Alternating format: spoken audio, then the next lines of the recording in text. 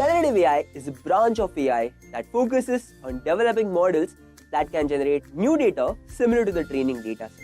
These models, including generative adversarial networks and variational autoencoders, have a variety of applications, including image and text generation. For example, DeepArt can turn your photos into an artwork inspired by famous paintings. Another example is GPT-3, which can generate human-like text using prompts. Generative AI allows computer to produce new content that rivals human creativity. So if you are interested in learning more about generative AI, we welcome you all to this video on Generative AI full course by Edureka. But before we begin, let's take a moment and outline today's agenda. We'll begin with understanding what generative AI is, in which we'll learn about generative AI models. Then we'll explore the top 10 essential tools for generative AI development and discuss the importance of text classification in this context. Additionally, we'll dive into autoencoders and understand their role in the generative AI. Moving forward, we'll explore generative adversarial networks and learn how to generate images using DC GAN. We'll also uncover the magic behind language models like ChatGPT and compare it with Google Bot. Furthermore, we'll have a hands-on tutorial using the OpenAI API with Python for generative tasks. Later, we'll discuss the representation of knowledge in AI system and explore the broader landscape of artificial intelligence. We'll differentiate between AI, machine learning, and deep learning and examine their respective roles in this field. Additionally, we'll discuss the top applications, technologies, and benefits of AI, providing insights into the vast potential. Finally, we'll outline an AI roadmap and discuss frequently asked interview questions in the field of artificial intelligence. But before we begin, please consider subscribing to our YouTube channel and hit the bell icon to stay updated on the latest tech content from Edureka. Also, visit the Edureka website for the Generative AI Masters Program, the link to which is in the description box below.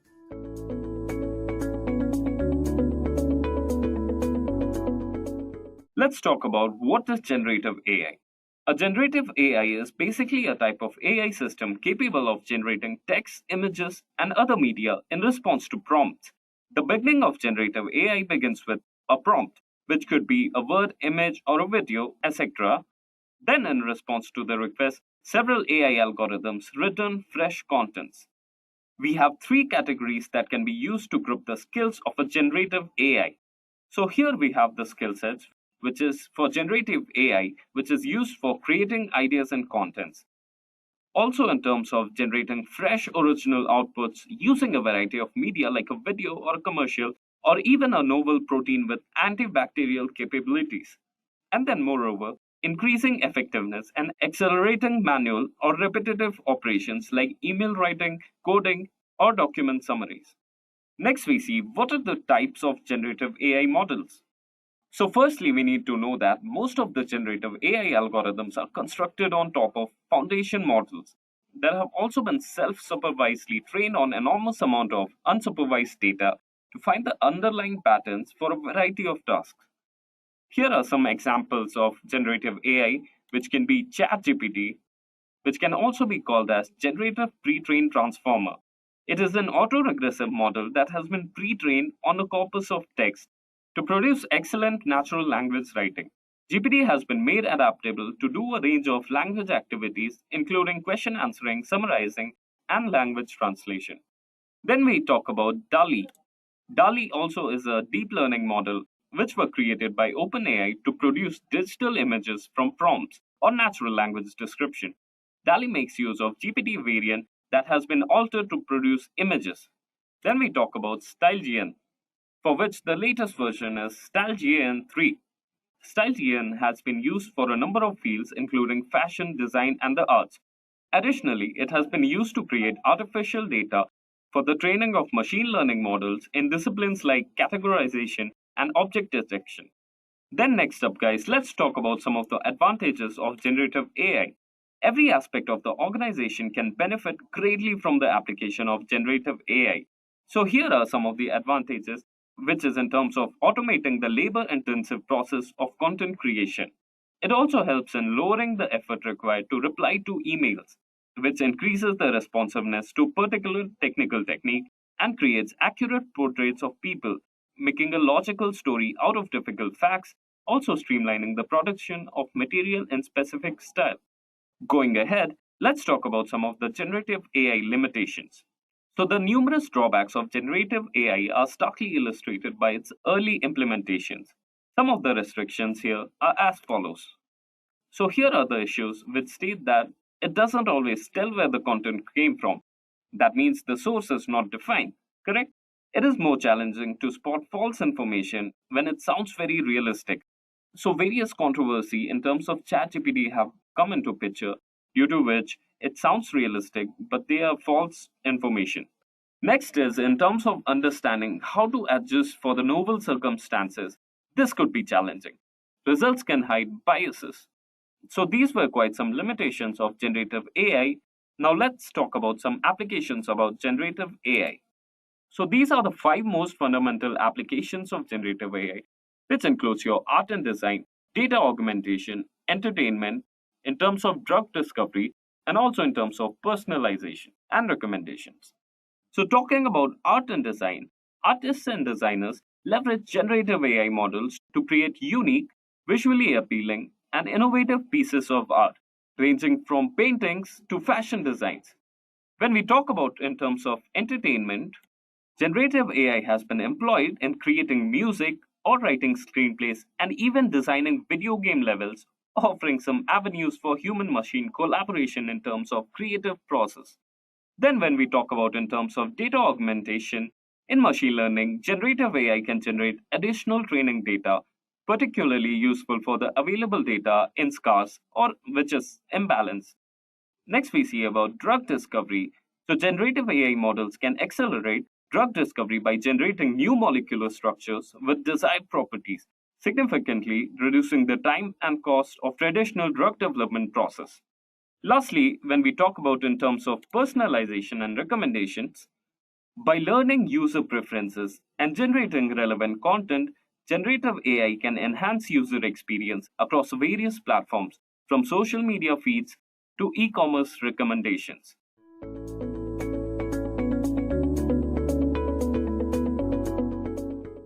Fifi Lee, hailed as the godmother of AI, once said, "Artificial intelligence is not a substitute for human intelligence. It's a tool to amplify human creativity and ingenuity."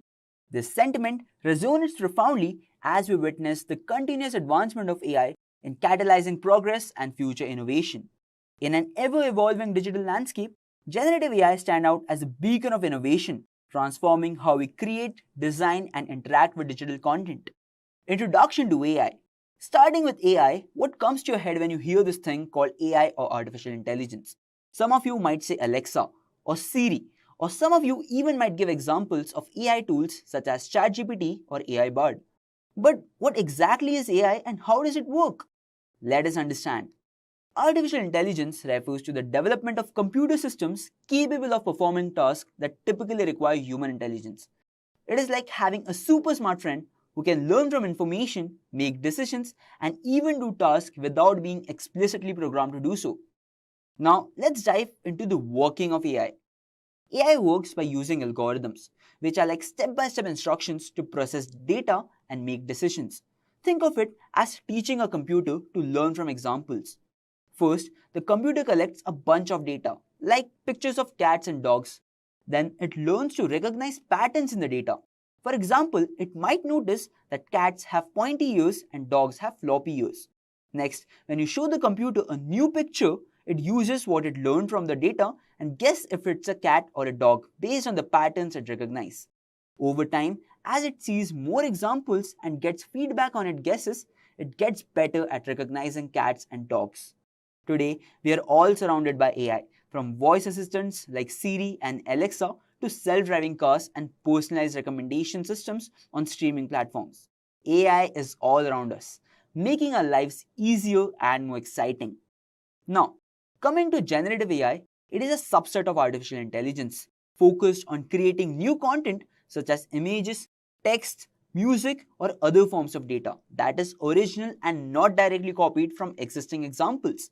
While conventional AI learns from existing data to spot patterns and make predictions, generative AI goes a step further. It learns from the data it is given and uses that knowledge to create brand new content like images or texts. Generative AI algorithms are often based on deep learning architectures such as generative adversarial networks or variational autoencoders.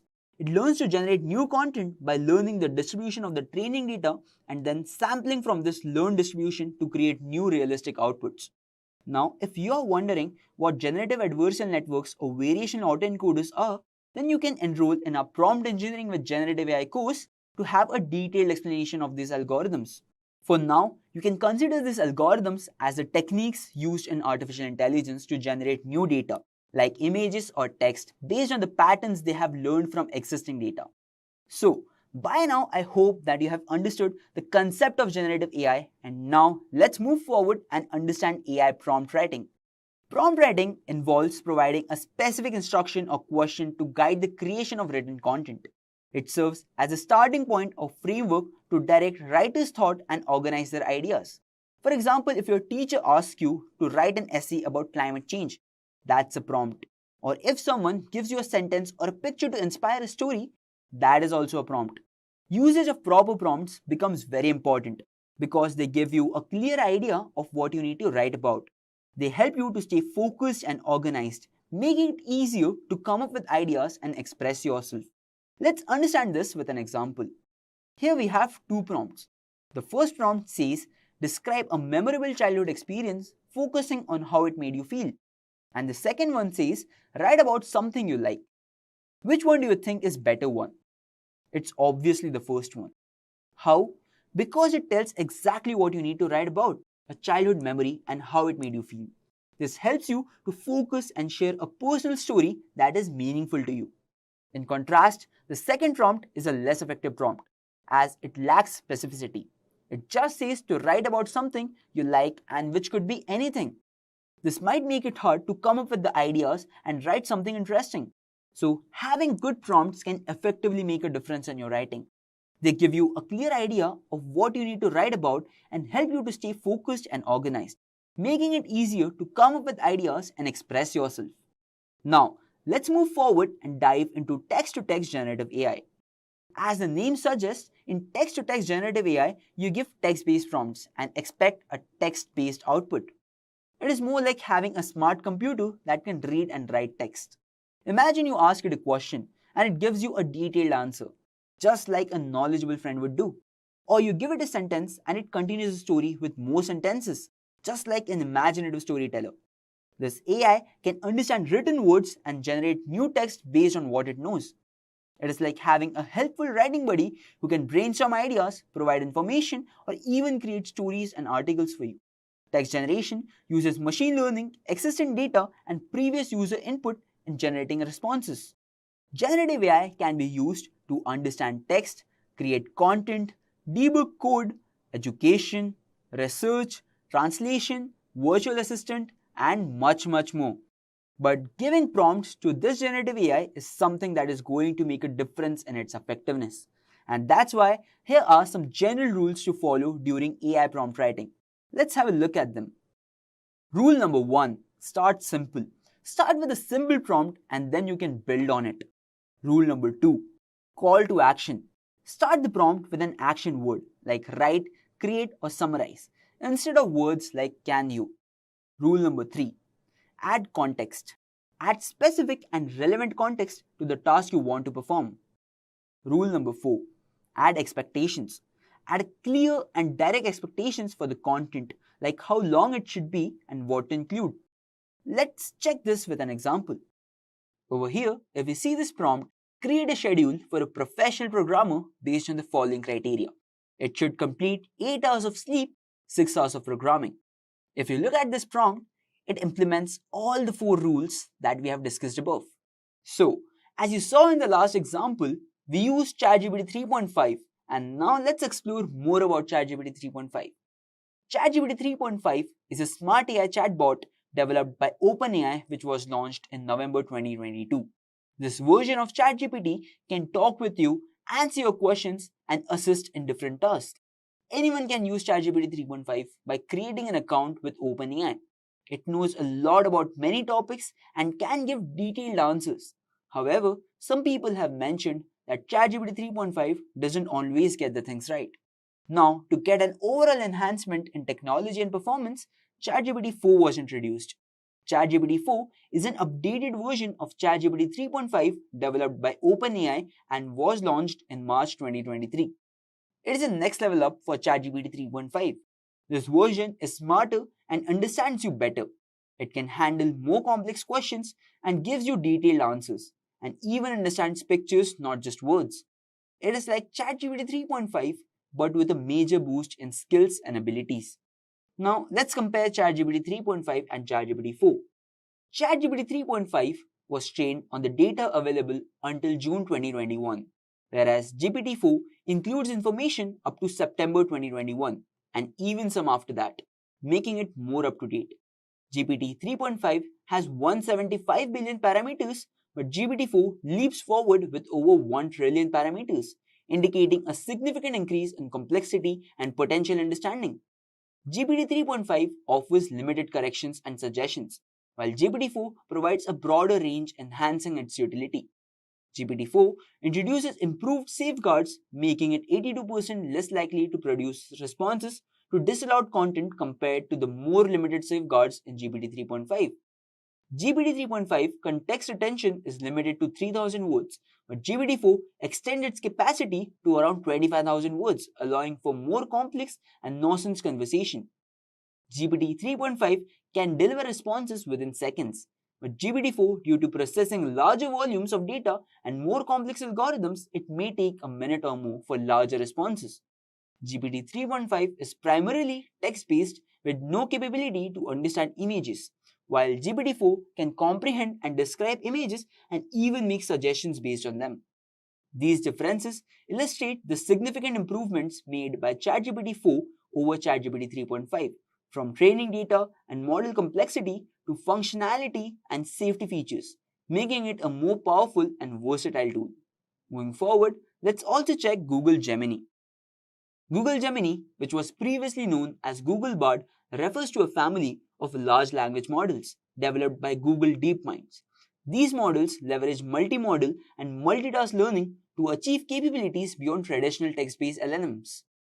Google Gemini denotes a collection of large language models trained on diverse modalities such as text, code, audio, image, and video, encompassing various tasks such as question answering, summarization, translation, code generation, etc. It embodies a significant advancement in AI, transcending text-based models to offer multimodal and multitasking capabilities. This enables deeper understanding, comprehensive analysis, and broader applicability across various domains, paving the way for powerful and versatile AI tools. So, after exploring text-to-text generative AI, let's move forward to text-to-image generative AI.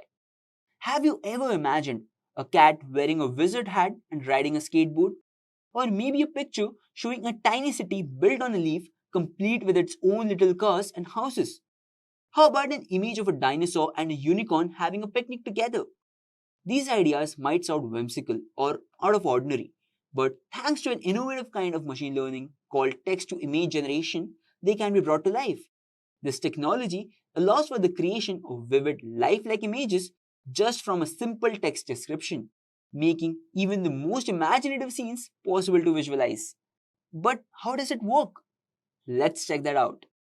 With text to image technology, you tell the computer what you want to see, like an apple or a cat sitting on a couch, and it creates a picture that looks just like what you have described. You can even ask for something more detailed, like a cute sloth holding a tiny treasure chest with a bright golden glow coming out of it. Over the last few years, these systems have gotten really good because they have been shown tons of pictures and the words that describe them. This has made the pictures they create better and more varied. One of the most widely tools for generating images from text descriptions is Desgo, which is accessible to users at no cost. Now, let's transition on a computer setup and explore some hands-on demonstration using Desgo. So here you can see the user interface of Desgo. So let's start by giving it a prompt. Let's give a prompt like a cat wearing a wizard hat. So a cat wearing a wizard hat. Click on run. Now, this Desgo is available for free. It might take some time. So let's keep our patience and check.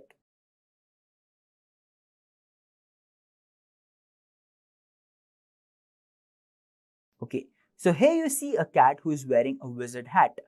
Now, this image is a complete new image. Okay, and that is the speciality of text to image generative AI tools. It gives a new image and it got the new image from the previous data sets that it has been trained on. Generative AI has changed the creativity by offering new ways to generate content like images, text, and music.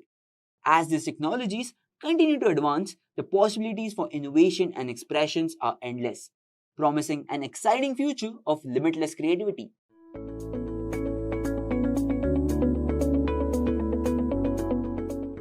So you would have seen many tweets which are talking about how AI, generative AI is giving power to us.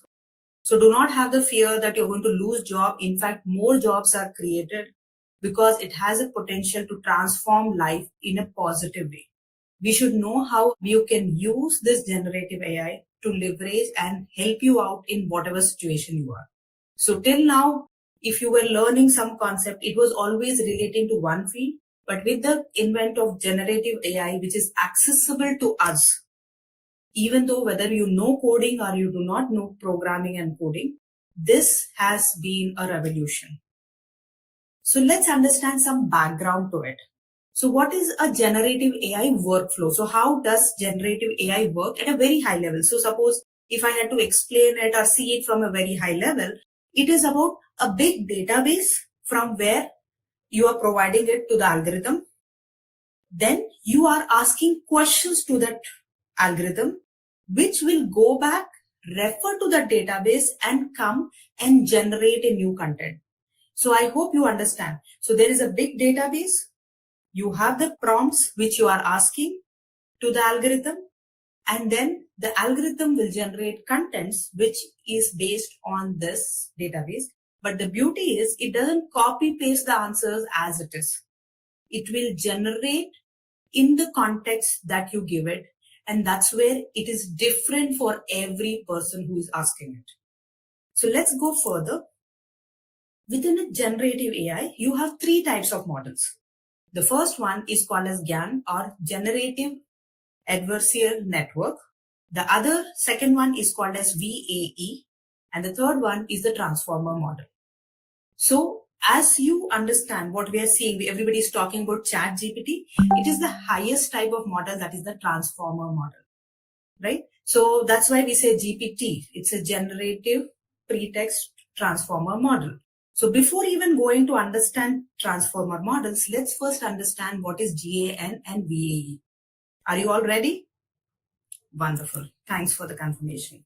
So when we talk about GAN, it is a neural network algorithm which is based on unsupervised learning algorithm, right? So what it does is it can create new data, new pictures, which never existed in past.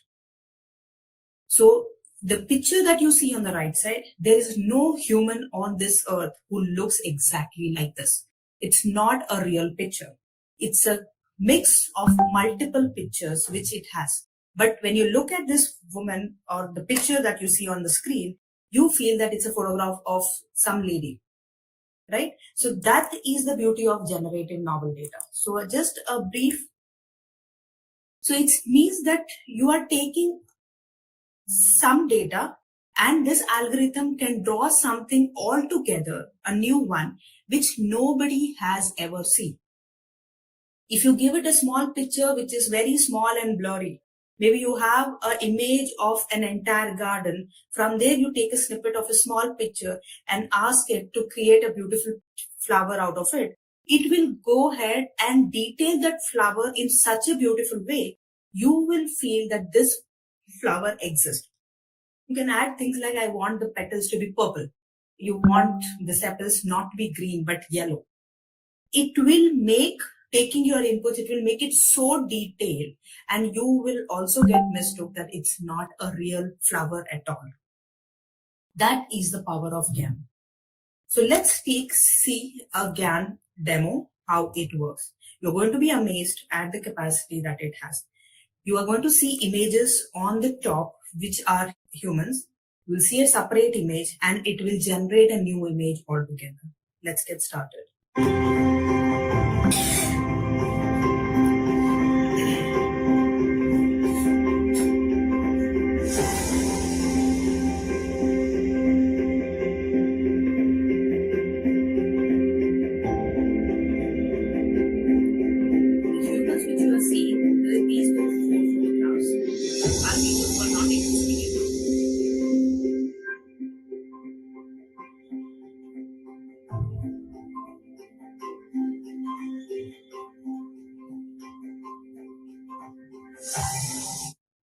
So did you understand?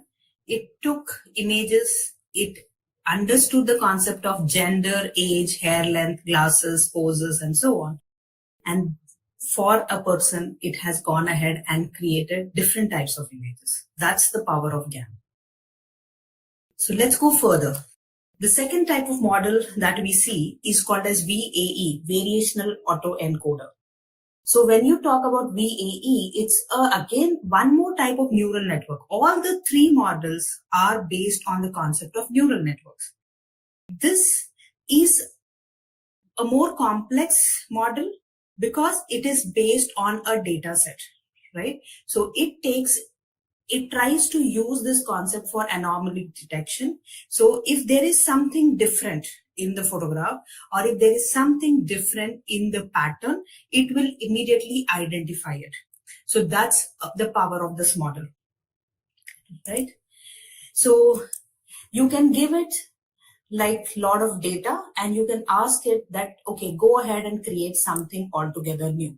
So I just wrote a story which can help you understand what's the power of VAE. So you're giving a mix of things and you are asking it to mix it up and come up with new thing altogether. So I'm going to show you one more demo of VAE. Are you all ready? Wonderful. Have you ever seen a polar bear playing bass? Or a robot painted like a Picasso?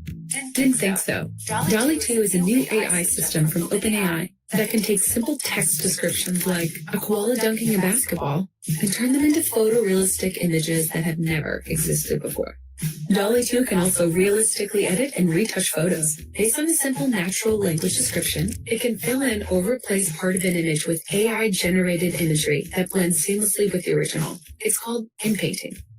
In January 2021, OpenAI introduced DALL-E, a system that could generate images from text, like this avocado armchair. DALL-E 2 takes the technology even further with higher resolution, greater comprehension, and new capabilities, like inpainting. It can even start with an image as an input and create variations with different angles and styles. DALL-E was created by training a neural network on images and their text descriptions. Through deep learning, it not only understands individual objects, like koala bears and motorcycles, but learns from relationships between objects. And when you ask DALL-E for an image of a koala bear riding a motorcycle, it knows how to create that or anything else with a relationship to another object or action. The DALL-E research has three main outcomes. First, it can help people express themselves visually in ways they may not have been able to before. Second, an AI-generated image can tell us a lot about whether the system understands us or is just repeating what it's been taught. Third, DALL-E helps humans understand how AI systems see and understand our world. This is a critical part of developing AI that's useful and safe. The technology is constantly evolving, and DALL-E 2 has limitations.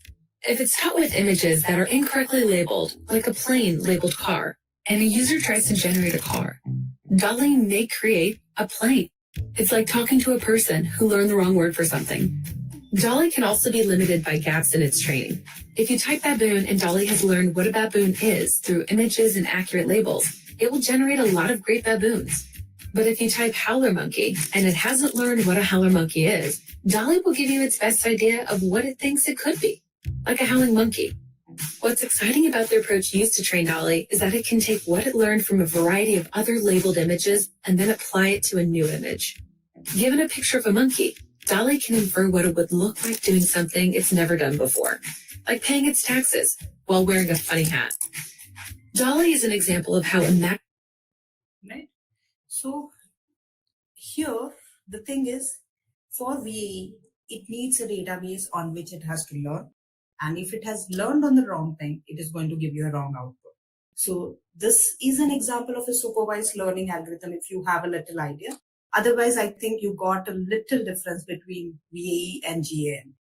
Here, it is trying to combine few things. There, it is trying to create altogether new things.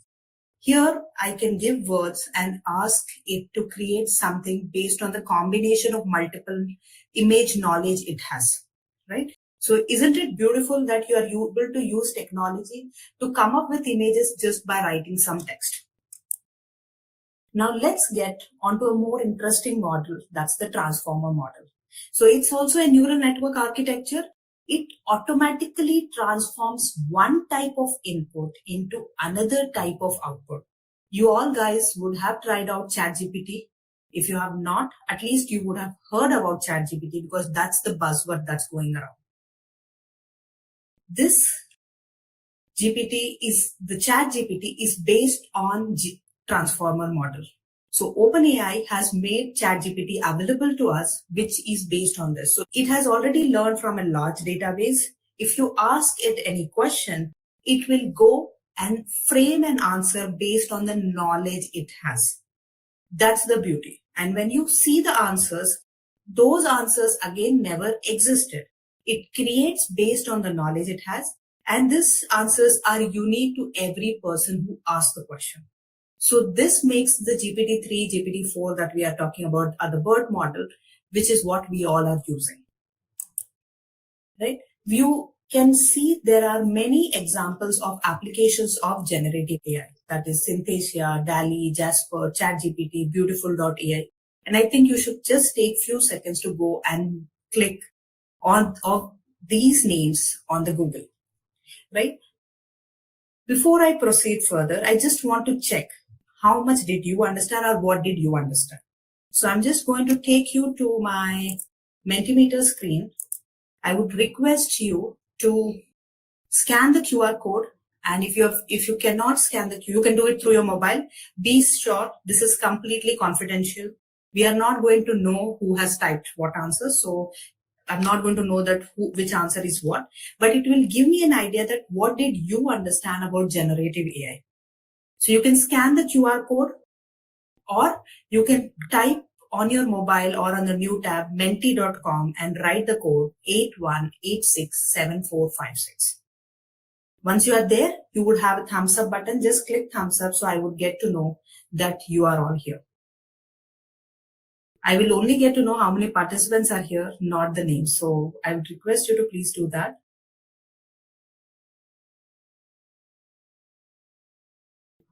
Yes, so let's go. If you have missed the QR code, the link is on the top. It is menti.com and use the code 81867456. So what according to you is generative AI? I'm not looking at a perfect answer. I'm looking at understanding that what did you understand in the last 15-20 minutes? Yes. So it boosts the productivity. It's mind-boggling, helpful, new. It's an assistant. It is smart. It is engaging. It's efficient. It's intelligent. Wonderful. Good to see that. Right? So any more points? Okay. Yes, it's mind-boggling, assistant, artificial, smart, efficient, intelligent. Wonderful. Yes. If you're still typing, you can type. It will still come over here. Because this, yes, you all have understood what is generative AI really well. It is intelligent. It is creative. Yeah, that's the most important point. It is creative and intelligent. It is capable of creating things very efficiently and very smart, right? Some things that never existed. It's not answer to things which you already know. Thank you. Thank you so much. Let's go to the next part. Which AI tool are you aware of?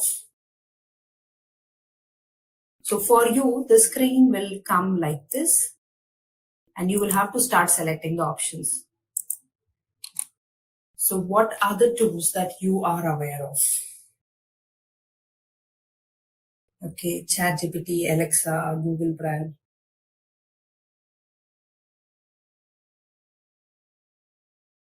Wonderful. Yes, ChatGPT. Everybody is aware of ChatGPT.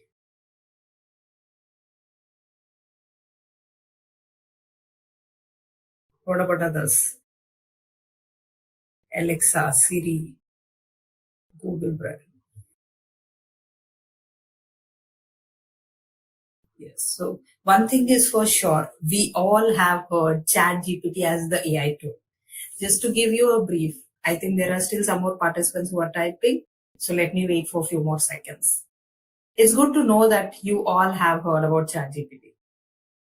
Yes, and we all, some or the other way, we have also heard about Alexa and Siri. So yes, these ChatGPT came easily available to us in December 2022. Means it was launched in November 2022, but not many people were aware of it. It was in the last week of November. By January, it just blasted. We had 100 million active users, unique active users, I should say. So that's what we are thinking ChatGPT is AI. But we had earlier some simple AI like conversational AI like Alexa, Siri, and all which we were there. But you can understand the elevation in the technology in terms of the algorithm of what Alexa or Siri can answer to you versus what ChatGPT can answer to you. So this is really amazing, right? So this is what ChatGPT is, what is based on the transformer model language. Thank you so much for participating. This gives me an encouragement that yes, you guys are aware of. Yeah. So yes, first thing that comes to our mind is ChatGPT, right? Because then when you see the options of Alexa and Siri, you feel, oh yes, these are also AI tools. These are my virtual assistants tools. Wonderful. So let's get back to our thing. So what are the real world application of generative AI? So ChatGPT is one of it. But that itself is a transformational tool that came to our hands. It can change the way you work. It can help you no matter which profession you come from. If you are a developer, you are a social media marketing expert, you are a digital marketer in short, or you are somebody who's working at office, if you are somebody who is working at home, if you are somebody who's working for a startup, you are an entrepreneur, ChatGPT provides a solution to you because it's a very flexible AI tool, right? You have DALI, which can generate images. You have Beautiful AI. You have Synthesia. You have multiple other AI tools which are there in the market. So let me just explain you at a high level. So ChatGPT, all of you, some of you would have also tried it out. It takes questions and it forms an answer and give it to you. That answer, which is not direct copy paste from Google or not direct copy paste from internet. It's not a copy. It's 100% plagiarism free. It reads your question. It understands the intent. If you set the context, it goes from its knowledge of the database that it has. It reframes and provides you an output, I should say, output to your question. DALI 2, we just saw a small demo which says that you can generate images out of the text input. So you give a text input. So you said polar bear playing a guitar, it will create it. Or if you say a polar bear riding a motorcycle, it will create multiple images which will make it so real. So can you imagine people who are working as photographers and all, they can make use of this technology to get images which are really helpful. Right? Synthesia, Jukebox, these are other AI-based tools which are used. So for if you're working on videos and voiceovers, Synthesia is a very good tool to if you're working with videos. So DALI, ChatGPT is for chat, DALI is for images, this is for videos. And if you're looking at some music which you want to produce from scratch, it should not be a remake of A.R. Rahman or it should not be a remake of any of your favorite Hollywood songs, but you want to start something from scratch, you can try out Jukebox. This is also an open AI based algorithm where you are going to go ahead and give a settings saying that what type of genre you like, what type of artist style you like, what type of items you want it to play, what is the singing style, what should be the lyrics, and it goes ahead and composes something altogether new, which was never ever heard by anyone before. So that combination is really beautiful. It's a must try for all of you. So with that, let's understand what is the future of generative AI. We saw that it's really an amazing tool. It can go ahead and create things based on its learning or create things right based on its algorithm that it has built. So we can understand that it is going to change the world altogether. Right? Maybe you should spend some time to go to openai.com, go to your products and read about customer stories, because it talks about many places where people have started using OpenAI. It's not only about going to the ChatGPT screen and using, but the technology is coming into different organizations, which is creating a lot of job opportunities.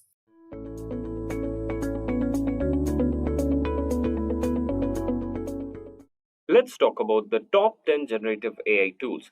On the first in the list, we have Bardeen. So, what is Bardeen? Bardeen is a no code workflow automation tool that helps in managing and arranging repetitive workflows across various apps. It is a productivity solution that allows you to automate time consuming operations and also access your web applications from anywhere. You can now add new content from LinkedIn, link an email to a contract, and quickly make notes using a keyboard shortcut. Your preferred web applications like Jira, Google Calendar, Sheets, and Gmail may all be accessed through Bardeen. Next, let us talk about Rephrase AI. So, Rephrase AI is an AI powered visual dubbing tool that focuses on producing high quality films and animation. It provides services and products for various sectors like banking and finance, also in terms of fast moving consumer goods, automobiles and dealership, and also sales and marketing. With support of over 40 languages, it allows the user the ability to produce high quality films and animation of a person who is speaking using only text as the input. Next on the list, we have Synthesia. So, Synthesia has made a number of headlines for the people using its platform to create informative videos. With the use of artificial intelligence, Synthesia user may quickly turn text into speech, also to produce professional high quality films. It is industry top leading in AI making video technology, which creates videos using artificial intelligence. With ready to use AI avatars and voiceovers, Synthesia assists you in producing explainer videos instead of hiring actors using cameras and recording them in a studio. You can now modify and update your movies whenever you need to, and you have access to more than 100 different languages. If you don't want to be on camera, Synthesia is a great option for AI video making software. Synthesia will utilize its AI software to make a so called talking head movie if you just submit a video screenplay and a digital human avatar. You can make a film with Synthesia's free trial to determine if it's perfect tool for you. Now let's move ahead when we talk about the next AI tool, which is known as Type Studio. So if you want to quickly publicize a broadcast all over your social media, short and long form podcasts into manageable bits, Type Studio can do that for you. Also, what's interesting is that your editing expertise and training are not necessary. You can easily cut down lengthy podcasts into short parts for social media promotion of your playout. Type Studio has over 2 lakh artists and podcasters utilizing it, making it the best tool for simple and quick editing. The editor of the site provides artists and team with space to share all of the work that are important, from content marketing to courses and to podcasts. Moreover, Type Studio offers a huge number of features, which includes auto subtitling, transcribing your videos, mobile auto subtitles, converting videos to articles, adding text to articles, translating the subtitles, adding image to video, podcast editing, and voiceovers. Next in the list, we have Tome. So, beating both Google and Microsoft to the punch, Tome has become the most rapidly expanding startup that has created a unique application which converts your documents into presentation. Isn't it cool, right? With any kind of content, you can create an attractive storyline which is in high demand. Tome will take care of your story while you concentrate on your concept. You can save time by using drag and drop creation, responsive web pages, and one click themes, which now can eliminate the need to align content and apply brand colors. The new feature of Tome, which is the native video recording feature, enables you to elaborate on a complex idea or simply add a unique touch to your narrative. One click is all it takes to share a link to your book. Isn't that easy, right? Tomes are made to fit any device, preventing viewers from being forced to squint or pinch to magnify. Next in the list, we have Descript. So Descript is an all-in-one editor that makes editing as simple as using a Word document. Descript allows you to upload or record media and instantly convert it into text. You can modify the text to make changes to your media clips. Fast and precise transcriptions are also available, and they include automatic speaker recognition, which makes it easy. With now just a simple click, you can remove extra words and also record your screen and webcam, quickly fix for any errors, and publish to a link so that it may be shared straight immediately. It gives you access to professional editing tools like live collaborations, auto captioning, and also multi-track editing. So there are lots of benefits for Descript. Before continuing, you must also finish a brief question about how you want to use the tool. It takes only a little while and is initially cost-free. Now let us talk about the next AI, which is the Compose AI. Compose AI is a ChatGPT supported Chrome plugin that uses artificial intelligence to fully automate your writing process. It can speed up your daily writing responsibility and also inject your writing with some extra creative spark it has been lacking, so you can create a good impression out of your context. Also, Compose AI includes an autocomplete option, which offers you the best beneficial ideas. So you'll be able to save a lot of time using this feature and also use it to enhance your user experience. With Compose AI rephrasing tool, you can edit and offer suggestion for rephrasing any sentence or word in your writing. Thanks to the feature in the Compose AI, you can now change the tone of your writing as well as the length of your sentence. Isn't it cool? One of Compose AI's amazing features is its capacity to gradually learn from your writing style and offer recommendations that are especially made to your unique taste. This is very uncommon. You may download Compose AI as a Chrome extension to get started, and it will make your content look smooth. Next in the list, we have ChatSonic. So, ChatSonic is a conversational AI chatbot that makes use of natural language processing and also machine learning technologies, which is latest in the market. It was developed using the most recent GPT-4 model. Users can now generate text and images automatically with the aid of these technologies. You may use it to locate words to help from your ideas, write Facebook ad copy, and also produce AI graphics and many more. Additionally, it can be employed to produce conversational answers to your customer inquiries, which is a high demand feature in the market. It utilizes AI marketing technologies to create Facebook and Google ads. It makes material in more than 25 languages, which is fascinating. Also, it supports large content processing. Suppose your context can be too large to process, right? So, ChatSonic will quickly produce high converting landing pages out of it. Next in the list, we have Design AI. Design AI offers a variety of AI based design tools to assist customers create various logos, website mockups, banners, marketing copy, etc. So it's a complete digital AI technology. It is a platform for agencies as a service that makes use of AI based technology to make it simple and to generate, modify, and optimize various content kinds. You can start with opening the video maker and enter the script information and video preferences to create a video. Once you're finished with it, the app will produce a video that you can later edit with a variety of templates before saving the finished product. And finally, the last but never the least, we talk about Midjourney. Similar to OpenAI's like DALL-E and Stable Diffusion, Midjourney is a research facility that provides an AI program that creates visuals from text and descriptions. By using your precise commands to communicate with Midjourney's bot, user can generate images and various sorts of description into visuals. Midjourney focuses on design, human infrastructure, and AI.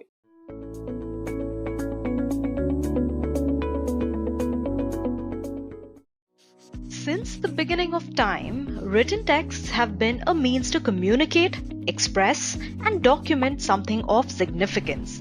Even in the modern age, it has been proven a lot of times that an individual's writing style can be a defining aspect of one's psyche. Ever since social media emerged, microblogging became the new form of writing, expressing, or documenting an event. This also gave rise to a lot of unstructured data, and with it, a need to understand that data. Now, this is where text classification can be put to our advantage. Text classification is nothing but classifying unstructured text data into various categories. To further simplify how we use text classification, let's consider an example. You have a product that was launched a while ago, and you have also kept track of all the reviews that the product got on all the platforms across the internet. Now what you have is unstructured text data. And to do text classification on this unstructured data, you can follow two approaches. One, you can either make a few rules where a collection of words will decide the sentiment of the input text. This approach can be useful for a handful of data, but analyzing large sets of data is neither efficient nor cost effective. But a better approach is making use of natural language processing and classification using machine learning. For this, we should train a classifier with a separate class labeled data, and using this model, we can do classification on the input data. When we give input to the classifier, we will get an output with the class category based on our trained model, telling us if the review is bad, average, or good. This way, text classification on user reviews can help us improve user experience. Data is the new fuel.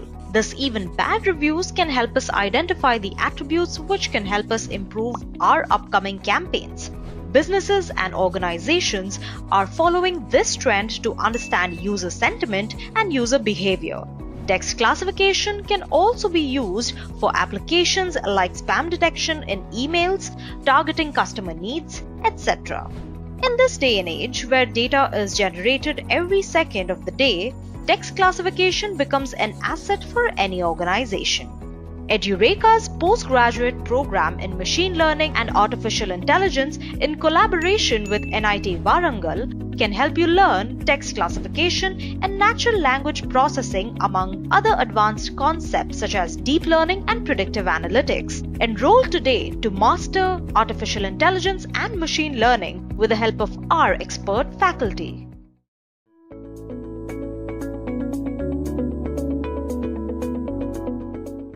Data compression is a big topic that's used in computer vision, computer networks, and many more.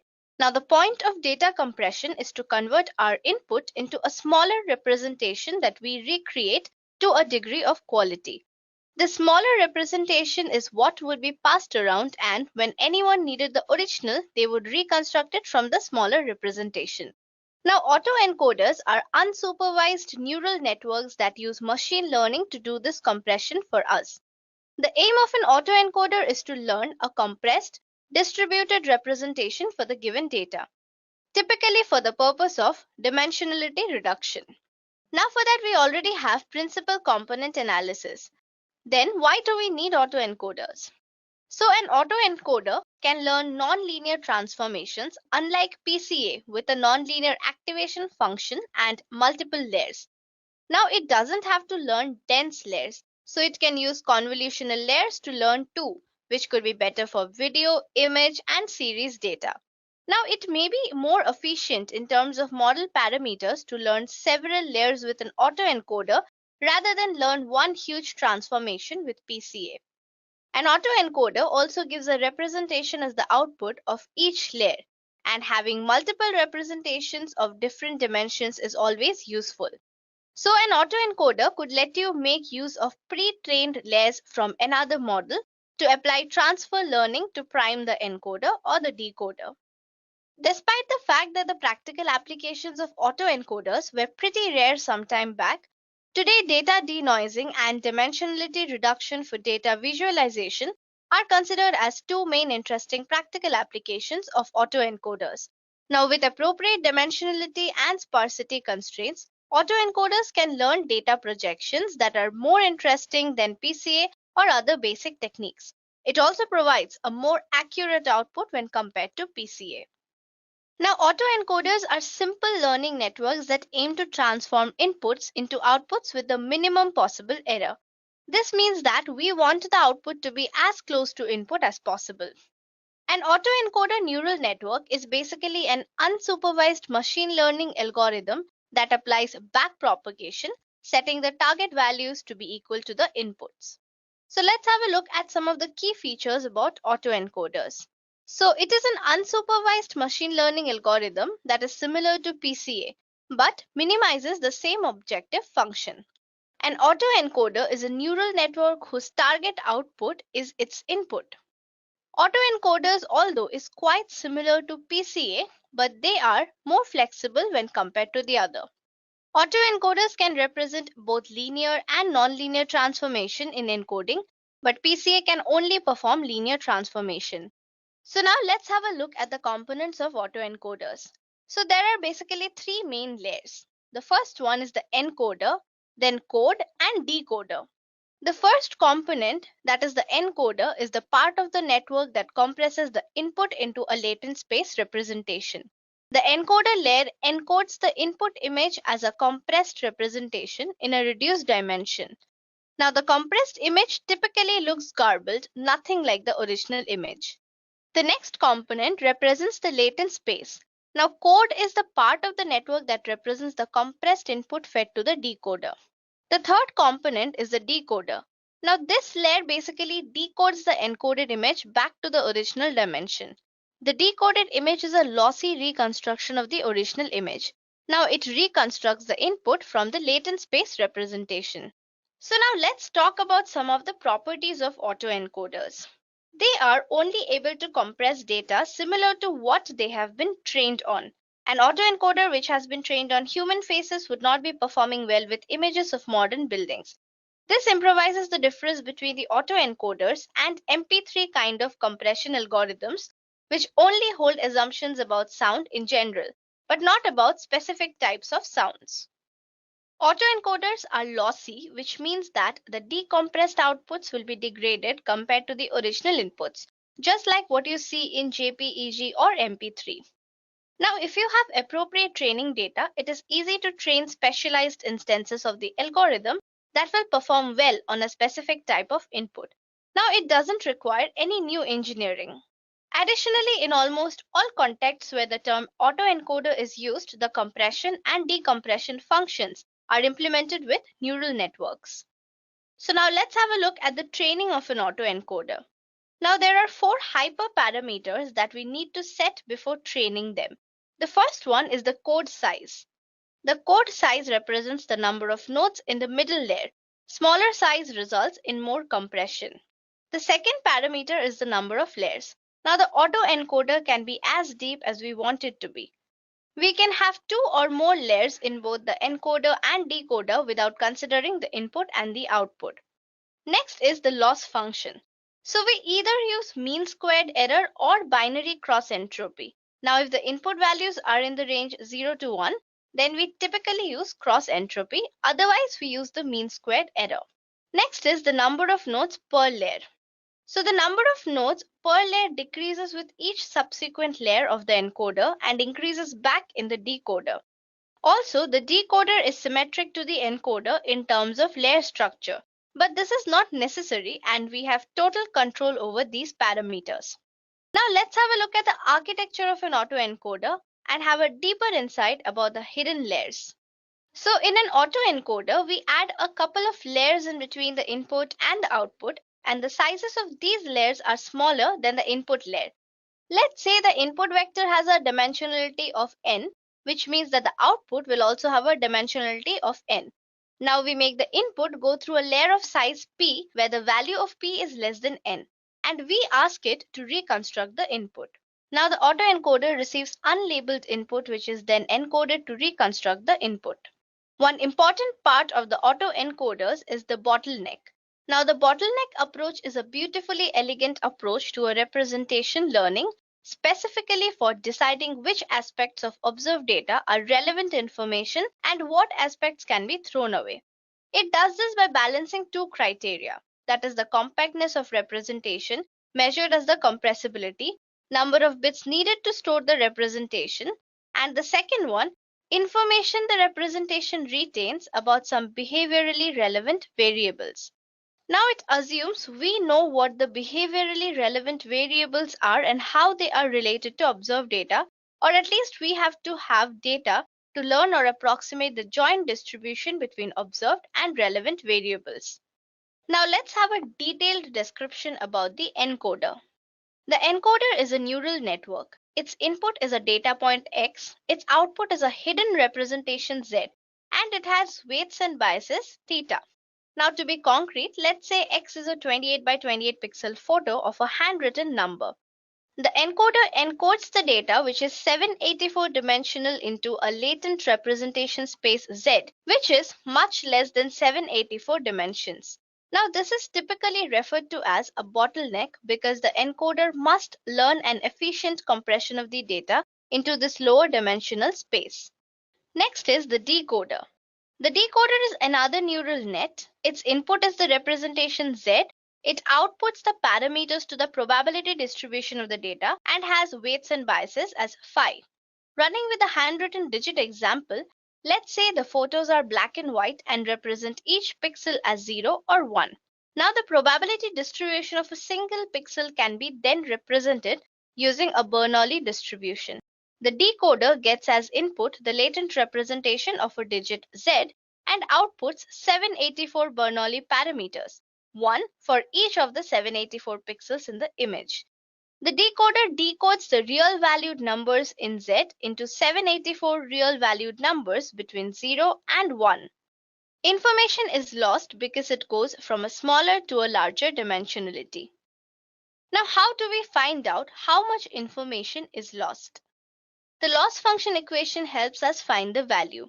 Now, this measure tells us how effectively the decoder has learned to reconstruct an input image X given its latent representation Z. The loss function of the variational autoencoder is the negative log likelihood with a regularizer.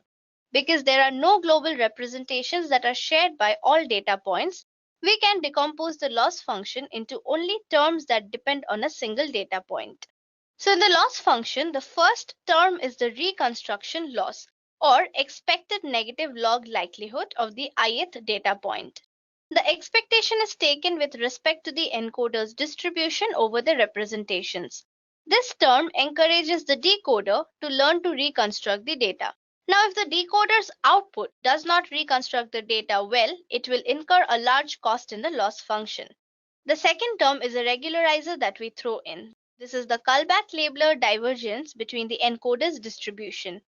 Now, this divergence measures how much information is lost when using Q to represent P.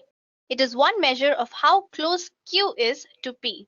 If the encoder outputs representations Z that are different than those from a standard normal distribution, it will receive a penalty in the loss.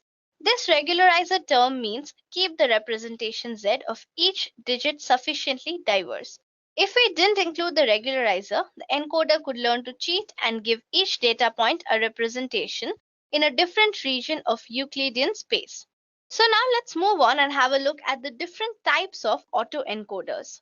The convolution operator allows filtering an input signal in order to extract some parts of its content. Autoencoders in their traditional formulation do not take into account the fact that a signal can be seen as a sum of other signals. Convolution autoencoders use the convolution operator to exploit this observation. Basically, they learn to encode the input in a set of simple signals and then try to reconstruct the input from them, modify the geometry or the reflectance of the image. Now, the encoder consists of three convolutional layers. The number of features changes from 1, the input data, to 16 for the first convolutional layer, then from 16 to 32 for the second layer, and finally from 32 to 64 for the final convolutional layer. Now, while transacting from one convolutional layer to another, the shape undergoes an image compression. So the decoder consists of three deconvolution layers arranged in sequence. For each deconvolution operation, we reduce the number of features to obtain an image that must be the same size as the original image.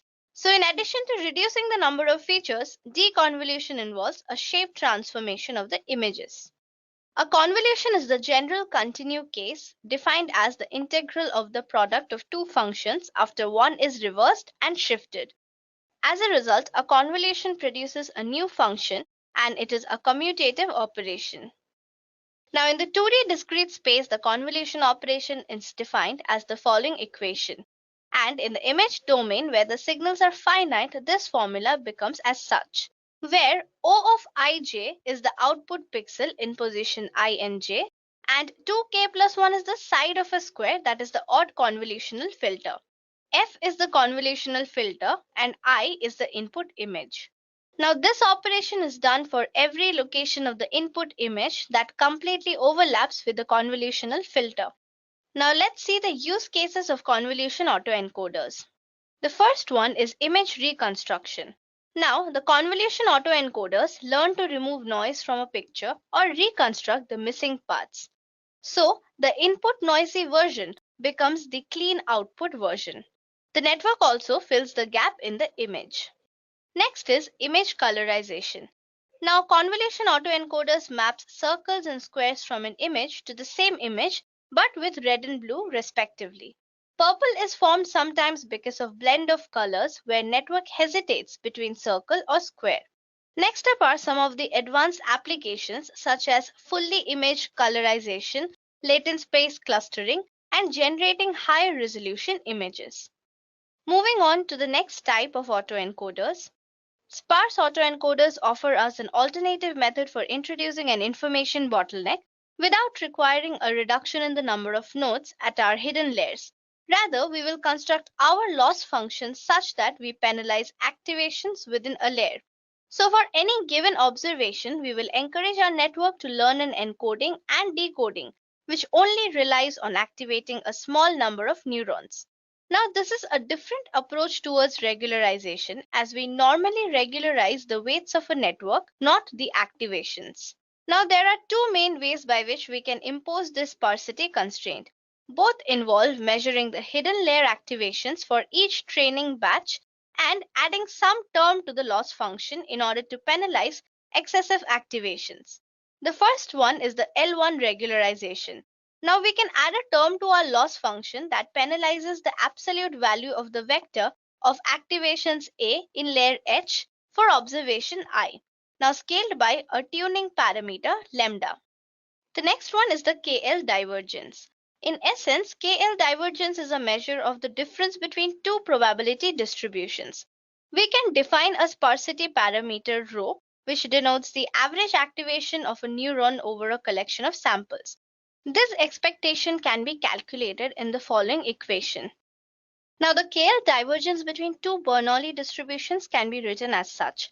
Now, this loss term is visualized below for an ideal distribution of rho equals to 0.2, corresponding with the minimum penalty at this point. The next one is the deep autoencoders. Now, the extension of the simple autoencoder is basically the deep autoencoders. Now, the only difference to its simpler counterpart is number of hidden layers. The additional hidden layers enable the autoencoder to learn mathematically more complex underlying patterns in the data. The first layer of the deep autoencoder may learn first-order features in the raw input. The second layer may learn second-order features corresponding to patterns in the appearance of first-order features. Deeper layers of the deep autoencoder tend to learn even higher-order features. To put everything together, we need additional layers to be able to handle more complex data, such as the data we use in collaborative filtering. So let's have a look at some of the use cases of deep autoencoders. The first one is image search. Deep autoencoders are capable of compressing images into 30 number vectors. Image search therefore becomes a matter of uploading an image, which the search engine will then compress to 30 numbers and compare that vector to all the others in its index. Vectors containing similar numbers will be returned for the search query and translated into their matching image. A more general case of image compression is data compression, and deep autoencoders are useful for semantic hashing. Next up is the topic modeling and information retrieval. So deep autoencoders are useful in topic modeling or statistically modeling abstract topics that are distributed across a collection of documents. In brief, each document in a collection is converted to a bag of words, and those word counts are scaled to decimals between 0 and 1, which may be thought of as the probability of a word occurring in the document. For example, one document could be the question and others could be the answers. Now, a match the software would make using vector space measurements.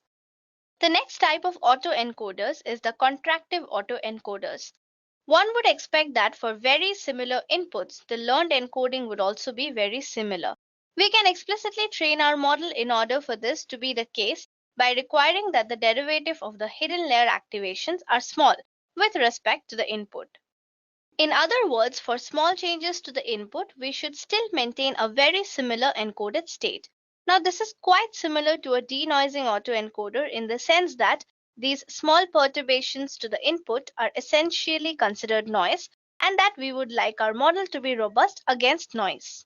Now, we can accomplish this by constructing a loss term which penalizes large derivatives of our hidden layer activations with respect to the input training examples, essentially penalizing instances where a small change in the input leads to a large change in the encoding space. Now, in fancier mathematical terms, we can craft our regularization loss term as the squared Frobenius norm of the Jacobian matrix J for the hidden layer activations with respect to the input observations. A Frobenius norm is essentially an L2 norm for a matrix, and the Jacobian matrix simply represents all first-order partial derivatives of a vector-valued function. Now, for m observations and n hidden layer nodes, we can calculate the values using the following equations. So now that we know the various types of autoencoders, let's have a look at how it actually works. So let's see the code that provides us with a reconstructed image. So this is the code for autoencoder that generates a similar output as the input with reduced dimensions. The packages that are needed to be pre-installed are NumPy, Keras, and Matplotlib. So first we define the size of our encoded representations. The encoded representation of the input is declared as encoded, while the lossy reconstruction of the input is declared as decoded. The input is then mapped to its encoded representation in order to create the decoder model. Next, we have to prepare our input data and normalize all the values between 0 and 1. The 28 by 28 images will be then flattened into vectors of size 784. Now, once the data is trained and tested, the autoencoder is trained. It will take certain values from the test set, encode, and decode them. Now, for the visualization of the reconstructed inputs and the encoded representations, it is done with the help of Matplotlib library. So let's see what happens when we execute this code. So now we can see that the data is being trained and tested, and this will take a few minutes to complete. Now, once we are done with the training of the data, we will have an original image and a reconstructed image as our output. Our output will look like this. So the first row shows the original input image and the second row shows the reconstructed image with reduced dimensions. So now we have seen how an autoencoder actually works and how it provides us a reconstructed image. So now let's move on to some of the applications of autoencoders. Now, autoencoders are used for converting any black and white picture into a colored image. Depending on what is in the picture, it is possible to tell what the color should be.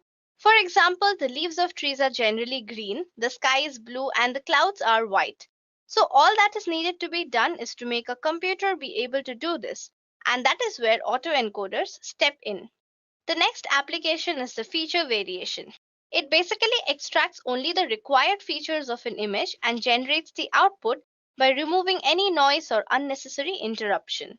Now, using autoencoders, we receive the same image as the input but with reduced dimensions. It helps in providing the similar image along with a reduced pixel value. Now, during the training, the autoencoder learns to extract important features from input images and ignores the image noises because the labels have no noises. The input seen by the autoencoder is not the raw input but a stochastically corrupted version. Now, autoencoders are also used for removing watermarks from images or to remove any object while filming a video or a movie. So now we have reached the end of today's session, and I hope you have a clear idea about what are autoencoders and how do they actually work.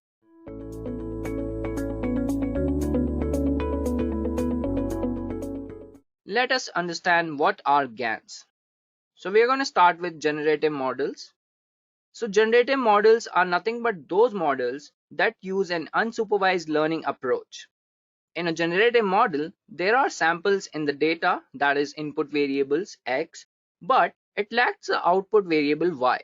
and we use the only input variables to train the generative model, and it recognizes patterns from the input variables to generate an output that is unknown and based on the training data only. In supervised learning, we are more aligned towards creating predictive models from the input variables. And this type of modeling is also known as discriminative modeling.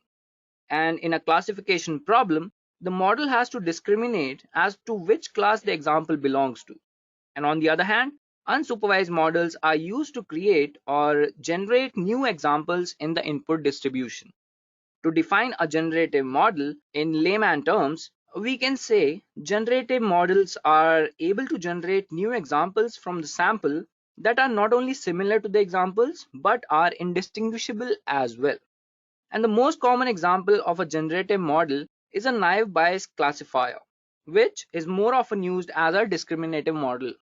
Other examples of generative models include Gaussian mixture model and a rather modern example, that is generative adversarial networks. So let us try to understand what exactly are GANs, or generative adversarial networks. Generative adversarial networks, or GANs, are a deep learning based generative model that is used for unsupervised learning. It is basically a system where two competing neural networks compete with each other to create or generate variations in the data. It was first described in a paper in 2014 by Ian Goodfellow, and a standardized and much stable model theory was proposed by Alec Radford in 2016, which is also known as DGCAN, also known as DCGAN, or we can call it as Deep Convolutional General Adversarial Networks. And most of the GANs today use deep convolutional general adversarial networks. The GANs architecture consists of two submodels known as the generator model and the discriminator model. So a generator network takes a sample and generates a sample of data. A discriminator network decides whether the data is generated or taken from the real sample using a binary classification problem with the help of a sigmoid function that gives the output in the form or the range 0 and 1. So let us go ahead and take a look at how GANs actually work. To understand how GANs work, let's break it down. So generative means that the model follows the unsupervised learning approach and is a generative model. When we talk about adversarial, the model is trained in an adversarial setting. And network simply means for the training of the model, we use the neural networks as artificial intelligence algorithms. In GANs, there is a generator network that takes a sample and generates a sample of data. And after this, the discriminator network decides whether the data is generated or taken from the real sample using a binary classification problem with the help of a sigmoid function that gives the output in the range 0 to 1. The generative model analyzes the distribution of the data in such a way that after the training phase, the probability of the discriminator making a mistake maximizes. And the discriminator, on the other hand, is based on a model that will estimate the probability that the sample is coming from the real data or not the generator. The whole process can be formalized in a mathematical formula.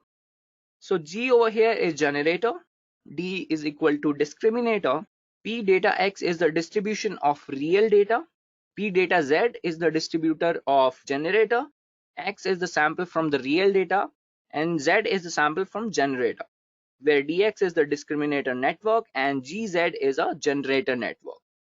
So let's take a look at the flowchart once again, guys. So we have the training data, which is going to give the real sample, and the generator network is going to generate the sample from the random noise or the examples. And then it will go to the discriminator network, where it's going to check if the sample that is coming is real or fake. So that is how a GAN actually works. Now let's take a look at the training phase, like how a generative adversarial network is actually trained. So it happens in two phases, guys.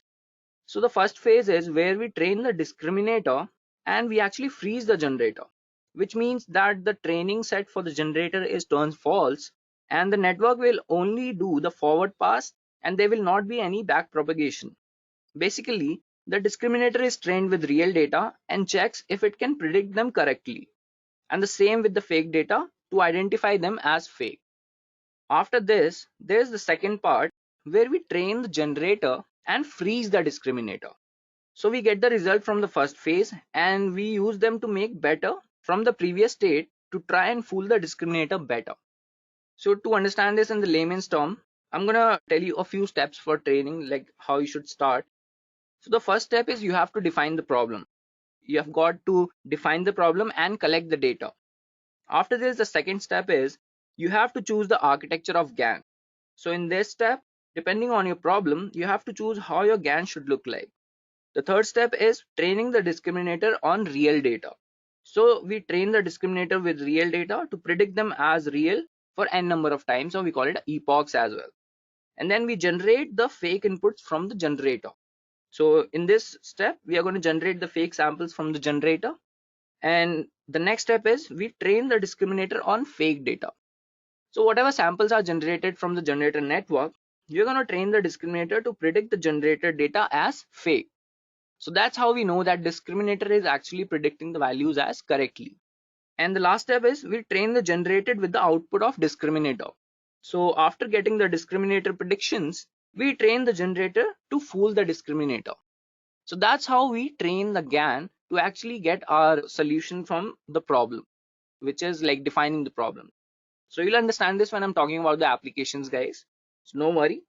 Now let's go ahead and take a look at a few challenges of generative adversarial networks. So the concept of GANs is rather fascinating, but there are a lot of setbacks that can cause a lot of hindrance in its path. Some of the major challenges faced by GANs are, the first one is the stability. So there has to be a stability that is required between discriminator and the generator network. Otherwise, the whole network would just fall. For example, in case, let's say, if the discriminator is too powerful, the generator will fail to train altogether. Won't be able to push fake samples to the discriminator, and it will always identify them as fake.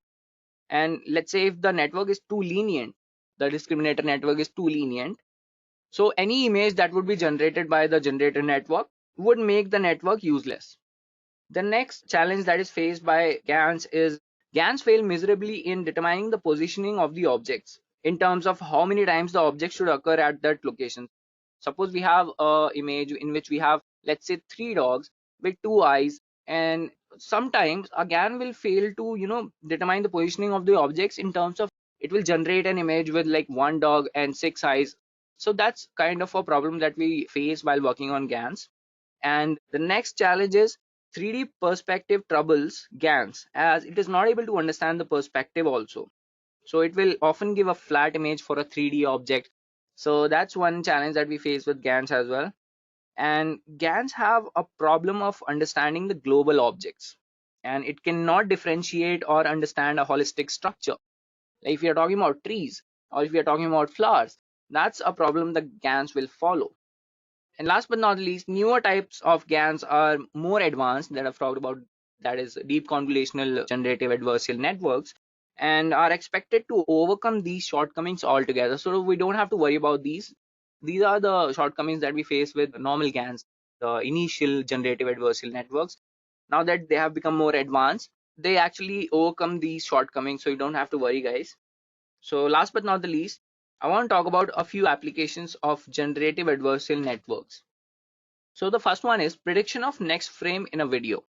So let's say the prediction of future events in a video frame is made possible with the help of GANs, and DVD GAN, or we can call it as dual video discriminator GAN, can generate a 256 by 256 videos of notable fidelity up to 48 frames in length. And this can be used for various purposes, including surveillance, in which we can determine the activities in a frame that gets distorted due to other factors like rain, dust, smoke, etc. So the possibilities are immense with this. If you are able to predict the next frame in a video, that actually helps in a lot of things like surveillance, security, and we can predict outcomes based on these frames that we generate from a video. After this comes the text to image generation. So basically, object-driven attentive GAN, which is also known as object GAN, performs the text-to-image synthesis in 2 steps. So the first step is generating the semantic layout, and then generating the image by synthesizing the image by using a deconvolutional image generator is the final step. So this could be used intensively to generate images by understanding the captions, the layouts, and refine details by synthesizing the words. And there is another study about the story GANs that can synthesize the whole storyboards from mere paragraphs. So that's actually a very good idea if you're talking about GANs. So you can just give a few layouts and captions. Based on that, it will generate an image for us. Talking about the next application, we have image to image translation. So Pix2Pix is a model which is designed for general purpose image to image translation. So let's say we have three images. We have a real image, then we'll be having a generated image, which is basically a fake, and then it will be reconstructed to the previous image, which was real. So this is how image to image translation work, guys. And after this, we have enhancing the resolution of an image.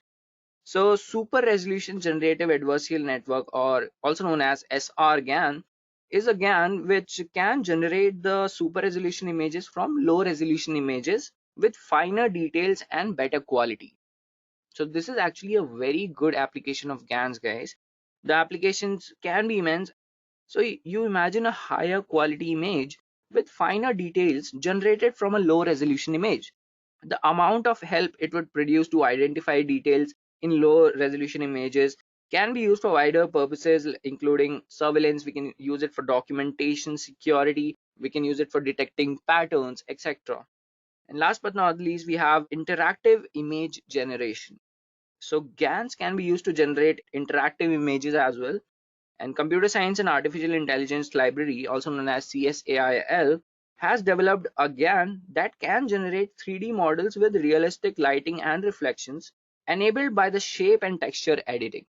And more recently, researchers have come up with a model that can synthesize a reenacted face animated by a person's movement while preserving the appearance of the face at the same time. There are a lot more applications we can work on.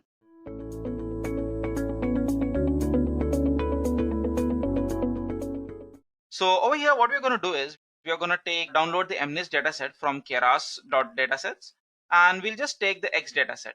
That is the features that are present only in the X train part. And what we are going to do is we are going to create a generator and a discriminator model, and then we are finally going to combine them in order that they can work together. And as GANs are being a pretty intense topic, I would really recommend you people to check out or have a good understanding of the real basics of what deep learning is and how machine learning works. Although you won't be using any concepts from the machine learning. So if you want the playlist for our deep learning or the full course link, the description for that will also be provided in the description box below. So talking about the problem statement, as I mentioned earlier, first off, we are going to load our dataset, and the source that I'm going to use over here will be keras.dataset. Apart from that, we are supposed to create two types of model here. One would be the generator model, another one is going to be the discriminator model. Generator model, it is there for performing sampling, and the discriminator model is basically there for downsampling, and then we are going to combine this up. It's very important for you to know how GANs work, and the reason for this is because we have to write our own loss function over here. So moving ahead, let me quickly just show you what are the different tools and frameworks that we are going to use. As GANs are really intense when it comes to training them, we're going to need a good performing GPUs. So what I'm going to do is, we all know Google Colab gives me a good performing GPU for free. So let me quickly use that up, and we're going to use Google Colab. Apart from that, talking about the different frameworks and libraries that we're going to have, the generic ones would remain the same. We are going to use NumPy, Matplotlib, and Pandas. Apart from that, a deep learning framework, that is TensorFlow and Keras, that's a framework that we are going to use here to train a model and also to develop our model. Alright guys, so now that we know brief of what we are going to do now, let me quickly jump to my code editor, that is Google Colab, and show you how we can get started with this project. So this is the interface of a Google Colab. First thing that I'm going to do over here is come down to the runtime and change the runtime type to GPU. Because training GANs requires a huge amount of compute power. So once we're done with that, let's connect this to the server. So it will take some time. So once this is connected, let me zoom in for you guys. First off, what we'll do is we'll load our libraries. So load libraries. So let's do one thing. Let's import from keras.datasets, import MNIST, and let me execute this. It's okay, we are getting this error. Let me quickly, I think I might have done some typo here.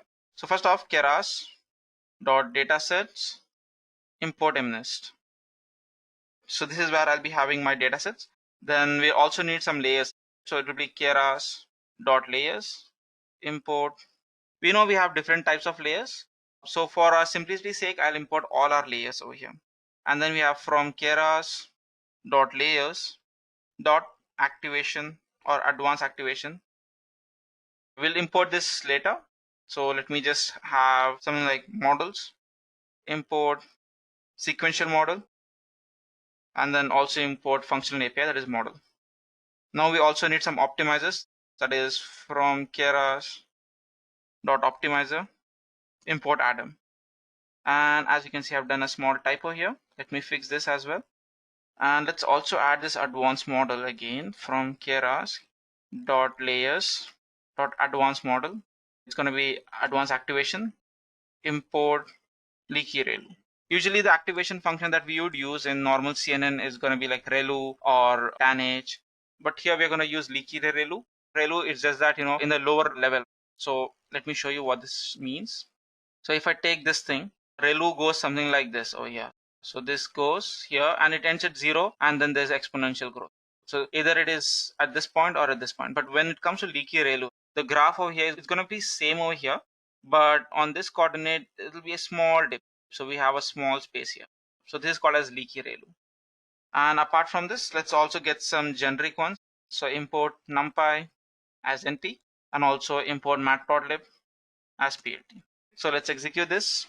That's great. What we'll do is, sometimes we do get the warnings. So let me ignore the warnings. So import warnings. So now warnings, let me execute this. Then we have warnings dot filter warning, and just pass here ignore. This looks great. So now we are supposed to get our data set. So for getting a data set, I just have mnist, which we have loaded, and then we just have to do load data. We all know that this gives us tuple, 2 values. So that's xtrain, ytrain, and again xtest, ytest. So what we're going to do is we're going to have something in this format, and now we'll just have xtrain here. So now let me quickly execute this up, and now if I show you xtrain dot shape, it's going to be 60,000, and 28,28 is the picture size.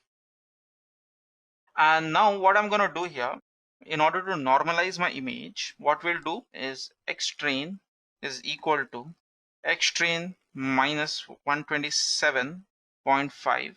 Divide this by the same 127.5. So print, we want the maximum value and the minimum value, that is xtrain dot minimum, and similarly print xtrain dot max. And now you can see it would be ranging from -1 to 1. If I divide this by like 255, then everything over here would be from 0 to 1. So this is what we have done. And now we're supposed to create the batches. What we're going to do here, we're just going to use the train images or the images present in this train to learn, and then we are going to generate our own very own MNIST data. So it will be total epochs. Let's keep it as 50. Then we have the batch size. Batch size basically means in one go how many images can be there. So it will be 256. Then we have half batch. That's going to be half of this. That's 128. And then number of batches. This would be int xtrain.shape, which is present in index 0. Divide this by batch size. And then let's also add some noise here. So noise dimension. So it's going to be 100. And finally, for our optimizer, what we're going to do here is Adam. We just change the learning rate here. So LR, this would be equal to -4, and then beta 1 would be 0.5. So this basically means 0.0002. And now let's execute this. We are done. So what we're going to do now, we are going to create a generator model. So generator model. And here we are basically trying to do upsampling. So first off, as this is the model, right? So we'll give the name here as generator. We'll keep this as a lowercase generator. And this is going to be the sequential model. This is pretty similar to what we are going to have. So we'll have now generate. Let me just execute this. And now we'll have generator dot add. Now we'll add dense layer here. And now we'll call units. Number of units that I need over here, it'll be 7 times 7 times 128. And then we have input shape. And this would be noise dimension, comma. So basically this thing, noise dimension is 100, right? So this is going to give me the batch size, and then comma is basically telling me the values. And then again we have generator dot add. Now we'll do the reshape here. So it'll be 7, 7, 128. Then again generator dot add. We're going to add a leaky relu, and the value that I'm going to give here is going to be 0.3. That's the alpha value. or 0.2. It's totally up to you. And then we'll do some batch normalization just to prevent overfitting. So this would give me like the size over here is going to be 7 cross 7 cross 128. Now we'll try to decrease this and increase these values. So let me write that down. 7 comma 7 comma 128. We will try to do 14 comma 14 comma 64. So this is going to be generator.add. So we'll have convolution 2D transpose. Number of layers that we are going to add is going to be 64. Then we have kernel size, that will be 3 cross 3. Stride will take 2. And even after that, padding would remain the same. So now we'll do generator.add relu, and we'll give the beta value here would be 0.2. And again, we'll try to add batch normalization. Now again, we'll try to do the upsampling. What we'll do is we'll change this.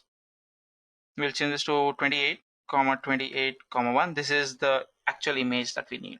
So this is the size of the image that we have over here. So for this, we'll do generator.add. It's going to be the same thing that's over here. It's just that we'll change the dimensions. So instead of 64, it's going to be 1. And rest everything remains the same. And just a small change that I'm going to do here, add an activation function, tanh. This looks great. And finally, we are going to compile our model. So generator.compile. So we'll have loss. This will be Keras. So what we'll do here, we'll also import Keras. So import just Keras. So now we'll come here, Keras dot losses dot binary cross entropy. And then we have optimizer. We'll use our custom optimizer, that is Adam. We have used this Adam over here, somewhere in the top. And finally, we'll try to do general.summary. That's our model.summary. And let's execute this now. So as you can see here, first off, we have the batch size. We have 7 cross 7.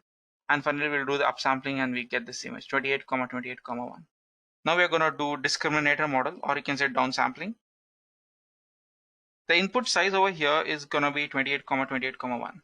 If you're unable to understand what's happening here, I would highly recommend you to check out any of the Edureka's GAN tutorial projects. The reason for this is because GANs are pretty high level models that requires you to have some fundamental knowledge over here.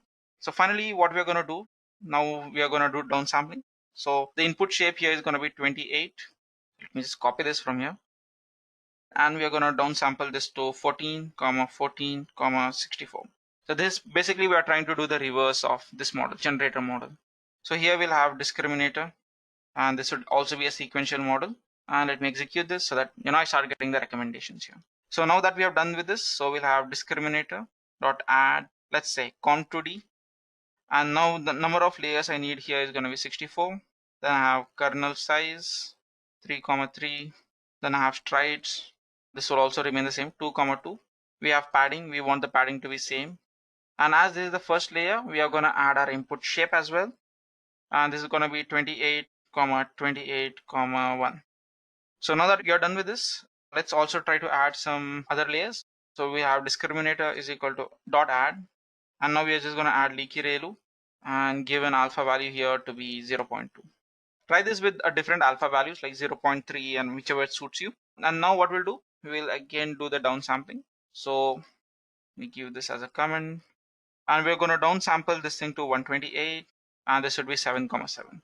We're going to perform the same step. I'll just copy this for now. And as we all know, there's slight changes that we need to do. First off, instead of 54, this is going to be 64, right? Not 54. And instead of here of 54, we are going to have 128. And we don't have to provide the input shape over here as well. The rest everything remains the same.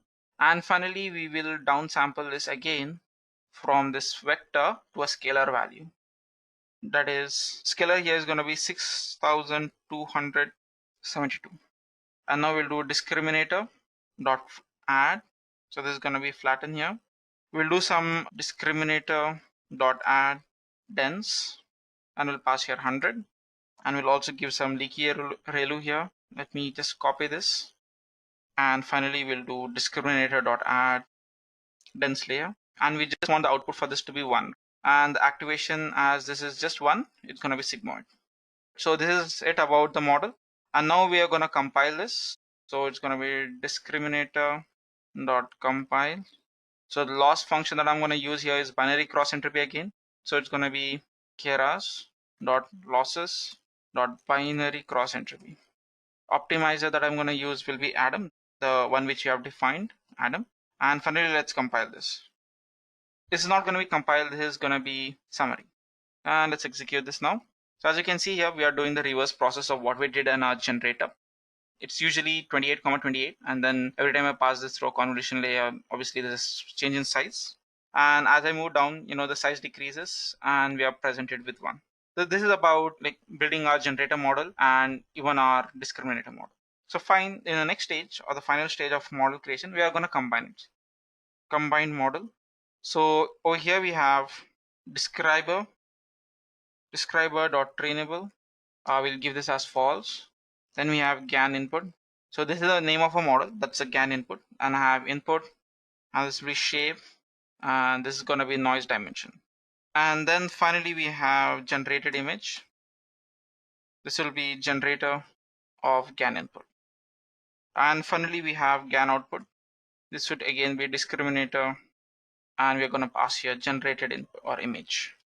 And now we'll use a functional API. We are using this to create a final model. So it will be model.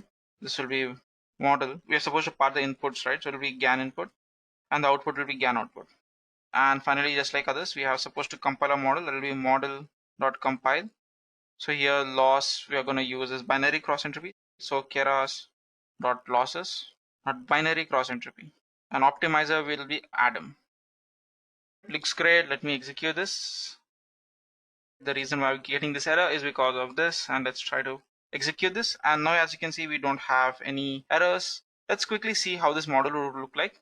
So model.summary, and let's run this.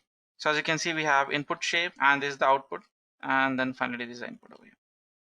So now we are going to come back to our data set, that's train. We'll reshape this. So it will be train.reshape. We're going to have -1, then 28. That is on the x-axis, 28 on the y-axis, and 1 is a channel. And if I run this and add here xtrain.shape, you will see it looks like 60,000, 28, 28, and 1. This is the batch size, and then we have 28, 28 is the size of the image, and 1 is the number of channels. So this is all there is about building a model. Now finally, we are supposed to create a training loop. Let me give a comment again, training loop. So we'll have discriminator loss.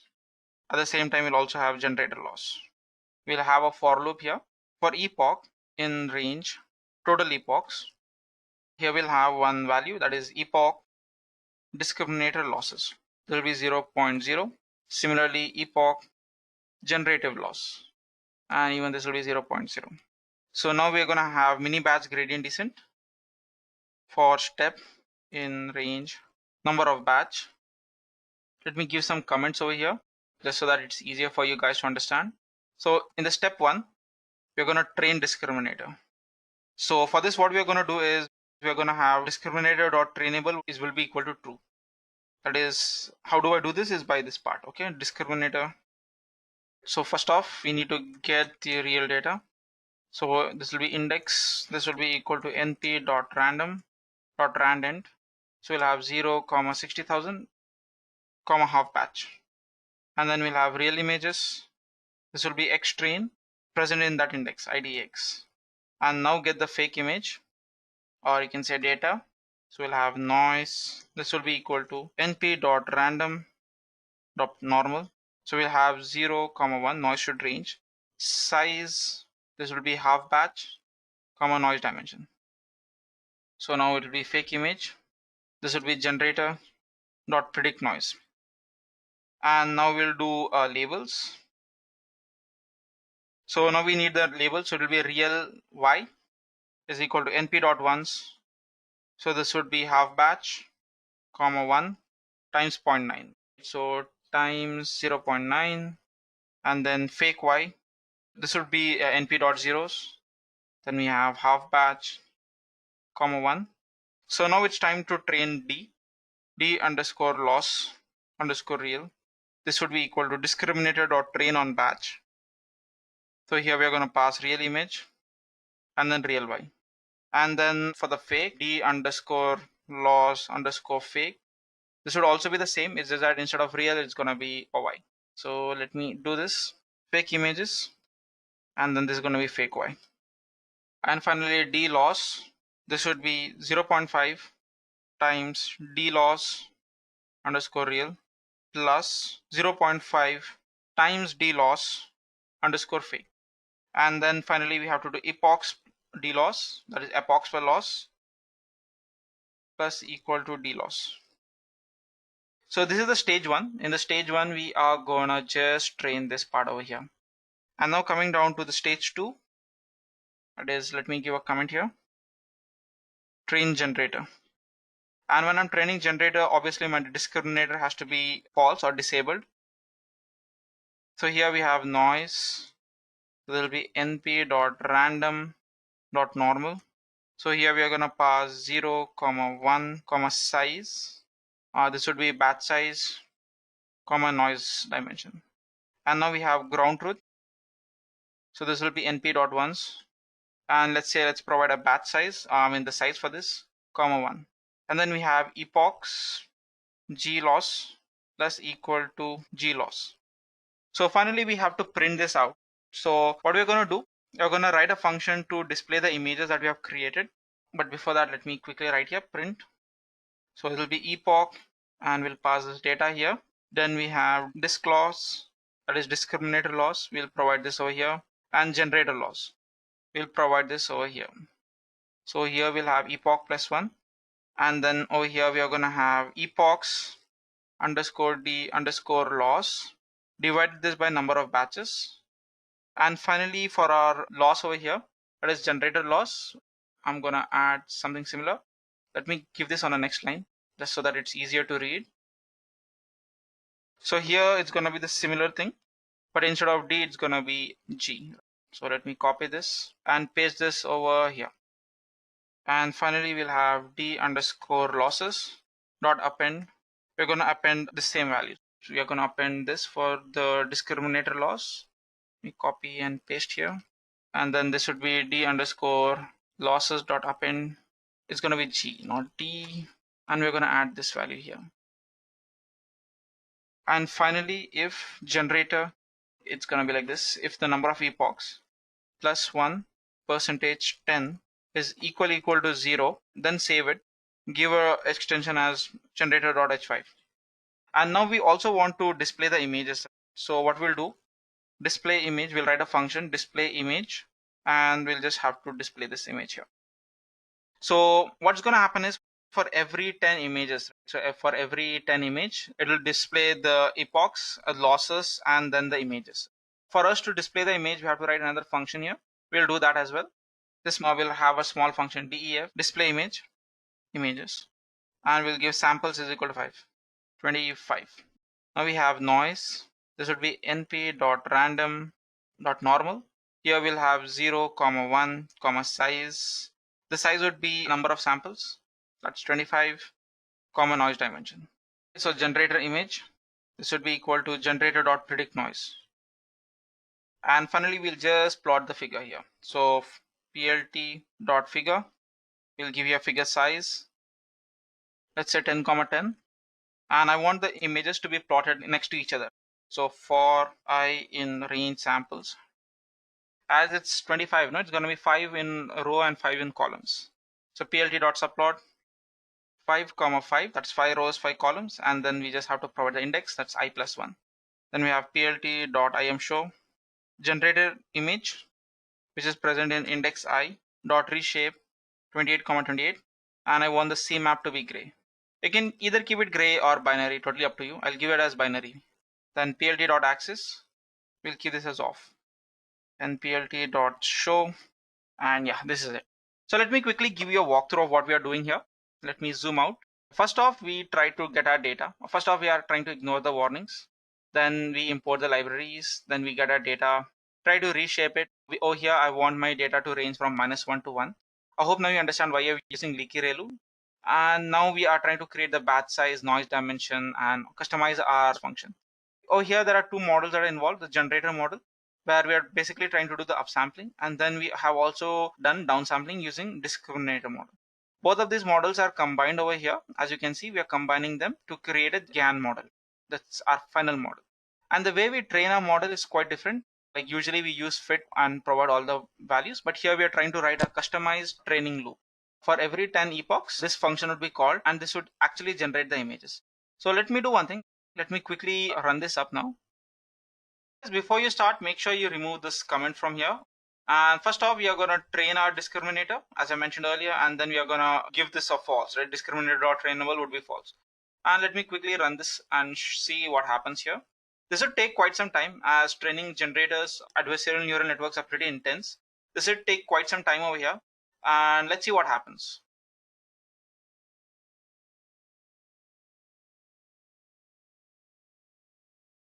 Alright guys, so as you can see here, we have successfully created our images.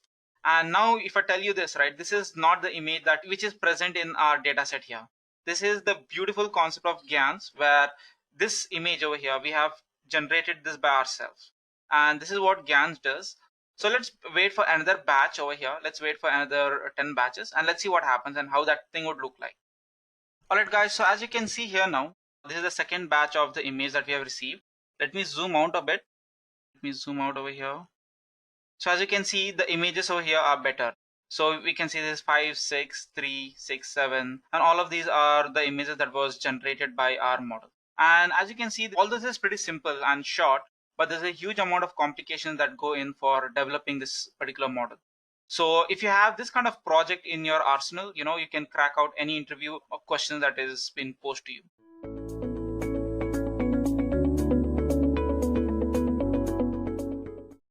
ChatGPT, ChatGPT, ChatGPT. This has been the buzzword since the day of its release, and people are going crazy about everything it can do. Microsoft will be integrating ChatGPT into Teams to automatically take notes and recommend tasks. ChatGPT has also passed the US medical and law exams, and it has got a lot of doctors, lawyers, and engineers concerned about whether it could replace them. People want to know if ChatGPT is the next step towards our evolution by replacing Google and voice assistants like Siri and Alexa. But what exactly is ChatGPT? Why is it changing everything? Now, I want you to think of ChatGPT like Siri or Alexa minus the voice capabilities. ChatGPT can give you detailed and contextual answers in a very human-like manner. It can remember conversations, do math, write essays, and much more. And it does it so well that people are genuinely scared of losing their jobs. Now, ChatGPT is not really a new concept. Microsoft and other companies have also tried this before, but were nowhere near successful. OpenAI developed a model called GPT-3 using huge data sets that had a variety of information. They released it to the public, calling it Playground, where a lot of developers used it for their daily tasks. ChatGPT has been another implementation of this. OpenAI took a year to make this model faster and more accessible to the general public, and when they released it in November 2022, the crowd went nuts. The site gained more than 1 million users in just 5 days. And to give you some perspective, this number is bigger than Netflix, Twitter, Facebook, and even Instagram. All that said, I want to let you know how everyone is using ChatGPT to simplify business operations. For developers, ChatGPT has been a blessing. Since ChatGPT can write code, provide code templates, and fix errors, most of the problems that developers usually run into has been fixed. As a result of this, productivity has greatly increased and companies are getting more results. It's the same thing with content development. Videos like this one traditionally take a lot of time and effort to be made.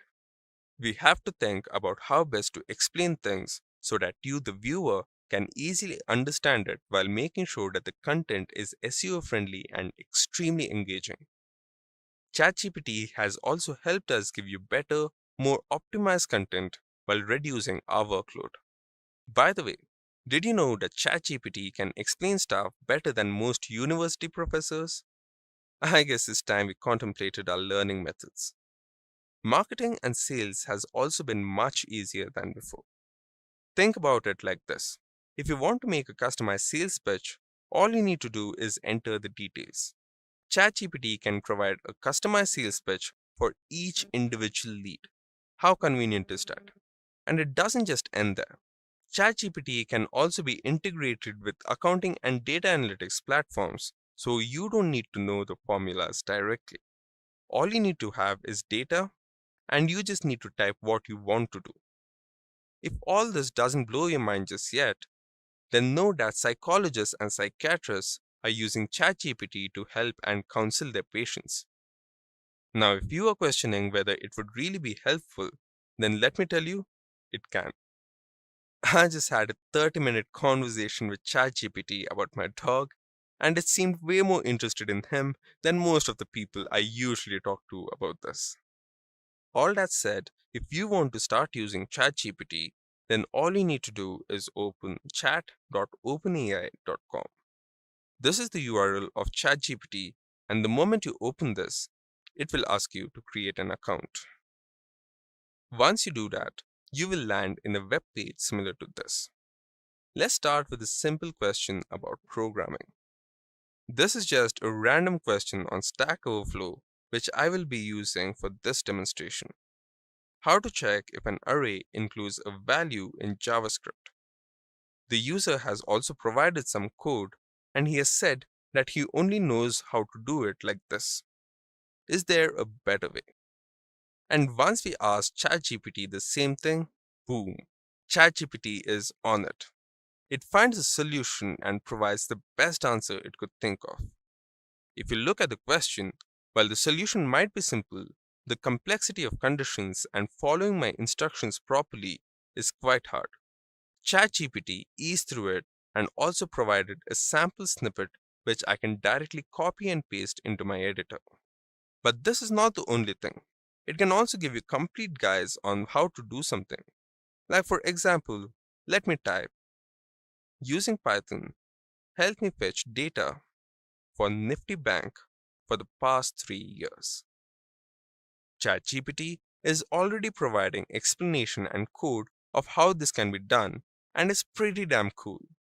Now, remember that ChatGPT remembers conversations and can have future answers based on it. So now, if I type, great, how can I create an AI model that can predict values using this data? It immediately understands what I want and provides an accurate answer.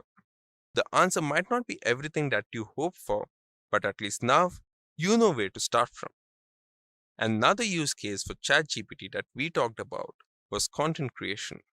To do this, let's create a new chat thread. This makes sure that the previous conversations don't affect the current conversation. If we start without a new chat thread, ChatGPT might think that we are trying to write content about stocks and machine learning. We don't want to do that now, do we? So let me ask ChatGPT to give me blog ideas for ChatGPT itself. And we already have multiple blog ideas for ChatGPT. We can then ask it to write a story based on some option. We can then say, I like the third option. Could you create a storyline for it? And we can see that ChatGPT immediately starts generating a storyline based on my option. It includes an introduction and sections of what my blog will contain. Similarly, we can also create a sales pitch. Let's just say, create a motorbike sales pitch for a person with the following details. And then I have listed down a few details like name, product, age, country, and source. And once we submit this prompt, we can see that ChatGPT immediately starts writing a beautiful sales pitch. You can even use the sales pitch directly if you want. Now, if we dive too deep into this subject, then this video will take forever to finish. So if you are interested in knowing more about how to use ChatGPT, then check our course on ChatGPT, which will not only cover the basics of ChatGPT, but also the advanced and complex usage for different scenarios. But before we end this video, I definitely need to make you aware of a few limitations. The first thing is that it may occasionally provide incorrect information. You should know that ChatGPT is a relatively new application and it needs some time to improve. The current version of this is a free research preview, meaning that they have released it to test the application. This statement could also mean that we might see an improved paid version of this in the future. There's a lot of rumor going about that already. The second limitation is that it may occasionally produce harmful or biased content. This is something that we have seen in all chatbots in the past, and ChatGPT has reduced the occurrence, but it's still not perfect. But the biggest drawback is that the model was trained on data collected before 2021. This means that it has very limited knowledge about the current affairs. So make sure to check the facts before drawing conclusions. And with all this, I want to know what you think of ChatGPT. How do you think it will look in the future? And what do you think about the future of automation and AI? I personally think that we can expect radical changes in all segments. Imagine voice assistants being as intelligent as ChatGPT. And if it is updated with real-time information, things would be much more convenient than now. You could shop online with ChatGPT's recommendations, find good restaurants, meet new people, plan trips, and much more.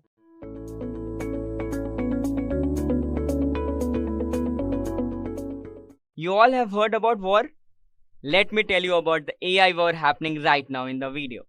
The progress in AI has stunned everyone as the possibilities are endless and the sky is the limit.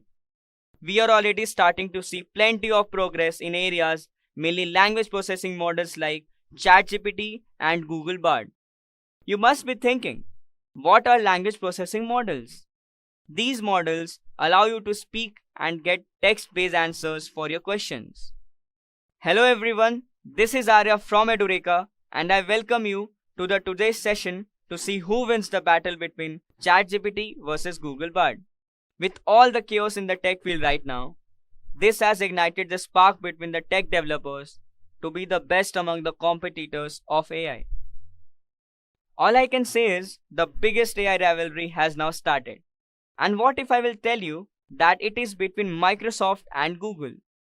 You will be amazed to know that Microsoft CEO Satya Nadella confirms $10 billion investment into ChatGPT as it got huge success.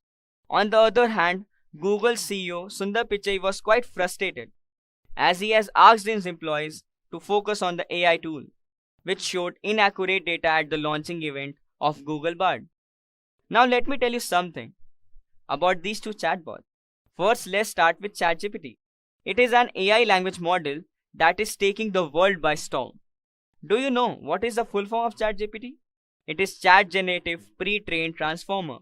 I know, it seems a bit difficult to say, right? And what about Google Bard? It is an experimental conversational AI service powered by Lambda, which stands for Language Model for Dialogue Applications. Google Bard and ChatGPT are two of the most prominent chatbots available in 2023. But which is better? As both offer natural language responses to natural language inputs, using machine learning and millions of data to craft useful and informative responses for the users. As the hype got real, soon after the launch of ChatGPT, many tech personalities like Narayan Murthy, Bill Gates, as well as the Gmail founder appreciated the chatbot, ChatGPT, due to its extraordinary features. To know more details about ChatGPT, let's dig into the topic first. To start with it, we will try to know what is ChatGPT. ChatGPT was launched on November 30, 2022 and its valuation was estimated at $29 billion in 2023. ChatGPT is a large language model chatbot developed by OpenAI based on GPT 3.5. Due to high demand of the users, we often get to see this that ChatGPT is at max capacity. You don't need to worry about it, as it happens when a lot of engagement is going on the server. And if you are a GPT Plus subscriber, then maybe you can get the access more easily.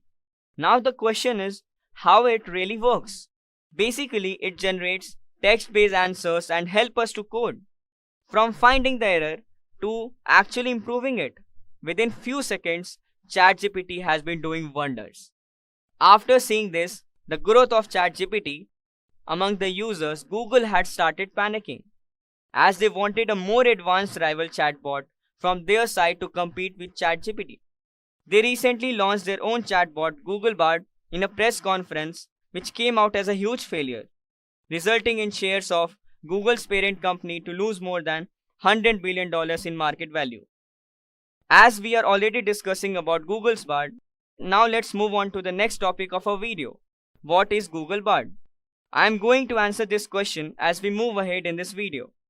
Google Bard is similar to OpenAI's ChatGPT, as it is latest experimental AI service that can respond to various queries and requests in a conversational manner.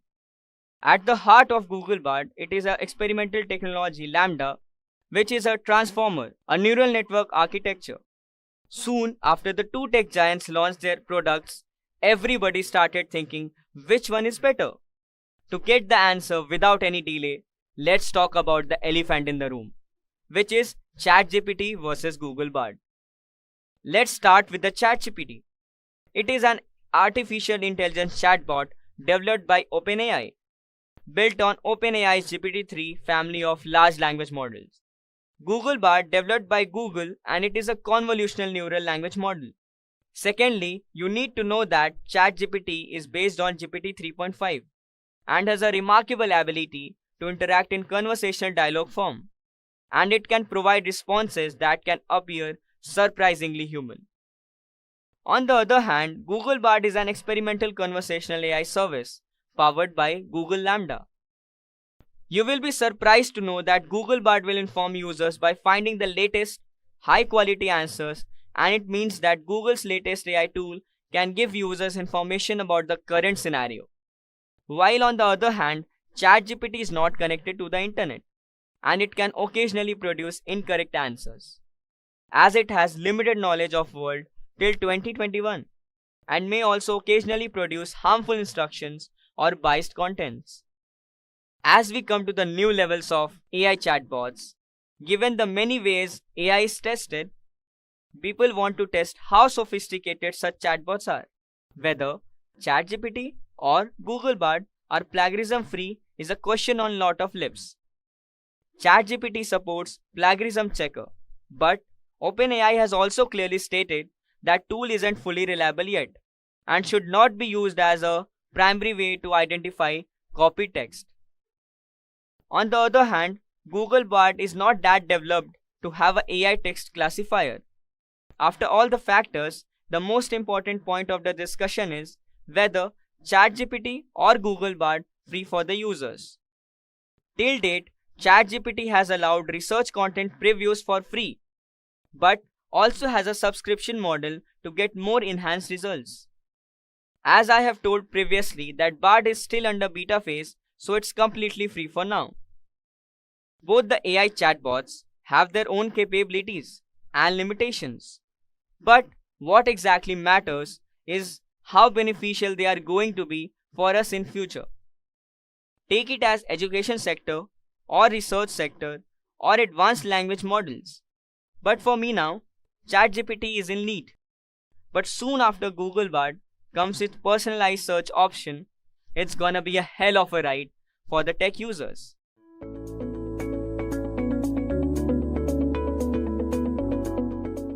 How to use OpenAI API using Python.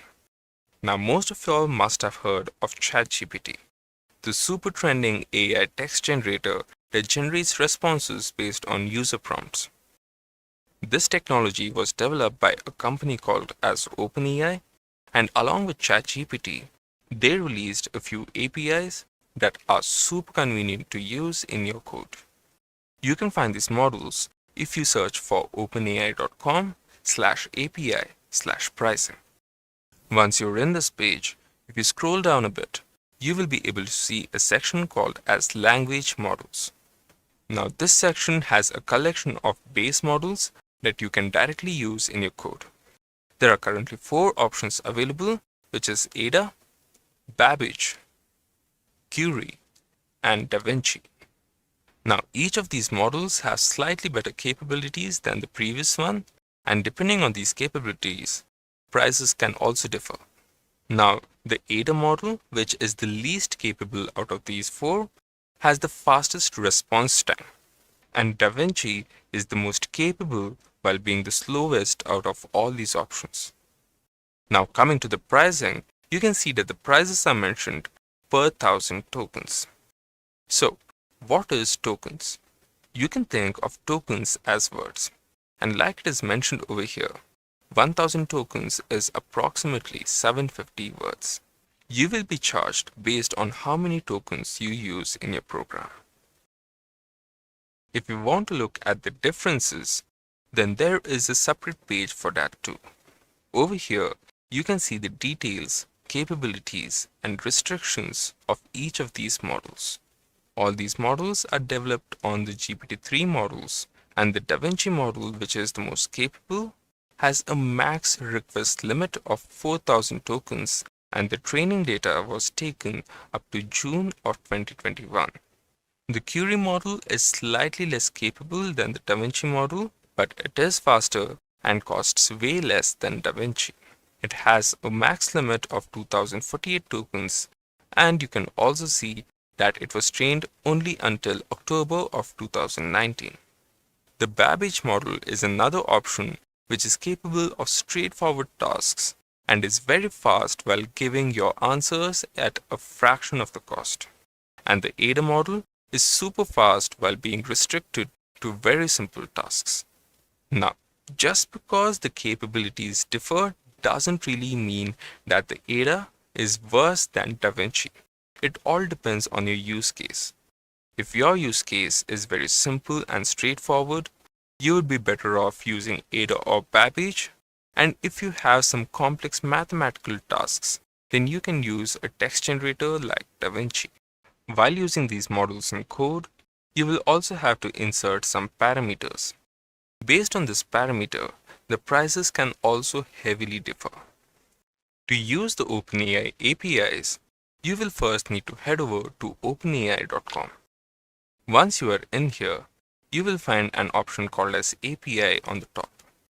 Click on that and then log into your account. If you don't have an account yet, then I highly recommend that you make one. Now once you log into OpenAI, you will find yourself in a web page similar to this. What you need to do right now is head over to your account and then click on View API Keys. Once you're here, click on this button that says Create New Secret Key. Once this key has been generated, make sure that you copy this key. Let's just name this key as OpenAI.API key. Now before we execute this code, we will need to install a library called as OpenAI. So let's just do that by using the pip command. As you can see, I have already installed OpenAI in my system, but if you haven't already, then this command will install OpenAI library in your system.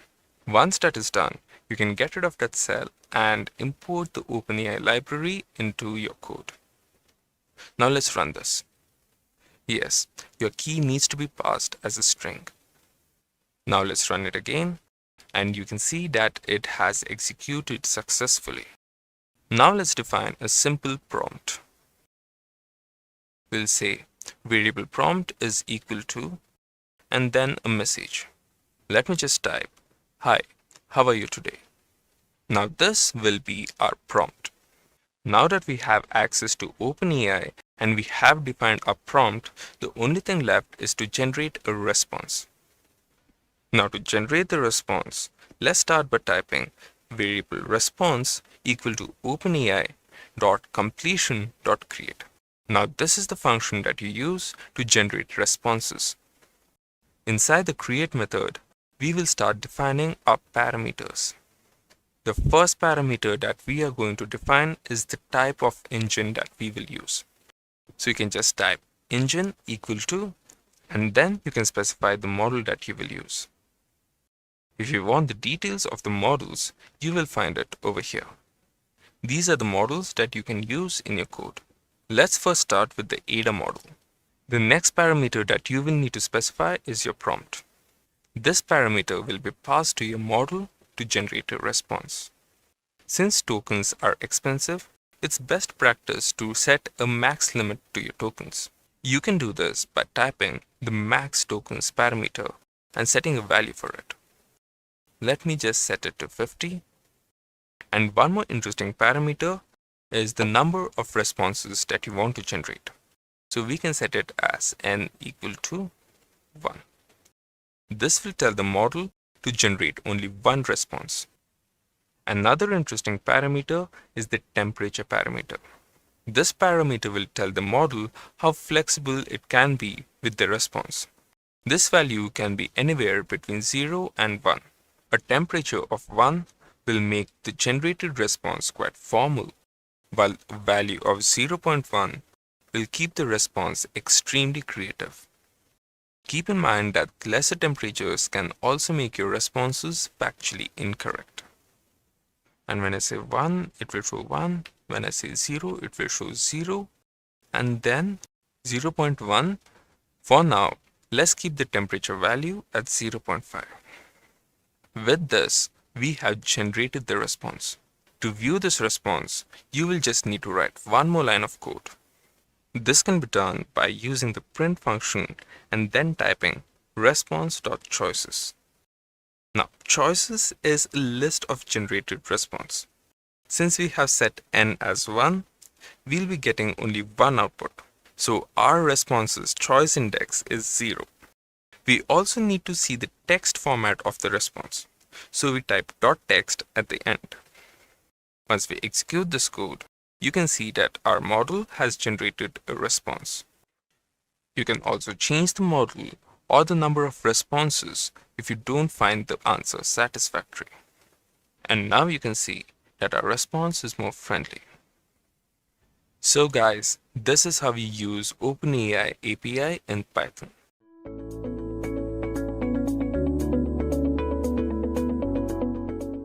Before we dive into AI and culture, let's play a little game.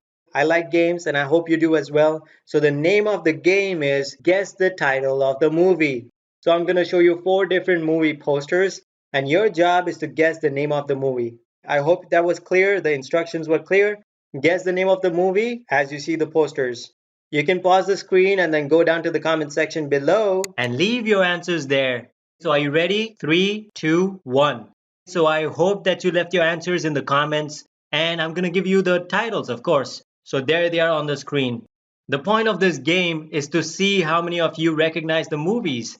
And I think most of my viewers will at least recognize 2 out of the lot. Yeah, and all of these movies are based on artificial intelligence. And if you haven't watched any of these movies, I recommend that you find some time for them. They're mind-blowing. The Matrix is my personal favorite from the ones you see on the screen. But why did we play this game? Well, this is the easiest way to show you guys that people get excited when they hear the term AI thrown about. Because it is cool and it's everywhere and there's so much to talk about. People have so many different opinions and perspectives on the matter. So I think it is safe to agree that it's deeply embedded in not just the Western culture but cultures all over the world. Wouldn't it be cool to look at some of the factors or elements that led to such a widespread adoption of artificial intelligence in cultures? Well, first up, we're going to take a look at advancement in science. Movies like the one you see on the screen came out before World War I, and they inspired a whole generation of scientists who did some amazing work in the field of computer science and AI. So what were the advancements that led to AI? The first computer was made in 1946 and was called ENIAC. It was enormous. It occupied a space of 50 by 30 foot, but could only do simple calculations. But the benefit was that it was reprogrammable. Following which in 1950, who is regarded as Alan Turing, who is regarded as the father of modern computer science, wrote in his paper how to build intelligent machines and how to test their intelligence. But as you know, computers weren't advanced to hold any instructions or data. But Turing's test for intelligence is still used today, over a half a century later. Isn't that amazing? Next, in 1956, at the Dartmouth Summer Research Project on Artificial Intelligence is where it all began. I mean for artificial intelligence. As a matter of fact, this is where the term artificial intelligence was first used. From 1957 to 1974, AI flourished. It became the buzzword. And also the computers could store more information, became faster, cheaper, and more accessible. Yet, they were too slow to exhibit any kind of intelligence. Remember the first movie and the game we played earlier? That came out in 1968. Since the computers were too slow and needed to catch up, the AI buzz started to quiet down. And that was until 1997 when IBM's supercomputer called Deep Blue beat Garry Kasparov at chess. And mind you, Gary was regarded as the grand master of chess. Here's a picture of Deep Blue on the right, so you get an idea of how compact the computers got by the year 1997. So I hope you had as much fun as I had by giving you a little bit of a history on AI.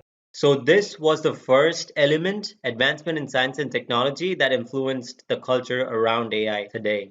What's the second one? It is books and literature on AI. Literature can range from the ones that deal in facts, such as academic, scientific, or research papers, to the ones that are very imaginative and completely fictional, like comics. Inspired by the advancement in science and technology, written literature is where writers take the most complex and evolving ideas and present them in a way of stories so common folks can understand and relate to them. But the next element that we are about to see does this better than books, in my opinion: movies and television shows. Movies and TV shows have a wider audience than books. And like I said earlier, the right ones inspire the future scientists, and the advancements that they make inspire the next generation of movies. So it's like a cycle, you see. Let's move on to the next one. Different events such as conferences, seminars, webinars, trade shows and expos, awards and competitions, workshops, and others provided a platform to exchange ideas on artificial intelligence and connected like minded people. They range from highly academic events like the one we saw earlier, Dartmouth Summer Project on Artificial Intelligence, to things like Comic Con, where people attend as their favorite characters and meet movie stars. Next one is mainstream media like newspaper, news channels, and radio. Across the world, they have provided coverage on artificial intelligence and brought on experts to talk about it. The next one is normal everyday conversations. Yeah, if AI is going to be everywhere, then it will be part of everyday conversations. All of these different elements, and not to forget social media, have made AI incredibly famous in cultures across the world. But in the past few years, the buzz around AI is back, especially with companies like Amazon, Google, Facebook, Apple, Tesla, and two or three dozen research organizations making incredible progress in this field. So naturally, that will make you wonder, what is AI like right now? In this section, I have another surprise for you. But before we get to it, let's check out what are the different types of artificial intelligence. So there are three main categories of artificial intelligence: ANI, AGI, and ASI. So obviously the first thing that popped in your mind if you don't know about these categories is, what are they? Well, let's briefly take a look. Artificial Narrow Intelligence is what ANI is. It is also known as weak intelligence. Artificial Narrow Intelligence refers to AI systems that can only perform a specific task on their own using human-like capabilities. They can learn from past experiences in regards to that specific task. Even the most complex AI that uses machine learning and deep learning to teach itself falls under ANI. This type of artificial intelligence represents all existing AI, including even the most complicated and capable AI that has ever been created to this date. Let me give you some examples. Google, Alexa, and Siri voice assistants use AI to detect speech and carry out commands. Today's security and surveillance systems uses facial recognition, which is a type of narrow AI. Social media platforms use it to learn about preferences and show you ads and content that you will enjoy. E-commerce websites like Amazon use it to learn about your shopping activities, where you are located, and so much more to recommend similar products. It also helps them figure out inventory for warehouses for different locations and their unbelievable 2-day delivery. Banking and financial sector use it for fraud activity detection, loan approval, and so on. Last, but certainly not the least, autonomous vehicle use it to navigate the roads on their own.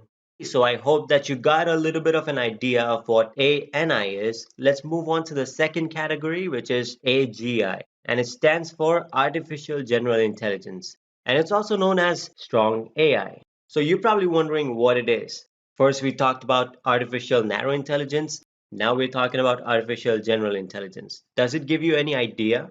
If you're thinking that this type of artificial intelligence is good at general tasks, meaning all tasks, instead of a specific task like we saw in the previous category, A and I, you would be right.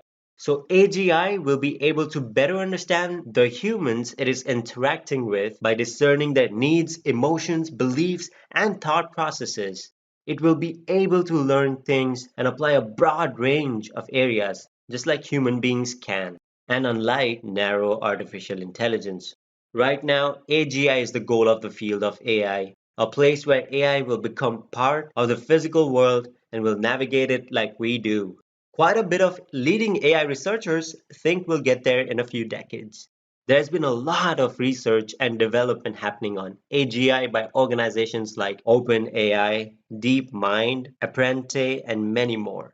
So I hope you got an idea about this one. Let's move on to the last type, which is ASI, and it stands for Artificial Super Intelligence.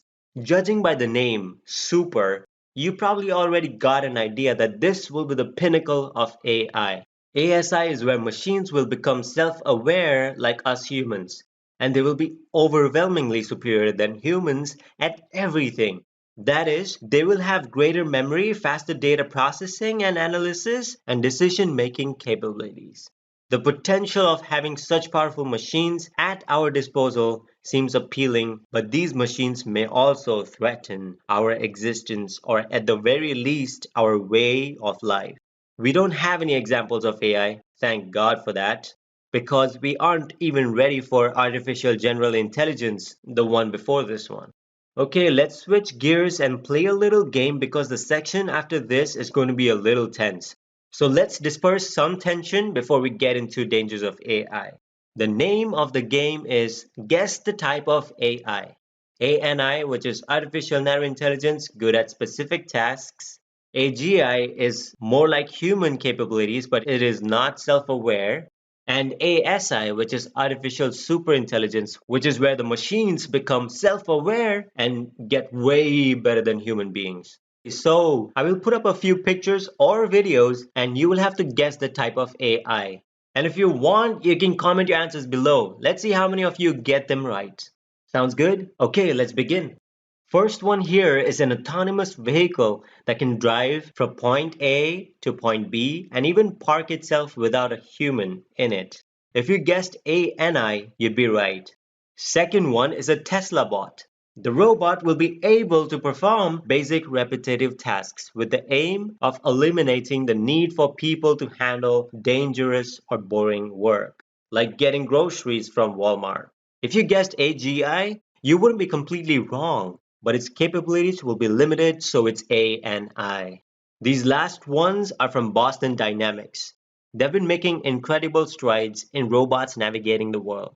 And personally, their robots give me the goosebumps. I mean, look at them move.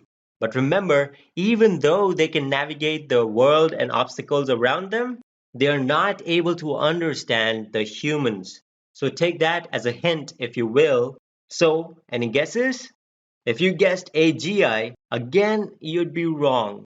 The point of this game was to show you that everything that we have today is artificial narrow intelligence. All three examples that we saw were artificial narrow intelligence. But there are a lot of companies that are working on artificial general intelligence, and it is around the corner. So I wanted you guys to watch these two clips before we move on to the next section. Freaking goosebumps, right? I mean, imagine one day you go out for a stroll or a jog and you just see this thing just running loose. This is something from your worst nightmare. Robots taking over the world? That must make you wonder, what are the dangers of AI, doesn't it? Well, then let's talk about its dangers in this next section. So, what are the near to midterm dangers of AI? And when I say near to midterm, I mean from present day to 20 years in the future. Well, the first one we're going to take a look at is privacy. Imbalances of access to information has been exploited in the recent past and is probably being exploited as you watch this video. Let's see some of the examples to understand how everyone's privacy is always at stake. In 2018, news broke out that a data analytics firm, Cambridge Analytica, had analyzed the psychological and social behavior of users through Facebook's likes and targeted them with ad campaigns for the 2016 US presidential election. Now imagine being able to influence US presidential election. That is crazy. Second example is Clearview Face Recognition. Clearview is a company that created a face recognition system to help police officers identify criminals. They claimed that it only used publicly available images on social media platforms like Facebook, Instagram to identify criminals. But in January 2020, the New York Times reported that in a demo from Clearview, it scraped personal images from Instagram account of the show's producer.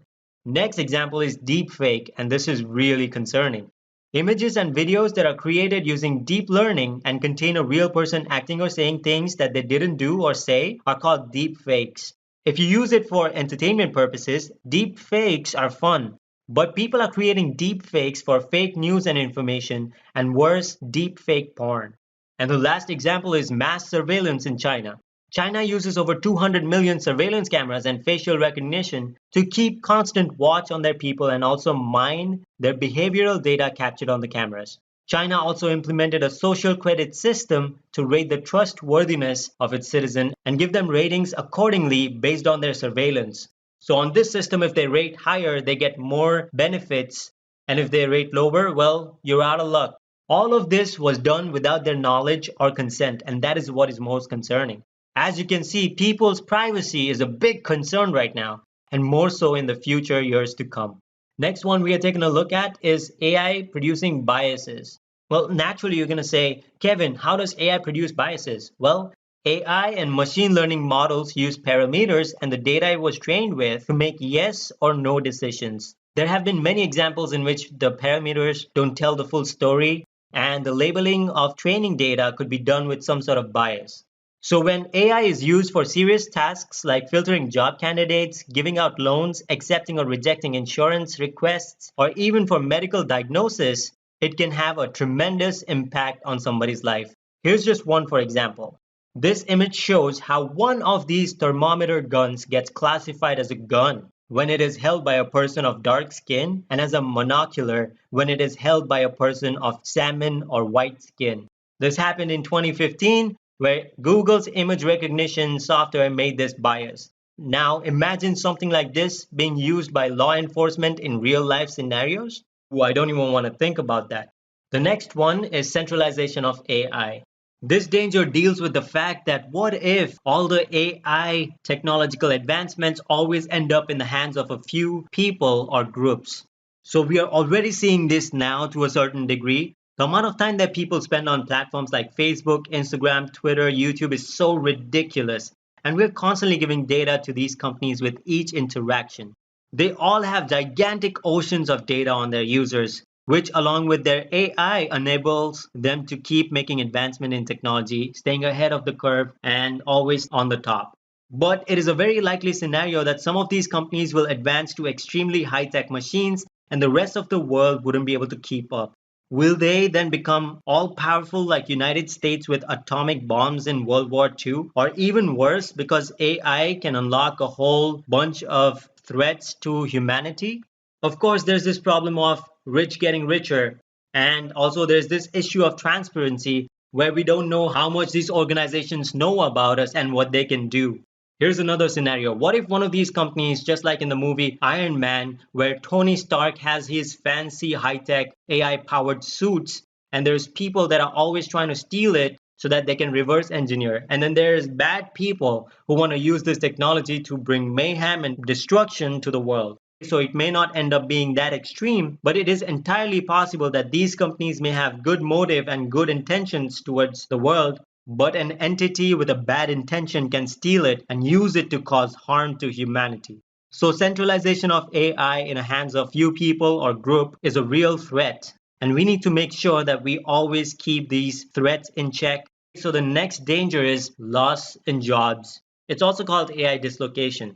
Use of AI in the workplace is expected to result in the elimination of large number of jobs. Though AI is expected to create and make better jobs, education and training will have a crucial role in preventing long-term unemployment. but initially it will lead to a lot of lost jobs. It is a common misbelief that AI dislocation will only hold true for labor to semi-skilled jobs, but the truth of the matter is that it has already started displacing even high-skilled jobs that require master's and PhD degree. Let me give an example. One such job is consultants for companies to help them make decisions. They are being replaced by AI and machine learning softwares. Let's now talk a little bit about the long-term dangers, and by long-term I mean 20 to 50 years into the future. So what's the first danger? Well, the first danger that we will talk about is safety and security. AI applications that are in physical contact with humans or integrated into human body could pose safety risks as they may be poorly designed and misused or hacked. Poorly regulated use of AI in weapons could lead to loss of human control over dangerous weapons. So the first example is Neuralink brain implants, and the second one is autonomous weapon system. The second danger, which is very real and it could happen, and I think it is going to happen at a certain degree at least, is the transformation of society. Remember the times when 3-4 generations would live under the same roof? And since the silicon revolution of 20th and 21st century has broken down families into nuclear units of 2 to 4 people on an average. Today you look around and you'll see everyone with their heads down and eyes glued to their phones. Most of the people prefer to spend their time on their phone than the world around them. And if you want proof of this, you only need to look around. Go to a public space and just observe people. With the AI revolution that we are in, we will see entire realities unfold in real time in augmented reality, and we will be able to interact with an intelligent projection in them that behave like humans. Also, we will be surrounded by robots that human beings will have relations and feelings towards. It is quite possible that on this course, we might forget what it is to be a human. And that brings us to the last danger, that is AI rise to power. I know a lot of people think that singularity or AI rise to power or taking over the world is not a likely scenario, but super intelligent AIs with real world traction, such as an access to pervasive data centers and autonomous robots, could radically alter their environment. Example, harnessing all available solar, chemical, and nuclear energy. If such AIs found uses for free energy that better furthered their goals than supporting human life, human survival would become unlikely. So these were some of the scenarios and dangers that we need to avoid while we go forward with the AI revolution. So let's now find out in this last and final section, what does the future hold for us? An important challenge is to determine who is responsible for damages caused by an AI-operated device or service. In an accident involving a self-driving car, for example, should the damage be covered by the owner, the car manufacturer, the programmer, the person who trains the machines on data? It's really unclear right now. But with that being said, the future of AI is very promising, it's very bright, and it feels like a start of a revolution.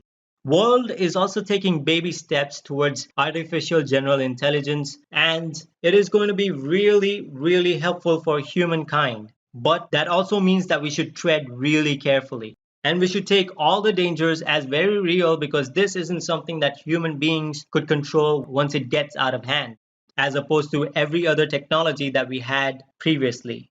Okay, so how should we prepare ourselves for the future? Educating ourselves about AI or other tech is going to be absolutely paramount if we are going to make this AI revolution a net positive effect for the whole world. So for that, we need to have tough conversation and debates, especially when it comes to developments in artificial general intelligence. Artificial narrow intelligence is not as concerning as what we are trying to achieve right now. And then lastly, we need to ask difficult questions, keep the progress in check by establishing ethics and laws on AI. And if required, there should be licensing and registration of every single tech that we make. So here's my closing remark. With great power comes great responsibility. Just as the world thought that the development of nuclear weapons will wipe out the entire planet. But we now know that if handled with great care, responsibility, and universal cooperation, then it could not only lead to world peace, but resolve energy crisis of the world with nuclear power.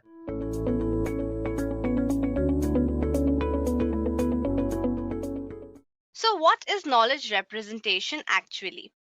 Now, knowledge representation in AI describes the representation of any knowledge. Basically, it is a study of how the beliefs, intentions, and judgments of an intelligent agent can be expressed suitably for automated reasoning. Now, one of the primary purposes of knowledge representation includes modeling intelligent behavior for an agent.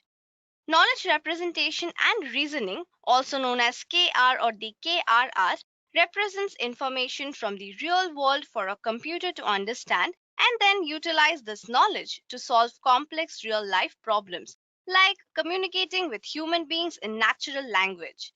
Now, knowledge representation as AI is not just about storing data in a database. It allows a machine to learn from that knowledge and behave intelligently like a human being. Now, there are different kinds of knowledge that need to be represented in AI, such as the objects, events, performance, facts, then we have meta knowledge and the knowledge base. So, these were the different kinds of knowledge that you need to represent. And now that you know about knowledge representation in AI, let's move on and know about the different types of knowledge here.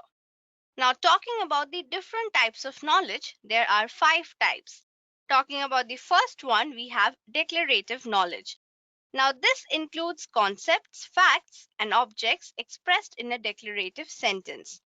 Then we have the structural knowledge.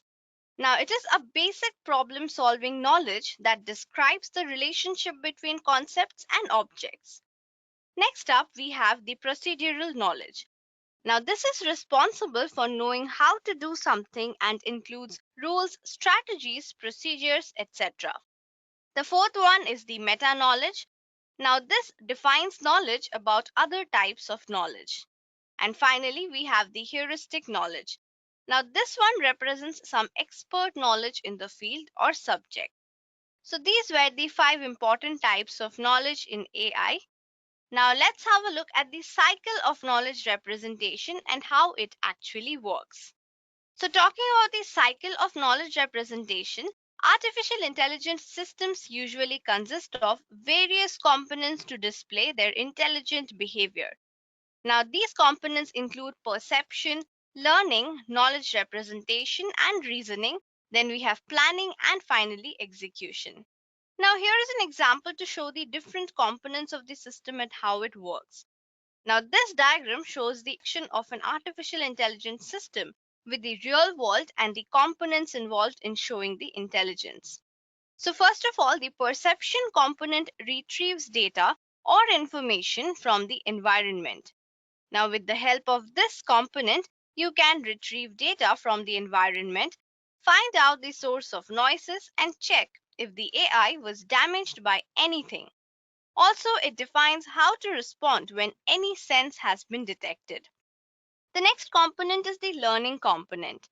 Now, this learns from the captured data by the perception component. Here, the goal is to build computers that can be taught instead of programming them. Now, learning focuses on the process of self-improvement. In order to learn new things, the system requires knowledge acquisition, inference, acquisition of heuristics, faster searches, etc. Now, moving on to the next components, these are the main components in the cycle, that is, the knowledge representation and reasoning. Now, this shows the human-like intelligence in the machines. Knowledge representation is all about understanding intelligence. Instead of trying to understand or build brains from the bottom up, its goal is to understand and build intelligent behavior from the top down and focus on what an agent needs to know in order to behave intelligently. Also, it defines how automated reasoning procedures can make this knowledge available as needed. And finally, we have the planning and execution. Now, these components depend on the analysis of knowledge representation and reasoning. Here, planning includes giving an initial state, finding their preconditions and effects, and a sequence of actions to achieve a state in which a particular goal holds. Now, once the planning is completed, the final stage is the execution of the entire process. So, this was all about the cycle of knowledge representation in artificial intelligence. Now, let's move on and understand the relationship between knowledge and intelligence. So, what is this relation between knowledge and intelligence? In the real world, knowledge plays a vital role in intelligence as well as creating artificial intelligence. It demonstrates the intelligent behavior in AI agents or systems. Now, it is possible for an agent or system to act accurately on some input only when it has the knowledge or experience about the input. So, here is an example to understand this relationship better. So, here there is one decision maker whose actions are justified by sensing the environment and using knowledge. But if we remove this knowledge part from here, it will not be able to display any intelligent behavior. So, this is the relationship between a knowledge and intelligence. You need the knowledge in order to display any intelligent behavior. That is, for any intelligent system, you need knowledge first. So, now that you know the relationship between knowledge and intelligence, let's move on to the techniques of knowledge representation in AI. Now, talking about the techniques, there are 4 techniques of representing knowledge. These 4 techniques include logical representation, semantic network representation, frame representation, and production rules. So, talking about the first one, logical representation is a language with some definite rules which deal with propositions and has no ambiguity in representation.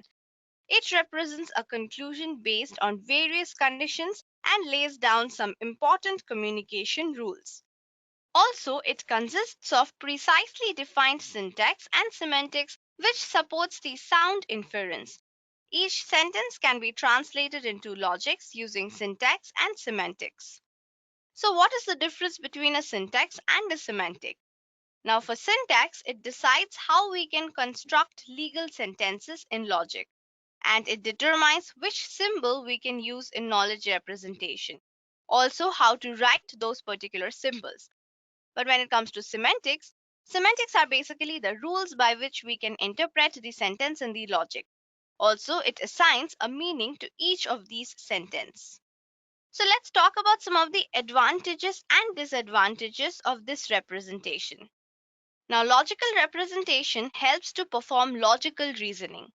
This representation is also the basis for the programming languages. These are some of the advantages of logical representation. Talking about the disadvantages, logical representations have some restrictions and are challenging to work with. Now, this technique may not be very natural and inference may not be very efficient. Now, talking about the next technique, we have the semantic network representation. Now, semantic networks work as an alternative of predicate logic for knowledge representation. Now, in semantic networks, you can represent your knowledge in the form of graphical networks.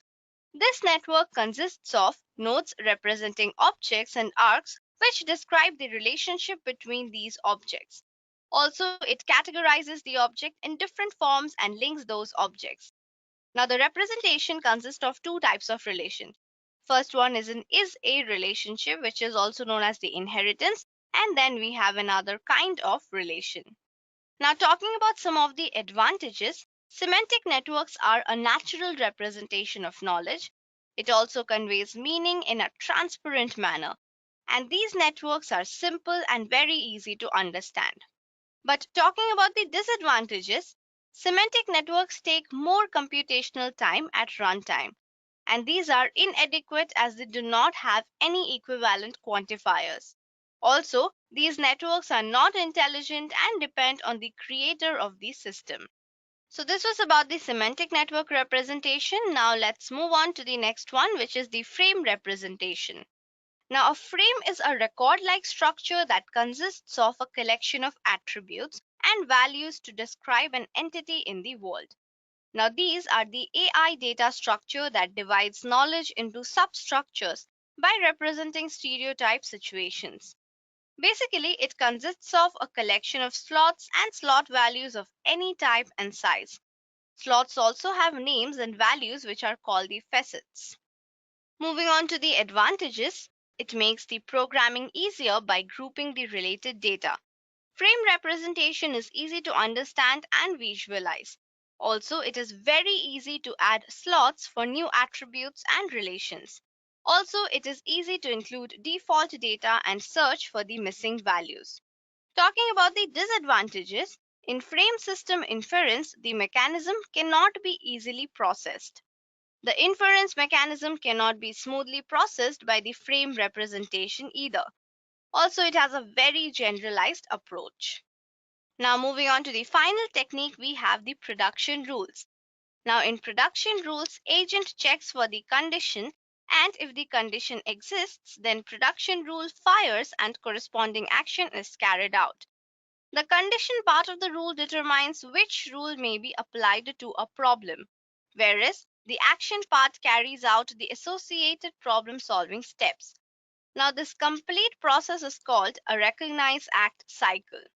The production rule system consists of three main parts. The first one is definitely the set of production rules. Then we have a working memory, and finally the recognize act cycle. Now, talking about the advantages and disadvantages. First up is the advantages, where the production rules are expressed in natural language, and the production rules are highly modular and can be easily removed or modified. But talking about the disadvantages, it does not exhibit any learning capabilities and does not store the result of the problem for future users. Now, during the execution of the program, many rules may be active. Thus, the rule-based production systems are inefficient. So these were the four important techniques for knowledge representation in AI. So now let's have a look at the requirements for these representations. Now, a good knowledge representation system must have properties like the representational accuracy. It should represent all kinds of required knowledge. Also, it must have inferential adequacy. It should be able to manipulate the representational structures to produce new knowledge corresponding to the existing structure. It also must have the inferential efficiency. So, the ability to direct the inferential knowledge mechanism into the most productive directions by storing appropriate guides. Then finally, it must have the acquisitional efficiency as well. That is, the ability to acquire new knowledge easily using automatic methods. So these are some of the important requirements for the knowledge representation in AI. Now, let's understand some of the approaches of this knowledge representation with examples. So the first approach is a simple relational knowledge. Now, this is the simplest way of storing facts, which uses the relational method. Here, all the facts about a set of the object are set out systematically in columns. Also, this approach of knowledge representation is famous in database systems where the relationship between different entities is represented. Now, taking an example, you can see that we have three different columns like name, age, and employee ID, and we have three different names along with their age and employee IDs. So this is how you represent a simple relational knowledge. It is the simplest way of defining. You just have to take the name, age, and employee ID and define the relation. Moving on to the next approach, we have the inheritable knowledge. Now, in the inheritable knowledge approach, all data must be stored into a hierarchy of classes and should be arranged in a generalized form or a hierarchical manner. Also, this approach contains inheritable knowledge, which shows a relation between instance and class, and it is called the instance relation. Now, in this approach, objects and values are represented in boxed nodes. So here you can see the example where we have two different players, Danny and Peter, who plays two different games such as cricket and football. But they both are known as players and they both play for the under 19 teams. So you can see the relationship here. For Danny, cricket, and Peter, football, it's an instance. But when you compare the relationship of cricket, football with the player and the under 19, it's a is a relationship, which is also the inheritance. Now, the final approach is the inferential knowledge. Now, the inferential knowledge approach represents knowledge in the form of formal logic. Thus, it can be used to derive more facts. Also, it guarantees correctness. So here, if we take an example, you can see that we have first statement, which is John is a cricketer. Then we have another statement which says all cricketers are athletes. So you can also represent this as cricketer, who is John, and give the relationship as cricketers or athletes. So here you are checking out the relationship between John, cricketer, and athletes. And also, this helps you and guarantees correctness in your relationship. So, this is the final approach, which is the inferential knowledge. And these were some of the important approaches, along with their examples that you need to know for knowledge representation in AI.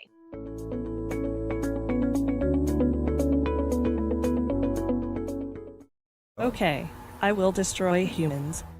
This video sums up the perception of artificial intelligence for most of us, but at present we're at no risk of being destroyed by machines. However, the tech tycoon Elon Musk begs to differ. He quotes that AI is a fundamental risk to the existence of human civilization. Now, whether artificial intelligence is a threat or not is debatable. Let me know your thoughts in the comment section. For now, let me introduce you to artificial intelligence. The term artificial intelligence was first coined decades ago in the year 1956 by John McCarthy at the Dartmouth Conference. He defined artificial intelligence as the science and engineering of making intelligent machines. In a sense, AI is a technique of getting machines to work and behave like humans. In the recent past, AI has been able to accomplish this by creating machines and robots that have been used in a wide range of fields, including healthcare, robotics, marketing, business analytics, and many more. However, many AI applications are not perceived as AI because we often tend to think of artificial intelligence as robots doing our daily chores. But the truth is, artificial intelligence has found its way into our daily lives. It has become so general that we don't realize we use it all the time. For instance, have you ever wondered how Google is able to give you such accurate search results? Or how your Facebook feed always gives you content based on your interest? The answer to these questions is artificial intelligence. Now, before I go any further, let me clear a very common misconception. People often tend to think that artificial intelligence, machine learning, and deep learning are the same since they have common applications. For example, Siri is an application of AI, machine learning, and deep learning. So, how are these technologies related? Artificial intelligence is the science of getting machines to mimic the behavior of humans. Machine learning is a subset of AI that focuses on getting machines to make decisions by feeding them data. On the other hand, deep learning is a subset of machine learning that uses the concept of neural networks to solve complex problems. So, to sum it up, artificial intelligence, machine learning, and deep learning are interconnected fields. Machine learning and deep learning aids artificial intelligence by providing a set of algorithms and neural networks to solve data-driven problems. However, AI is not restricted to only machine learning and deep learning. It covers a vast domain of fields including natural language processing, object detection, computer vision, robotics, expert systems, and so on. Now, artificial intelligence can be structured along three evolutionary stages. Or you can say that there are three different types of artificial intelligence. First, we have the artificial narrow intelligence, artificial general intelligence, and finally, artificial superintelligence. Artificial narrow intelligence, which is also known as weak AI, involves applying artificial intelligence only to specific tasks. Now, many currently existing systems that claim to use artificial intelligence are operating as a weak AI focused on a narrowly defined specific problem. Now, Alexa is a very good example of narrow intelligence. It operates within a limited predefined range of functions. There is no genuine intelligence or no self-awareness despite being a sophisticated example of weak AI. Other examples of weak AI include the face verification that you see in your iPhone, the autopilot feature at Tesla, the social humanoid Sophia, which was built at Hanson Robotics, and finally we have Google Maps. All of these applications are based on weak AI or artificial narrow intelligence. Now let's take a look at artificial general intelligence. Artificial general intelligence is also known as strong AI. It involves machines that possess the ability to perform any intellectual task that a human being can. You see, machines don't possess human-like abilities. They have a strong processing unit that can perform high-level computations, but they're not yet capable of thinking and reasoning like a human. There are many experts who doubt that artificial general intelligence will ever be possible. And there are also many who question whether it should be desirable. I'm sure all of you have heard of Stephen Hawking. Now, he warned us that strong AI would take off on its own and redesign itself at an ever-increasing rate. Humans who are limited by slow biological evolution couldn't compete and would be superseded. Coming to artificial superintelligence, this is a term that refers to the time when the capabilities of computers will surpass human beings. Artificial superintelligence is presently seen as a hypothetical situation as depicted in movies and science fiction books where machines will take over the world. However, tech masterminds like Elon Musk believe that artificial superintelligence will take over the world by the year 2040. Now that you know the different types of artificial intelligence, let's take a look at how AI is used in the real world. From spotting an 8-planet solar system which is 2,500 light years away to composing sonnets and poems, the applications of AI have covered all possible domains in the market. In the finance sector, JP Morgan's Chase Contract Intelligent Platform uses artificial intelligence, machine learning, and image recognition software to analyze legal documents and extract important data points and clauses in a matter of seconds. Now, manually reviewing 12,000 agreements takes over 36,000 hours, but AI was able to do this in a matter of seconds. Coming to healthcare, IBM is one of the pioneers that has developed AI software specifically for medicine. More than 230 healthcare organizations worldwide use IBM Watson technology. In 2016, IBM Watson AI technology was able to cross-reference 20 million oncology records and correctly diagnose a rare leukemia condition in a patient.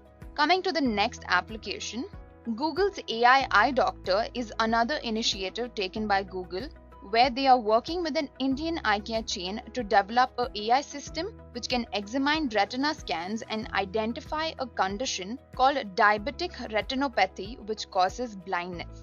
Coming to social media platforms like Facebook, artificial intelligence is used for face verification, wherein machine learning and deep learning concepts are used to detect facial features and tag your friends. Another such example is Twitter's AI, which is being used to identify hate speech and terroristic languages in tweets. It makes use of machine learning, deep learning, and natural language processing to filter out offensive content.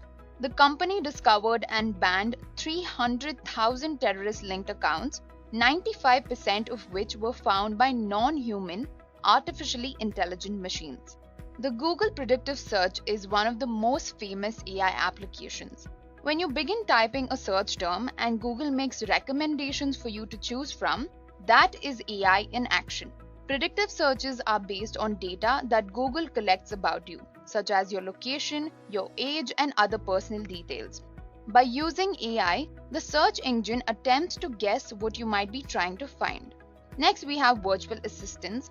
Virtual assistants like Siri, Alexa, and Cortana are examples of artificial intelligence. A newly released Google's virtual assistant called Google Duplex has astonished millions of people. Not only can it respond to calls and book appointments for you, it adds a human touch. Now listen to this clip and try to distinguish between the AI and the human. See, how may I help you? Hi, I'd like to reserve a table for Wednesday the 7th. For 7 people? It's for 4 people. 4 people when?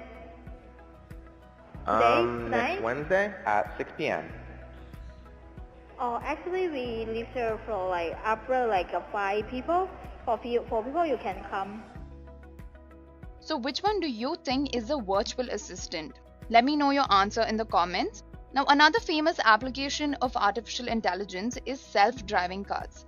AI implements computer vision, image detection, and deep learning to build cars that can automatically detect objects and drive around without human intervention.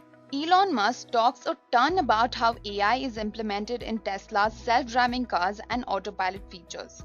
He quoted that Tesla will have fully self-driving cars ready by the end of the year and a robo-taxi version, one that can ferry passengers without anyone behind the wheel. So I can go on and on about the various AI applications. Since the emergence of AI in 1950s, we have seen an exponential growth in its potential. AI covers domains such as machine learning, deep learning, neural networks, natural language processing, knowledge base, expert systems, and so on. It has also made its way into computer vision and image processing. As AI is branching out into every aspect of our lives, is it possible that one day AI might take over our lives? And if it is possible, how long will this take? Well, it may be sooner than you think. It is estimated that AI will take over the world within the next 30 years. By then, I hope we develop some sort of teleportation machine that helps us escape our very own creation.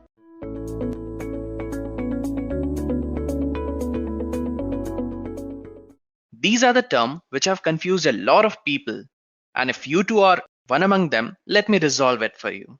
Well, artificial intelligence is a broader umbrella under which machine learning and deep learning come.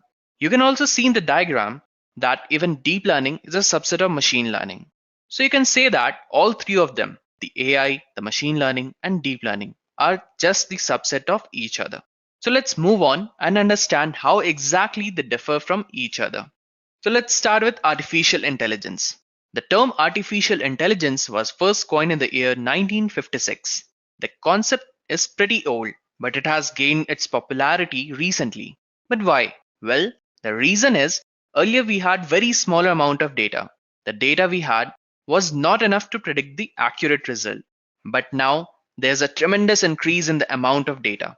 Statistics suggest that by 2020, the accumulated volume of data will increase from 4.4 zettabytes to roughly around 44 zettabytes or 44 trillion GBs of data. Along with such enormous amount of data, now we have more advanced algorithm and high-end computing power and storage that can deal with such large amount of data. As a result, it is expected that 70% of enterprise will implement AI over the next 12 months, which is up from 40% in 2016 and 51% in 2017. Just for your understanding, what is AI? Well, it's nothing but a technique that enables the machine to act like humans by replicating the behavior and nature. With AI, it is possible for a machine to learn from the experience. The machines adjust their responses based on new input, thereby performing human-like tasks. Artificial intelligence can be trained to accomplish specific tasks by processing large amount of data and recognizing pattern in them. You can consider that building an artificial intelligence is like building a church. The first church took generations to finish, so most of the workers who were working in it never saw the final outcome. Those working on it took pride in their crafts, building bricks and chiseling stone that was going to be placed into the great structure. So as AI researchers, we should think of ourselves as humble brick makers whose job is to study how to build components, example parsers, planners, or learning algorithm, or etc. anything that someday someone and somewhere will integrate into the intelligent systems. Some of the examples of artificial intelligence from our day-to-day life are Apple series, chess playing computer, Tesla's self-driving car, and many more. These examples are based on deep learning and natural language processing. Well, this was about what is AI and how it gains its hype. So moving on ahead, let's discuss about machine learning and see what it is and why it was even introduced. Well, machine learning came into existence in the late 80s and the early 90s. But what were the issues with the people which made the machine learning come into existence? Let us discuss them one by one. In the field of statistics, the problem was how to efficiently train large complex model. In the field of computer science and artificial intelligence, the problem was how to train more robust version of AI system. While in the case of neuroscience, problem faced by the researchers was how to design operational model of the brain. So these were some of the issues which had the largest influence and led to the existence of the machine learning. Now this machine learning shifted its focus from the symbolic approaches it had inherited from the AI and moved towards the methods and model it had borrowed from statistics and probability theory. So let's proceed and see what exactly is machine learning. Well, machine learning is a subset of AI which enables the computer to act and make data-driven decisions to carry out a certain task. These programs or algorithms are designed in a way that they can learn and improve over time when exposed to new data. Let's see an example of machine learning. Let's say you want to create a system which tells the expected weight of a person based on its height. The first thing you do is you collect the data. Let's see, this is how your data looks like. Now each point on the graph represents one data point. To start with, we can draw a simple line to predict the weight based on the height. For example, a simple line W equal h minus 100, where W is weight in kgs and h is height in centimeter. This line can help us to make the prediction. Our main goal is to reduce the difference between the estimated value and the actual value. So in order to achieve it, we try to draw a straight line that fits through all these different points and minimize the error. So our main goal is to minimize the error and make them as small as possible. Decreasing the error or the difference between the actual value and estimated value increases the performance of the model. Further on, the more data points we collect, the better our model will become. We can also improve our model by adding more variables and creating different prediction lines for them. Once the line is created, so from the next time if we feed a new data, for example height of a person, to the model, it would easily predict the data for you and it will tell you what his predicted weight could be. I hope you got a clear understanding of machine learning. So moving on ahead, let's learn about deep learning. Now what is deep learning? You can consider deep learning model as a rocket engine, and its fuel is its huge amount of data that we feed to these algorithms. The concept of deep learning is not new, but recently its hype has increased and deep learning is getting more attention.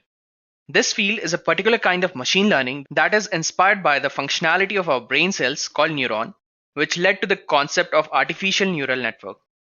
It simply takes the data connection between all the artificial neurons and adjusts them according to the data pattern.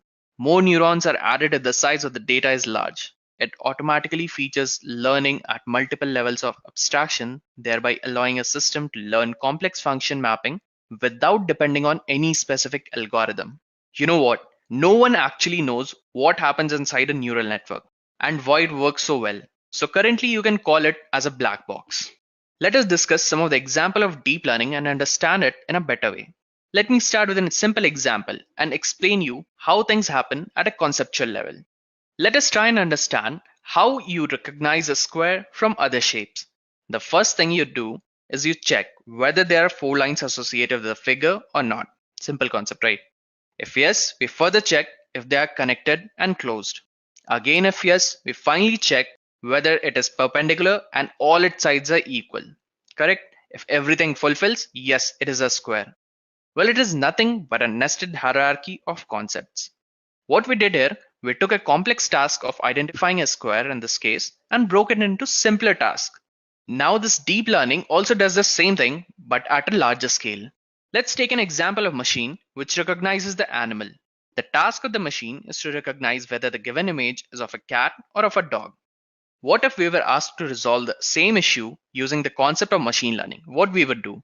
First, we would define the features such as check whether the animal has whiskers or not, or check if the animal has pointed ears or not, or whether its tail is straight or curved. In short, we will define the facial features and let the system identify which features are more important in classifying a particular animal. Now, when it comes to deep learning, it takes this to one step ahead. Deep learning automatically finds out the feature which are most important for classification, compared to machine learning where we had to manually give out that features. By now, I guess you have understood that AI is the bigger picture and machine learning and deep learning are its subpart. So let's move on and focus our discussion on machine learning and deep learning. The easiest way to understand the difference between the machine learning and deep learning is to know that deep learning is machine learning. More specifically, it is the next evolution of machine learning. Let's take few important parameters and compare machine learning with deep learning. So starting with data dependencies. The most important difference between deep learning and machine learning is its performance as the volume of the data gets increased. From the below graph, you can see that when the size of the data is small, deep learning algorithm doesn't perform that well. But why? Well, this is because deep learning algorithm needs a large amount of data to understand it perfectly. On the other hand, the machine learning algorithm can easily work with smaller data set. Fine. Next comes the hardware dependencies. Deep learning algorithms are heavily dependent on high-end machines, while the machine learning algorithm can work on low-end machines as well. This is because the requirement of deep learning algorithm include GPUs, which is an integral part of its working. The deep learning algorithm requires GPUs as they do a large amount of matrix multiplication operations, and these operations can only be efficiently optimized using a GPU as it is built for this purpose only. Our third parameter will be feature engineering. Well, feature engineering is a process of putting the domain knowledge to reduce the complexity of the data and make patterns more visible to learning algorithms. This process is difficult and expensive in terms of time and expertise. In case of machine learning, most of the features are needed to be identified by an expert and then hand-coded as per the domain and the data type. For example, the features can be a pixel value, shapes, texture, position, orientation, or anything. Fine. The performance of most of the machine learning algorithm depends on how accurately the features are identified and extracted. Whereas in case of deep learning algorithms, it try to learn high-level features from the data. This is a very distinctive part of deep learning, which makes it way ahead of traditional machine learning. Deep learning reduces the task of developing new feature extractor for every problem. Like in the case of CNN algorithm, it first tries to learn the low-level features of the image, such as edges and lines, and then it proceeds to the parts of faces of people, and then finally to the high-level representation of the face. I hope the things are getting clear to you. So let's move on ahead and see the next parameter. So our next parameter is problem-solving approach. When we are solving a problem using traditional machine learning algorithm, it is generally recommended that we first break down the problem into different subparts, solve them individually, and then finally combine them to get the desired result. So this is how the machine learning algorithm handles the problem. On the other hand, the deep learning algorithm solves the problem from end to end. Let's take an example to understand this. Suppose you have a task of multiple object detection, and your task is to identify what is the object and where it is present in the image. So let's see and compare how will you tackle this issue using the concept of machine learning and deep learning. Starting with machine learning, in a typical machine learning approach, you would first divide the problem into two steps. First, object detection and then object recognition. First of all, you would use a bounding box detection algorithm like GrabCut, for example, to scan through the image and find out all the possible objects. Now, once the objects are recognized, you would use object recognition algorithm like SVM with HOG to recognize relevant objects. Now, finally, when you combine the result, you would be able to identify what is the object and where it is present in the image. On the other hand, in deep learning approach, you would do the process from end to end. For example, in a YOLONet, which is a type of deep learning algorithm, you would pass an image and it would give out the location along with the name of the object. Now let's move on to our fifth comparison parameter. It's execution time. Usually, a deep learning algorithm takes a long time to train. This is because there are so many parameters in a deep learning algorithm that makes the training longer than usual. The training might even last for 2 weeks or more than that if you're training completely from the scratch. Whereas in the case of machine learning, it relatively takes much less time to train, ranging from a few weeks to few hours. Now the execution time is completely reversed when it comes to the testing of data. During testing, the deep learning algorithm takes much less time to run. Whereas if you compare it with a KNN algorithm, which is a type of machine learning algorithm, the test time increases as the size of the data increase. Last but not the least, we have interpretability as a factor for comparison of machine learning and deep learning. This factor is the main reason why deep learning is still thought 10 times before anyone uses it in the industry. Let's take an example. Suppose we use deep learning to give automated scoring to essays. The performance it gives in scoring is quite excellent and is near to the human performance. But there's an issue with it. It does not reveal why it has given that score. Indeed, mathematically it is possible to find out that which node of a deep neural network were activated, but we don't know what the neurons were supposed to model and what these layers of neuron were doing collectively. So we fail to interpret the result. On the other hand, machine learning algorithm like decision tree gives us a crisp rule for why it chose and what it chose. So it is particularly easy to interpret the reasoning behind it. Therefore, the algorithms like decision tree and linear or logistic regression are primarily used in industry for interpretability.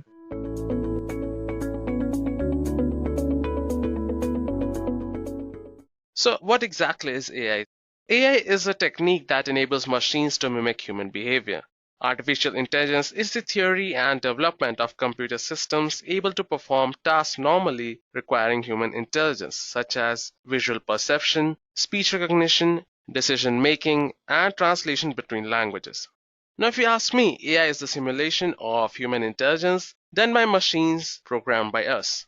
The machines need to learn how to reason and do some self correction as needed along the way, and artificial intelligence is accomplished by studying how human brain thinks, learns, decides, and works while trying to solve a problem, and then using the outcomes of the study as a bias of developing intelligence software and systems.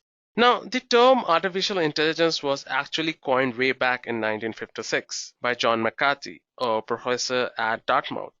For years, it was thought that computers would never match the power of the human brain, but it has proven to not be the case. Well, back then, we did not have enough data and computational power, but now, with big data coming into existence and with the great advent of GPUs, artificial intelligence is much possible. Now, generally, people have a confusion among these terms, which are artificial intelligence, machine learning, and deep learning. So don't worry, today I'm gonna resolve this issue for you as well. Now, this artificial intelligence, machine learning, and deep learning, they all come under the roof of data science. Well, data science is something that has been there for ages, and data science is the extraction of knowledge from data by using different techniques and algorithms. Now, artificial intelligence is the technique which enables machine to mimic human behavior, and the idea behind AI is fairly simple yet fascinating, which is to make intelligent machines that can take decisions on its own. Now, machine learning is a subset of artificial intelligence technique, which uses statistical methods to enable machines to improve with experience. Now, deep learning, as we know, is a subset of machine learning, which makes the same computation of multi-layer neural network feasible and uses neural networks to stimulate brain-like decision making. Now, let's have a look at the importance of artificial intelligence. So, AI has made it possible for machines to learn from experience and grow to perform human-like tasks. A lot of flashy example of artificial intelligence you hear about, like self-driving car, chess-playing computers, rely heavily on deep learning and natural language processing. Now, using these technologies, computers can be trained to accomplish specific tasks by processing large amounts of data and recognizing patterns in that data. Now, there are a lot of areas which contribute to artificial intelligence, which are namely mathematics, sociology, philosophy, we have computer science, psychology, neuroscience, and biology. Now, if we have a look at the importance of artificial intelligence, it automates repetitive learning and discovery through data. AI performs frequent, high-volume computerized tasks reliably and without fatigue. It adds intelligence to existing products. In most cases, AI will not be sold as an individual application. Rather, products you already use will be improved with AI capabilities. Much like the Google Assistants we added as a feature to a new generation of mobile phones. Now, AI adapts through progressive learning algorithms to let the data do the programming. The algorithm becomes a classifier or a predictor. So just as the algorithm can teach itself how to play any game, it can teach itself what product to recommend next online. It analyzes more and deeper data using neural networks that have many hidden layers. You need lots of data to train deep learning models because they learn directly from the data. The more data you can feed them, the more accurate they'll become. Now, AI achieves incredible accuracy through deep learning neural networks, which was previously impossible. These techniques from deep learning, image classification, object recognition can now be used to find cancer on MRIs with the same accuracy as highly trained radiologists. Now, guys, these were a lot of important aspects of artificial intelligence. And if you guys want to know more about artificial intelligence, deep learning, and a lot of technological stuff, make sure you subscribe our channel to never miss an update. Now let's move forward and understand the types of artificial intelligence.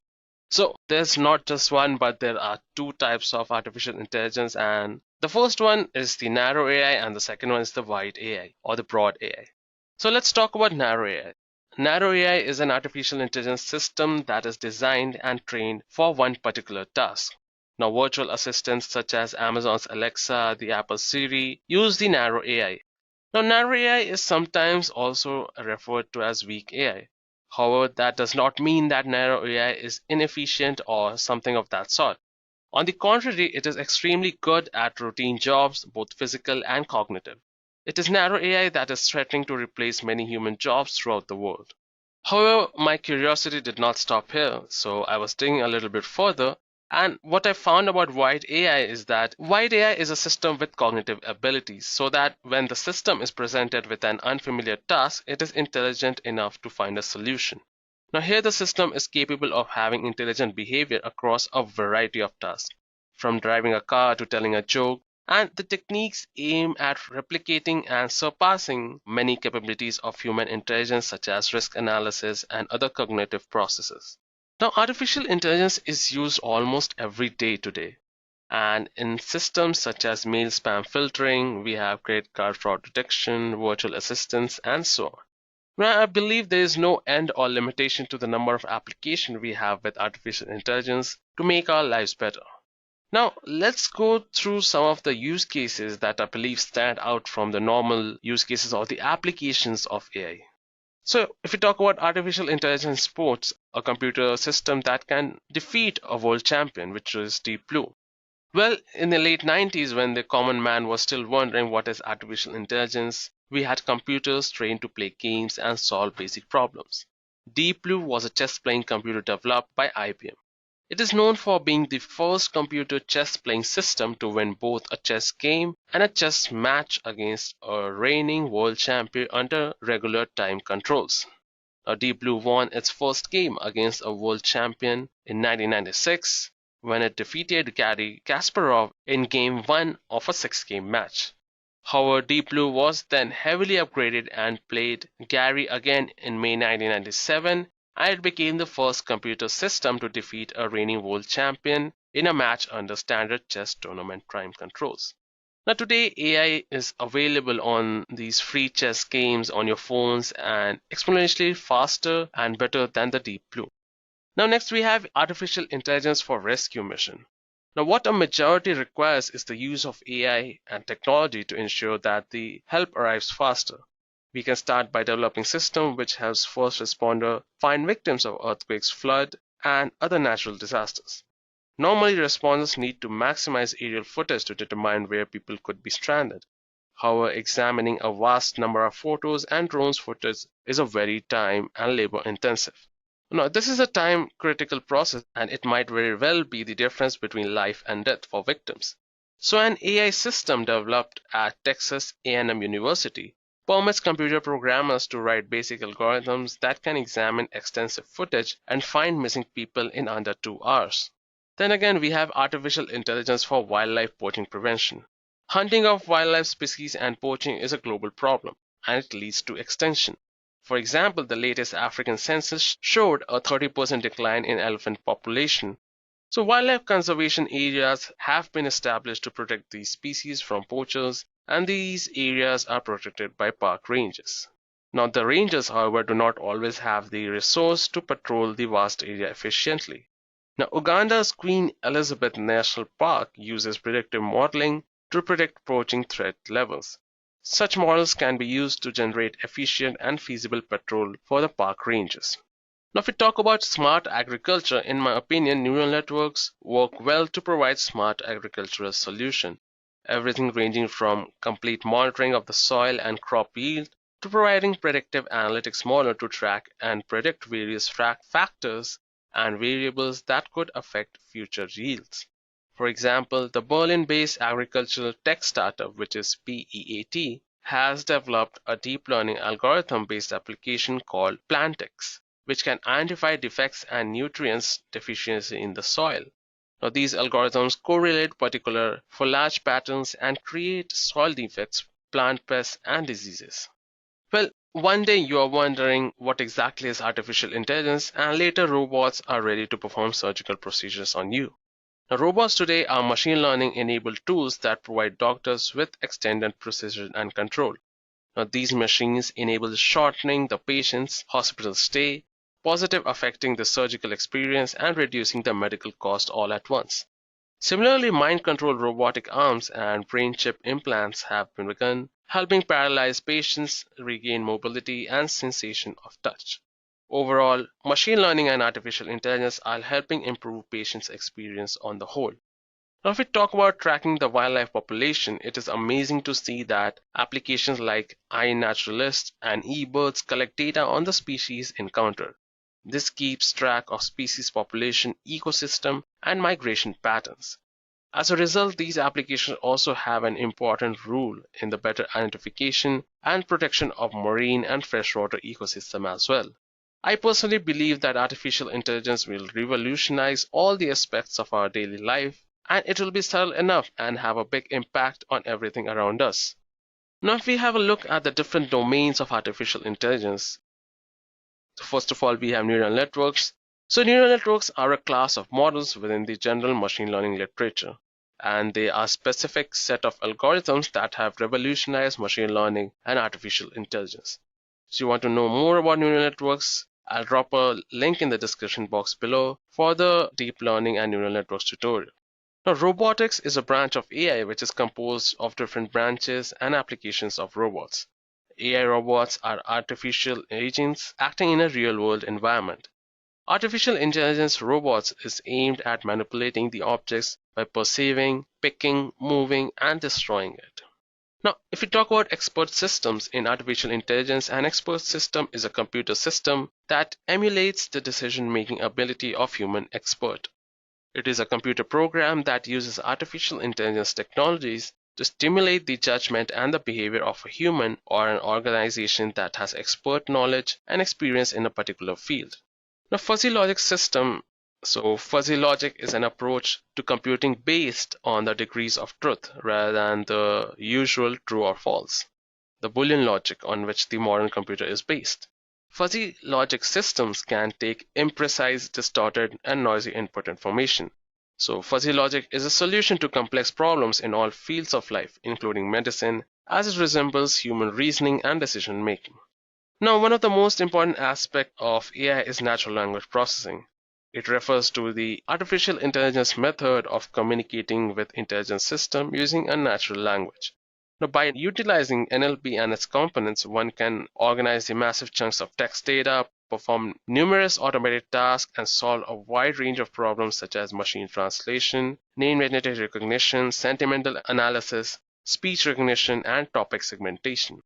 Now, these were the different domains of AI, and it just tells us how wide AI is, and it's just not confined to just one sort of area of development.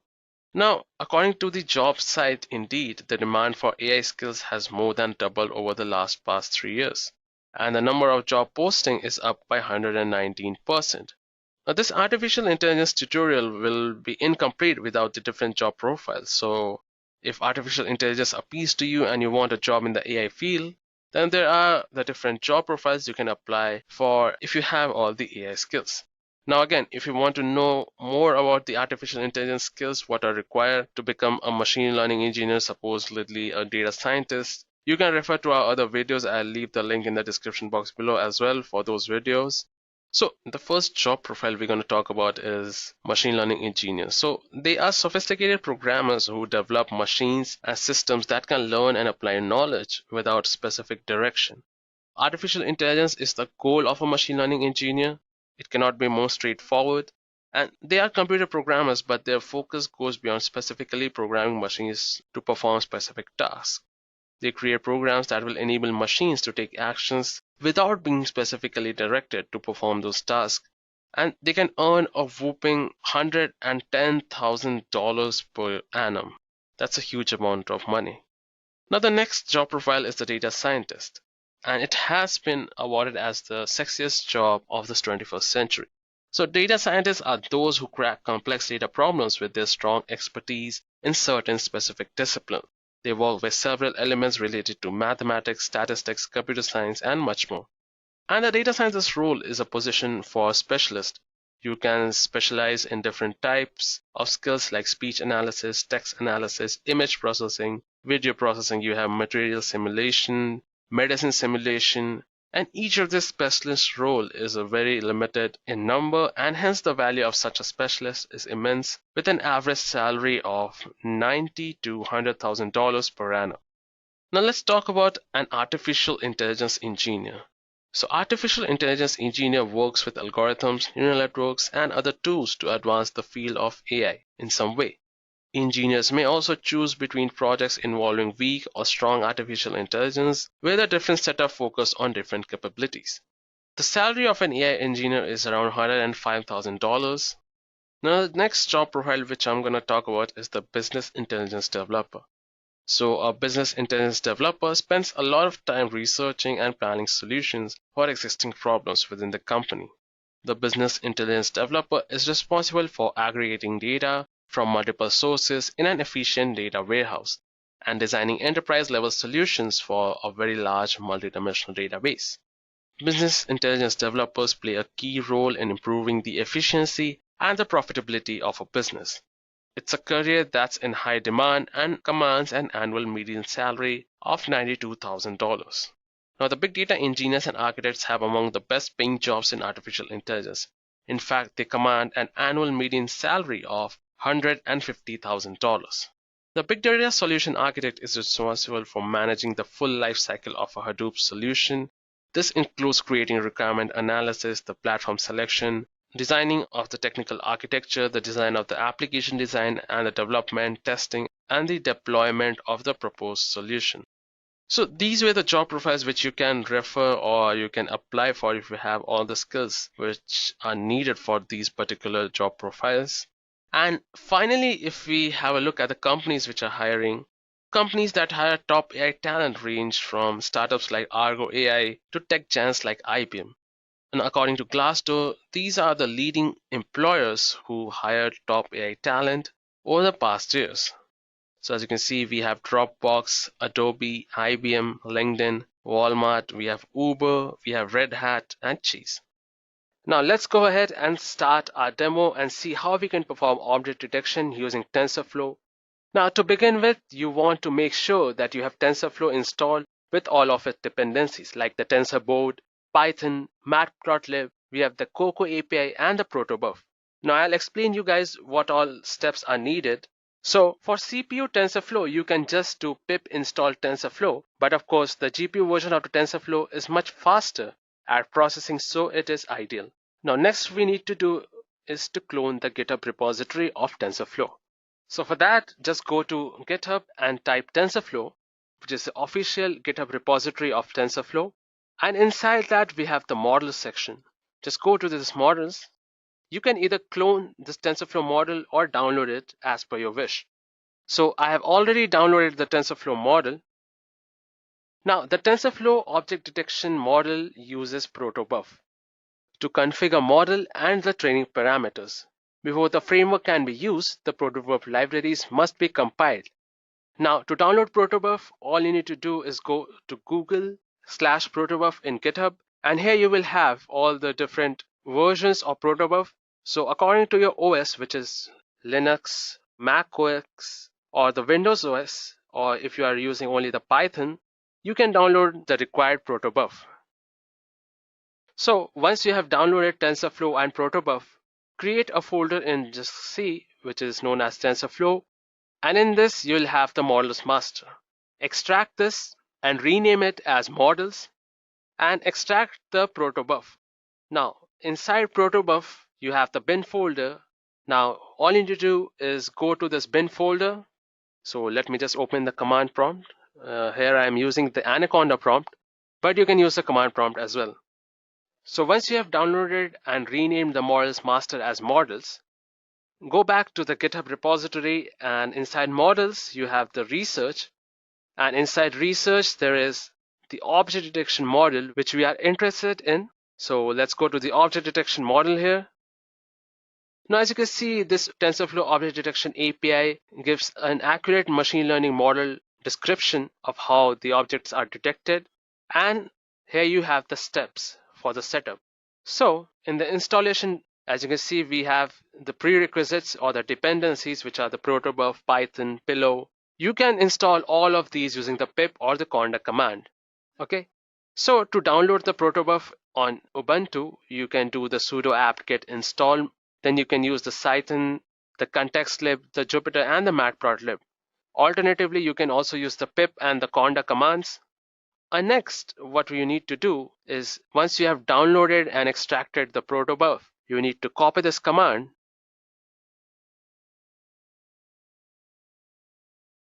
Now then you need to go into the TensorFlow, then you need to go into the models, and then inside that you need to go into the research. Now once you are inside the research, what you need to do is copy this command and paste it and run this command here.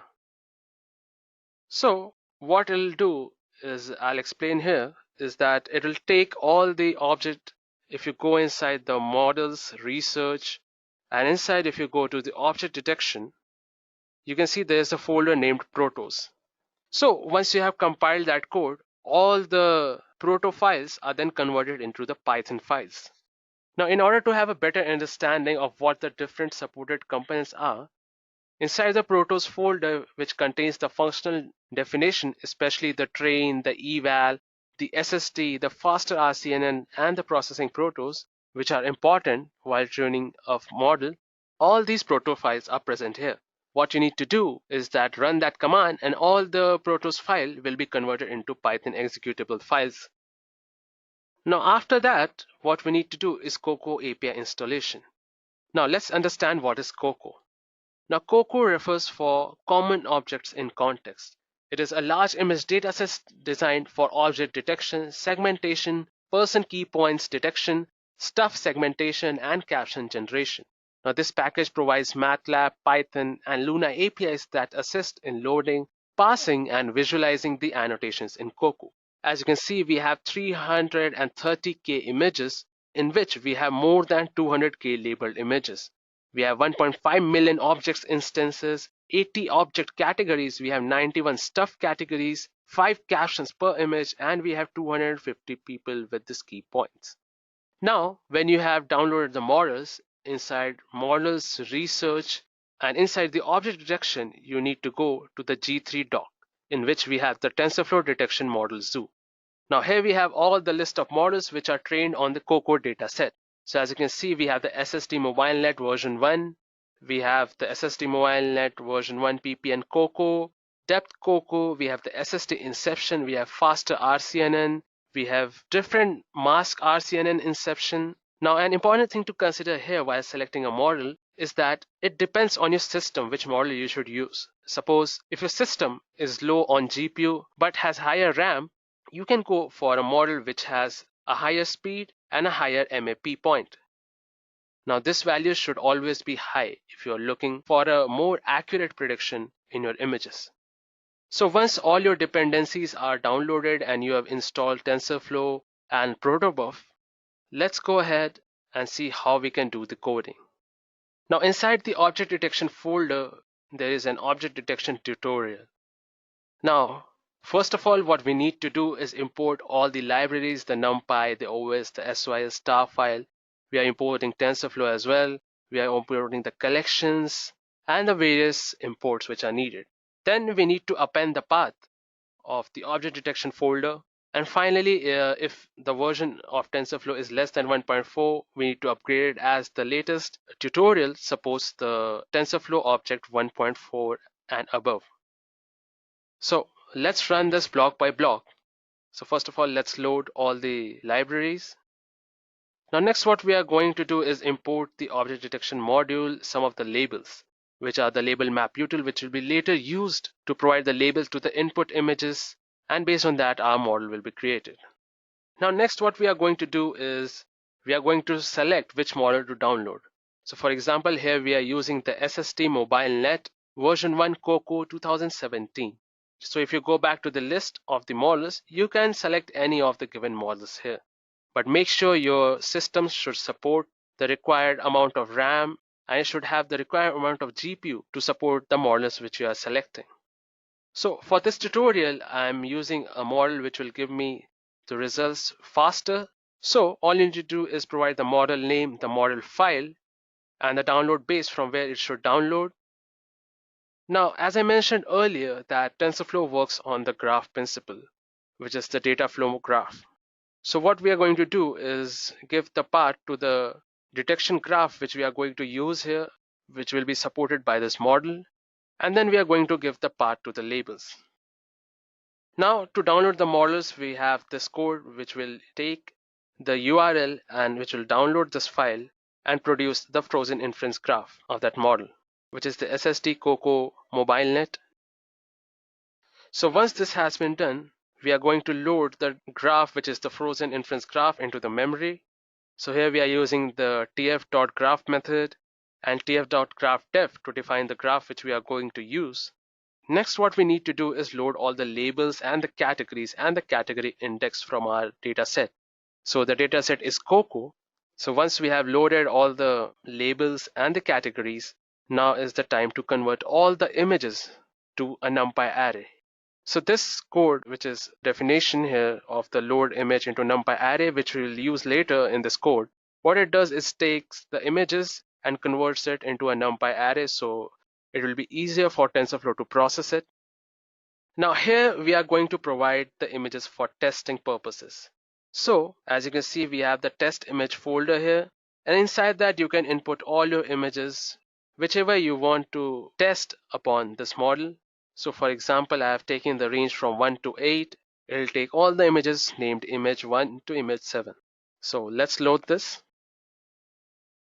Now this function, what it does is run the inference for a single image. Now for a single image, first of all, it detects all the boxes, the detection mask, and provides a certain box on the object it detects. And finally, we have the for loop, the main for loop, in which we'll take the images from the test image path and open them, and one by one we'll take all the images and do the inference for a single image one by one. So as you can see, we are using the load image into NumPy array. We are using the np.expand. Now we'll expand the dimensions since the model expects images to have the shape, which can be 1, 2, 3 based upon the categories. And you can see the output will get the detection boxes, the detection classes, and the detection score. And finally, we are using the matplotlib to show us the image. So let's run this. We'll get our output here. So this might take time depending upon the processor which you are using or the system which you are using. So since we have taken the model which will take the least amount of time, this shouldn't take much time. But then again, TensorFlow is heavy and the tensors are multidimensional arrays, as I explained, which do all the heavy computation. So guys, here we have the results. So as you can see, let's begin from the start. As you can see, it identified the dog as a 94%. It has provided a box, the label, and the score, which is the detection score, how much it is similar to all the images which has been inputted in the Coco dataset. So as you can see here, we have the person, the various percentage, we have kite, here we have a tie detected. It can detect objects in such a heavy background. As you can see, the person are so much camouflaged in the background, but still it has managed to score that person. As you can see here, it has detected an airplane, person, kite.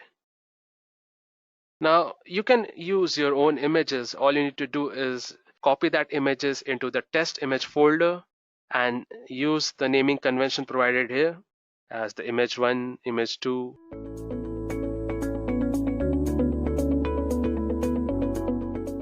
History of artificial intelligence. The concept of AI goes back to the classical ages. Under Greek mythology, the concept of machines and mechanical men were well thought of. An example is Talos.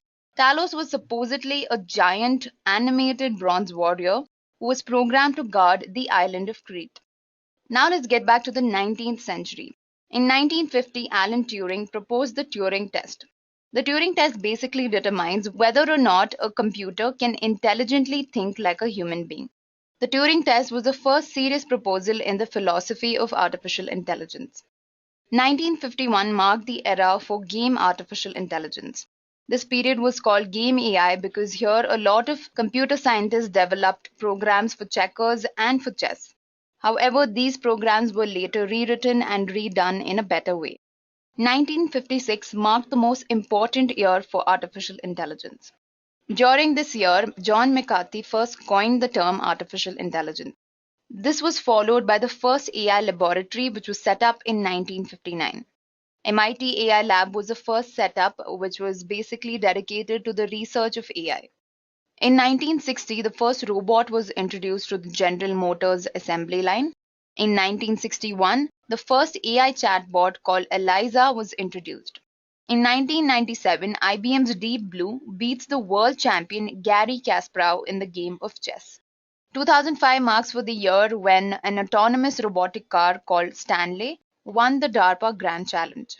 In 2011, IBM's question answering machine, Watson, defeated the two greatest Jeopardy champions, Brad Rutter and Ken Jennings. So that was a brief history of AI. Now, guys, since the emergence of artificial intelligence in 1950s, we have seen an exponential growth in its potential. AI covers domains such as machine learning, deep learning, neural networks, natural language processing, knowledge base, expert systems, and so on. So now let's understand the different stages of artificial intelligence. So basically, when I was doing my research, I found a lot of videos and a lot of articles that stated that artificial general intelligence, artificial narrow intelligence, and artificial super intelligence are the different types of AI. If I have to be more precise with you, then artificial intelligence has three different stages, right? The types of AI are completely different from the stages of AI. So under the stages of artificial intelligence, we have artificial narrow intelligence, artificial general intelligence, and artificial super intelligence. So what is artificial narrow intelligence? Artificial narrow intelligence, also known as weak AI, is a stage of artificial intelligence that involves machines that can perform only a narrowly defined set of specific tasks. Right? At this stage, the machines don't possess any thinking ability. They just perform a set of predefined functions. Examples of weak AI include Siri, Alexa, AlphaGo, Sophia, the self-driving cars, and so on. Almost all the AI-based systems that are built till this date fall under the category of weak AI or artificial narrow intelligence. Next, we have something known as artificial general intelligence. Artificial general intelligence is also known as strong AI. This stage is the evolution of artificial intelligence, wherein machines will possess the ability to think and make decisions just like human beings. There are currently no existing examples of strong AI, but it's believed that we will soon be able to create machines that are as smart as human beings. Strong AI is actually considered a threat to human existence by many scientists. This includes Stephen Hawking. Stephen Hawking quoted that the development of full artificial intelligence could spell the end of human race. Moving on to our last stage, which is artificial superintelligence. Artificial superintelligence is that stage of AI when the capability of computers will surpass human beings. Artificial superintelligence is currently seen as a hypothetical situation as depicted in movies and science fiction books. You see a lot of movies which show that machines are taking over the world. All of that is artificial superintelligence. Now, I believe that machines are not very far from reaching the stage taking into consideration our current pace. However, such systems don't currently exist, right? We don't have any machine that is capable of thinking better than a human being or reasoning in a better way than a human. Artificial superintelligence, basically any robot that is much smarter than humans. Now, moving on to the different types of artificial intelligence. Based on the functionality of AI-based systems, artificial intelligence can be categorized into four types. The first type is reactive machines AI. This type of AI includes machines that operate solely based on the present data and take into consideration only the current situation. Reactive AI machines cannot form inferences from the data to evaluate any future actions. They can perform a narrowed range of predefined tasks. An example of reactive AI is the famous IBM chess program that beat the world champion Garry Kasparov. This is one of the most impressive AI machines built so far. Next, we have limited memory AI. Now, like the name suggests, limited memory AI can make informed and improved decisions by studying the past data from its memory. So, such an AI has a short lived, or you can say a temporary memory that can be used to store past experiences and hence evaluate your future actions. Self-driving cars are limited memory AI that use the data collected in the recent past to make immediate decisions. For example, self-driving cars use sensors to identify civilians that are crossing the road. They identify any steep roads or traffic signals, and they use this to make better driving decisions. This also helps in preventing any future accidents.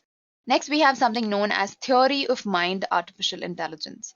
The theory of mind AI is a more advanced type of artificial intelligence. This category is speculated to play a very important role in psychology. This type of AI will mainly focus on emotional intelligence so that human beliefs and thoughts can be better comprehended. The theory of mind AI has not been fully developed yet, but rigorous research is happening in this area. Moving on to our last type of artificial intelligence is the self-aware artificial intelligence. So guys, let's just fold hands and pray that we don't reach the state of AI where machines have their own consciousness and become self-aware. This type of AI is a little far-fetched, but in the future, achieving a stage of super intelligence might be possible. Geniuses like Elon Musk and Stephen Hawking have constantly warned us about evolution of AI. So guys, let me know your thoughts in the comment section. Do you ever think we'll reach the stage of artificial super intelligence? Moving on to the last topic of today's session is the different domains or the different branches of artificial intelligence. So artificial intelligence can be used to solve real-world problems by implementing machine learning, deep learning, natural language processing, robotics, expert systems, and fuzzy logic. Now, guys, these are the different domains, or you can say the different branches that AI uses in order to solve any problem. Recently, AI has also been used as an application in computer vision and image processing. Right, for now, let me tell you briefly about each of these domains. Machine learning is basically the science of getting machines to interpret, process, and analyze data in order to solve real-world problems. Right, under machine learning, there's supervised, unsupervised, and reinforcement learning. If any of you are interested in learning about these technologies, I'll leave a link in the description box. You all can go through that content. Next, we have deep learning or neural networks. So deep learning is the process of implementing neural networks on high dimensional data to gain insights and form solutions. It is basically the logic behind the face verification algorithm on Facebook. It is the logic behind the self-driving cars, virtual assistants like Siri and Alexa. Then we have natural language processing. Natural language processing refers to the science of drawing insights from natural human language in order to communicate with machines and grow businesses. So an example of NLP is Twitter and Amazon. Twitter uses NLP to filter out terroristic language in their tweets. Amazon uses NLP to understand customer reviews and improve user experience. Then we have robotics. Robotics is a branch of artificial intelligence which focuses on the different branches and applications of robots. AI robots are artificial agents which act in the real world environment to produce results by taking some accountable actions. So I'm sure all of you have heard of Sophia. Sophia the humanoid is a very good example of AI in robotics. Then we have fuzzy logic. So fuzzy logic is a computing approach that is based on the principle of degree of truth instead of the usual modern logic that we use, which is basically the Boolean logic. Fuzzy logic is used in medical fields to solve complex problems which involve decision making. It is also used in automating gear systems in your cars and all of that. Then we have expert systems. An expert system is an AI-based computer system that learns and reciprocates the decision-making ability of a human expert. Expert systems use if-then logic notions in order to solve any complex problem. They do not rely on conventional procedural programming. Expert systems are mainly used in information management. They are seen to be used in fraud detection, virus detection, also in managing medical and hospital records, and so on.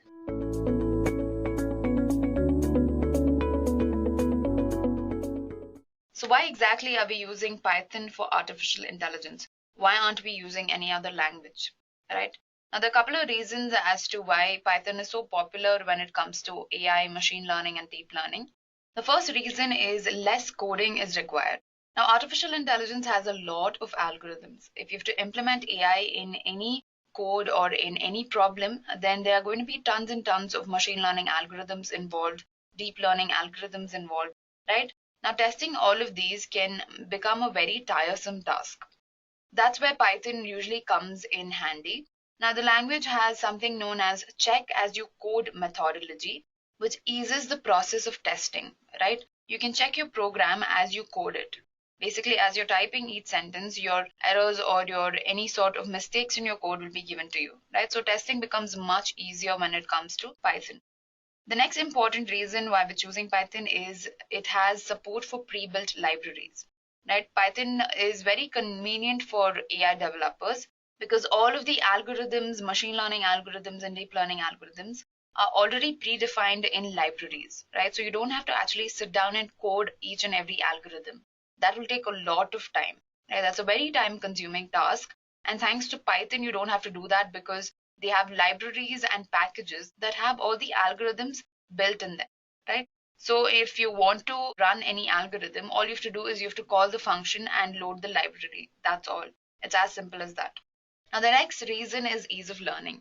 So guys, Python is actually the most simplest programming language, right? If you ask me, I think it's the most easiest programming language. It's very similar to English language, right? If you read a couple of lines in Python, you'll understand what exactly the code is doing. It has a very simple syntax, and this simple syntax can be implemented to solve simple problems like addition of two strings, and it can also be used to solve complex problems like building machine learning models and deep learning models. So ease of learning is a major factor when it comes to why Python is chosen for artificial intelligence, right? Next, we have platform independent. So a good thing about Python is that you can get your project running on different operating systems, right? And what happens when you transfer your code from one operating system to another operating system is we find a lot of dependency issues. To solve that, Python has a couple of packages, such as there is a package known as PyInstaller. Right? This PyInstaller will take care of all the dependency issues when you're transferring your code from one platform to the other platform. So all of this support is provided by Python. The last reason is massive community support. This is a very important point because it is important that you have a large community that will help you out with any errors or with any sort of problems in your code. Right? So Python has several communities and several forums and groups on Facebook. So if you have any doubts regarding any error, you can just post those errors in these groups and you'll have like a bunch of people helping you out, right? So guys, these are a couple of reasons as to why Python is chosen for artificial intelligence. It's actually considered the most popular and the most used language for data science, AI, machine learning, and deep learning. To prove that to you, here is a stat from Stack Overflow. Stack Overflow recently stated that Python is the fastest growing programming language. If you look at the graph, you can see that it has taken over JavaScript and Java and C hash, C++, and PHP, right? So Python is actually growing at an exponential rate, especially when it comes to data science and artificial intelligence. A lot of developers are very comfortable with the Python language because, it's a general purpose language, first of all. So most of the developers are already aware of Python. And then using the same language in order to solve complex problems like artificial intelligence, machine learning, and deep learning is something every developer wants, right? They want a simple language in order to code all the complex algorithms or the complex models, right? So that's why Python is the best choice for artificial intelligence. For those of you who are not aware of Python programming and don't know much about Python, I'm going to leave a couple of links in the description box, right? You can go through those links and study a little bit more about how Python works or how the coding part works, right? I'm going to be focusing mainly on artificial intelligence and I'll be showing you a lot of demos. So those of you who are not aware of Python, make sure you check the description box, right? Next, I'm going to discuss the different Python packages for artificial intelligence. Now, these are the packages that are specifically for machine learning, deep learning, natural language processing, and so on. So let's take a look at all these packages. So first we have TensorFlow. If you are currently working on a machine learning project in Python, then you must have heard of this popular open source library known as TensorFlow. Right? This library was developed by Google in collaboration with Brain Team. TensorFlow is used in almost every Google application for machine learning. Now let me just discuss a few features of TensorFlow. It has a responsive construct, meaning that with TensorFlow, we can easily visualize each and every part of the graph, which is not an option when you're using other packages such as NumPy or Scikit, right? Another feature is that it's very flexible. Now, one of the most important TensorFlow features is that it is flexible in operability, meaning that it has modularity and the parts of which you want to make standalone, it offers you that option. right? It's very flexible in that way. It'll give you exactly what you want. Now, a good feature about TensorFlow is that you can train it on both CPU and GPU, right? So for distributed computing, you can have both these options. Also, it supports parallel neural network training. So TensorFlow offers pipelining in the sense that you can train multiple neural networks and multiple GPUs, which makes the models very efficient on any large scale system, right? So parallel neural network training is supported by TensorFlow, right? This is one of the most important features of TensorFlow. Apart from this, it has a very large community. And needless to say, if it has been developed by Google, then there's already a large team of software engineers who work on stability improvements and all of that, right? The next library I'm going to talk about is scikit-learn. Now, scikit-learn is a Python library that is associated with NumPy and SciPy, right? That's why it has the name scikit-learn. Now, this is considered to be one of the best libraries for working with complex data. There are a lot of changes that are being made in this library, and one modification is the cross-validation feature, which provides the ability to use more than one metric, right? Cross-validation is one of the most important and one of the most easiest methods for checking the accuracy of a model, right? So cross-validation is being implemented in scikit-learn. And apart from that, again, there are a large spread of algorithms that you can implement by using scikit-learn, right? These include unsupervised learning algorithms, starting from clustering, factor analysis, principal component analysis, to all the unsupervised neural networks. Scikit-learn is also very essential for feature extracting in images and text. So mainly scikit-learn is used for implementing all the standard machine learning and data mining tasks like reducing dimensionality, classification, regression, clustering, and model selection. Next up, we have NumPy. Now, NumPy is considered as one of the most popular machine learning libraries in Python. Now, let me tell you that TensorFlow and other libraries, they make use of NumPy internally for performing multiple operations on tensors. The most important feature of NumPy is the array interface. It supports multi-dimensional arrays, right? That's one of the most important features of NumPy. Another feature is it makes complex mathematical implementations very simple, right? It's mainly known for computing mathematical data. So NumPy is a package that you should be using for any sort of statistical analysis or data analysis that involves a lot of math. Apart from that, it makes coding very easy, and grasping the concept is extremely easy with NumPy. Now, NumPy is mainly used for expressing images, sound waves, and other mathematical computations. All right. Moving on to our next library, we have Theano. Theano is a computational framework which is used for computing multi-dimensional arrays. Right? Theano actually works very similar to TensorFlow, but the only drawback is that you can't fit Theano into production environments. But apart from that, Theano allows you to define, optimize, and evaluate mathematical expressions that involve multi-dimensional arrays. Right? This is another library that lets you implement multi-dimensional arrays. Features of Theano include tight integration with NumPy. An advantage of Theano is that you can easily implement NumPy arrays in Theano, right? That's why there's a connection between Theano and NumPy, because both of them effectively use multi-dimensional arrays. Transparent use of GPU. Now, performing data-intensive computations are much faster when it comes to Theano because of its use of GPU, right? Theano also lets you detect and diagnose multiple types of errors and any sort of ambiguity in the model. So guys, Theano was actually designed to handle the types of computations required for large neural network algorithms, right? It was mainly built for deep learning and neural networks. It was one of the first libraries of its kind, and it is considered as an industry standard for deep learning research and development. Theano is being used in multiple neural networks projects, and the popularity of Theano is only going to grow with time, right? A lot of people actually haven't heard of Theano, but let me tell you that this is one of the best ways to implement deep learning and neural network models. Moving on, we have Keras. Now, Keras is considered to be the most popular Python package. It provides some of the best functionalities for compiling models, processing your data sets, and visualizing graphs.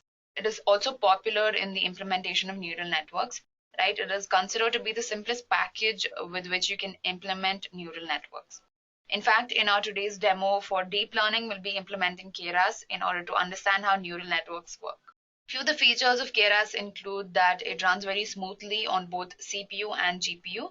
It supports almost all the models of a neural network, right? From fully connected, convolutional, pooling, recurrent, embedding, all of these models are supported by Keras.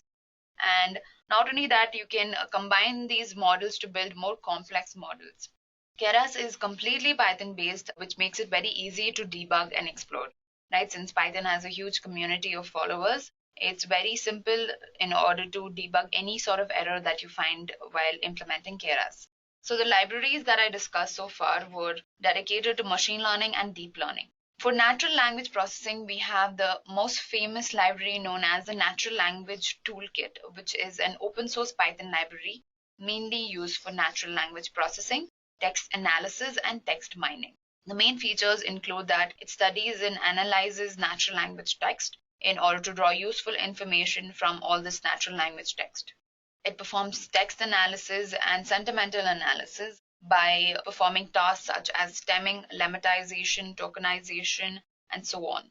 Now, don't worry if you don't know what any of those terms mean. I'll be discussing all of those terms with you by the end of today's session. So guys, these were a couple of Python-based libraries which are very essential for implementing machine learning and deep learning and artificial intelligence when you're using Python, right? These libraries are perfect for implementing AI. So guys, if any of you have any doubts regarding the libraries, or if you want to learn more about the libraries, I will leave a couple of links in the description box. You can go through those videos as well. So now let's move on to the main topic of discussion, which is artificial intelligence. Now, before we get started with the demand of artificial intelligence, let me tell you that AI was invented long ago. AI goes back to the 19th century. It was not something that was recently invented, even though AI has recently gained a lot of popularity. We can say that in the past decade, AI has gained the maximum popularity. But it was actually invented in the 19th century. Now, especially in the year 1950, there was somebody known as Alan Turing. I'm sure a lot of you have heard about the Turing test. The Turing test is basically used to determine whether or not a machine is artificially intelligent, meaning that whether a machine can think intelligently like a human being, right? This was the first proposition, and this was one of the most important breakthroughs in artificial intelligence, right? Somebody known as Alan Turing, he published a landmark paper in which he speculated about the possibility of creating machines that think, right? So the Turing test was the first serious proposal in the philosophy of artificial intelligence. This was done in 1950, right? After this, we had eras of AI. We had the game AI, which was in 1951. Now, since the emergence of AI in 1950s, we have seen an exponential growth in its potential, right? AI covers domains like machine learning, deep learning, neural networks, natural language processing, knowledge base, and so on. It's also made its way into computer vision and image processing. But the question is, if AI has been here for over half a century, why has it suddenly gained so much importance, right? Why are we talking about artificial intelligence now? The main reasons for the vast popularity of AI are the following, right? The first reason is more computational power. Now, AI requires a lot of computing power. Recently, many advances have been made and complex deep learning models can be deployed. And one of the greatest technology that made this possible are GPUs. Since the invention of GPUs, we can compute much more with our computers. Initially, we could barely process 1 GB of data, right? We only had hard disks to store additional memory and all of that.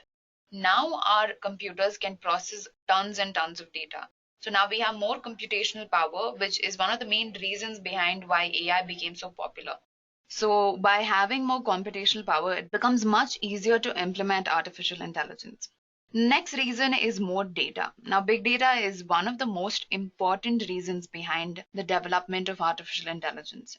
Now, AI and data science and machine learning, deep learning, all of these processes are here only because we have a lot of data at present. Now, the main idea behind all these technologies is to draw useful insights from data. Now, since we start generating a lot of data, we need to find a method that can process this much data and draw useful insights from data such that it benefits an organization or it grows a business. That's why artificial intelligence and machine learning comes into the picture, right? So more data led to the demand of artificial intelligence. Apart from this, we also have better algorithms now, right? We have state of the art algorithms. Most of them are based on the idea of neural networks, and these are constantly getting better. Neural networks are actually one of the most significant discoveries in artificial intelligence, because with neural networks you can take in 1,000 layers of input data, right? You can take in a lot of input data to perform computations. So through neural networks we're actually able to solve a lot of problems, including healthcare problems, fraud detection problems, and so on. Another reason is broad investment. So our universities and governments and startups and any tech giants like Google, Amazon, and Facebook, they are all investing heavily in artificial intelligence, which also led to the demand of AI. So AI is rapidly growing both as a field of study and also as an economy, right? It's adding a lot to the economy.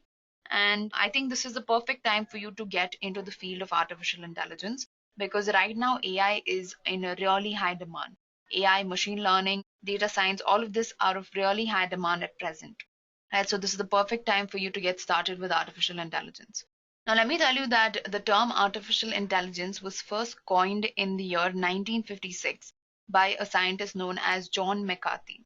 Now, John McCarthy defined artificial intelligence as the science and engineering of making intelligent machines. Now, let me give you a descriptive definition of artificial intelligence.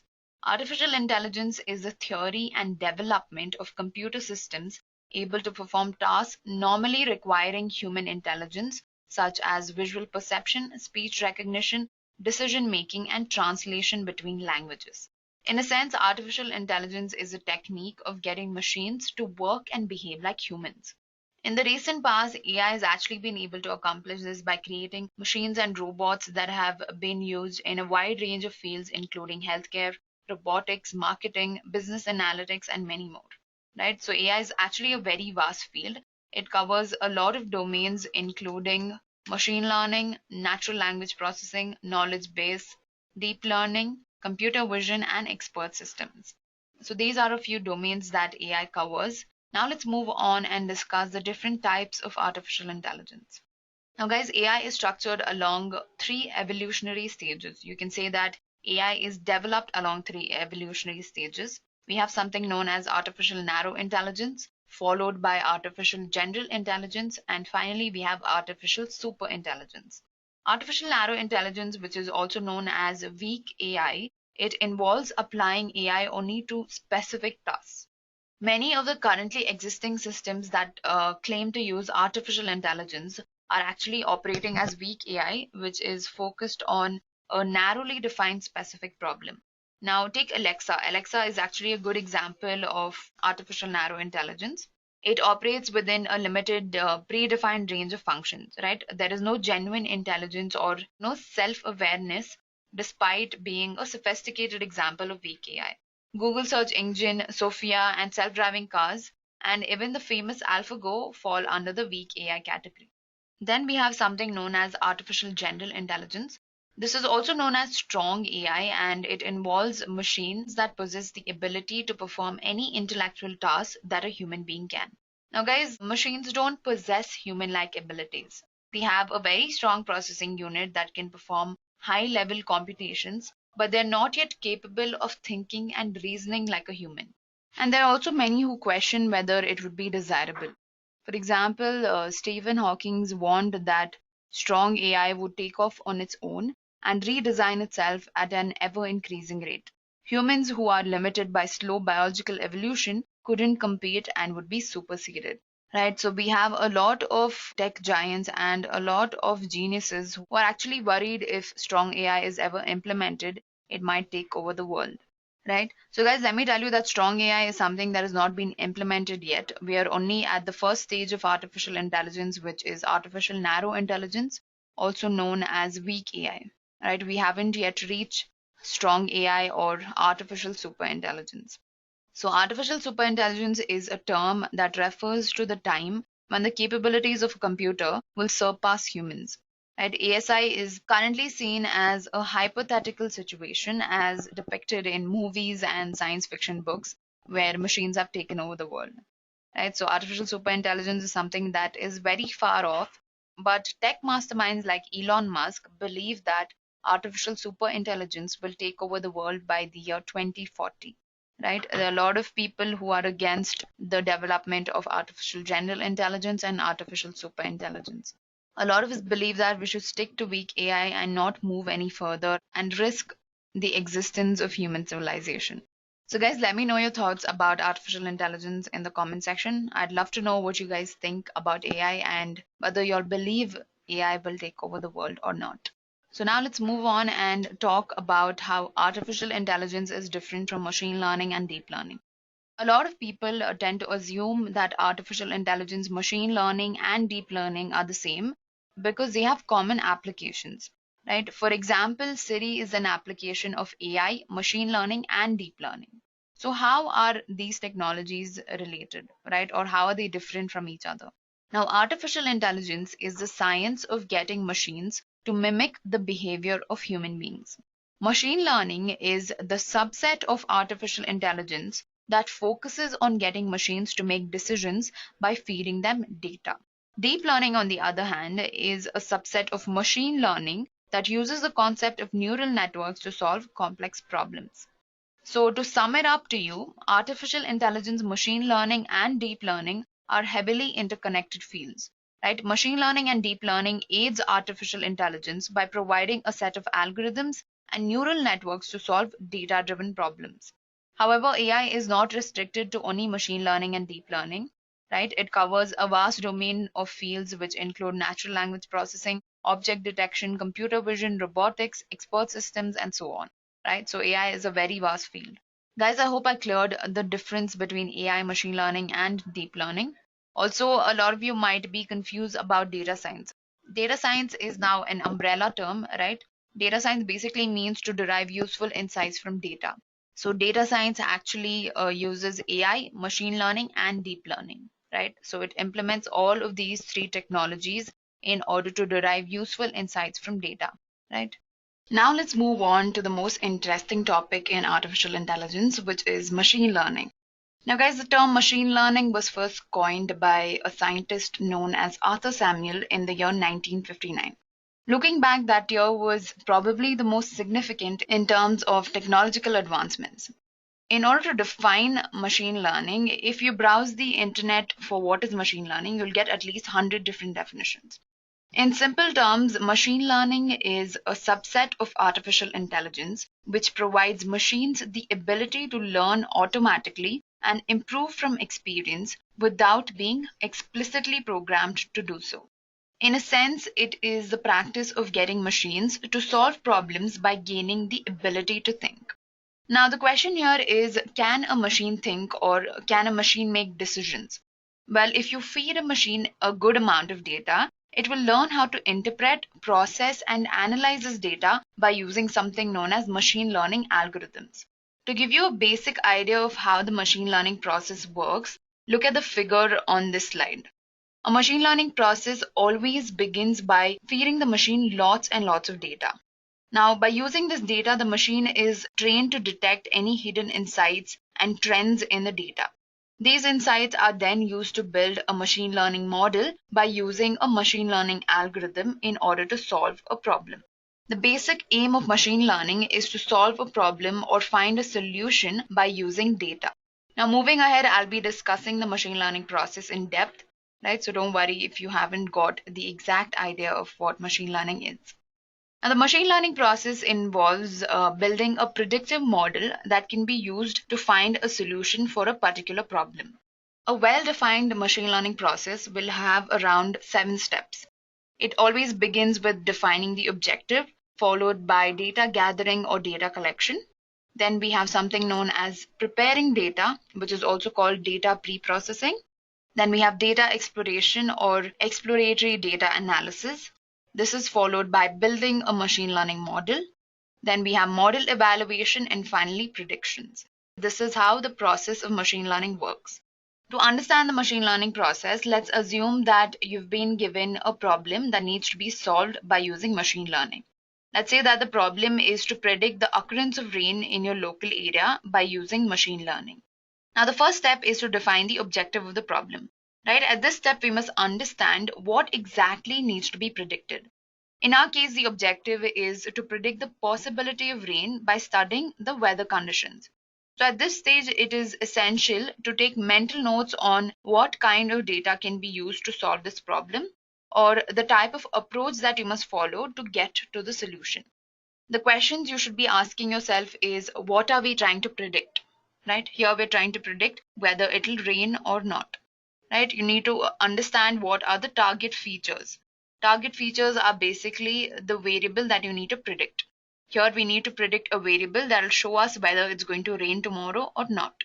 Then you must also understand what kind of data you will need to solve this problem. Apart from that, you need to know what kind of problem you're facing. Is it a binary classification problem or is it a clustering problem? Now, if you don't know what classification and clustering is, don't worry, I'll be talking about all of these things in the upcoming slides. So your first step is to define the objective of your problem. You need to understand what exactly needs to be done here, right? How can you solve this problem? Moving on, your next step is to gather the data that you need. At this stage, you must be asking questions such as, what kind of data is needed to solve this problem? Is the data available to me? And if it's not available, how can I get the data? Right? Once you know the type of data that is required, you must understand how you can derive this data. Data collection can be either done manually or it can be done by web scraping. But don't worry, if you're a beginner and you're just looking to learn machine learning, you don't have to worry about getting the data. There are thousands of data resources on the web. You can just download the data set and you can get going. Coming back to the problem at hand, the data needed for weather forecasting includes measures such as humidity level, your temperature, the pressure, the locality, whether or not you live in a hill station, and so on.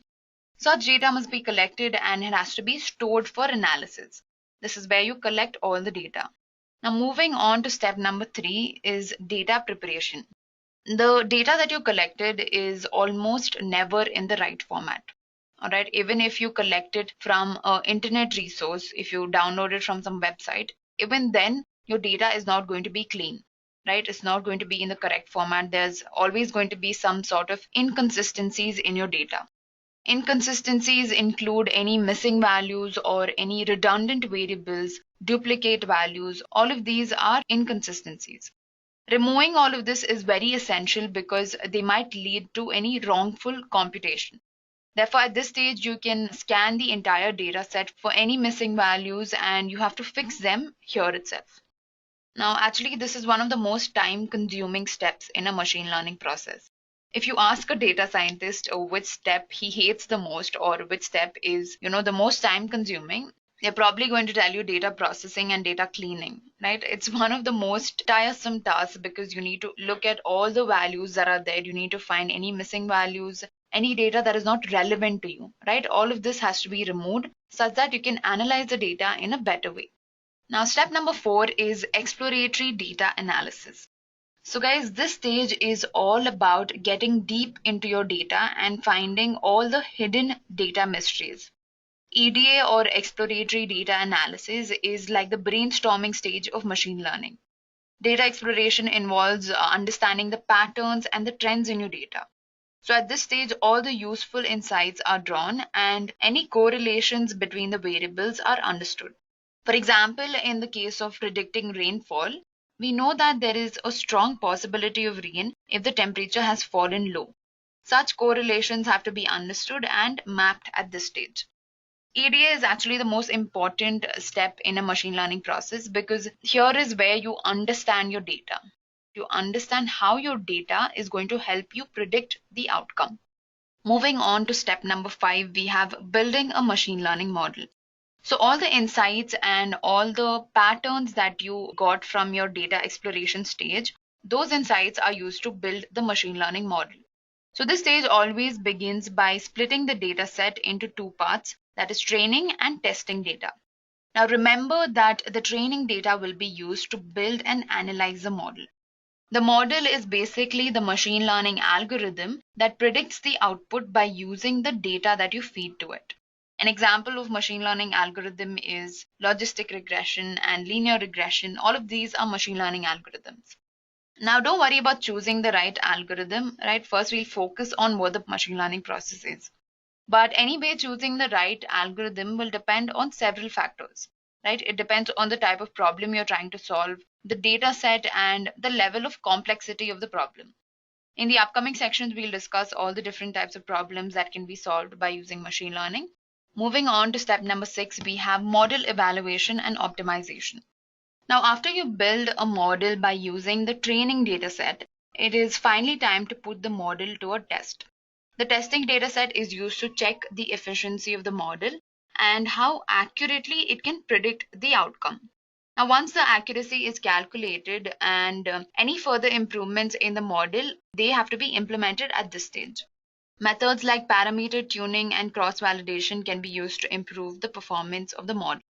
Before I move any further, I don't know if all of you know what training and testing dataset means.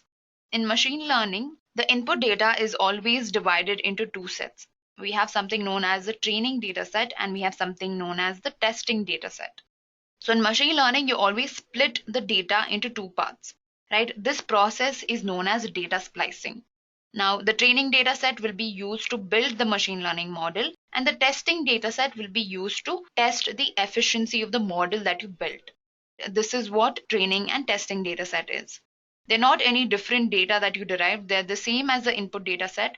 The only thing is you are splitting the data set so that you can train the model on one data and test the model on another data.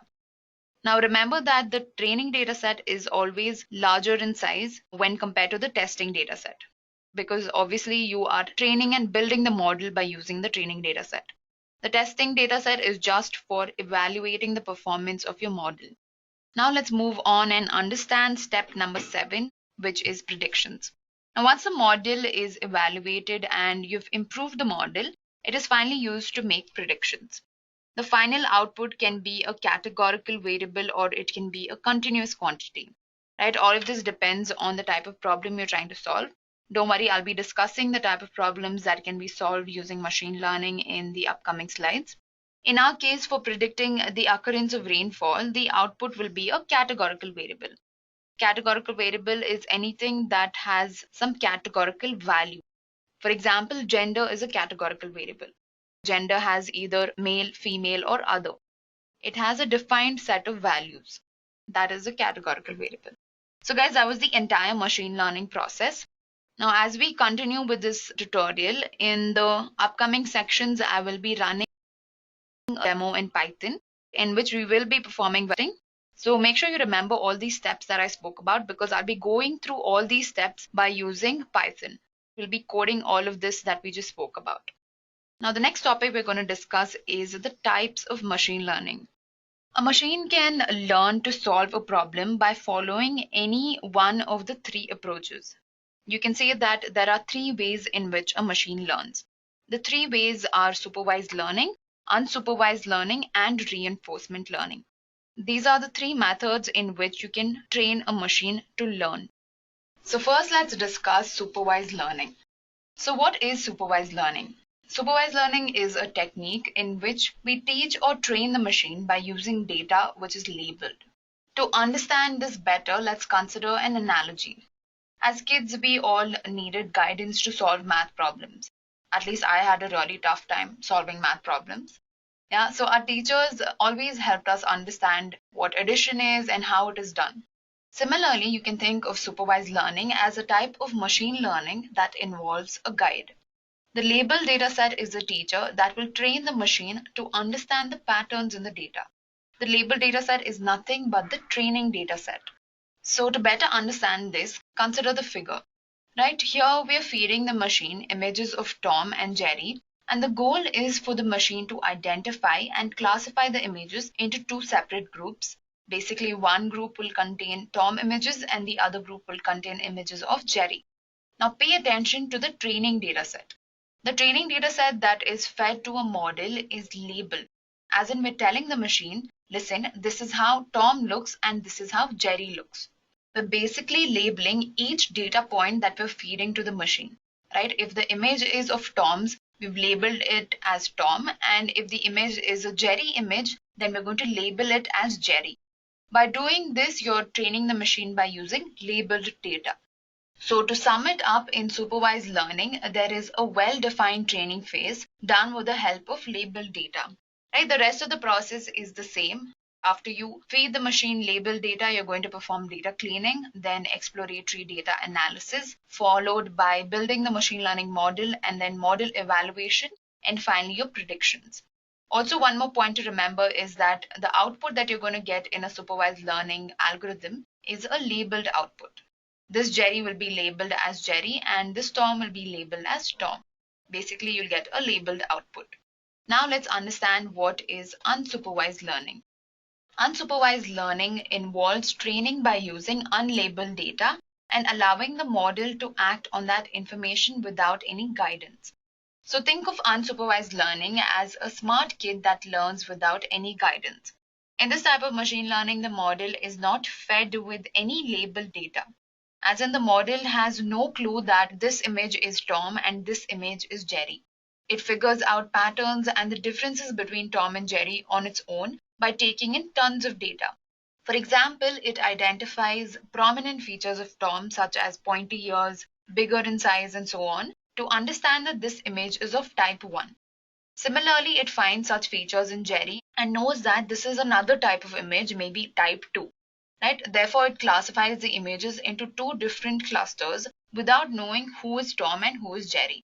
Now, the main idea behind unsupervised learning is to understand the patterns in your data set and form clusters based on feature similarity. Basically, it'll feature similar images or similar data points into one cluster, and it'll form another cluster which is totally different from the first cluster. So look at the output over here. The unlabeled output is basically clusters or groups of two different data. Next, we have something known as reinforcement learning.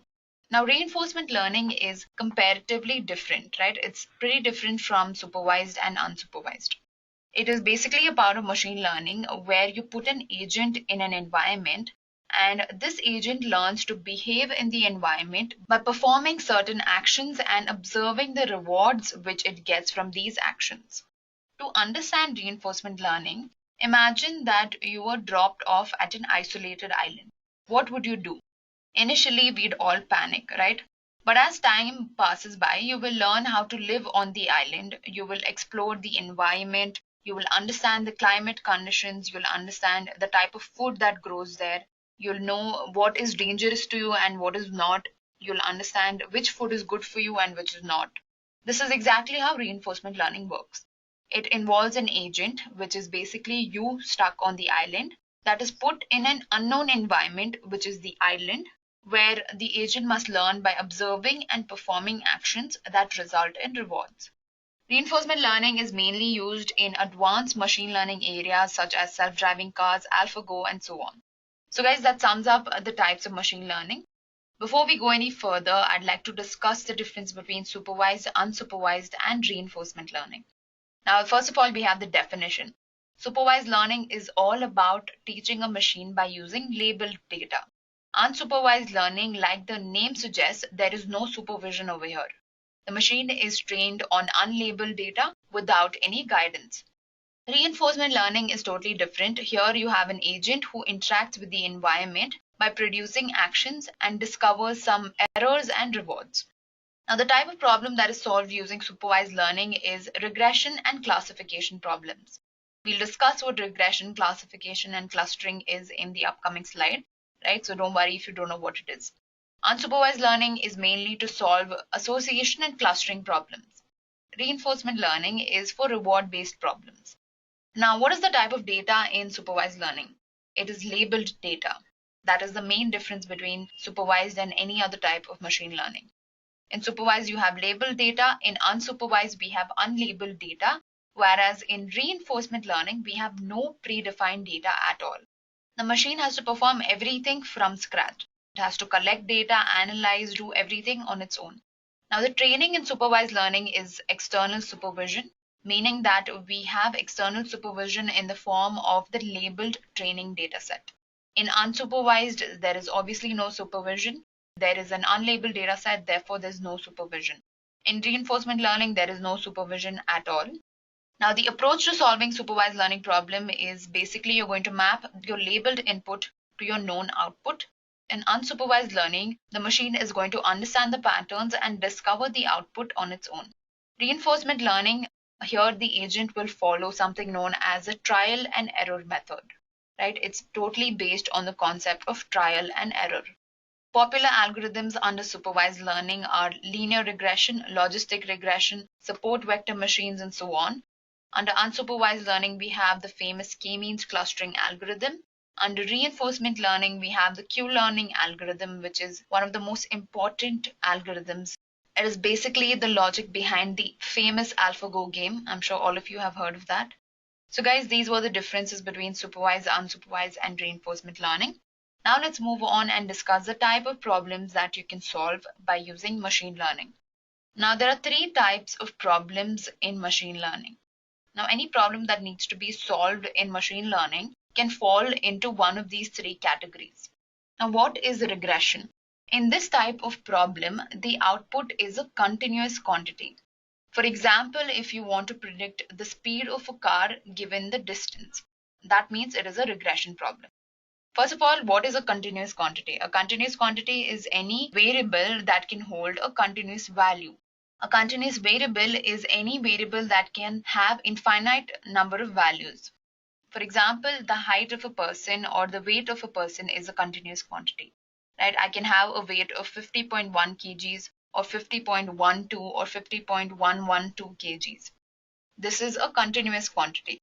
Regression problems can be solved by using supervised learning algorithms. Another type of problem is the classification problem. Here, the output is always a categorical value. Classifying emails into two classes, for example, classifying your email as spam and non-spam, is a classification problem. Here again, you'll be using supervised learning classification algorithms such as support vector machines, naive bayes, logistic regression, and so on. Then we have clustering problem. Right? This type of problem involves assigning the input into two or more clusters based on feature similarity. For example, clustering the viewers into similar groups based on their interest or based on their age or geography can be done by using unsupervised learning algorithms like k-means clustering. One thing you need to understand is under supervised learning, you can solve regression and classification problems. Under unsupervised learning, you can solve clustering problems. Reinforcement learning is something else altogether, right? You can solve reward-based problems and more complex and deep problems. So now let's move on and understand the different machine learning algorithms. Now, I will not be going into depth for machine learning algorithms because there are a lot of algorithms to cover, but we have content around almost every machine learning algorithm out there. So I'm just going to show you a hierarchical diagram of how the algorithms are structured. So under machine learning, we have three types of learning. We have supervised, unsupervised, and reinforcement. Under supervised learning, we have regression and classification problems. And under unsupervised learning, we have clustering problems. Reinforcement learning is completely different. I'll be leaving a link in the description specifically for reinforcement learning. You can check out the entire content of reinforcement learning there. Now, regression problems can be solved by using linear regression. Algorithms such as linear regression, decision trees, and random forests can also be used in regression problems. But usually, decision trees and random forests, all of these are used to solve classification problems.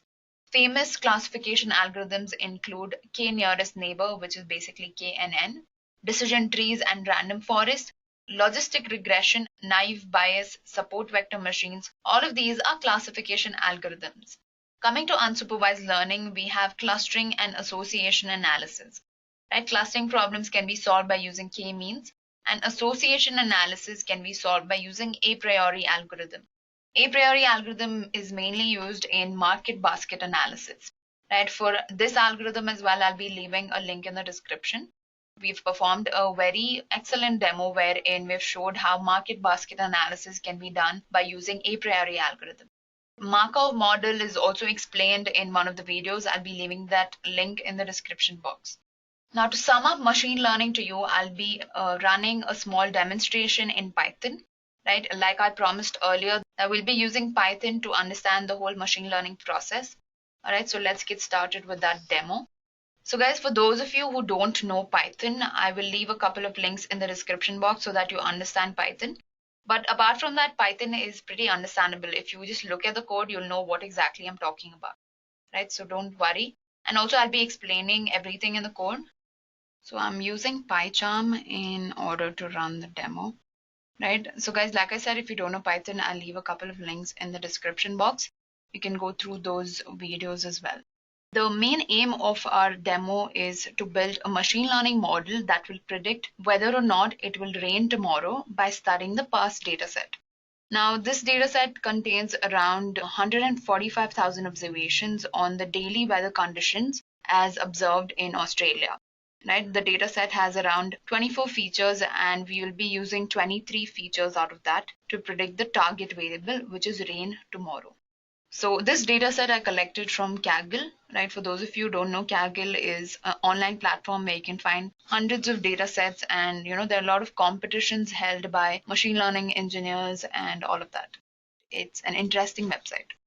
Now, the problem statement itself is to build a machine learning model that will predict whether or not it will rain tomorrow. This is clearly a classification problem. The machine learning model has to classify the output into two classes, that is either yes or no. Yes will stand for it will rain tomorrow, and no will basically denote that it will not rain tomorrow. Right? This is a classification problem. So I hope the objective is clear. Right? So we'll begin the demonstration by importing the required libraries. So first of all, for mathematical computations, we'll be importing the NumPy library. We'll also be importing the pandas library for data processing. Next, we will load the CSV file. Basically, my data is stored in a CSV format in this file. Weather.os.csv is my data set.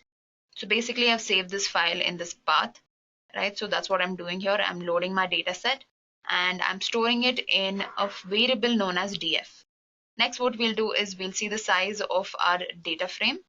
Let's print the size of the data frame.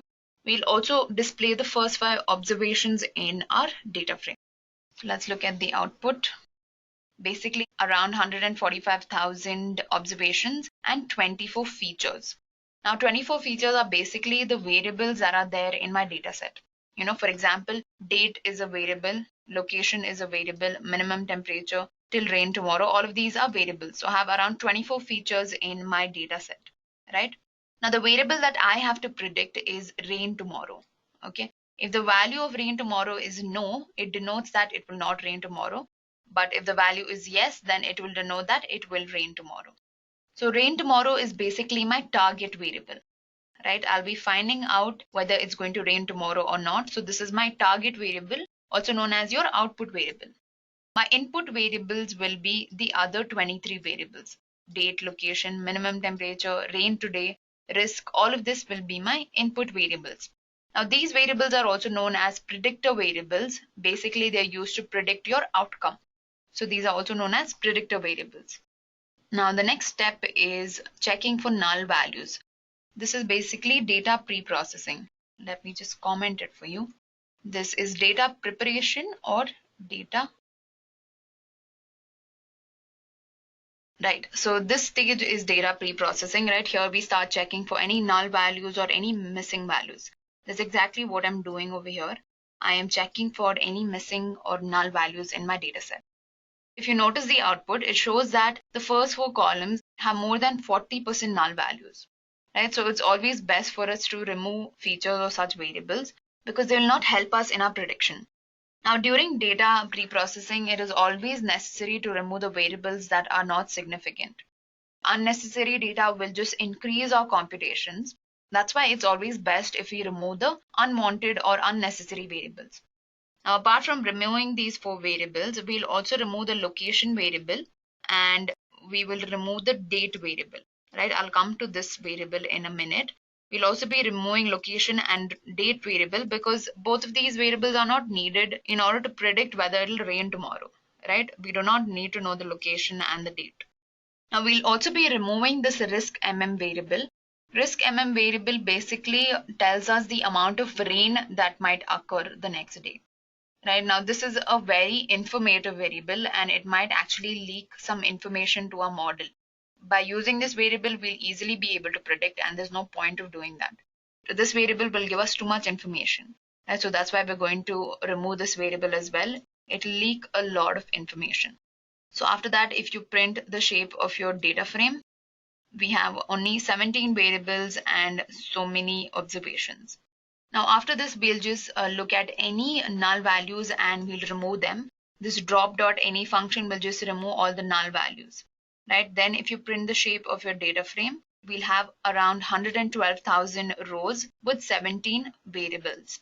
This is the shape of the data set after removing all the null values and all the redundant or unnecessary variables. Now it's time to remove the outliers in the data. So after you remove any null values, we should also check our data set for any outliers. An outlier is a data point that is very different from your other observations. Outliers usually occur because of miscalculations while collecting the data. These are some sort of errors in your data set. So in this whole code snippet, we're just getting rid of outliers. This is the output that we get, all our outliers. Next, what we'll be doing is we will be assigning zeros and ones in the place of yes and no. The only thing is we're going to change the categorical variables from yes and no to 0 and 1. Right? That's exactly what we're doing over here. Now, if there are any unique values, such as any character values which are not supposed to be there, we'll be changing them into integer values. That's all we're doing over here. After this, we'll be normalizing our data set. This is a very important step because in order to avoid any biasness in your output, you have to normalize your input variables. Right, to do this, we can make use of the min-max scalar function, which Python provides in a package known as sklearn. You can use that package in order to normalize your data set. So after normalizing our data set, this is what our data set looks like.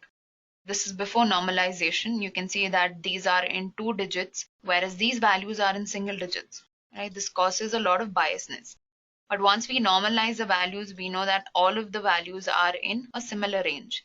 We have everything in decimals. Right? So normalization is something that has to be performed because if you have a data set like this, your output is not going to be correct. Right? That's why we perform normalization. So now that we are done with pre-processing, what we're going to do is it's time for exploratory data analysis. Let me just comment it for you. This is exploratory data analysis. So basically here what we're going to do is we're going to analyze and identify the significant variables that will help us predict the outcome. To do this, we'll be using the select k-best function, which is present in the sklearn library. There's a predefined function in Python called select k-best, which will basically select the most significant predictor variables in our data set. When we run that line of code, we get these 3 variables to be the most significant variables in our data set. Right? The main aim of this demo is to make you understand how machine learning works. That's why to simplify the computation, we'll assign only one of these significant variables as the input. Instead of taking all 3 variables as input, we'll select one variable and we'll take that as the input, and the output is the rain tomorrow variable. So basically, we are creating a data frame of all the significant variables. Basically, we're choosing this variable in order to predict our outcome. Obviously, our outcome is rain tomorrow variable. So our input is humidity level and our output is to detect whether it'll rain tomorrow. The next step is data modeling. All of you are aware of what data modeling is. To solve this, we'll be using classification algorithms over here. We'll use logistic regression. We will use random forest classifier, which is another machine learning algorithm. We'll also use the decision tree classifier and support vector machine. Right? We'll be using all of these algorithms in order to predict the outcome. We'll also check which algorithm gives us the best accuracy. So guys, we're just using multiple algorithms or multiple classification algorithms on the same data set. We're not doing anything very complex over here. So we start by importing all the necessary libraries for the logistic regression algorithm. We're also going to import time because we'll be calculating the accuracy and the time taken by the algorithm to get the output. So the first step is data splicing. I've already mentioned data splicing is splitting your data set into your testing data set and into your training data set. That's exactly what we're doing over here. So 25% of your data is assigned for the testing data and the remaining 75% is your training data. Here you're creating the instance of the logistic regression algorithm. This is an instance that you created. Then you'll fit the model by using your training data set. So basically, to build your machine learning algorithm, you'll be fitting your training data set. So X-train and Y-train variables have your training data set. After that, you will be evaluating the model by using your testing data set. Then you'll calculate the accuracy score, right? I'll also be printing the accuracy using logistic regression and the time taken using logistic regression. Let's look at the accuracy. Don't worry about these warnings, they are not important. So accuracy using logistic regression is around 0.83%, which is 83% accuracy, approximately 84%. And this is the time taken. So the accuracy is actually pretty good, right? 84% is a good number. Then we have random forest classifier. Here again, we'll import the libraries that are needed to run random forest classifier. Then we're again calculating the accuracy and the time taken by the classifier. Data splicing, like I mentioned, splitting the data into testing and training data set. Then you're just building the model by using the training data set. After that, you'll evaluate the model by using the testing data set, and you'll finally calculate the accuracy. The accuracy using random forest is again approximately 84%, which is a really good number. Then we have decision tree classifier. Here again, we'll be importing the libraries needed for this classifier. We'll be calculating the accuracy and the time taken by this classifier. Data splicing, followed by building the model by using the training data set, evaluating the model by using the testing data set, and finally calculating the accuracy and printing the accuracy. So let's see the accuracy using decision tree classifier. Again, we have an accuracy of around 83 to 84%. This is a pretty good number. And last, we're going to do this by using another classification algorithm known as support vector machine. Here again, we are importing the needed libraries. Then we're calculating the accuracy and the time, performing data splicing. Then we're building the model by using the training data set, testing the model using the testing data set, and finally printing the accuracy. So guys, all the classification models gave us an accuracy score of approximately 84% to 83%. So this is exactly how a machine learning process works, right? You begin by importing all your data, then you perform data pre-processing or data cleaning. After that, you perform exploratory data analysis, where you understand the important patterns or the important variables in your data set. After that, you build a model, then you will evaluate the model by using the testing data set, and finally calculate the accuracy. I showed you all the steps in the machine learning process by using a practical demonstration in Python. So guys, give yourself a pat on the back because we just understood the whole machine learning process with a small implementation in Python. Now let's move on to our next topic, which is limitations of machine learning. Before we understand what deep learning is, it's important to know the limitations of machine learning and why these limitations gave rise to the concept of deep learning. One major problem in machine learning is machine learning algorithms and models are not capable of handling high dimensional data. Right? We can take in data with 20 to 30 feature variables, but when it comes to data sets which have thousands of variables, machine learning does not work. Machine learning is not capable enough to process that much data. So high dimensional data cannot be analyzed, processed, and modeled by using machine learning.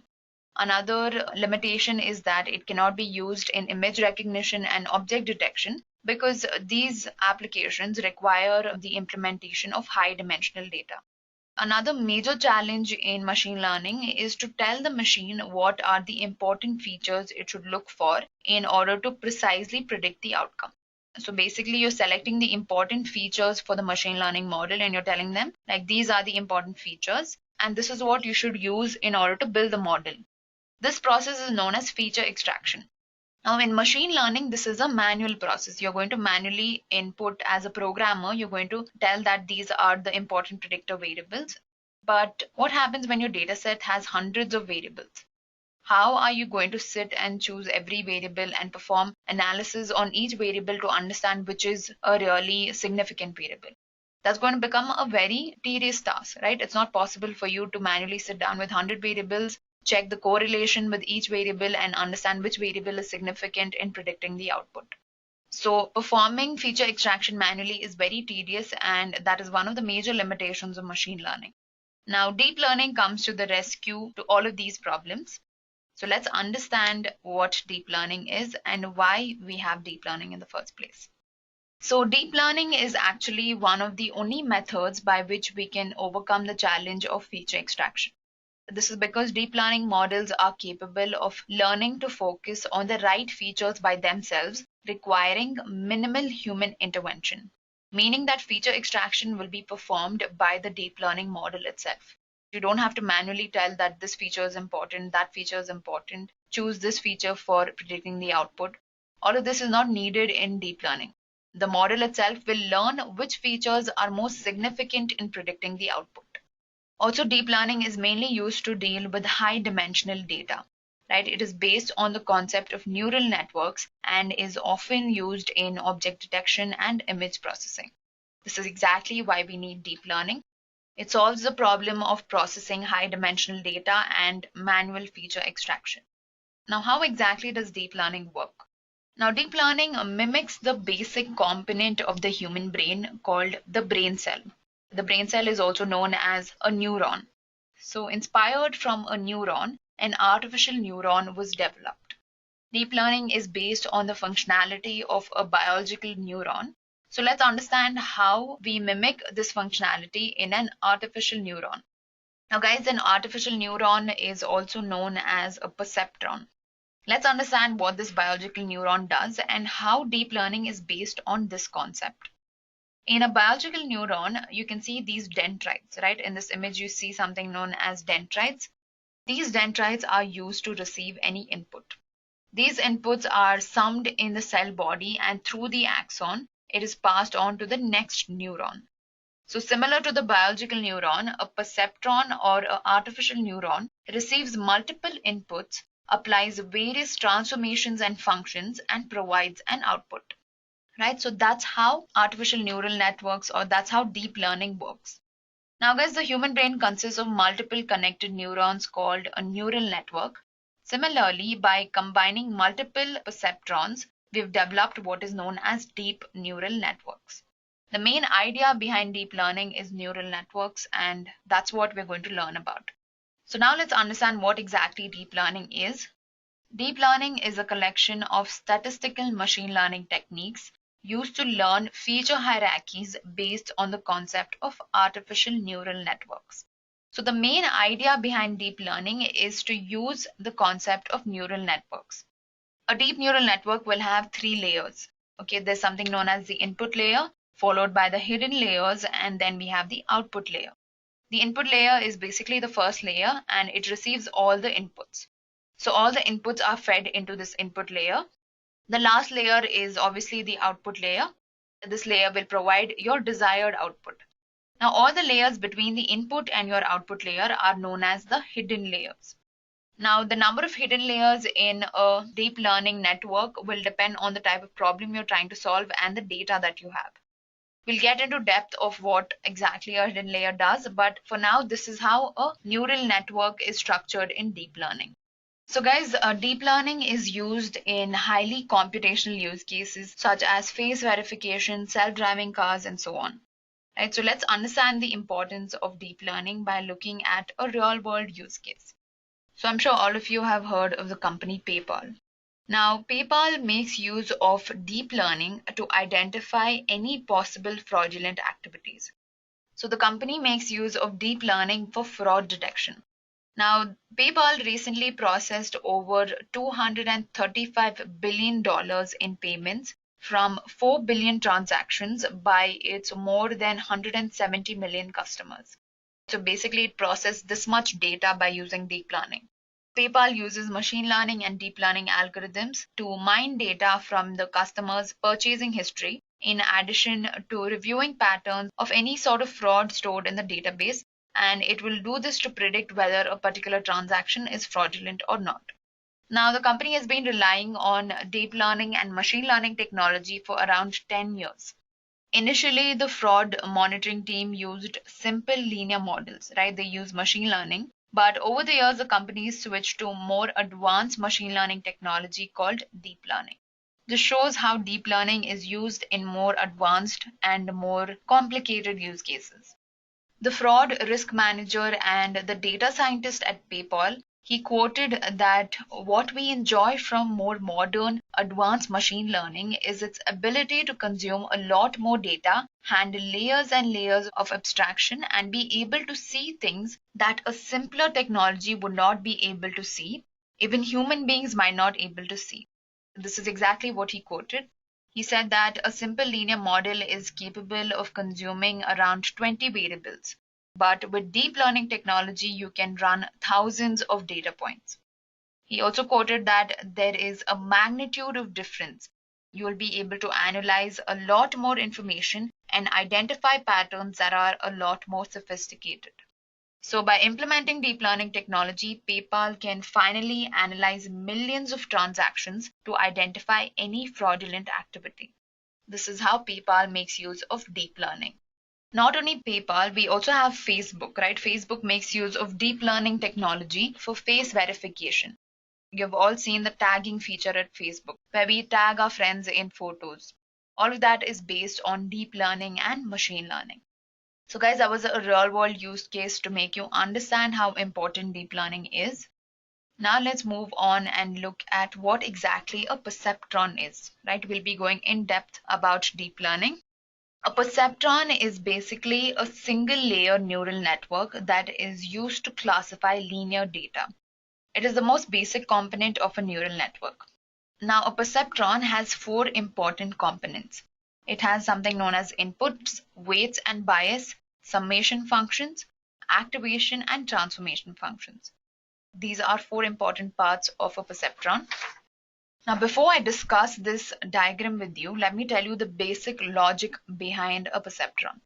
There is something known as inputs, right? The input x, here you can see x1, x2 till xn. So let me explain the structure of a perceptron. What you're going to do is you're going to input variables into the perceptron, right? This x1, x2 till xn basically stands for input. W1, W2 till Wn stands for the weight assigned to each of these inputs. Right? There is a specific weight that will be randomly initialized in the beginning for each of your input. Next, you have something known as the summation element. Here, what you do is you multiply the respective input with the respective weight and you add all these products, right? That is basically your summation function. After this is what is your transfer function, also known as activation function, right? The activation function will basically map your input to your desired output. So your input will go through these processes. It will go through summation and activation function in order to get to the output. So guys, remember that the neural networks work the same way as the perceptron. So if you want to understand how deep neural networks work, you need to understand what a perceptron does. A deep neural network is nothing but multiple perceptrons. So let me tell you how the entire thing works once again. So basically all your inputs are multiplied with their respective weights. Now you add all the multiplied values and you call them as a weighted sum. You use the summation function to add all of this. After that, you apply the weighted sum to the correct activation function or the transfer function. Activation function is very similar to a function in our brain. The neurons become active in our brain after a certain potential is reached. That threshold is known as the activation potential. So mathematically, there are a few functions which represent the activation function. Basically, the signum, the sigmoid, the tanh, all of these are activation functions. You can think of activation function as a function that maps the input to the respective output. Then I spoke about something known as weights and biases. All right, now you must be wondering, why do we have to assign weights to each of our input? Weights basically show the strength of a particular input or how important a particular input is for predicting the output. In simple words, the weightage denotes the importance of an input. Bias is basically a value which allows you to shift the activation function curve in order to get a precise output. Right? So that's exactly what weights are. I hope all of you are clear with inputs, weights, summation, and activation function. Also, one important thing I forgot to mention in a perceptron is a single layer perceptron will have no hidden layers, right? There'll only be an input layer, an output layer, and a couple of transformation functions in between. That's all will be there in a perceptron. Now, a perceptron, like I mentioned, is used to solve only linear problems. If you look at this data distribution, how do you think we can solve this? This data is not linearly separable. So you cannot use a single layer perceptron to separate this data. Right? That's why we need something known as a multi-layer perceptron with back propagation. I'll be explaining this in the next slide. So complex problems that involve a lot of parameters and high dimensional data can be solved by using multiple layer perceptron. Now, a multi-layer perceptron is the same as a single layer perceptron. The only difference is that a multi-layer perceptron will have hidden layers. So the number of hidden layers in a model depends upon various factors. I told you it depends on the complexity of the problem you're trying to solve. It depends on the number of inputs in your data and so on. So it works in the same way. All your inputs are multiplied with your weights and then you do the summation and then there is a transformation function or a activation function. While designing a neural network, in the beginning itself, I told you we initialize weights with some random values. We do not have some specific value for each weightage. Initially, we've selected random values. It is always important that whatever weight values we have selected will be correct. Now, whatever weight values we've assigned to each input, it denotes the importance of that input variable. So we need to assign the weights in such a way, or we need to update the weights in such a way that it denotes the significance of that particular input. So initially we are selecting some random value for weight. And let's say that we use this weight value to get our output. Now, what happens is the output is actually way different or it is not precise when compared to our actual output. Basically, the error value is very huge. So how will you reduce the error? The main thing in a neural network is the weightage that you give to an input variable, right? Depending on the weightage that you give to an input variable, you're telling the neural network how important that variable is. Now, what if you randomly give some weightage and your output is wrong? The first thing that comes into your mind is that you need to change the weight because the weight signifies the importance of a variable. So basically what we need to do is we need to somehow explain to the model to change the weight in such a way that the error becomes minimum. Let's put it in another way. So basically we need to train our model. One way to train our model is called as back propagation. So in back propagation, what happens is once you've initialized a weight to each of the input, you calculate the output, right? You get an output and let's say you have a very high error value in that output. What you'll do is you'll back propagate, as in you'll go back to the weight and you'll keep updating the weight in such a way that your error becomes minimum. This is exactly what back propagation is. You'll be going back to the first layer, you'll be updating each of the weights in such a way that your output is more precise. So guys, basically the weight and the error in a neural network is highly related. By updating the weight in a particular way, your error will decrease. So you need to figure out how you need to update the weight. Do you have to increase the weight or decrease the weight? Once you figure out whether you have to increase or decrease the weight, you have to just follow that direction in such a way that your error is minimized. That's exactly what backpropagation is. So the final output of backpropagation is you're going to select the weight that minimizes the error function. And then you're going to use that weight to solve the whole problem. Right? This is what backpropagation is about. Now, in order to make you understand deep neural networks, let's look at a practical implementation. So again, guys, I'll be using Python to run the demo. If you don't have a good idea about Python, check the description. I'll leave a couple of links about Python programming. Now, in this demo, I'll be walking you through one of the most important applications of deep learning. I will demonstrate how you can construct a high-performance model to detect credit card fraud. Right? We'll be using deep learning models to do this. Now, before that, let me just tell you something about our data set. Right? The data set contains transactions made by credit cards in the year September 2013 by European cardholders. This data set presents transactions that occurred in 2 days, where we have 492 frauds out of 285,000 transactions, approximately 285,000 transactions.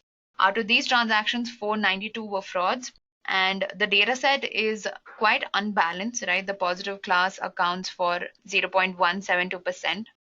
So the positive class, basically the fraudulent class. So again, we're going to start by importing the required packages. We're going to import Keras, matplot library, seaborn library, and sklearn for pre-processing.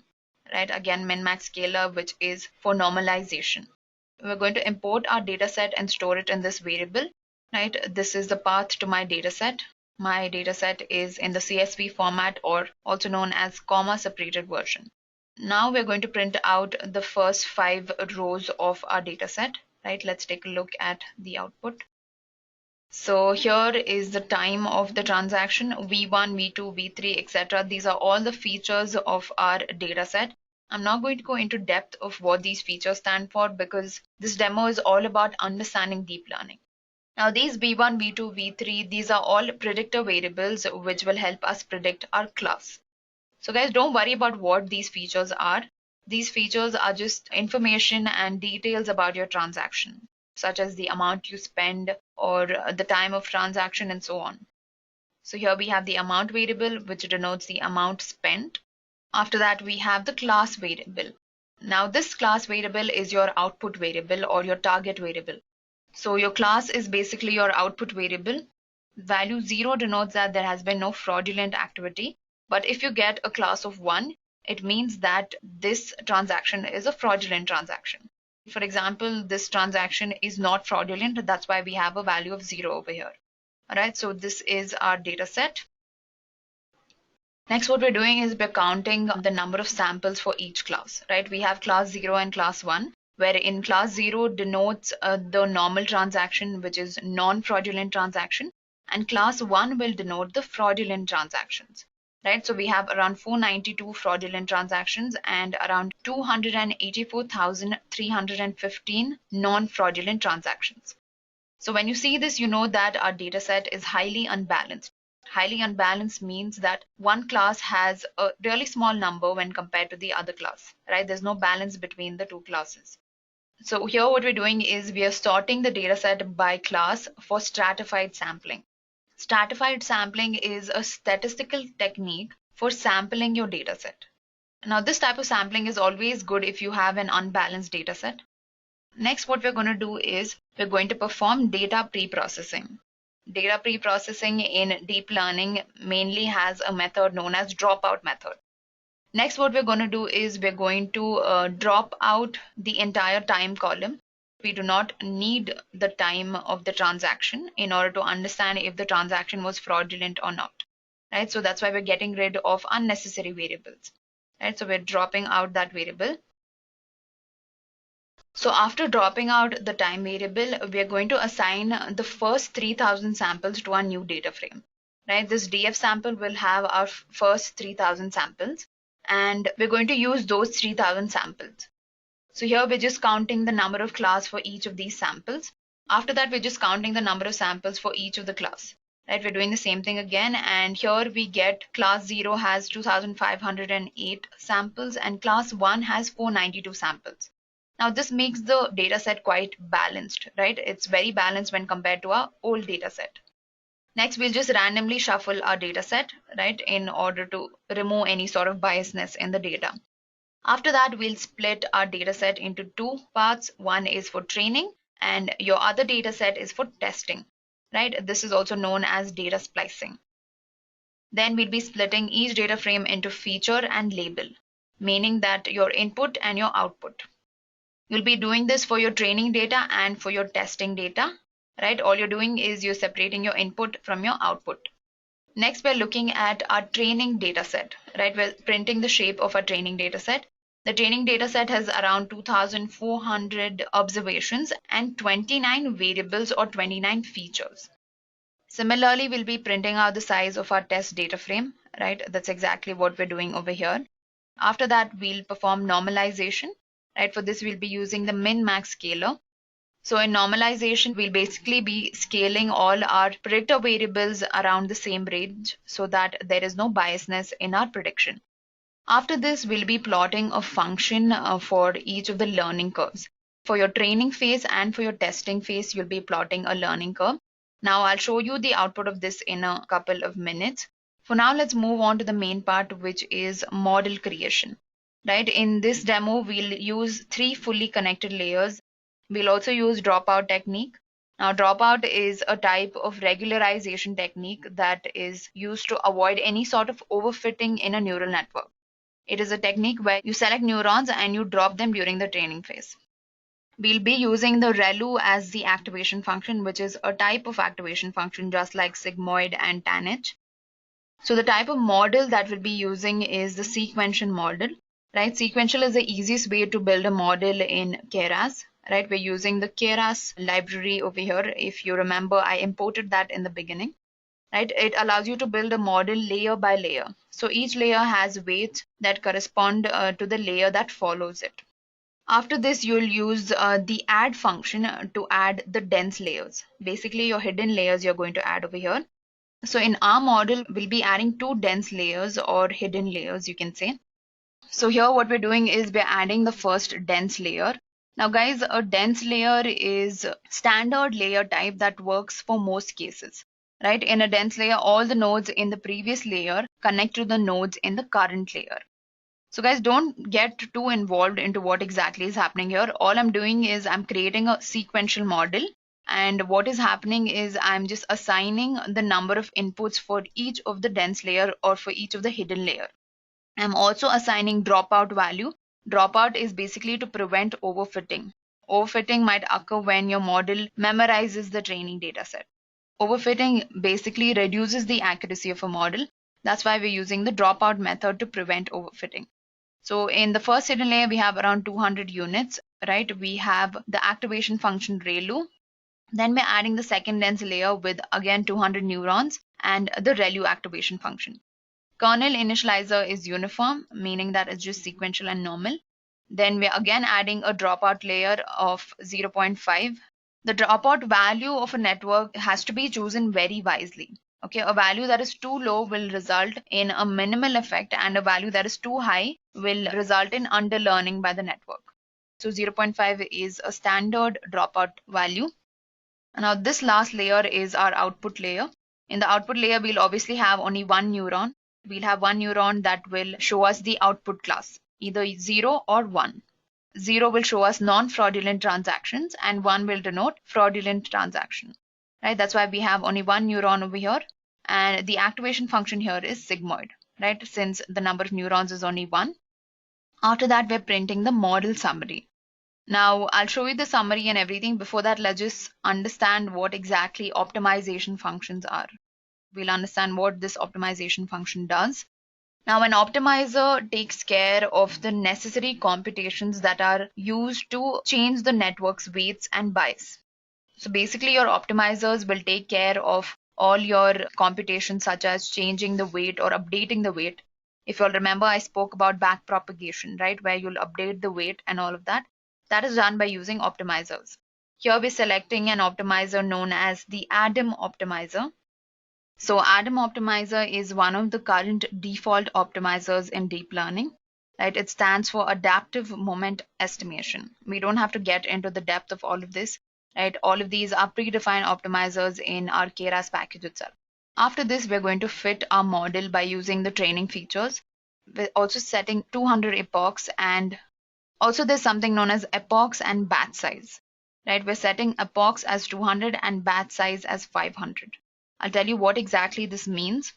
Now, batch sizes are basically used so that we don't overfit our model, right? We're going to basically split our data set into 500 batches. So our input will be going in the form of batches, right? And our batch size is 500 inputs per batch, and we'll be going through 200 epochs, meaning that our training will iterate 200 times. This is basically the number of times we're training our model. All right, that's what epoch and batch size is. After that, we're just showing our training history, and we're just printing the accuracy curve for our training phase. We're also going to print our loss curves for our training phase, basically the error curves. And then finally, we have the evaluation. Here we'll be testing our model by using our testing data set. Then we're finally printing the accuracy on our testing data set. After that, we're just going to plot a heat map, which I'll be showing y'all. Let me just show you the output. So guys, in this entire line of code, all we're doing is we're printing an accuracy plot, right? Basically, we're printing a heat map. I'll show you what the heat map looks like. This is just to check the accuracy. We're comparing all the correctly predicted values to our incorrectly predicted values. So this is our training history. Here blue stands for our training phase, and this is our validation or our prediction stage. That was our training curve, and this is our loss curve. Now when you compare it to the actual validation stage, it's quite similar, right? Meaning that our model is doing pretty well. So guys, this is the heat map that I was talking about. This is basically going to give us the class for each of our predictions, right? It basically plots the classes that we correctly predicted, right? Basically for each data point, it's just going to tell us whether we predicted it correctly or not. It's sort of a confusion matrix in the form of a heat map. So guys, these are all our epochs, basically the 200 iterations that we went through, right? This is the 50th iteration, is showing us our loss, it's showing us our accuracy as well. Right here we have 88%, 90%, 92%. Now, if you carefully look at the epoch accuracy values, you see that as we train our model even more, our accuracy keeps increasing. Initially, our accuracy was around 83, right? At epoch number 15, our accuracy was around 83%. But as we kept training our model a little bit more, our accuracy kept increasing. We have 90, we have 91, 94, 95, 96, and so on. Right? So basically, the more you train your model, the better it's going to be. So guys, this was our entire demo. Now, in the end, I'm printing out the false positive rate and the false negative rate. Right? All of this basically denotes how many of the data points was I correctly able to predict as fraudulent and how many did I predict wrongly. That's all the false negative and the false positive rate denotes. So guys, this was the entire demo on deep learning. Now, if you have any doubts regarding the deep learning demo, please mention them in the comment section and I will solve your queries. Right, now let's look at our last topic for the day, which is natural language processing. Now, before we understand what is natural language processing, let's understand the need for natural language processing and a process known as text mining. Text mining and natural language processing are heavily correlated, right? I'll talk about both of these in the upcoming slides. For now, let me tell you why we need natural language processing or text mining. So guys, the amount of data that we're generating these days is unbelievable. It is a known fact that we are creating 2.5 quintillion bytes of data every day, and this number is only going to grow. With the evolution of communication through social media, we generate tons and tons of data, right? The numbers are on your screen. So basically, we post around 1.7 million pictures on Instagram per minute, right? I'm talking about posts per minute. All of these numbers are per minute values. These are the amount of tweets, 347,000 tweets per minute, right? This is a lot of data. We're generating data while we're watching YouTube videos, when we're sending emails, when we are chatting, and all of that, right? Even the IoT devices at our house, right? We have Alexa. All of this is generating a lot of data. A single click on your phone is generating a lot of data. Now, not only that, out of all the data that we generate, only 21% of the data is structured and well formatted. Right? The remaining of the data is unstructured. And the major sources of unstructured data include text messages from WhatsApp, Facebook likes, comments on Instagram, the bulk emails, and all of this. Right? All of this accounts for the unstructured data that we have today. Now, the data we generate is used to grow a business. So by analyzing and mining the data, we can add more value to a business. This is exactly what natural language processing and text mining is all about. Text mining and NLP is a subset of artificial intelligence wherein we try and understand the natural language text that we get from text messages and so on in order to derive useful insights and grow businesses by using these insights. So what exactly is text mining? Text mining is a process of deriving meaningful insights or information from natural language text. So all the data that we generate through text messages, emails, and documents are written in natural language text, right? And we're going to use text mining and natural language processing to draw useful insights or patterns from such data in order to grow a business. Now let's understand where exactly do we make use of natural language processing and text mining. Now, have you ever noticed that if you start typing a word on Google, you immediately get suggestions, right? This feature is known as autocomplete. It will basically suggest the rest of the word to you. We also have something known as spam detection, right? Here's an example of how Google recognizes this misspelling Netflix and shows results for the keyword that matches your misspelling. Let me show you a couple of more examples. We also have predictive typing and spell checkers and features like autocorrect, email classification. So predictive typing and spell checkers, all of these are applications of natural language processing. All of this basically involves processing the natural language that we use and deriving some useful information from it, right? Or running businesses from it. Netflix uses natural language processing in a really good fashioned way, right? It basically studies the reviews that customer gives for a particular movie, and it tries to figure out if that movie is good or bad depending on the review. So Netflix actually uses NLP in a very interesting manner. It tries to understand the type of movies that a person likes by the way a person has rated the movie or by the way the person has reviewed a movie. So by understanding what type of review a person is giving to a movie, Netflix will recommend more movies that you like. That's how important NLP has become. Now let's look at what exactly NLP is. NLP, which also stands for Natural Language Processing, is a part of computer science and artificial intelligence, which deals with human language. Right? It's basically the process of processing natural language in order to derive some useful information from it. For those of you who have studied natural language processing or have heard of natural language processing, there is a huge confusion between text mining and natural language processing. So text mining is the process of deriving high quality information from text. But the overall goal is to turn the text into data for analysis by using natural language processing. So basically, text mining is implemented by using natural language processing techniques. Right? There are various techniques in natural language processing that can help us perform text mining. That's how text mining and natural language processing are related. Natural language processing is the techniques that are used to solve the problem of text mining, text analysis, and all of that. Let's look at a couple more applications. Sentimental analysis is one of the major applications of natural language processing. You see, Twitter performs sentimental analysis, Facebook, Google, all of these perform sentimental analysis. Sentimental analysis is mainly used to analyze social media content that can help us determine the public opinion on a certain topic. And then we have chatbots. Now, chatbots use natural language processing to convert human language into desirable actions. We also have machine translation.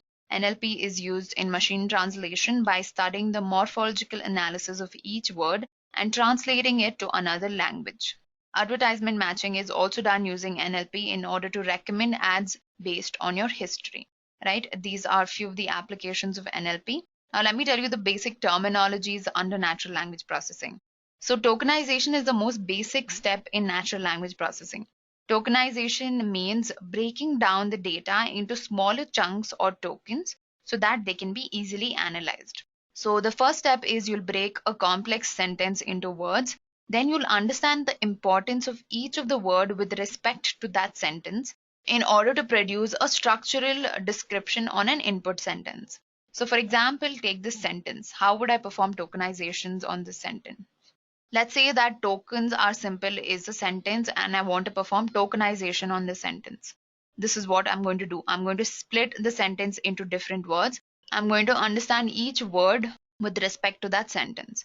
Right? This is done to simplify operations in natural language processing. Right? It's always simpler to analyze a single token instead of analyzing an entire sentence. Then we have something known as stemming. Now look at this example.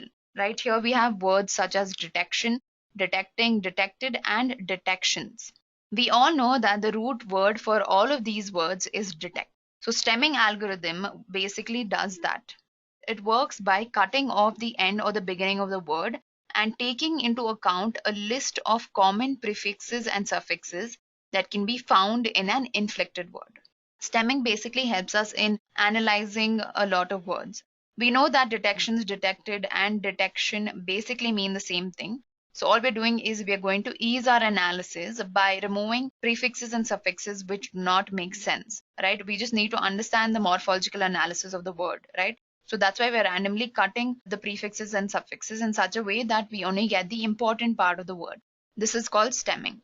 Now, this cutting of words can be successful in some occasions, but not always. That is why we say that stemming approach has a few limitations. In order to get over these limitations, we have a process known as lemmatization. Right? Lemmatization, on the other hand, takes into consideration the morphological analysis of the words. It does not randomly cut the word in the beginning and the ending. It understands what the word means and only then it cuts the word. For example, let's consider the word recap. If we perform stemming on the word recap, we'll get cap, right? The output will be cap. But cap and recap do not have the same meaning, do they? They have absolutely different meanings. That's why stemming is sometimes not considered to be the right thing to do. But when it comes to lemmatization, it's going to understand the meaning of recap. Only then will it perform any sort of change in the word, or it'll cut down the word. So basically, it groups together different inflected forms of a word called lemma. Lemmatization is similar to stemming because it maps several words into one common root, but the output of a lemmatization process is always a proper word. An example of lemmatization is to map gone, going, and went into go. Gone, going, went, all of them mean go. So basically, by lemmatization, you can just output the words as go. That is what lemmatization is. Next, we have something known as stop words, right? Stop words are basically a set of commonly used words in any language, right? Not just English, any language. The reason why stop words are critical to many applications is that if we remove the words that are very commonly used in a given language, we can finally focus on the important words. For example, in the context of, let's say you open up Google and you look for strawberry milkshake recipe. Instead of typing strawberry milkshake recipe, let's say you type how to make strawberry milkshake. Now here what Google will do is it will find results for how to and make. Instead, if you just type strawberry milkshake recipe, you will get the most desired output. That's why it's always considered a good practice in natural language processing to get rid of stop words, right? Stop words will just increase our computation and it'll just add additional work to us. They are not very helpful when we are analyzing important documents, right? We need to focus on the important keywords in the documents instead of all of these commonly used words. Example of stop words include the, how, when, why, not, yes, no. All of these are stop words, right? So in order to better analyze our data, we need to get rid of stop words. Now, the last terminology I'm going to discuss is document term matrix. Now, it is important to create something known as the document term matrix in natural language processing.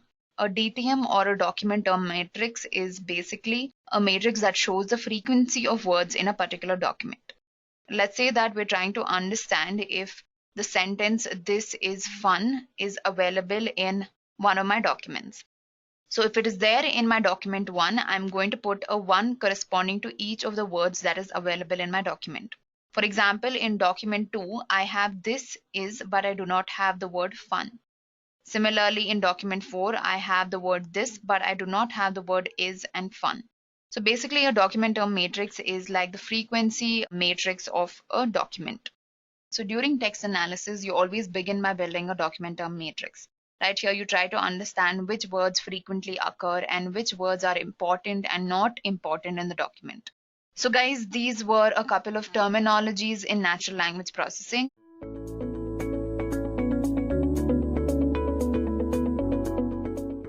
So let us understand, when we have machine learning, why do we need deep learning? That is, we'll look at various limitations of machine learning. Now, the first limitation is high dimensionality of the data. Now, the data that is now generated is huge in size. So we have a very large number of inputs and outputs. So due to that, machine learning algorithms fail. So they cannot deal with high dimensionality of data, or you can say data with large number of inputs and outputs. Now, there's another problem as well, in which it is unable to solve the crucial AI problems, which can be natural language processing, image recognition, and things like that.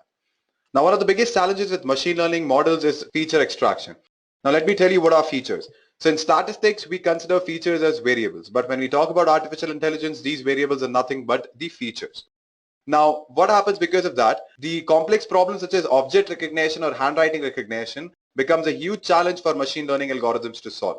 Now, let me give you an example of this feature extraction. Suppose if you want to predict that whether there will be a match today or not. So it depends on various features. It depends on whether the weather is sunny, whether it is windy, all those things. So we have provided all those features in our data set, but we have forgot one particular feature, that is humidity. And now our machine learning models are not that efficient that they will automatically generate that particular feature. So this is one huge problem, or you can say limitation with machine learning. Now, obviously we have limitation, and it won't be fair that if I don't give you the solution to this particular problem. So we'll move forward and understand how deep learning solves these kind of problems. Now, as you can see that the first line on your slide, which says that deep learning models are capable to focus on the right features by themselves, requiring little guidance from the programmer. So with the help of little guidance, what these deep learning models can do, they can generate their features on which the outcome will depend on.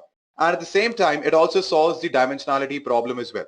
If you have a very large number of inputs and outputs, you can make use of a deep learning algorithm. Now, what exactly is deep learning? Again, since we know that it has been evolved by machine learning, and machine learning is nothing but a subset of artificial intelligence, and the idea behind artificial intelligence is to imitate the human behavior. The same idea is for the deep learning as well, is to build learning algorithms that can mimic brain. Now let us move forward and understand deep learning, what exactly it is. Now the deep learning is implemented with the help of neural networks, and the idea or the motivation behind neural networks are nothing but neurons. What are neurons? These are nothing but your brain cells. Now here's a diagram of neuron. So we have dendrites here, which are used to provide input to our neuron. As you can see, we have multiple dendrites here, so these many inputs will be provided to our neuron. Now this is called cell body, and inside the cell body we have a nucleus which performs some function. After that, that output will travel through axon, and it will go towards the axon terminals, and then this neuron will fire this output towards the next neuron. Now the studies tell us that the next neuron, or you can say the two neurons, are never connected to each other. There's a gap between them.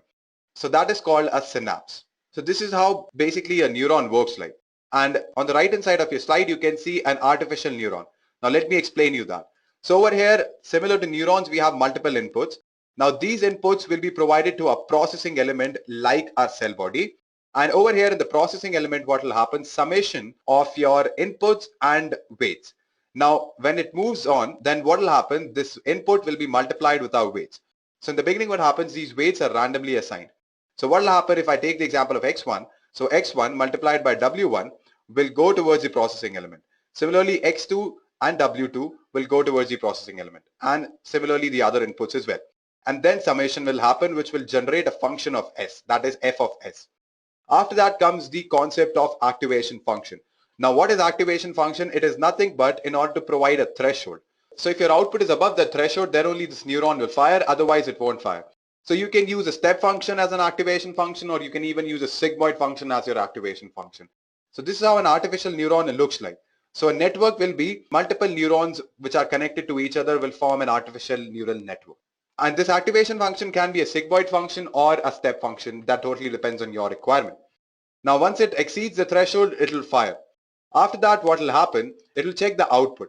Now if this output is not equal to the desired output, so these are the actual outputs, and we know the real outputs. So we'll compare both of that, and we'll find the difference between the actual output and the desired output. On the basis of that difference, we are again going to update our weights. And this process will keep on repeating until we get the desired output as our actual output. Now this process of updating weight is nothing but your back propagation method. So this is neural networks in a nutshell.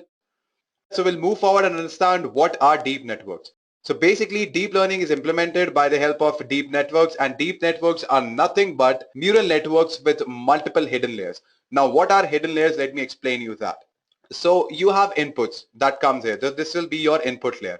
After that, some process happens and it'll go to the next node, or you can say to the hidden layer nodes. So this is nothing but your hidden layer 1. So every node is interconnected, if you can notice. After that, you have one more hidden layer where some function will happen. And as you can see that again, these nodes are interconnected to each other. After this hidden layer 2 comes the output layer. And this output layer, again, we are going to check the output, whether it is equal to the desired output or not. If it is not, we are again going to update the weights. So this is how a deep network looks like. Now there can be multiple hidden layers. There can be hundreds of hidden layers as well. But when we talk about machine learning, that was not the case. We were not able to process multiple hidden layers when we talk about machine learning. So because of deep learning, we have multiple hidden layers at once. Now let us understand this with an example. So we'll take an image which has 4 pixels. So if you can notice, we have 4 pixels here, among which the top 2 pixels are bright, that is, they are black in color, whereas the bottom 2 pixels are white. Now what happens, we'll divide these pixels and we'll send these pixels to each and every node. So for that we need 4 nodes. So this particular pixel will go to this node, it will go to this node, this pixel will go to this node, and finally this pixel will go to this particular node that I'm highlighting with my cursor. Now what happens, we provide them random weights. So these white lines actually represent the positive weights and these black lines represents the negative weights. Now this particular brightness, when we display high brightness, we'll consider it as negative. Now what happens, when you see the next output or the next hidden layer, it will be provided with the input with this particular layer. So this will provide an input with positive weight to this particular node, and the second input will come from this particular node. Since both of them are positive, so we'll get this kind of a node. Similarly, this node as well. Now when I talk about these two nodes, the first node over here, so this is getting input from this node as well as from this node. Now over here we have a negative weight. So because of that, the value will be negative, and we have represented that with black color. Similarly, over here as well, we are getting one input from here which has a negative weight, and the another input from here which again has a negative weight. So accordingly, we get again a negative value here. So these two becomes black in color. Now, if we notice what will happen next, we'll provide one input here, which will be negative and a positive weight, which will be again negative. And this will be also negative and a positive weight. So that will again come out to be negative. So that is why we have got this kind of a structure. If you notice this is nothing but the inverse of this particular image. When I talk about this node over here, we are getting the negative value with a positive weight, which is negative, and a negative value with a negative weight, which is positive. So we are getting something which is positive here. Now, obviously, I want this particular image to get inverse. I want these black strips to come up. So what I'll do, I'll actually calculate the inverse by providing a negative weight like this. So over here, I've provided a negative weight, it will come up. So when I provide a positive weight, so it'll stay wherever it is. After that, it'll detect, and the output you can see will be a horizontal image, not a solid, not a vertical, not a diagonal, but a horizontal. And after that, we are going to calculate the difference between the actual output and the desired output, and we are going to update the weights accordingly. Now, this is just an example, guys. So guys, this is one example of deep learning where what happens, we have images here. We provide these raw data to the first layer, to the input layer. Then what happens, these input layers will determine the patterns of local contrast, or it will fixate those patterns of local contrast, which means that it will differentiate on the basis of colors and luminosity and all those things. So it will differentiate those things. And after that, in the following layer, what will happen, it will determine the face features. It will fixate those face features. So it will form nose, eyes, ears, all those things. Then what will happen, it will accumulate those correct features for the correct face, or you can say that it will fixate those features on the correct face template. So it will actually determine the faces here, as you can see it over here. And then it will be sent to the output layer. Now, basically, you can add more hidden layers to solve more complex problems. For example, if I want to find out a particular kind of face, for example, a face which has large eyes or which has light complexion. So I can do that by adding more hidden layers. And I can increase the complexity also at the same time if I want to find which image contains a dog. So for that also I can have one more hidden layer. So as and when hidden layer increases, we are able to solve more and more complex problems. So this is just a general overview of how a deep network looks like. So we have first patterns of local contrast in the first layer. Then what happens, we fixate these patterns of local contrast in order to form the face features such as eyes, nose, ears, etc. And then we accumulate these features for the correct face, and then we determine the image. So this is how a deep learning network, or you can say deep network, looks like. And I'll give you some applications of deep learning. So here are a few applications of deep learning. It can be used in self-driving cars. So you must have heard about self-driving cars. So what happens, it'll capture the images around it, it'll process that huge amount of data, and then it'll decide what action should it take. Should it take left, right, should it stop? So accordingly, it'll decide what action should it take. And that will reduce the amount of accidents that happens every year. Then when we talk about voice control assistants, I'm pretty sure you must have heard about Siri. All the iPhone users know about Siri, right? So you can tell Siri whatever you want to do, it'll search it for you and display for you. Then when we talk about automatic image caption generation, so what happens in this, whatever image that you upload, the algorithm is in such a way that it'll generate the caption accordingly. So for example, if you have, say, blue colored eyes, so it'll display a blue colored eye caption at the bottom of the image.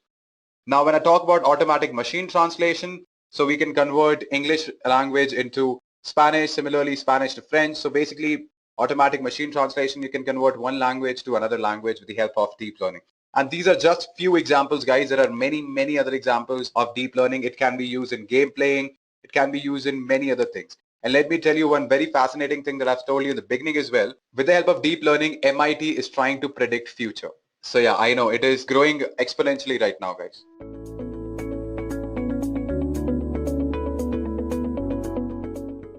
What is object detection?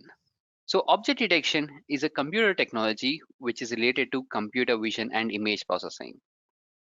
Here, what we do in case of object detection is, for a given image, I'm going to check what are the objects that are present in the image, and not only what, I'm also going to say where exactly is that object is present. So that is what happens in place of object detection. An excellent example can be is Facebook photo tagging. So you might have observed the Facebook photo tagging feature. So when you upload a photo to your Facebook, so the Facebook will automatically recognize the people who are present in that particular uploaded image, and along with that it will also do one important thing. Along with that, it will also show you as where exactly that person is present. So if they like, it is going to draw a bounding box on top of that person's face to show it as, hey, this is your friend A and he's present over here, do you want to tag him? So that functionality that you would see in the Facebook, uh, that functionality that you see, so that is a typical example of object detection. Now I'm not sure what is the latest update because it's been more than 2 years me using social media, but yeah, so 2 years back that was there, and I'm sure today it will be the same feature or it will be an upgraded feature. But the main concept is this: when you upload something for your Facebook or any social media, I'm giving it Facebook as a generalized concept because that's where I've seen. So it is going to tell us who are all the people that are present in the image, and also it is going to tell us as where that person is present. And that is what an object detection algorithm is going to do. It's going to identify the objects in a given image, and it also tells us as where exactly that object is present.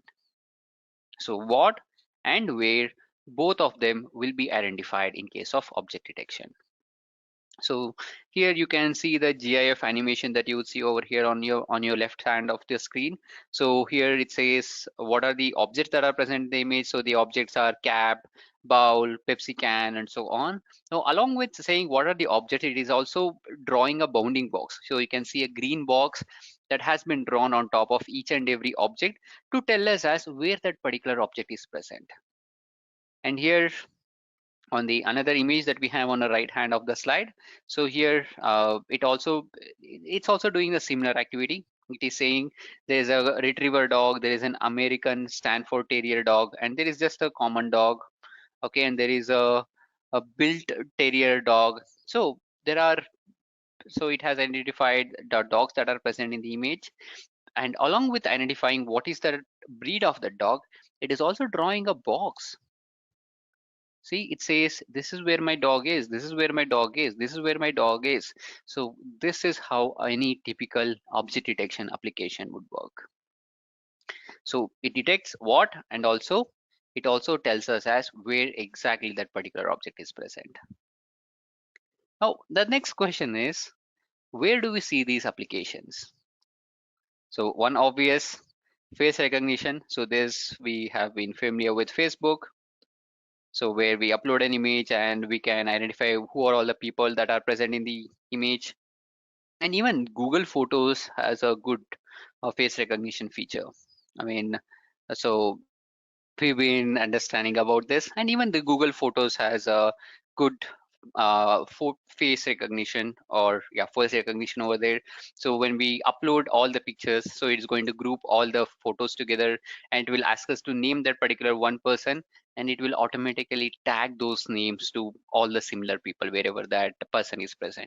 So that's also an application of face recognition. And we can also use this object detection concept for the people counting to understand as how many people are present over there in a given scenario. Or another example can be is whether that person is wearing a mask or not. So wearing a mask or not, so I can do it, and I can also use this facial I can also use this mask detection object detection for checking whether people are following the COVID-19 protocols, that is social distancing. So all these are the applications of using object detection. And even we can use it for industrial purpose. It could be for industrial quality checking, to check whether the objects that has been done is a object that has been manufactured, is it as per the standards that are being expected by the industry. Or self-driving cars.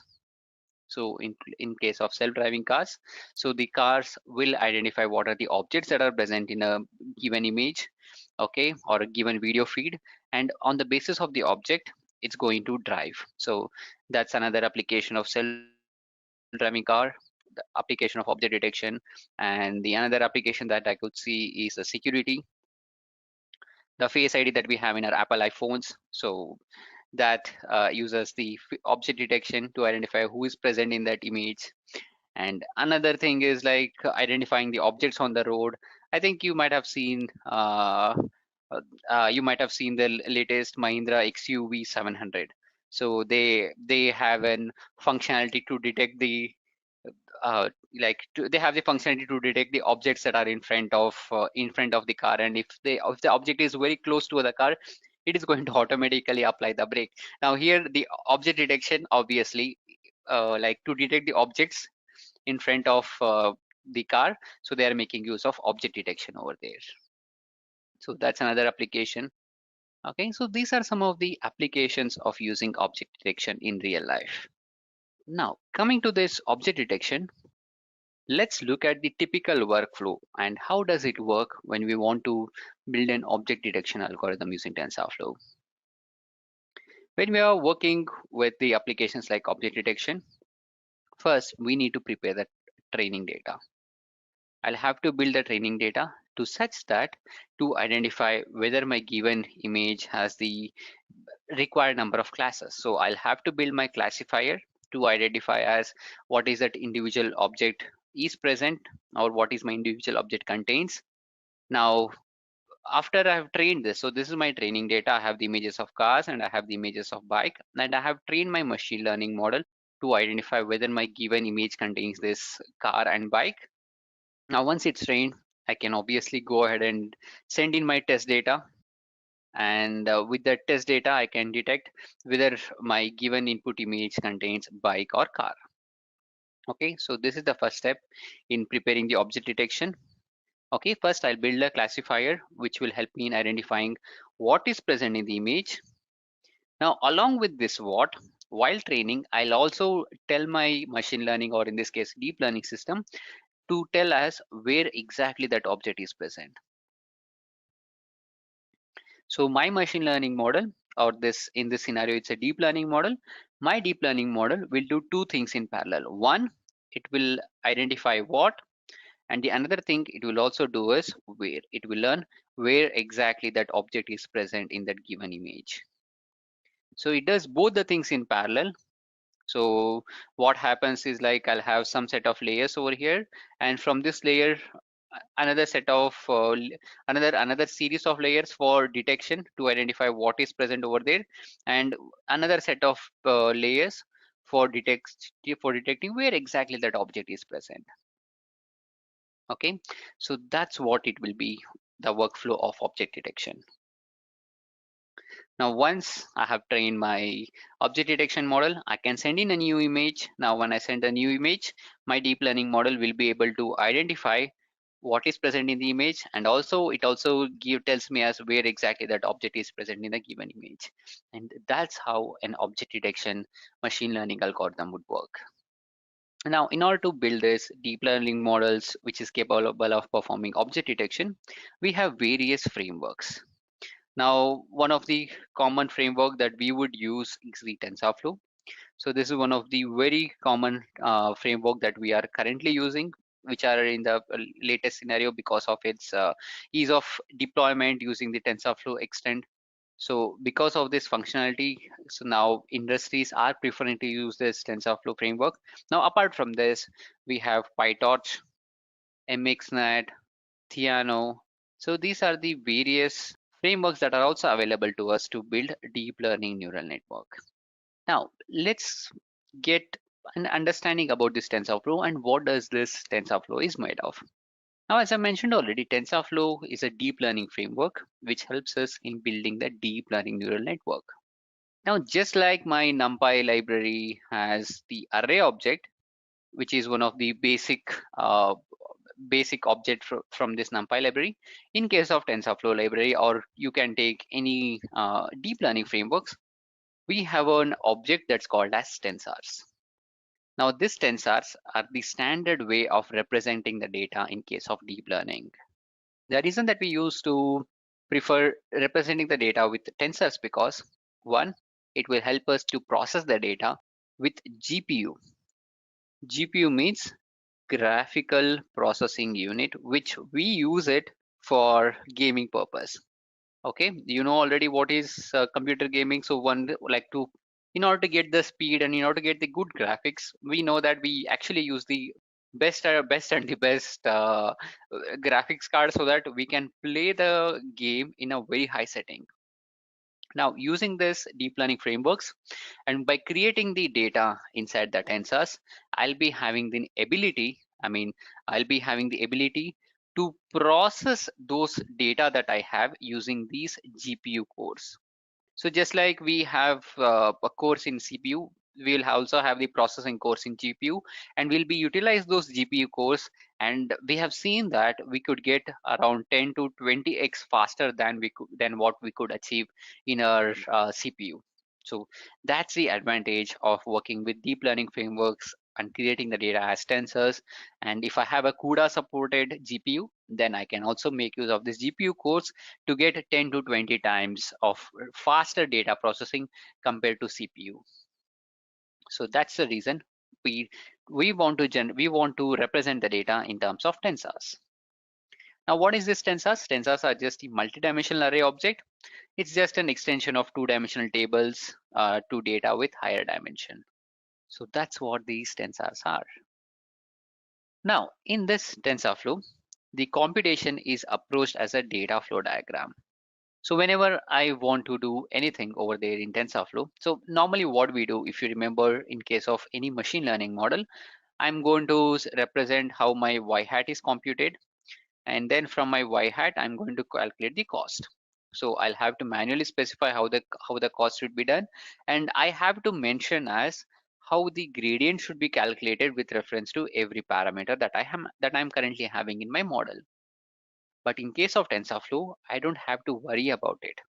I can let my TensorFlow to do the magic. I can let my TensorFlow to track what are the operations that I'm doing on the data. And once I've completed the operation, I can just tell to my system as, okay, hey, I have finished doing the operation. Why don't you update the parameters? So in order to do that, we actually make use of data flow graph, or sometimes we also call it as TensorFlow graph. So it's going to track how the data is getting manipulated. Now, once I have done this data manipulation, I can make use of this TensorFlow graph to update the parameters of my model during the operation. And that's the advantage of using deep learning framework. Now, because of this feature, I don't have to worry about writing the complex equation. I can just start building the models which are as much as complex that I want. And I can let my TensorFlow to do the magic and find the gradients and update the parameters with just a single command. So that's the advantage of working with this TensorFlow. And we have the similar functionality in PyTorch library. So it's not just advantage in TensorFlow. I'm just giving it as an example as TensorFlow because we are discussing a TensorFlow. The similar functionality is also available in PyTorch as well. Okay. And yes, we represent the data in tensors. And once we represent the data in tensors, so here it is just a flow over here. So here the flow says, okay, for the given data, I'm going to add something and I'm going to perform matrix multiplication. So matmul is nothing but the matrix multiplication. So I'm doing some matrix multiplication and I'm getting the result. And on the basis of result, if I want to update something, I can just go ahead and perform some update using the TensorFlow data graph that I have, and then find the parameters over there, and I can do my required activity as per my preference. So what we do in case of building the model is, we'll start with the input data. We are going to convert it into the tensors, And once we convert the data into the tensors using TensorFlow library, we'll start training the model with TensorFlow model. Okay, so here the TensorFlow model is nothing but the deep learning model which I've created with TensorFlow library. Now, once that is done, I can go ahead and start training the model in depth. So here I'll create it as tensors, and then I'm going to train my TensorFlow model, which is a deep learning model. And once the model has been trained, I can send in a new data, which is called as test data, to test how my model is performing. And once the testing is done, once I'm satisfied with the output, obviously I can use those test results to tell us as, okay, so this is an example of object detection. So for a given image, this is where the objects are, and these are the objects. So person, dog, and horse. So there are three objects that are present over here, and the bounding box tells us as where exactly those objects are present. So this is a typical flow when it comes to performing object detection. Now here, as a hands-on demo, we are going to look into a demo of YOLO model. Okay, so YOLO is one of the most commonly used object detection model when it comes to performing the object detection using deep learning models. So it's an object detection models. We'll use this already trained YOLO model, and we'll send in our data, and we'll see how the output would look like when I perform object detection with this YOLO. Okay, so let's go back to our Google Colab. Okay, now let's have a quick look at the implementation of TensorFlow. So this is a notebook that I've just shared in the chat window. You can refer that notebook. And this notebook has the implementation of object detection with YOLO. Now here, to get started, we are going to get the repository from the GitHub. So this is going to clone my repository, which is present over there. That is the darknet repository. And then I'm going to go inside the directory, that is cd darknet, and this is going to display the various files that we have in that directory. Now once that is done, we are going to execute this command of make. So this will compile my library, and this is going to make sure that it is ready for us to execute. So this would take a while depending on the computer speed that we are running in. Now in this scenario, I'm using the free system that is provided by Google Colab, hence this would take a while for it to become ready. And once that is done, I'm going to get the trained weights or already trained weights from the GitHub repository. So this is actually available under this link. So I'm going to download those weights.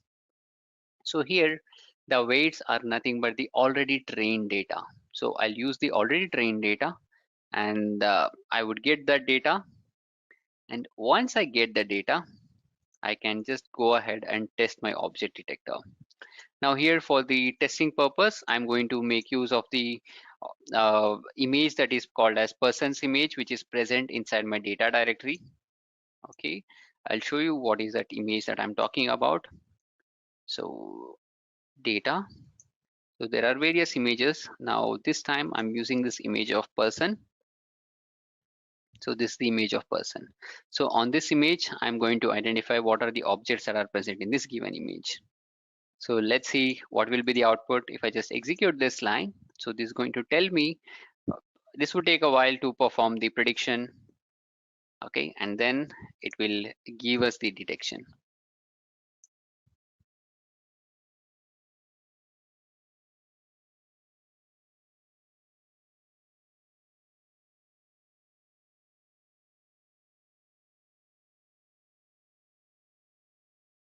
Okay, so we have the output, and if you observe over here, currently I'm running on CPU, so it actually took 21,915 milliseconds. So I'll just note this number in a separate notepad.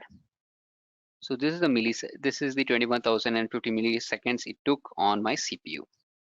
All right, and if I come down, so this is the predictions that has been given from my object detection model of YOLO. So it says where exactly that person is present, and it also displays about the class name. Here the class name says as person, and along with that it also displays the confidence score. So how much confident it is how much confident it is to saying it as okay, it belongs to the person. Okay, and it says 98% confidence that belongs to the horse, and this is 99% confident that it belongs to the dog classes. Now we are going to enable the GPU, and once we enable the GPU, we'll have to execute some commands again and prepare our model to make sure that it runs on GPU. And once that is done, this time we are going to use a new image. The new image is called as giraffe.jpg. So this is the image that I'll be testing out. So this is the image of giraffe, and I'll be using this image to detect the objects. So I'll just execute this to run the prediction, and I'm going to show how the objects would look like in this image. Okay, it's still configuring my system to make sure that it runs on the GPU.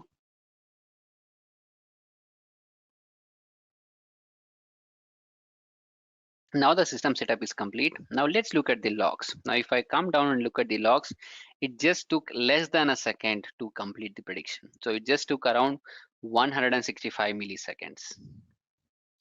See, you can look into the comparison. Now if I just compare it, okay, 21915 divided by 165, so it's like 132 times faster than what I have got from my CPU. So that's the computation speed that we would get when we work with uh, GPUs. Okay, now if I see over here, so it says these are the objects that has been identified from a given image. So there's a giraffe with 100% confidence, and there is a zebra with 99% confidence. So clearly we would get the high speed computation when we are working with GPUs. Now below we have a code to test out about the various threshold values. So for that we are choosing an example image of horse, and on this example image of horse, so by default it has some threshold value. I think the threshold value is somewhere around 0.8 or something. Now if I reduce the threshold value, it is going to add some more images, and if I increase the threshold values, it is going to stop like displaying about the loss. This in this example I've mentioned my threshold as 0.98. That means detect the objects for which you are confident with 98%. So here in the above image I had an object which had 90% confidence, and that has been omitted when I specify this threshold of 98%. And if I reduce the threshold value, then in such scenarios it would randomly assign the values like this, because the threshold is very less. Okay, so that is how we can make use of TensorFlow and that is how we can make use of TensorFlow and detect the objects in an image. And if I come down, there is a code which talks about as we can perform the object detection in videos. Now instead of connecting to the videos, we can also make use of OpenCV library and detect the starter webcam session, and then we can run this object detection on the video file as well, or we can run that object detection on the on the webcam stream as well to detect what are the objects that are present in the image. Now in order to do that, obviously we need a system which has a very good memory and the GPU, and you are free to check out at your end when you're exploring about videos. Okay, so the identification or the overall understanding that you need to have is when I talk about object detection. So object detection means for a given input data, I'll be doing two things. One, I'll be detecting where is my object is present.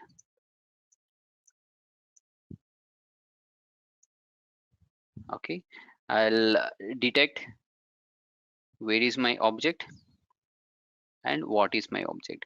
I'll detect both the things when I'm performing object detection. So what and where, which is like what we have seen in this video. So in our current scenario, so we have made use of YOLO object detector to detect the objects from our end. And when you start your learning journey with TensorFlow, obviously you learn how you can create your own object detection model to identify the objects in a given image. So you learn that as well as you progress in your learning journey when you start exploring TensorFlow and when you try to do some task on your own. Okay, so that's how you can plan out in your learning journey.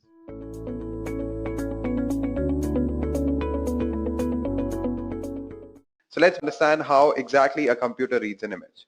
So this is an image of New York skyline. I personally love this picture. So when a human will see this image, he'll first notice there are a lot of buildings in different colors and stuff like that. But how a computer will read this image? So basically there will be three channels. One will be red, another will be green, and finally we have blue channel, which is popularly known as RGB. So each of these channels will they have their own respective pixel values, as you can see it over here. So when I say that image size is B cross A cross 3, it means that there are B rows, A columns, and 3 channels. Alright, so if somebody tells you that the size of an image is 28 cross 3 pixels, it means that it has 28 rows, 28 columns, and 3 channels. So this is how a computer sees an image. And this is for colored images. For black and white images, we have only 2 channels. So let's move forward and we'll see why can't we use fully connected networks for image classification. So consider an image which has 28 cross 3 pixels. So when I feed in this image to a fully connected network like this, then the total number of weights required in the first hidden layer will be 2352. You can just go ahead and multiply it yourself. All right. But in real life, the images are not that small. All right. So whatever images that we have, they are definitely above 200 cross 3 pixels. So if I take an image which has 200 cross 3 pixels and I feed it to a fully connected network, so at that time, the number of weights required at the first hidden layer itself will be 120,000 guys. So we need to deal with such huge amount of parameters, and obviously we require more number of neurons. So that can eventually lead to overfitting. So that's why we cannot use fully connected network for image classification. Now let's see why we need convolutional neural networks.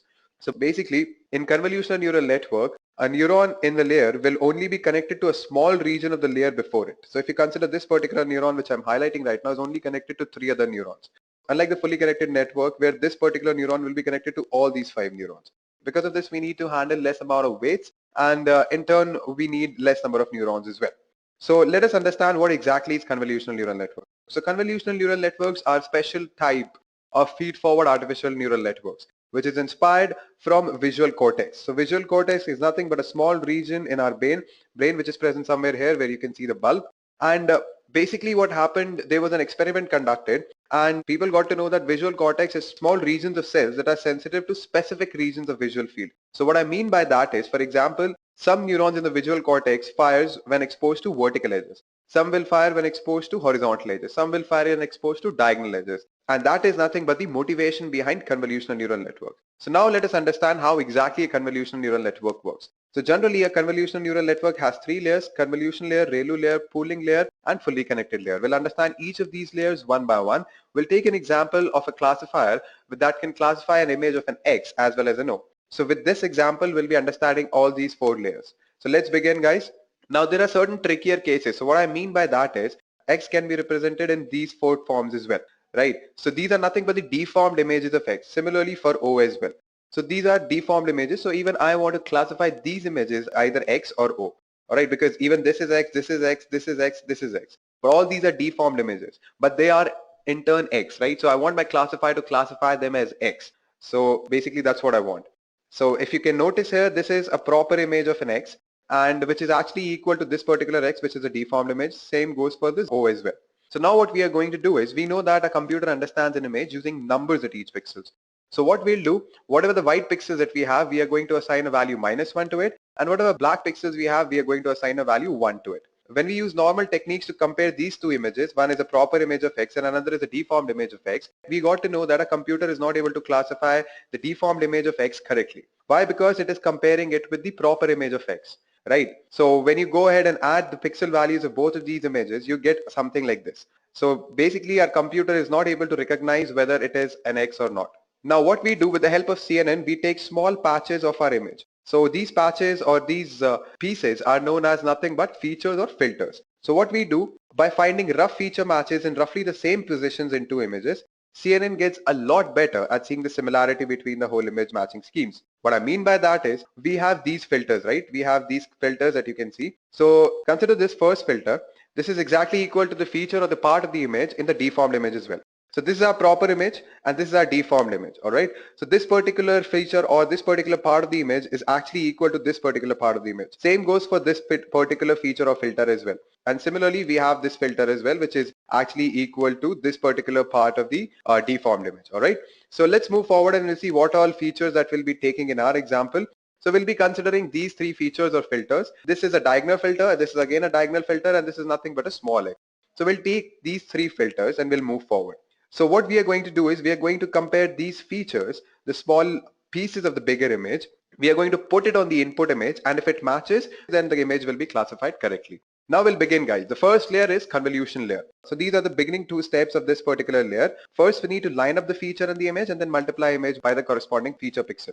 Now let me explain you with an example. So this is our first diagonal feature that we'll take. We are going to put this particular feature on our image of x, all right? And we are going to multiply the corresponding pixel value. So 1 will be multiplied with 1, we'll get 1, and we'll put it in another matrix. Similarly, we are going to move forward and we're going to multiply -1 with -1. We're going to multiply -1 with -1, as you can see. Similarly, we multiply this as well, -1 into -1, then again -1 into -1. So we are going to complete this whole process when we are going to finish up this matrix. All right, and once we are done finishing up the multiplication of all the corresponding pixels in the feature as well as in the image, we need to follow two more steps. We need to add them up and divide by the total number of the pixels in the feature. So what I mean by that is, after the multiplication of the corresponding pixel values, what we do, we add all these values, we divide it by the total number of pixels, and we get some value, right? And then now our next step is to create a map and put the value of the filter at that particular place. We saw that after multiplying the pixel value of a feature with the corresponding pixel value of with that of our image, we get the output, which is 1. So we place 1 here. Similarly, we are going to move this filter throughout the image. Next up, we are going to move this filter here. After that, we are going to move it here, here, here, everywhere on the image. We are going to move it and we are going to follow the same process. All right, so yeah, this is one more example where I've moved my filter in between. And after doing that, I've got the output something like this, 1, 1, -1 and all. So over here, if you notice, I've got a couple of times -1 as well, due to which my output that comes is 0.55, right? So I'm going to place 0.55 here. Similarly, after moving the pixel, after moving the filter throughout the image, I got this particular matrix. All right, and this is for one particular feature. After performing the same process for the other two filters as well, I've got these two values. So we have these three values after passing through the convolution layer. Let me give you a quick recap of what happens in convolution layer. So basically we have taken three features, all right, and one by one we'll take one feature, move it through the entire image, and when we are moving it, at that time we are multiplying the pixel value of the image with that of the corresponding pixel value of the filter, adding them up, dividing by the total number of pixels to get the output. So when we do that for all the filters, we got these three outputs, all right? So let's move forward and we'll see what happens in ReLU layer.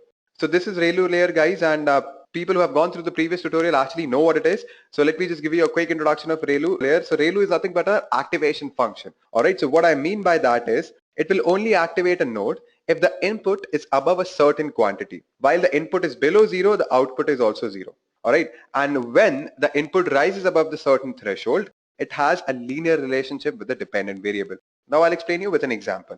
We have a graph of ReLU function here. So my function says that when f of x is equal to 0 if x is less than 0, and it is equal to x when x is greater than 0. All right. So whatever values that I have which are below 0 will actually in turn become 0, and whatever values that are above 0, our function value will also be equal to that particular value. So f of x will be equal to x if it is greater than or equal to 0, and it will be 0 if it is less than 0. So if I have x value as -3, so definitely it is less than 0, so f of x becomes 0. Similarly, if I have -5x value, then again it is less than 0, so my f of x value becomes 0.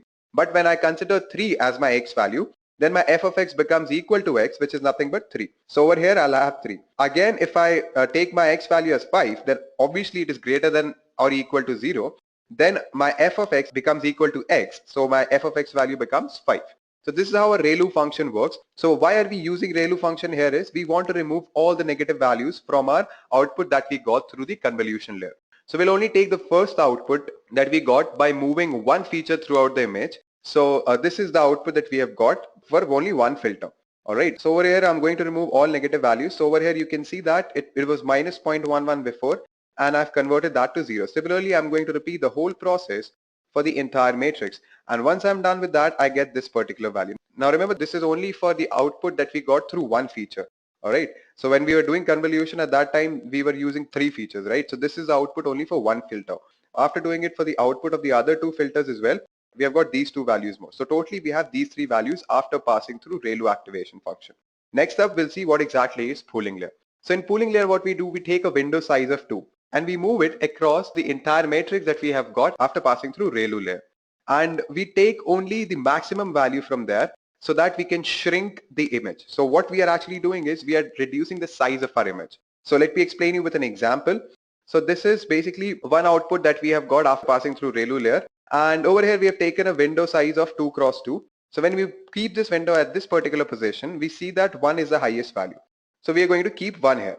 And we are going to repeat the same process for this particular window as well. So over here the maximum value is 0.33, so 0.33 will come. So if you notice here, earlier we had 7 cross 7 matrix and now we have reduced that to 4 cross 4 matrix. So after doing that for the entire image, we have got this as our output.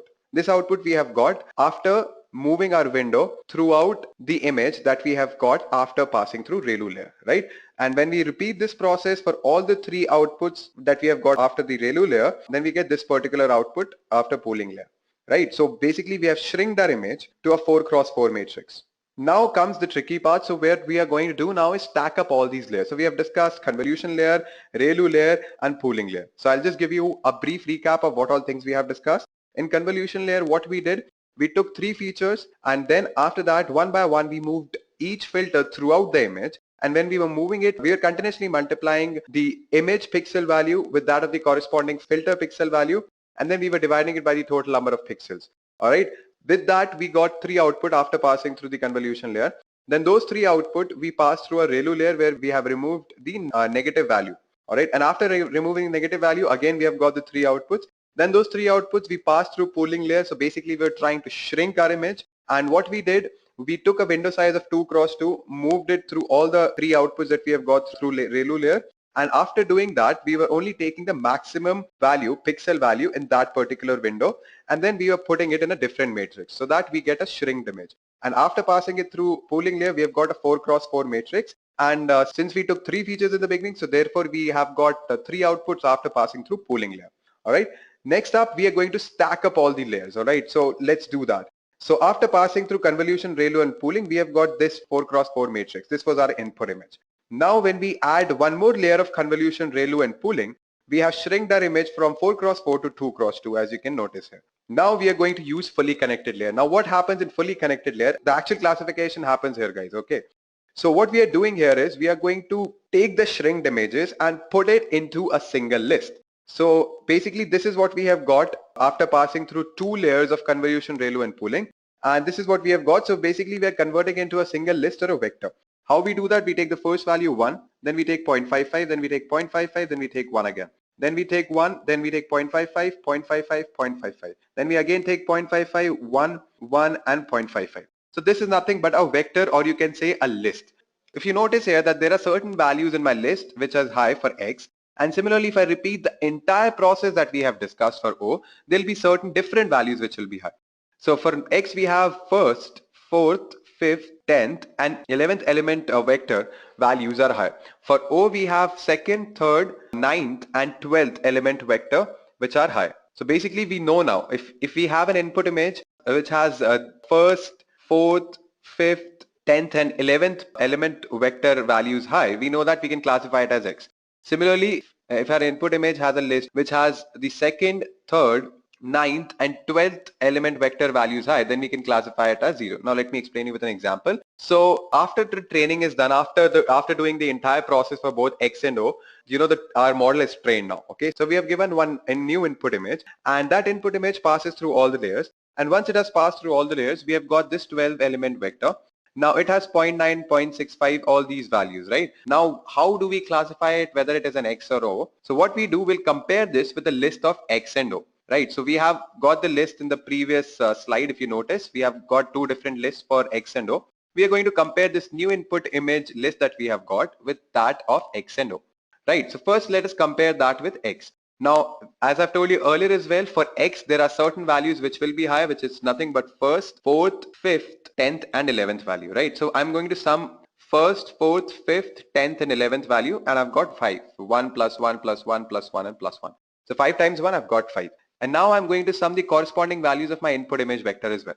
So the first value is 0.9, then the fourth value is 0.87, fifth value is 0.96, 10th value is 0.89, and the 11th value is 0.94.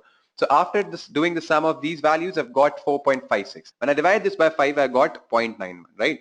Now this is for X. Now when I do the same process for O, so in O, if you notice, I have second, third, ninth, and 12th element vector values as high. So when I sum these values, I get 4. And when I do the sum of the corresponding values in my input image, I've got 2.07. When I divide that by 4, I got 0.51. And so now we notice that 0.91 is a higher value compared to 0.51. So when we have compared our input image with the values of X, we got a higher value than the value that we have got after comparing the input image with the values of O. So the input image is classified as X. All right, so now let us move towards our use case. So this is our use case, guys. So over here, what we are going to do is we are going to train our model on different types of dogs and cat images. And once the training is done, we are going to provide it an input, and it will classify whether the input is of a dog or a cat. Now, let me tell you the steps involved in it. So what we are going to do in the beginning is obviously first we need to download the data set. After that, we are going to write a function to encode the labels. Labels are nothing but the dependent variable that we are trying to predict. So in our training data and testing data, obviously we know the labels, right? So on that basis only we can train our model. So we are going to encode those labels. After that, we'll resize the image to 50 cross 50 pixel, and we are going to read it as a grayscale image. Then we are going to split the data, 24,000 images for training and 50 for testing. Once this is done, we are going to reshape the data appropriately for TensorFlow. Now TensorFlow, I think everyone knows about TensorFlow. TensorFlow is nothing but a Python library for implementing deep learning models. Then we are going to build the model, calculate the loss. It is nothing but categorical cross entropy. Then we are going to reduce the loss by using Adam optimizer with a learning rate set to 0.001. Then we are going to train the deep neural network for 10 epochs, and finally we are going to make predictions. All right, so I'll just quickly open my PyCharm and I'll show you the code, how it looks like. So this is the code that I've written in order to implement the use case. In the beginning, I need to import the libraries that I require. And once it is done, what I'm doing, I'm defining my training data and the testing data. So train and test one contains both my training data as well as testing data respectively. Then I've taken my image size as 50 and learning rate I've defined here. And I've given a name to my model. You can give whatever name you want. All right, so first thing that we saw, we need to encode the dependent variable. That's what we are doing here. We are encoding our dependent variable. So whenever the label is cat, then it will be converted to an array of 1, 0, and when it is dog, it will be converted to an array of 0, 1. So why we are actually encoding the label? Because our code cannot understand the categorical variable. So we need to encode it, right? Next, what I'm doing is I'm resizing my image to 50 cross 50, and I am converting it to a grayscale image, right? And once this is done, I'm going to split my data set into training and testing parts. So yeah, we are basically splitting the data set into two parts for training and testing. And here we are defining a model. So you can I can just go ahead and throw in a comment here. Building the model. Yeah. So this is where we are building the model. So basically what we have done here is we have resized our image to 50 cross 50 cross 1 matrix, and that is the size of the input that we are using, right? This input that I'm talking about. Then what we have done, a convolution layer we have defined with 32 filters and a stride of 5 with an activation function, a ReLU. And after that we have added a pooling layer, max pool layer. Okay. Again, what we have done, we have repeated the same process, but over here we are taking 64 filters and 5 stride, passing it through a ReLU activation function, and after that we have a pooling layer, max pool layer. Then we have repeated the same process for 128 filters. After that we have repeated for 64 filters, then for 32 filters. And after that we are using a fully connected layer with 1024 neurons. And finally we are using the dropout layer with key probability of 0.8 to finish our models. This is where our model is actually finished. And then what we are doing is we are using the Adam optimizer to optimize our model. So basically whatever the loss that we have, we are trying to reduce it. And this is basically for your TensorBoard. So we are creating some log files, and then with that log file, TensorBoard will create a pretty fancy graphs for us that helps us to visualize the entire model. And then what we are doing is we are trying to fit the model. And we have defined epochs as 10. That is the number of iterations that will happen will be 10. And yeah, so this is pretty much it. Model name we have given, Then input is x underscore test to check the accuracy. Similarly, the target will be y underscore test. The labels associated with that test data will be a y underscore test, and which we have encoded basically. So this is how we are going to actually calculate the accuracy, and we'll try to reduce the loss as much as possible in 10 epochs. So till now our model is complete. We are done with it. Next, what I'm doing is I'm feeding in some random input from the test data, and I'm validating whether my model is predicting it correct or not. All right. So I've already trained the model because it takes a lot of time, and yeah, I cannot do it here. So I've already trained the model, and you can see that the loss that came after the 10th epoch is 0.2973, and the accuracy is somewhere around 88%, which is pretty good, guys. And yeah, and I've done the prediction on the test data as well. So let me just show it to you that. So this is the prediction that it has done on few of the images in the test data. So yeah, it is a cat predicted as cat, cat predicted as cat, cat, cat, cat, and dogs as well. There are certain dogs as well.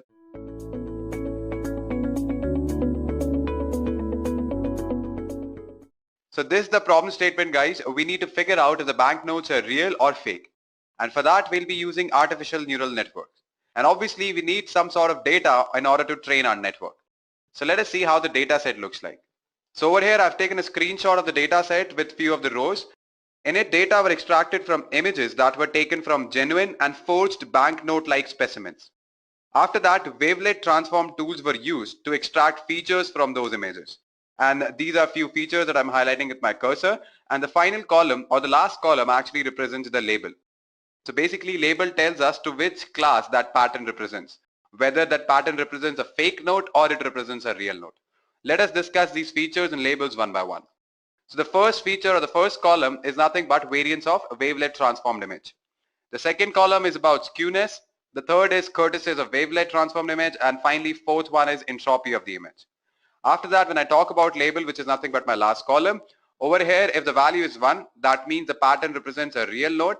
Whereas when value is 0, that means it represents a fake note. So guys, let's move forward and we'll see what are the various steps involved in order to implement this use case. So over here, we'll first begin by reading the data set that we have. We'll define features and labels. After that, we are going to encode the dependent variable. And what is a dependent variable? It is nothing but your label. Then we are going to divide the data set into two parts, one for training, another for testing.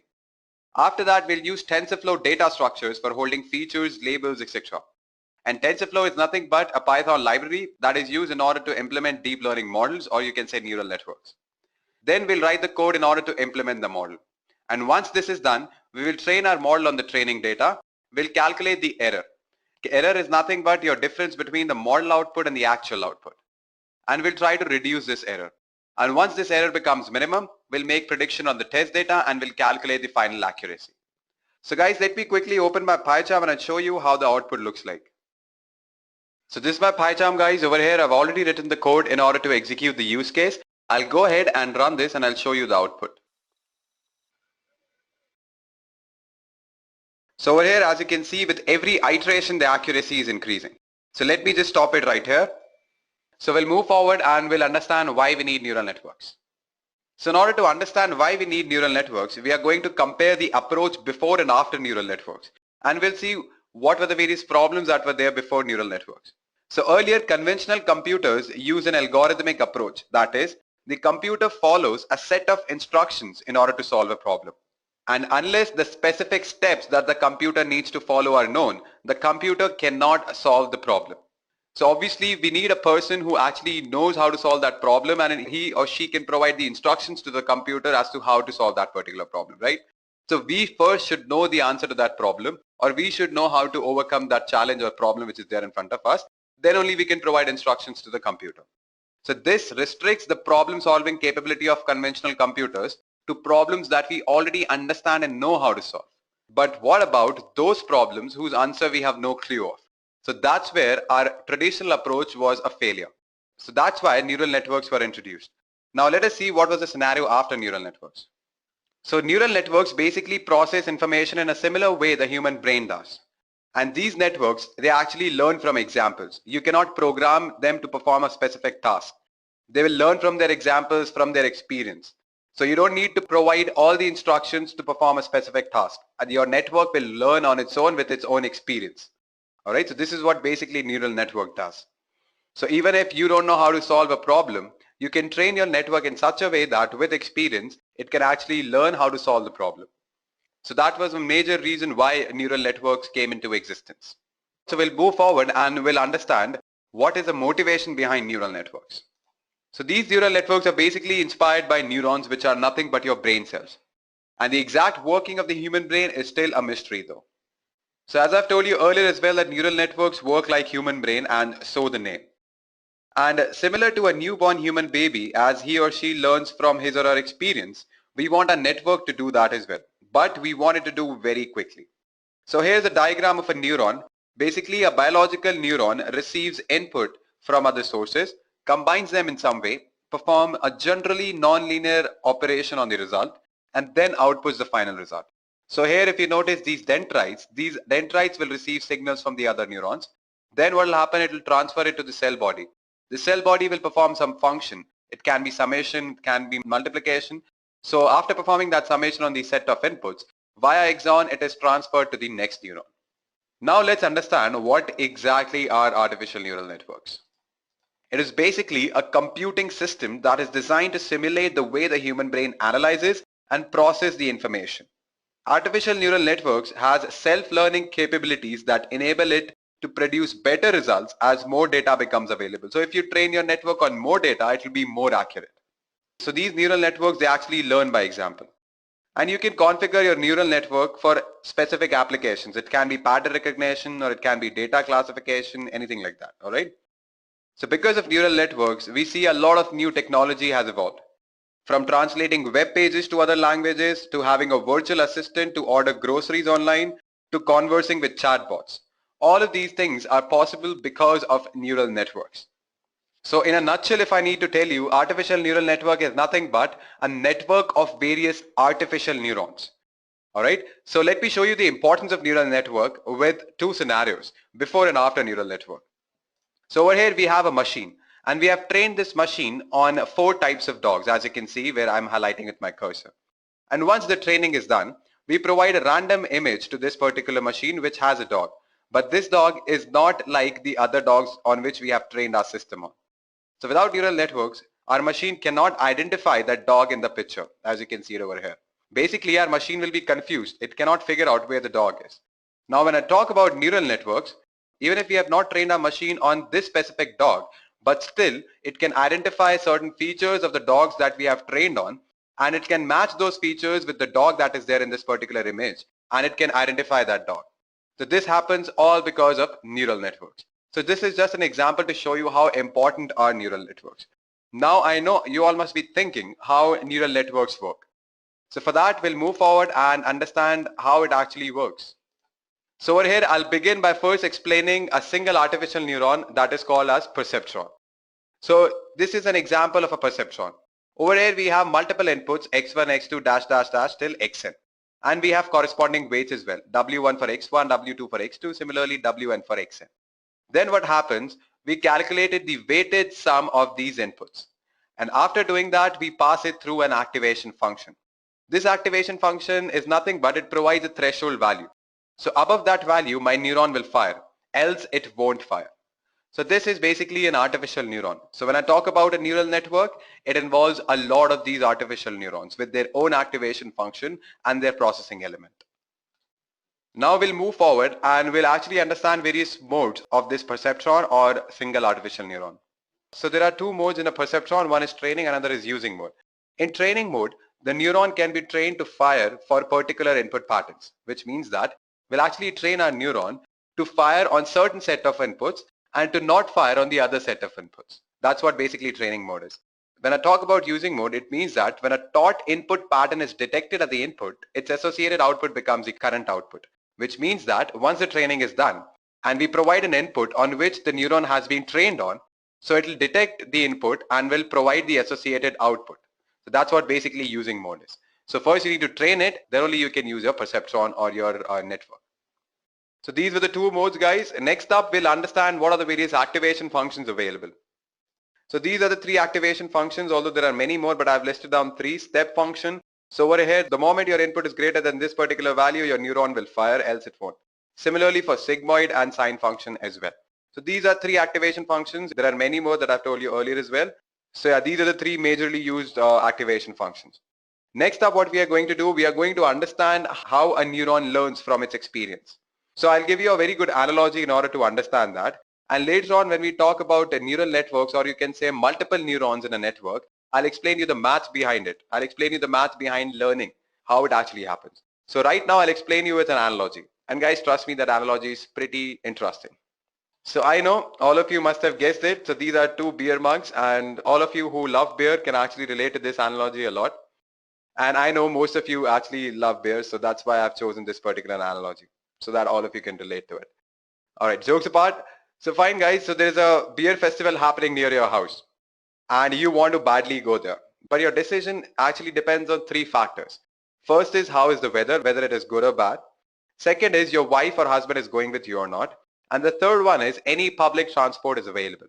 So on these three factors, your decision will depend whether you will go or not.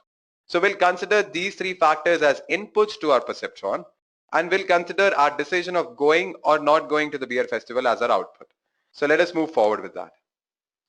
So the first input is how is the weather, we'll consider it as x1. So when weather is good, it will be 1, and when it is bad, it will be 0. Similarly, your wife is going with you or not, so that will be your x2. If she is going, then it's 1. If she's not going, then it's 0. Similarly, for public transport, if it is available, then it is 1, else it is 0. So these are the three inputs that I'm talking about. Let's see the output. So output will be 1 when you're going to the beer festival, and output will be 0 when you want to relax at home. You want to have beer at home only. You don't want to go outside. So these are the two outputs, whether you're going or you're not going. Now what a human brain does. Over here, okay, fine. I need to go to the beer festival. But there are three things that I need to consider. But will I give importance to all these factors equally? Definitely not. There'll be certain factors which will be of higher priority for me. I'll focus on those factors more. Whereas few factors won't affect that much to me. Alright, so let's prioritize our inputs or factors. So here our most important factor is weather. So if weather is good, I love beer so much that I don't care even if my wife is going with me or not, or if there is a public transport available. So I love beer that much that if weather is good, then definitely I'm going there. That means when x1 is high, output will be definitely high. So how we do that, how we actually prioritize our factors, or how we actually give importance more to a particular input and less to another input in a perceptron or in a neuron. So we do that by using weights. So we assign high weights to the more important factors or more important inputs, and we assign low weights to those particular inputs which are not that important for us. So let's assign weights, guys. So weight W1 is associated with input X1, W2 with X2, and similarly W3 with X3. Now, as I've told you earlier as well, that weather is a very important factor, so I'll assign a pretty high weight to weather and I'll keep it as 6. Similarly, W2 and W3 are not that important, so I'll keep it as 2, 2. After that, I've defined a threshold value as 5, which means that when the weighted sum of my input is greater than 5, then only my neuron will fire, or you can say then only I'll be going to the beer festival. All right, so I'll use my pen and we'll see what happens when weather is good. So when weather is good, our x1 is 1, our weight is 6, we'll multiply it with 6. Then if my wife decides that she is going to stay at home and she will probably be busy with cooking and she doesn't want to drink beer with me, so she's not coming. So that input becomes 0. 0 into 2 will actually make no difference because it will be 0 only. Then again, there is no public transport available also. Then also this will be 0 into 2. So what output I get here? I get here as 6. And notice the threshold value, it is 5. So definitely 6 is greater than 5. That means my output will be 1. Or you can say my neuron will fire, or I'll actually go to the beer festival. So even if these two inputs are 0 for me, that means my wife is not willing to go with me and there is no public transport available, but weather is good, which has very high weight value and it actually matters a lot to me. So if that is high, it doesn't really matter whether the two inputs are high or not. I will definitely go to the beer festival. All right. Now I'll explain you a different scenario. So over here our threshold was 5. But what if I change this threshold to 3? So in that scenario, even if my weather is not good, I'll give it a 0. So 0 into 6. But my wife and public transport both are available. All right. So 1 into 2 plus 1 into 2. which is equal to 4. And it is definitely greater than 3. Then also my output will be 1. That means I will definitely go to the beer festival even if weather is bad. And my neuron will fire. So these are the two scenarios that I have discussed with you. Alright, so there can be many other ways in which you can actually assign weight to your problem or to your learning algorithm. So these are the two ways in which you can assign weights and prioritize your inputs or factors on which your output will depend. So obviously in real life, all the inputs or all the factors are not as important for you. So you actually prioritize them. And how you do that in perceptron, you provide high weight to it. This is just an analogy so that you can relate to a perceptron to a real life. We'll actually discuss the math behind it later in the session as to how a network or a neuron learns. All right. So how the weights are actually updated and how the output is changing, that all those things we'll be discussing later in the session. But my aim is to make you understand that you can actually relate to a real life problem with that of a perceptron. All right. And in real life, problems are not that easy. They are very, very complex problems that we actually face. So in order to solve those problems, a single neuron is definitely not enough. So we need networks of neurons. And that's where artificial neural network, or you can say multi-layer perceptron, comes into the picture. Now let us discuss that. Multi-layer perceptron or artificial neural network. So this is how an artificial neural network actually looks like. So over here we have multiple neurons present in different layers. The first layer is always your input layer. This is where you actually feed in all of your inputs. Then we have the first hidden layer. Then we have second hidden layer, and then we have the output layer. Although the number of hidden layers depend on your application, on what are you working, what is your problem. So that actually determines how many hidden layers you'll have. So let me explain you what is actually happening here. So you provide in some input to the first layer, which is nothing but your input layer. You provide inputs to these neurons. All right. And after some function, the output of these neurons will become the input to the next layer, which is nothing but your hidden layer 1. Then these hidden layers also have various neurons. These neurons will have different activation functions. So they'll perform their own function on the inputs that it receives from the previous layer. And then the output of this layer will be the input to the next hidden layer, which is hidden layer 2. Similarly, the output of this hidden layer will be the input to the output layer. And finally, we get the output. So this is how basically an artificial neural network looks like. Now let me explain you this with an example. So over here, I'll take an example of image recognition using neural networks. So over here, what happens, we feed in a lot of images to our input layer. Now this input layer will actually detect the patterns of local contrast and then will feed that to the next layer, which is hidden layer 1. So in this hidden layer 1, the face features will be recognized. We'll recognize eyes, nose, ears, things like that. And then that will be again fed as input to the next hidden layer. And in this hidden layer, we'll assemble those features and we'll try to make a face. And then we'll get the output, that is the face will be recognized properly. So if you notice here, with every layer, we are trying to get a more abstract version or the generalized version of the input. So this is how basically an artificial neural network, how it works. All right. And there's a lot of training and learning which is involved that I'll show you now. Training a neural network. So how we actually train our neural network. So basically the most common algorithm for training a network is called backpropagation.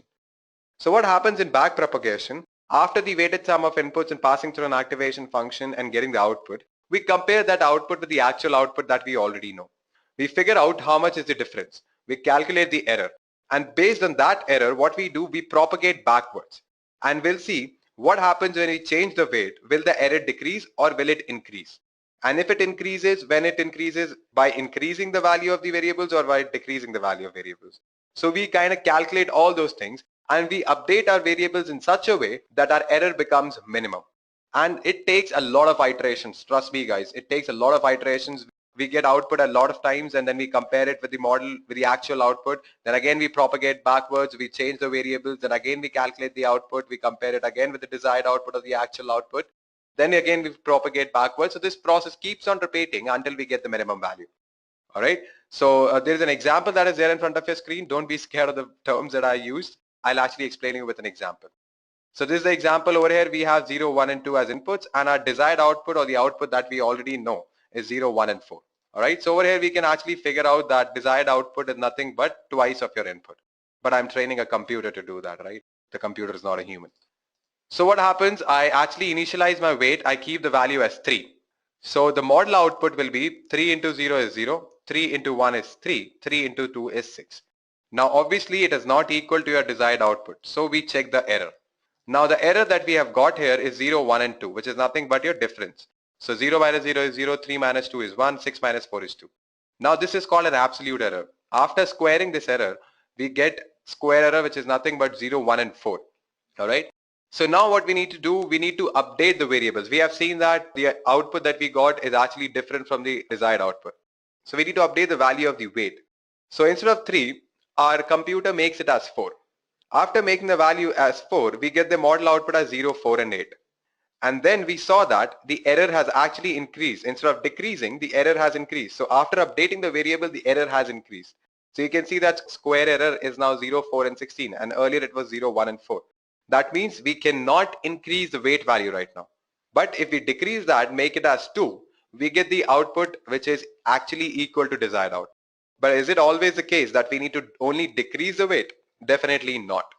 So in this particular scenario, whenever I'm increasing the weight, error is increasing, and when I'm decreasing the weight, error is decreasing. But as I've told you earlier as well, this is not the case every time. Sometimes you need to increase the weight as well. So how we determine that? Alright, fine guys, this is how basically a computer decides whether it has to increase the weight or decrease the weight. So what happens here, this is a graph of square error versus weight. So over here what happens, suppose your square error is somewhere here, and your computer, it starts increasing the weight in order to reduce the square error. And it notices that whenever it increases the weight, square error is actually decreasing. So it'll keep on increasing until the square error reaches a minimum value. And after that, when it tries to still increase the weight, the square error will increase. So at that time, our network will recognize that whenever it is increasing the weight after this point, error is increasing.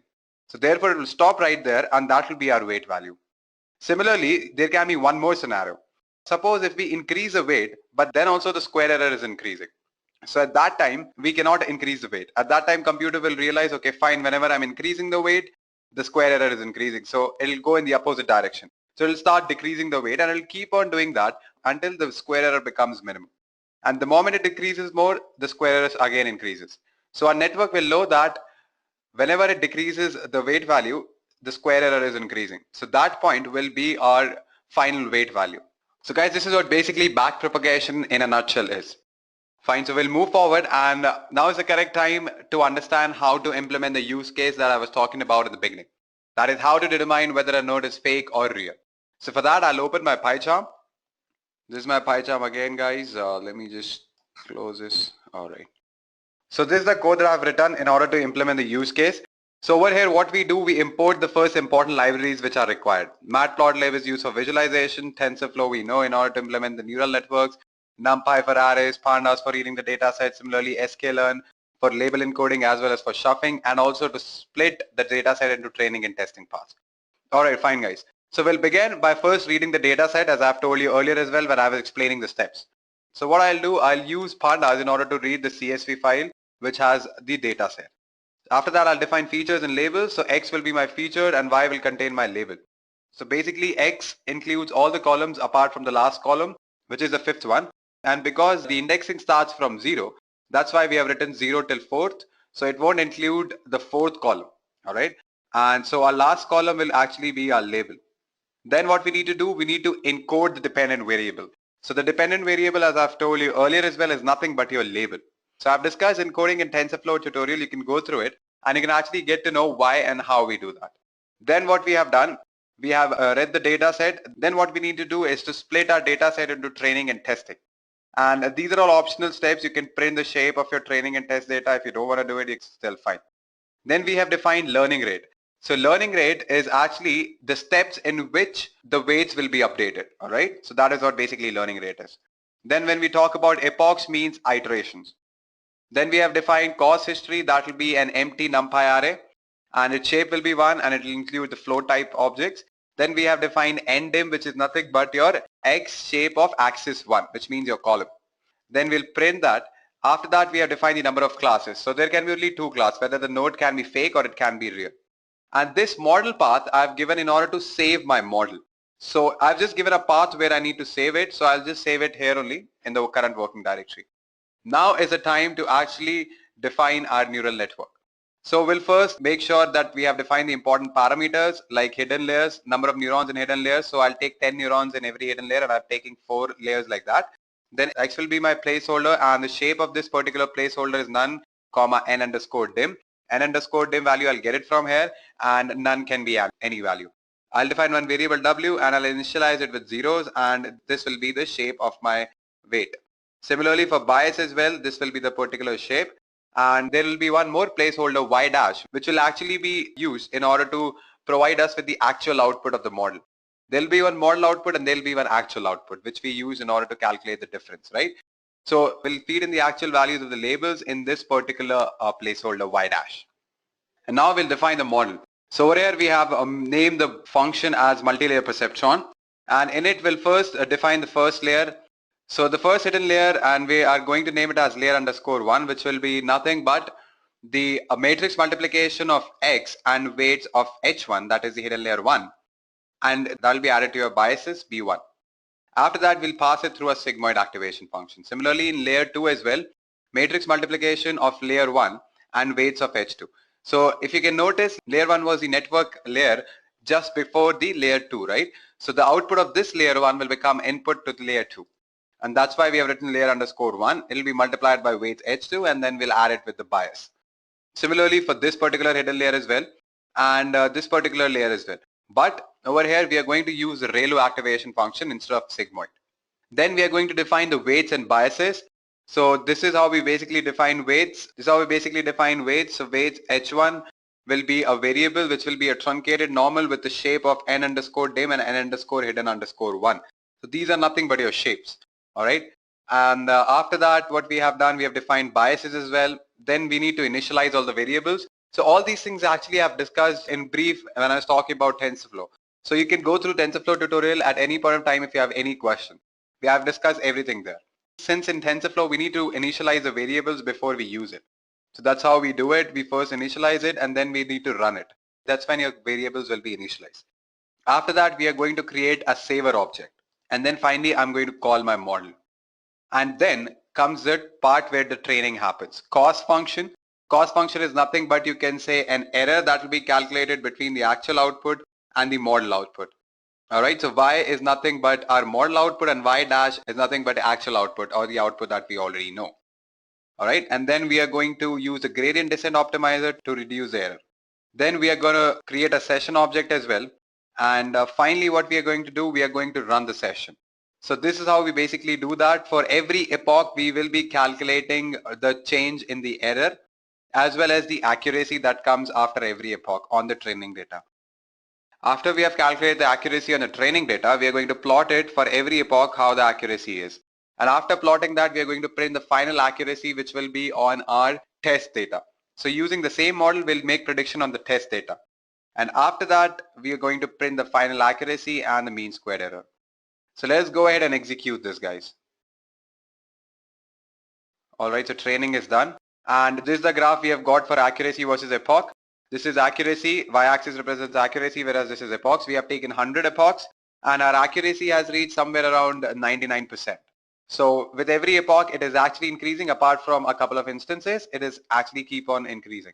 So the more data you train your model on, it will be more accurate. Let me just close it. So now the model has also been saved where I wanted it to be. This is my final test accuracy and this is the mean squared error. Alright, so these are the files that will appear once you save your model. These are the 4 files that I've highlighted. Now what we need to do is restore this particular model. And I've explained this in detail how to restore a model that you have already saved. So over here what I'll do, I'll take some random range. I've taken it actually from 754 to 768. So all the values in the row of 754 and 768 will be fed to our model and our model will make prediction on that. So let us go ahead and run this. So when I'm restoring my model, it seems that my model is 100% accurate for the values that I've fed in. So whatever values that I have actually given as input to my model, it has correctly identified its class, whether it's a fake node or a real node. Because 0 stands for fake node and 1 stands for real node, okay? So original class is nothing but which is there in my data set, so it is 0 already. And what prediction my model has made is 0, that means it is fake. So accuracy becomes 100%. Similarly for other values as well. Fine guys, so this is how we basically implement the use case that we saw in the beginning. So in the slide you can notice that I've listed down only 2 applications, although there are many more. So neural networks in medicine. Artificial neural networks are currently a very hot research area in medicine, and it is believed that they will receive extensive application to biomedical systems in the next few years.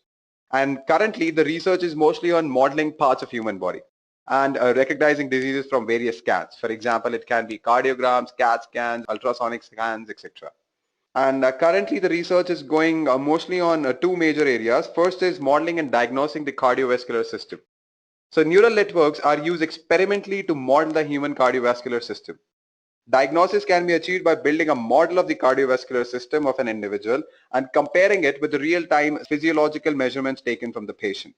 And trust me guys, if this routine is carried out regularly, potential harmful medical conditions can be detected at an early stage and thus make the process of combating disease much easier. Apart from that, it is currently being used in electronic noses as well. Electronic noses have several potential applications in telemedicine. Now let me just give you an introduction to telemedicine. Telemedicine is the practice of medicine over long distance via a communication link. So what the electronic noses will do, they would identify odors in the remote surgical environment. These identified odors would then be electronically transmitted to another site where an odor generation system would recreate them. Because the sense of the smell can be an important sense to the surgeon, telesmell would enhance telepresent surgery. So these are the 2 ways in which you can use it in medicine. You can use it in business as well, guys. So business is basically a diverted field with several general areas of specialization such as accounting or financial analysis. Almost any neural network application would fit into one business area or financial analysis. Now there is some potential for using neural networks for business purposes, including resource allocation and scheduling. I've listed down 2 major areas where it can be used. One is marketing. So there is a marketing application which has been integrated with a neural network system. The airline marketing tactician is a computer system made of various intelligent technologies, including expert systems. A feedforward neural network is integrated with the AMT, which is nothing but airline marketing tactician, and was trained using backpropagation to assist the marketing control of airline seat allocation. So it has wide applications in marketing as well.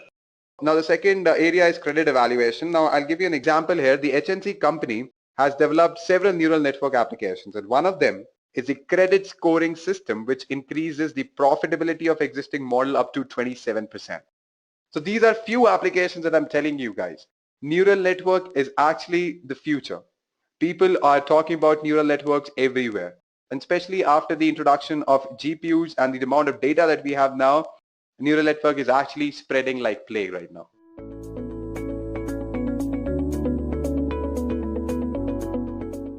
Why can't we use feed-forward networks? Now let us take an example of a feed-forward network that is used for image classification. So we have trained this particular network for classifying various images of animals. Now if you feed in an image of a dog, it will identify that image and will provide a relevant label to that particular image. Similarly, if we feed in an image of an elephant, it will provide a relevant label to that particular image as well. Now if you notice, the new output that we have got, that is classifying an elephant, has no relation with the previous output, that is of a dog. Or you can say that the output at time t is independent of output at time t minus 1. As we can see that there is no relation between the new output and the previous output. So we can say that in feed-forward networks, outputs are independent to each other.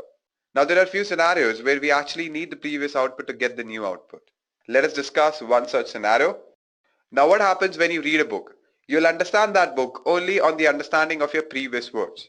Alright, so if I use a feed-forward network and try to predict the next word in a sentence, I can't do that.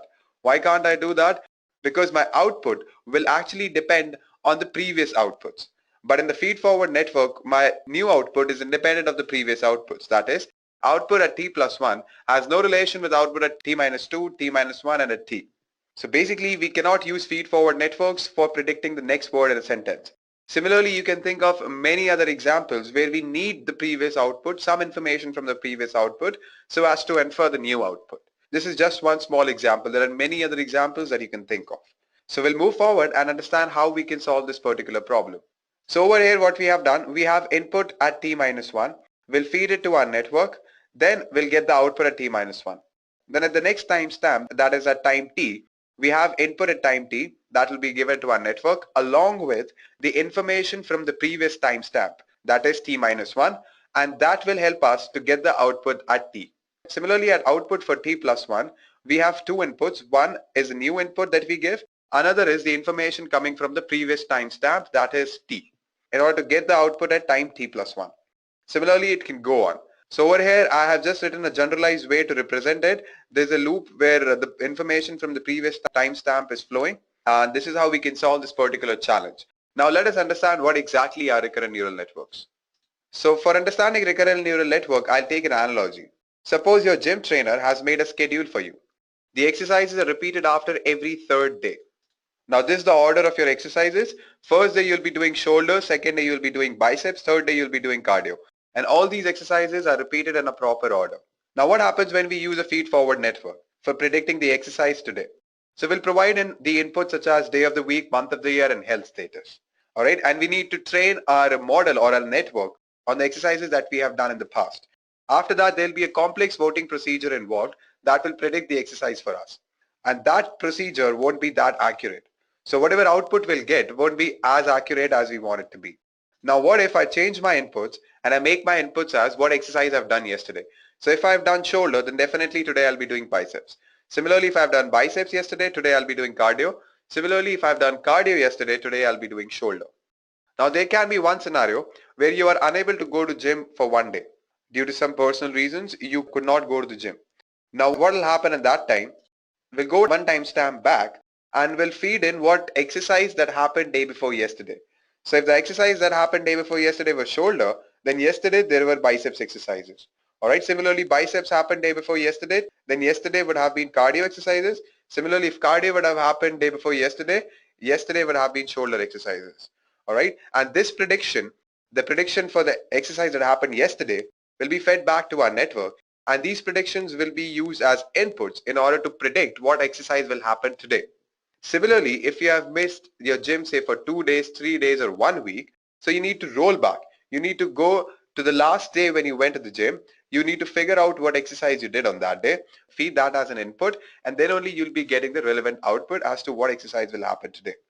Now what I'll do, I'll convert these things into a vector. Now what is a vector? Vector is nothing but a list of numbers. Alright, so this is the new information guys along with the information from the prediction at the previous timestamp. So we need both of these in order to get the prediction at time t. Imagine if I have done shoulder exercises yesterday. So this will be 1, this will be 0, and this will be 0.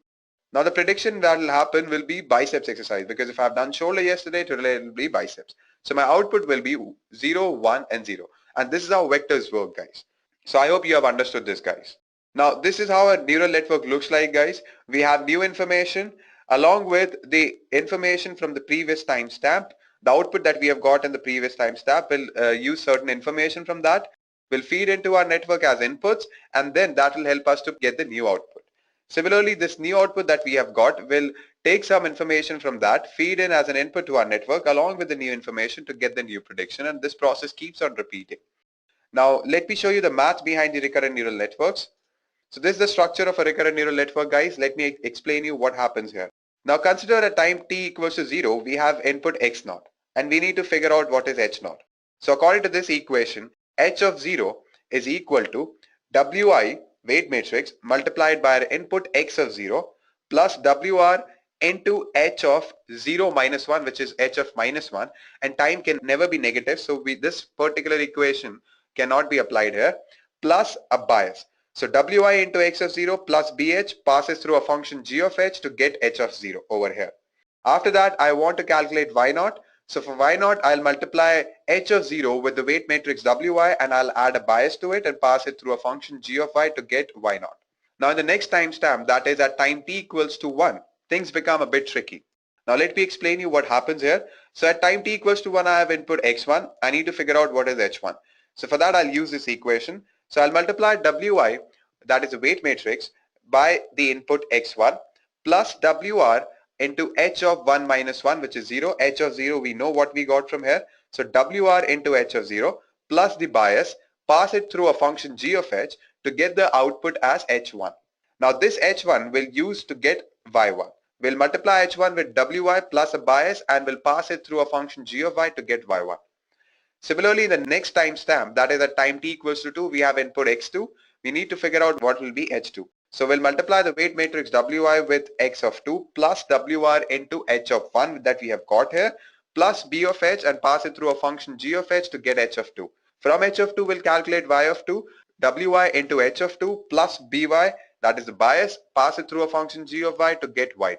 And this is how recurrent neural network works, guys. Now you must be thinking how to train a recurrent neural network. So a recurrent neural network uses backpropagation algorithm for training. But backpropagation happens for every timestamp. That is why it is commonly called as backpropagation through time. And I've discussed backpropagation in detail in artificial neural network tutorial, so you can go through that.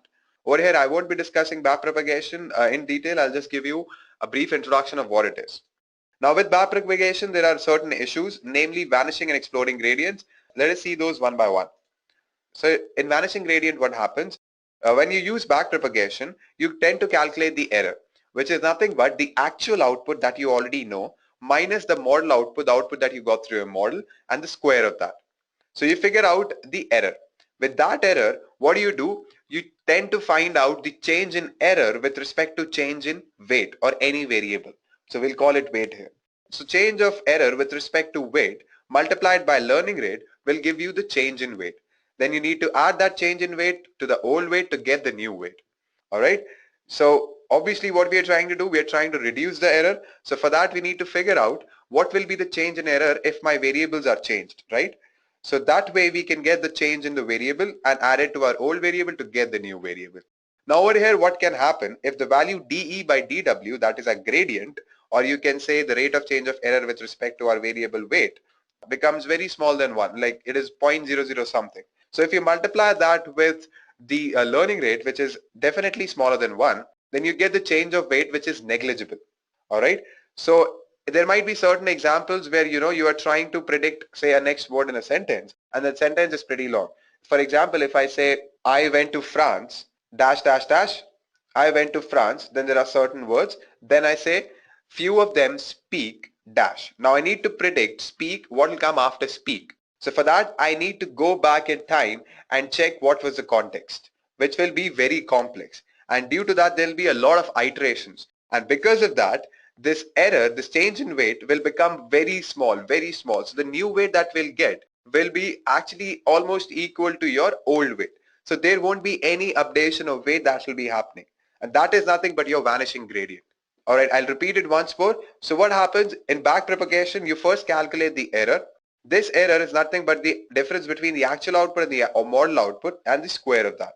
With that error, we figure out what will be the change in error when we change a particular variable, say weight. So dE by dW, multiply it with learning rate to get the change in the variable or change in the weight.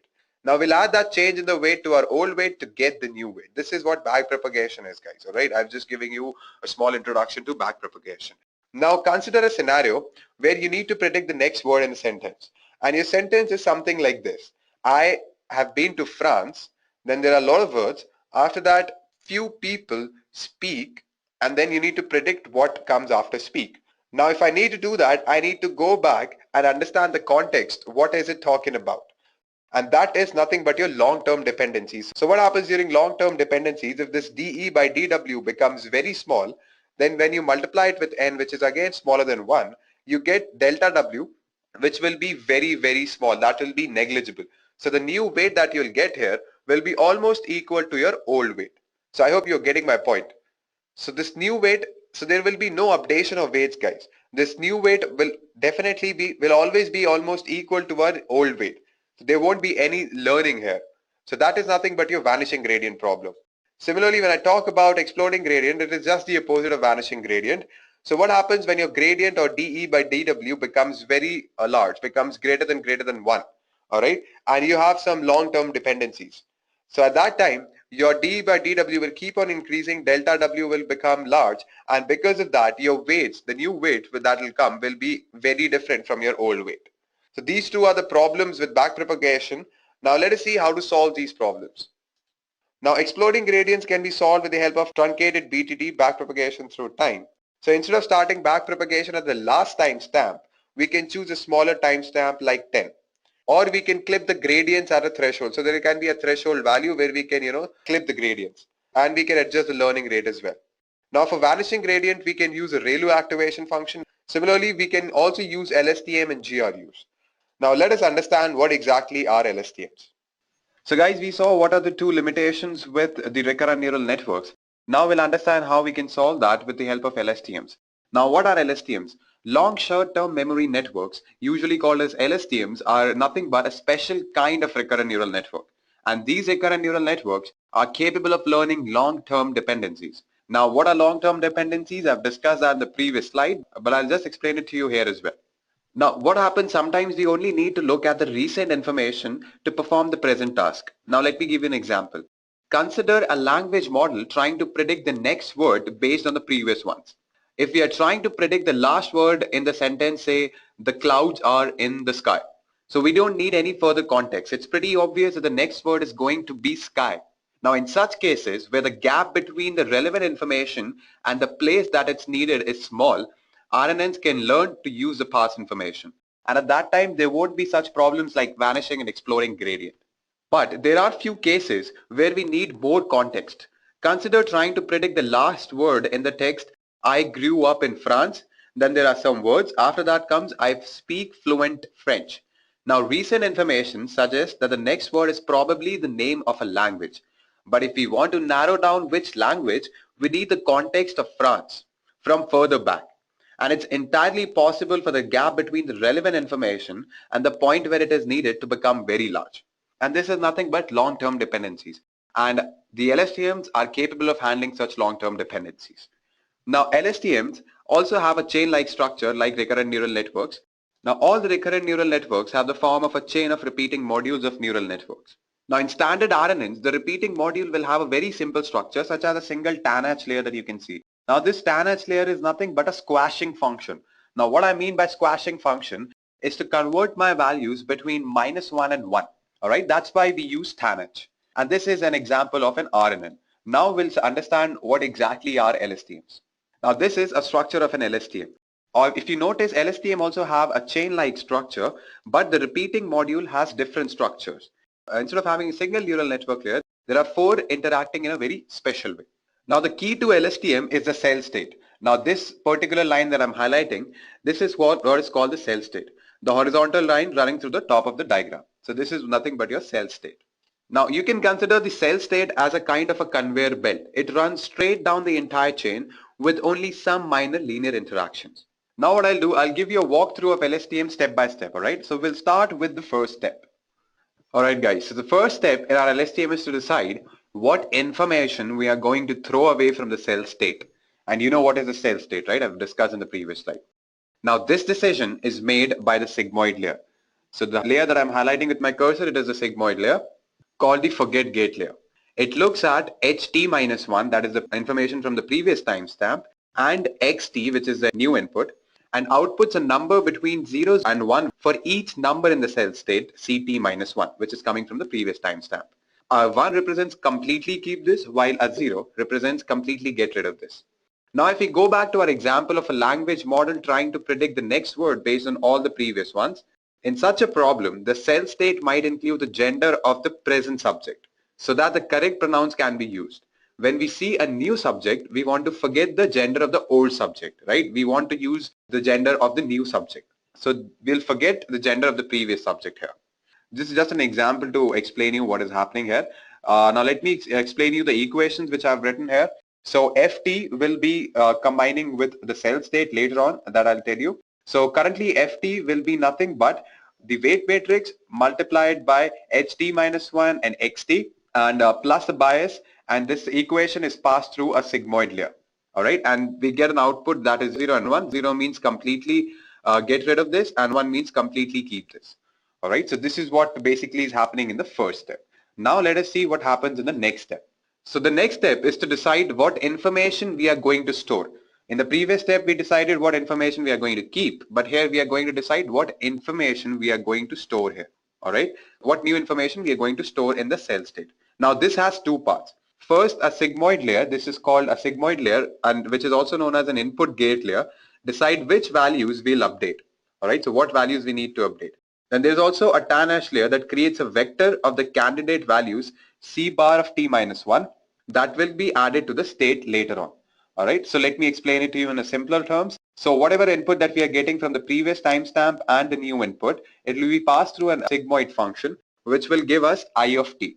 All right, and this I of t will be multiplied by Ct, which is nothing but the input coming from the previous timestamp and the new input with that is passed through a tan-h that will result in Ct. And this will be later added on to our cell state. And the next step will combine these two to update the states. Now let me explain the equations. So I of t will be what? Weight matrix, and then we have ht minus 1 comma xt multiplied by the weight matrix plus the bias, pass it through a sigmoid function, we get I of t. C bar of t will get by passing a weight matrix ht minus 1 xt plus bias through a tan-h squashing function, and we'll get C bar of t. All right, so as I've told you earlier as well, in the next step we'll combine these two to update the state. Let us see how we do that. So now is the time to update the old cell state Ct minus 1 with the new cell state Ct. All right, and the previous steps we have already decided what to do. We just need to actually do it. So what we'll do, we'll multiply the old cell state Ct minus 1 with Ft that we got in the first step, forgetting the things that we decided to forget earlier in the first step, if you can recall. Then what we do, we add it to It and Ct, then we add it by the term that will come after multiplication of It and C bar t, and this new candidate value scaled by how much we decided to update each state value. All right, so in the case of the language model that we were discussing, this is where we would actually drop the information about the old subject gender and add the new information as we decided in the previous steps. So I hope you are able to follow me, guys. All right, so let us move forward and we'll see what is the next step. Now our last step is to decide what we are going to output, and this output will depend on a cell state, but it will be a filtered version. Now finally what we need to do is we need to decide what we are going to output, and this output will be based on our cell state. First we need to pass ht minus 1 and x3 through a sigmoid activation function so that we get an output that is OT. Alright, and this OT will be in turn multiplied by the cell state after passing it through a tan-h squashing function or an activation function. And why we do that? Just to push the values between -1 and 1. So after multiplying OT, that is this value, and a tan-h CT, we'll get the output H2, which will be our new output, and that will only output the part that we decided to. Whatever we have decided in the previous steps, it will only output that value. All right. Now I'll take the example of that language model again. Since it just saw a subject, it might want to output information relevant to a verb, and in case that's what is coming next. For example, it might output whether the subject is singular or plural, so that we know what form of a verb should be conjugated into. All right, and you can see from the the equations as well. Again, we have a sigmoid function. Then that whatever output we get from there, we multiply it with tan-h ct to get the new output. All right, guys. So this is basically LSTMs in a nutshell. So in the first step, we decided what we need to forget. In the next step, we decided what are we going to add to our cell state, what new information we are going to add to our cell state, and we were taking an example of the gender throughout this whole process. All right, and in the third step, what we do, we actually combined it to get the new cell state. Now in the fourth step, what we did, we finally got the output that we want. And how we did that? Just by passing ht minus 1 and xt through a sigmoid function, multiplying it with the tan-h ct, the tan-h new cell state, and we get the new output. Fine, guys. So this is what basically LSTM is, guys. Now we'll look at a use case where we'll be using LSTM to predict the next word in a sentence. All right, let me show you how we are going to do that. So this is what we are trying to do in our use case, guys. We'll feed our LSTM with correct sequences from the text of 3 symbols. For example, had a general and a label that is council in this particular example. Eventually, our network will learn to predict the next symbol correctly. So obviously, we need to train it on something. Let us see what we are going to train it on. So we'll be training our LSTM to predict the next word using a sample short story that you can see over here. All right, so it has basically 112 unique symbols. So even comma and full stop are considered as symbols. All right, so this is what we are going to train it on. So technically, we know that LSTMs can only understand real numbers. All right, so what we need to do is we need to convert these unique symbols into a unique integer value based on the frequency of occurrence, and like that we'll create a dictionary. For example, we have had here that will have value 20, A will have value 6, general will have value 33. All right, and then what happens, our LSTM will create a 112 element vector that will contain the probability of each of these words or each of these unique integer values. All right, so since 0.6 has the highest probability in this particular vector, it will pick the index value of 0.6, then it will see what symbol is attached to that particular integer value. So 37 is attached to council. So this will be our prediction, which is absolutely correct, as a label is also council according to our training data. All right, so this is what we are going to do in our use case.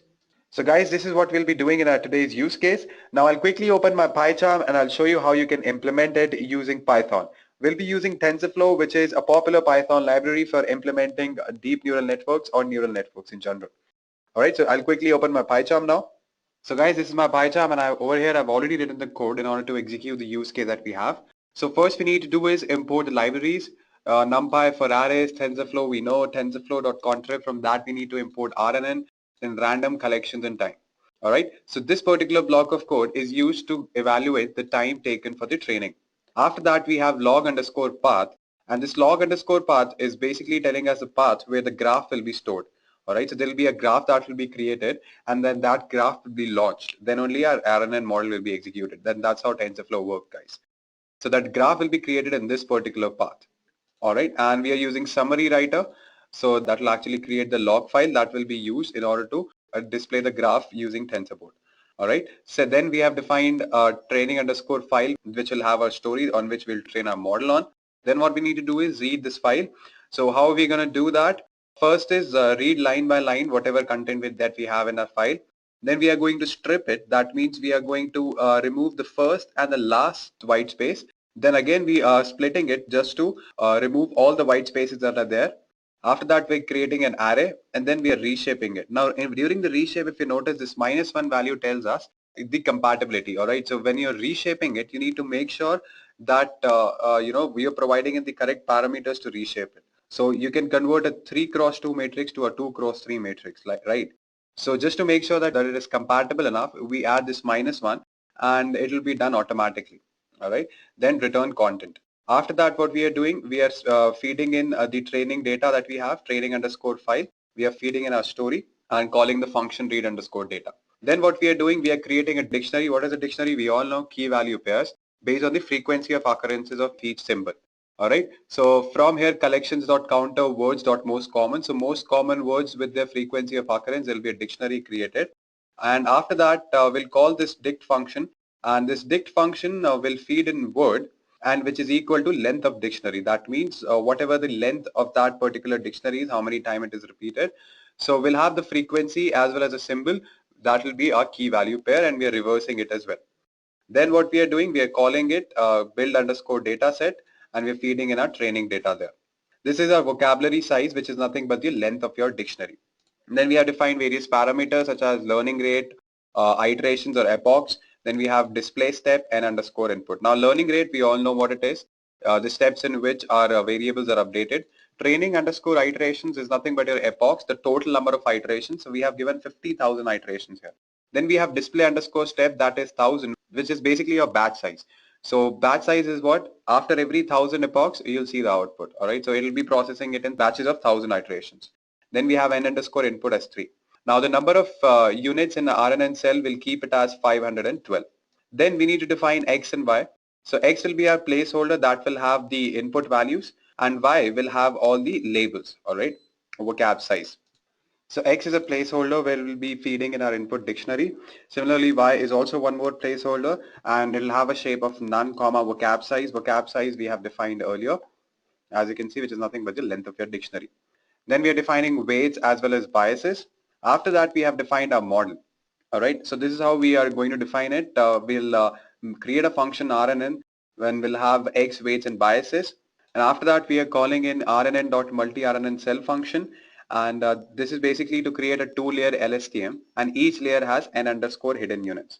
After that, what we are doing, we are generating the predictions. But once we have generated the prediction, there are n underscore input outputs, but we only want the last output. All right, so for that, we have written this particular line. And then finally, we are making a prediction. We are calling this RNN function, feeding in x, weights, and biases. After that, we are calculating the loss and then we are optimizing it. For calculating the ROS, we are using reduce underscore mean, softmax cross entropy, and this will give us basically the probability of each symbol, and then we are optimizing it using RMS prop optimizer. All right, and this gives actually a better accuracy than Adam optimizer, and that's the reason why we are using it. Then we are going to calculate the accuracy, and after that we are going to initialize the variables that we have used. As we have seen in TensorFlow that we need to initialize all the variables, unlike constants and placeholders in TensorFlow. All right, and once we are done with that, we are feeding in our values, then calculating the accuracy, how accurate it is, and then when optimization is done, we are calculating the elapsed time as well. So that will give us how much time it took in order to train our model. Then this is just to run the tensor board on local host 6006. And this particular block of code is used in order to handle the exceptions. So exceptions can be like whatever word that we are putting in might not be there in our dictionary or might not be there in our training data. So those exceptions will be handled here, and if it is not there in our dictionary, then it will print word not in a dictionary. All right, so fine guys, let's input some values and we'll have some fun with this model. All right, so the first thing that I'm gonna feed in is had a general. So whenever I feed in these three values, had a general, there'll be a story that will be generated by feeding back the predicted output as the next symbol in the inputs. All right, so when I feed in had a general, so it will predict the correct output as council, and this council will be fed back as a part of the new input, and our new input will be a general council. So it will be a general council. All right, so these three words will become our new input to predict the new output, which is 2. All right, and so on.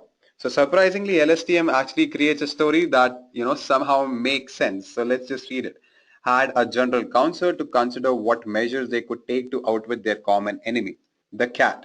By this means, we should always know when she was about and could easily. All right, so somehow it actually makes sense when you feed in that. So what will happen when you feed in these three inputs? It will predict the next word, that is council.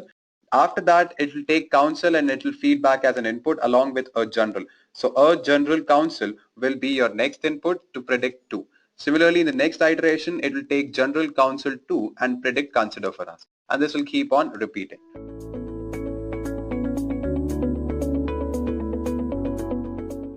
Keras is a Python-based deep learning framework which is actually the high-level API of TensorFlow. And now I have 4 major highlights for you guys, so let's check it out from the start. Well, Keras basically runs on top of Theano, TensorFlow or CNTK. Since it runs on top of any of these frameworks, Keras is amazingly simple to work with. You might be wondering why. Well, building models are as simple as stacking layers and later connecting these graphs. Guys, Keras attracts a lot of attention, but why? Since it is open source, it is actively developed by all the contributors across the world and the documentation is nearly endless. Well, we're good with the documentation, but how does Keras perform? Guys, since it is an API which is actually used to specify and train differentiable programs, high performance naturally follows through here. So now that we know what Keras actually is, who makes Keras what it is? Well, we need to check out some of the contributors and the backers to the deep learning framework. Well guys, Keras had over 4,800 contributors during its launch and the initial stages. And now that number has gone up to 250,000 active developers. Well, what amuses me is that there is a 2x growth every year since its launch. Also, it holds a really good amount of traction among multiple startups. Big players like Microsoft, Google, Nvidia, and Amazon actively contribute to the development of Keras.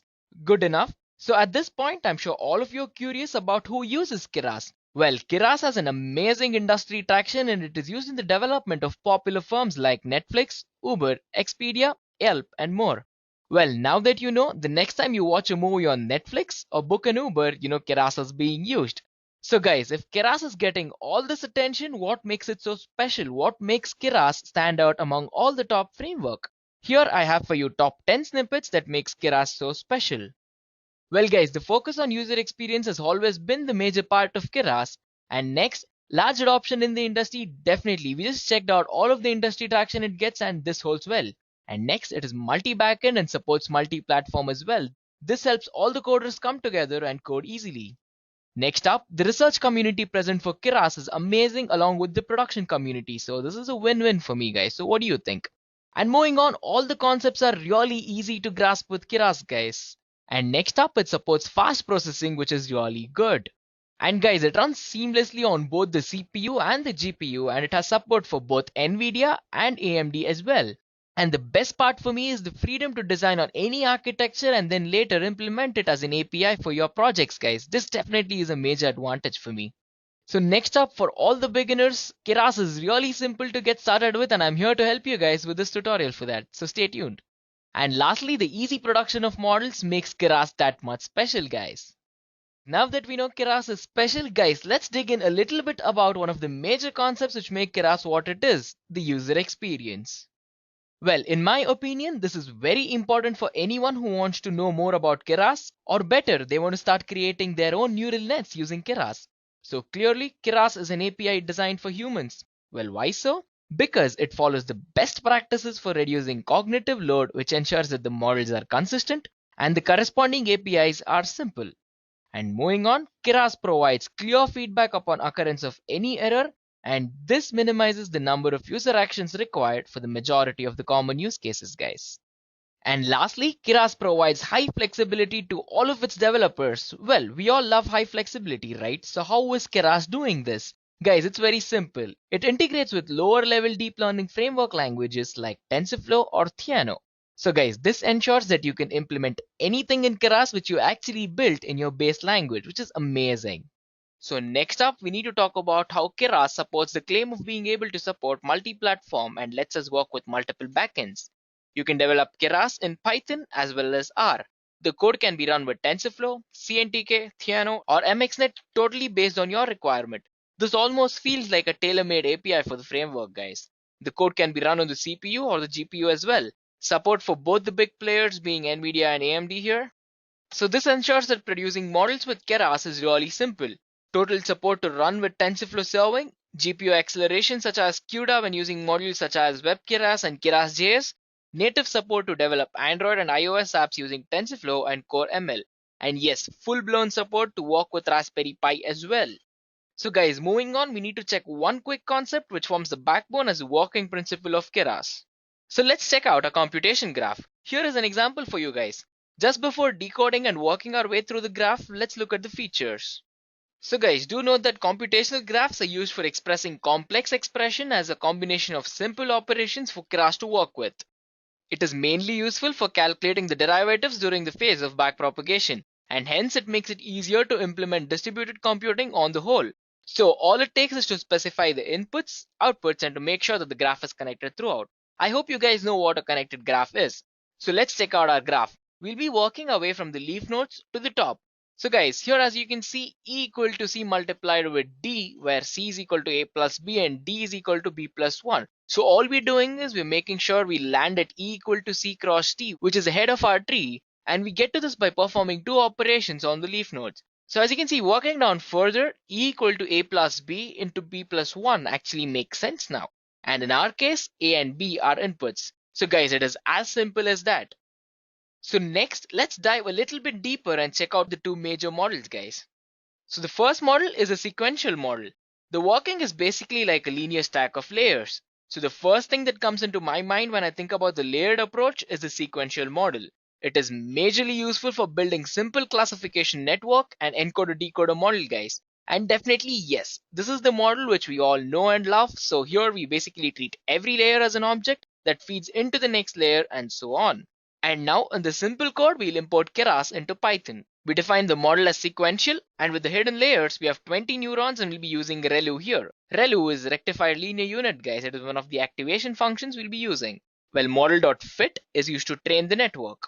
Here, by epoch, I'm sure all of you guys are familiar with it already. So it is basically the forward and the backward pass of all of our training examples. And batch size is really straightforward as well. It is the number of training examples in one forward and backward pass, guys. So higher the batch size, the more the memory you'll need. So next, we need to check out the functional model. It is widely used and it holds good for about 95% of the use cases. Well, imagine the concept of playing with Legos, guys. I'm pretty sure most of us have played with Legos in our childhood. It's pretty much the same here as well. Well, the highlights of the functional model is that it supports multi-input, multi-output, and an arbitrary static graph topology. We have branches, so whenever we have a complex model, the model is forked into two or more branches based on the requirement, guys. The code which we have here is pretty much similar to the previous one, but with subtle changes. We first import the models, we work on its architecture, and lastly, we train the network. Well, with functional models, we have this concept called as domain adaptation. So guys, what we did until this stage is that we train a model on one domain but test it on the other. This definitely results in poor performance on the overall test dataset because the data is different for each of the domains, right? So what's the solution for this? Well, we adapt the model to work on both the domains at the same time. And guys, we'll be looking at a very interesting use case using the functional models in the upcoming slides. So stay tuned for that. So moving on, we need to understand about the two basic types of execution in Keras, deferred and eager execution. It is also called as symbolic and imperative execution as well. Well, with deferred, we use Python to build a computation graph first like we previously discussed, and then this compiled graph gets executed. Well, with eager execution, there is a slight change, guys. It is here that the Python runtime itself becomes the execution runtime for all of the models. It is very similar to execution with NumPy. So if you're familiar with NumPy, then it's a cakewalk, guys. So on the whole, here is a quick note. Symbolic tensors don't have a value in the Python code as of yet, but eager tensors will have a value in the Python code. And with eager execution, we make use of a type of recurring neural networks called as trees. So guys, it is basically a value dependent dynamic topology structure. So what are you guys thinking about Keras at this point? Well, it is actually really easy to grasp, guys. Well, next, let's look at the steps needed to implement our own neural network using Keras. There are 5 major steps here, guys. So starting out, we need to prepare the inputs for the model. We do this by analyzing our requirements and specifying the input dimensions. Well, as you know it, the common inputs are images, videos, text, or audio based on your model requirement. The next step is to actually define the artificial neural network model. Here, we do everything from defining the model architecture to building the computation graph and also defining the style we'll be using for the model. It is as straightforward as that. Well, step 3 is to specify the optimizer. Think of it this way, a neural network is just a complex function. We need to simplify the process of making the machine learn. Well, the optimizer is just for that. There are many types of optimizers such as SGD, which is stochastic gradient descent. We have RMS-Prof, which is based on root mean square, and ADAM, and so on. And the next step is to define the loss function. So for every step in our training, we'll be checking the accuracy of prediction by comparing the obtained value with the actual one. We check for the difference between them and we print out the loss, guys. Well, the goal is to actually define a function which we will use to reduce the losses in each pass of the training phase. There are many types of loss functions such as MSE, which is mean squared error, and we have cross entropy loss, which is also called as the log loss in most cases, and so on. And the last step is to actually train the network based on the input data, which is also called as a training data. And after training, we will need to test the model based on the trained data to check if the model actually learned anything. So it is as simple as this, guys. What do you think? I would love to know your views on this, so head to the comment section. Let's have an interaction there. And now, guys, let's spice things up a bit. I'm sure you guys were curious about the use case, so let me walk you through the entire thing. Well, we'll be checking out a wine classifier in this use case, so let's begin by checking out our problem statement. So we're trying to predict the price of a bottle of wine just by knowing the description and the variety of wine. Well, we can work this out with the Keras functional API and TensorFlow. We'll be building a wide and a deep network using Keras to make predictions for us. Well, can we achieve this goal? Yes, we can. This is a problem statement suited for wide and deep learning networks, as I mentioned.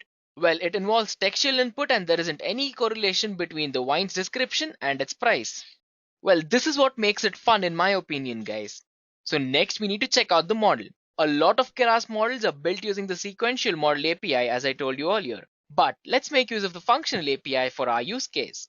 Well, true, the sequential API is still the best way to get started with Keras. Why?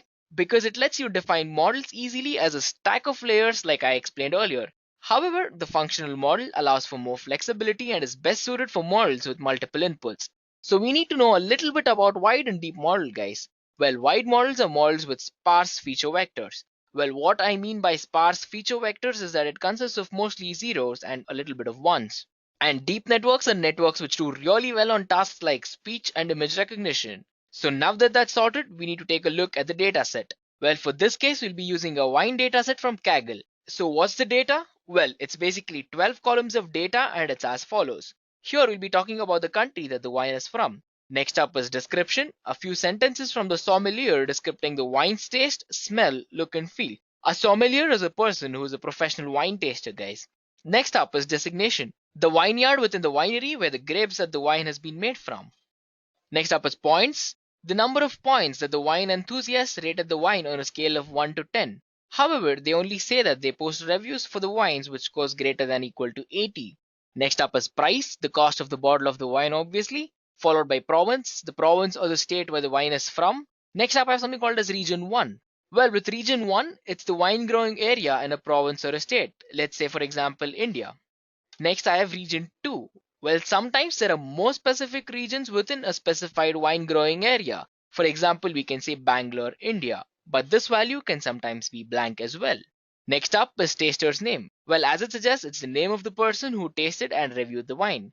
Taster Twitter handle for the person who tasted and reviewed the wine. Well, the title of the wine review, which often contains the vintage if you're interested in extracting that feature. Variety, the type of the grapes that is used to make the wine. Let's say for example Pinot Noir, that's a type of the grape. And finally, the winery that made the wine. Guys, the overall goal here is to actually create a model that can identify the variety, winery, and the location of a wine based on the description alone. And this dataset offers some really great opportunities for sentiment analysis and other text-related predictive models as well. So now that that's clear, we need to take a look at the sample data case. So here we have a description for the wine such as scent, if it's tart, firm or needs more decanting, etc. So this forms our input for the model, guys. And the output our model provides just from all of this textual information is the pricing that it predicts. How cool is that, guys? So basically we need to check out some of the prerequisites before jumping into the code. Since you're working with Python, we'll require pandas, we'll require NumPy, scikit-learn and Jupyter Notebook. So yes, Keras works on top of TensorFlow, so we'll require both Keras and TensorFlow to be installed on the machine. So now that that's done, moving on, let's look at a small piece of code.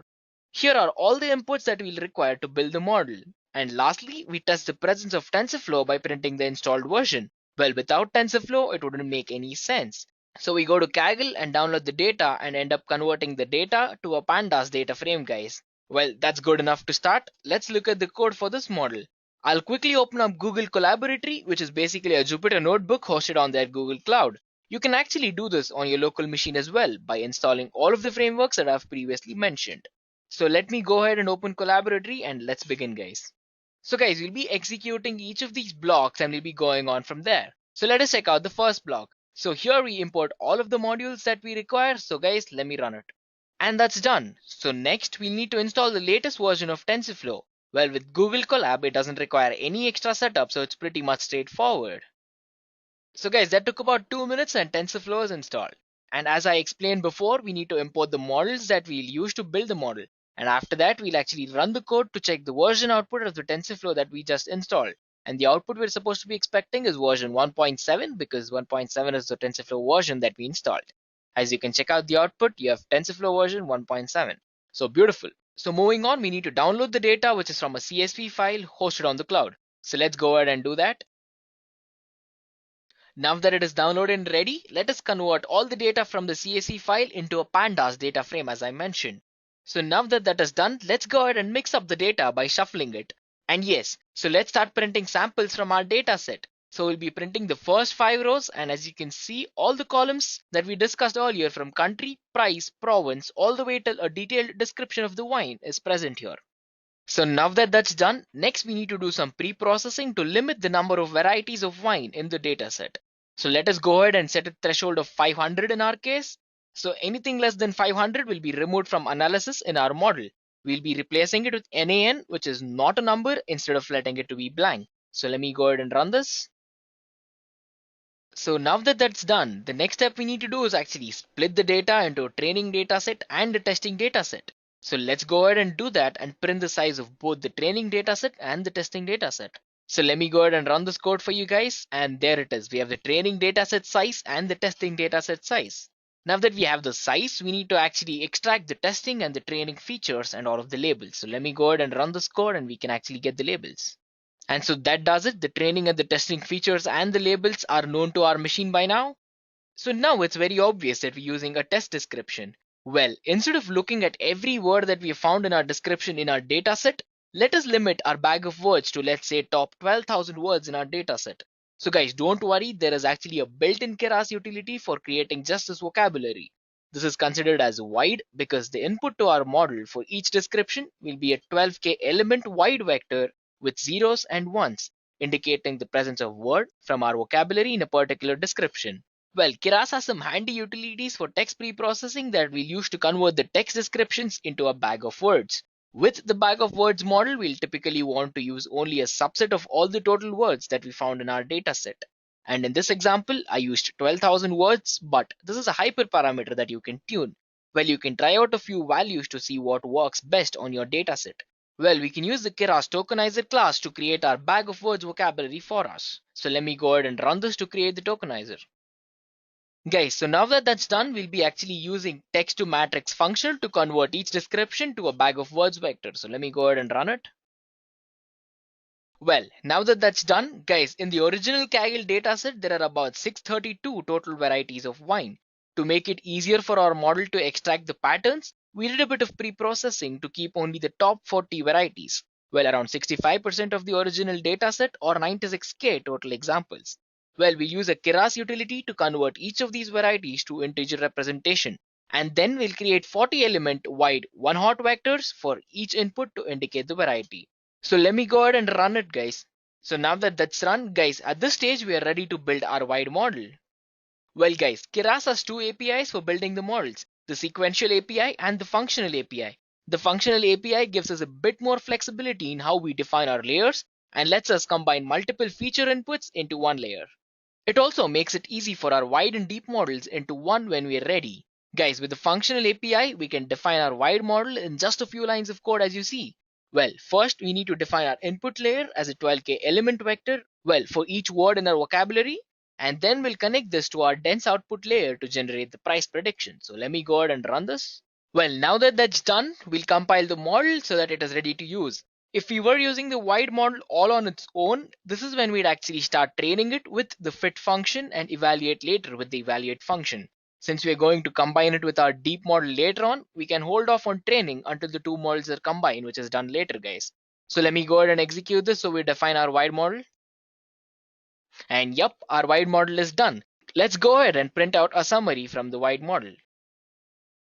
Well, now that we have a summary, we can realize the total number of trainable parameters and non-trainable parameters. Well, in our case, the non-trainable parameters are 0, guys. So guys, that's the end to the construction of the wide model, and it's time to build our deep model. So let's go ahead and check that. Well, to create a deep representation of the wine's description, we'll represent it as an embedding. Well, there are a lot of resources on word embeddings, but the short version is that they can provide a map word to vectors so that the similar words are closer together in the vector space. Well, to convert our text descriptions to an embedding layer, we'll need to first convert each description to a vector of integers corresponding to each word in our vocabulary. We can do that with the handy Keras text to sequence method. And now we've got the integerized description vectors, we need to make sure that they're all the same to feed into our models. Well, Keras is fancy and it has a handy method for that too. We'll use pat_sequences to add zeros to each description vector so that they're all the same length. Well, in this case, I used 170 as the max length, so no descriptions were cut short. So let me go ahead and run this. Well, with our descriptions converted to vectors that are all the same length, we're ready to create our embedding layer and then feed it into our deep model, guys. So let's start building our deep model. Well, there are two ways to create an embedding layer. We can use weights from the pre-trained embeddings as I previously explained, or we can actually learn the embeddings from our vocabulary. Well, it's best to experiment with both and to see which performs better on your particular dataset. Here, we'll consider using learned embeddings. Well, firstly, we'll define the shape of our input to the deep model. Then, we'll feed it into the embedding layer, and here I'm using an embedding layer with 8 dimensions. Well, you can experiment this with tweaking the dimensionality of your embedding layer as per your choice. And the output of the embedding layer will be a 3-dimensional vectors with the following shape. Well, it'll have a batch size, a sequence length. Well, in our case, the sequence length is 170. It'll have an embedding dimension. It is 8 in our example. And in order to connect our embedding layer to the dense, fully connected output layer, we actually need to flatten it first. So let's go ahead and define our model and then we can flatten our layer. Well, once the embedding layer is flattened, it's ready to be fed into the model and to compile it. So let's go ahead and compile it. And now that the compilation is done, as you can see, the loss function we've used in this case is MSE, which is mean squared error. The optimizer we'll be using is Adams and the metrics is accuracy. And at this point of time, we've established the wide model and the deep model. So once we have defined both our models, combining them is really easy, guys. We simply need to create a layer that concatenates the output from each of the model and then merge them into a fully connected dense layer, and finally define a combined model that combines the input and the output from each one. Well, obviously, since each model is predicting the same thing, which is the price, the outputs or the labels from each one will be the same. Also, guys, do note that since the output of our model is a numeric value, we will not need to do any pre-processing and it's already in the right format as well. How cool is that? Well, that's done, guys. It's time for the training and the evaluation. Well, you can experiment with the number of training epochs and the batch size that works best for your data set. Well, this is going to take some time, so I'll save you the pain by fast forwarding this a bit.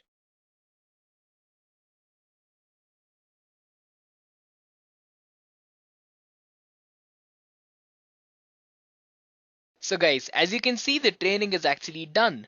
So each of the epoch took about 100 seconds and we had 10 epochs for the same. So guys, here's the important thing that you have to notice. With every epoch, we were actually reducing the loss all the way from 1100 to 130, guys. And the accuracy of prediction went from 0.02 all the way till 0.0994, which is almost 0.1. Well, wow, that's definitely a breakthrough for just 10 passes, guys. And now that the training is done, it's time to evaluate it. So let me go ahead and run this piece of code for you guys. So that was quick. That took only about 5 seconds and we have evaluated the model. And now it's time for the most important part, guys, seeing how our model actually performs on the data that it has never seen before. To do this, we'll actually call the predict function on our trained model and we'll be passing it our data set. So let's go ahead and do just that.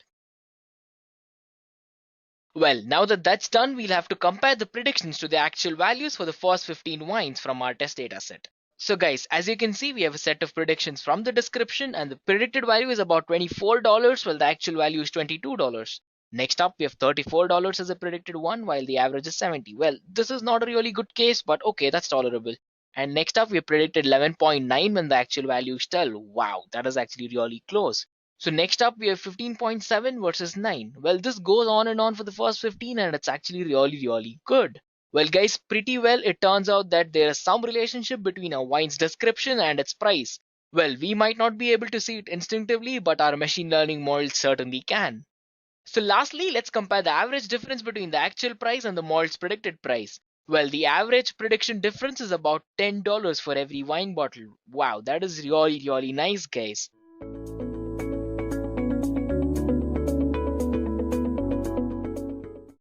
Now, what is this cognitive computing? So, cognitive computing refers to individual technologies that perform specific tasks to facilitate human intelligence. Basically, these are smart decision support systems that we have been working with since the beginning of the internet boom. So, with recent breakthroughs in technology, these support systems simply use better data, better algorithms in order to get a better analysis of a huge amount of information.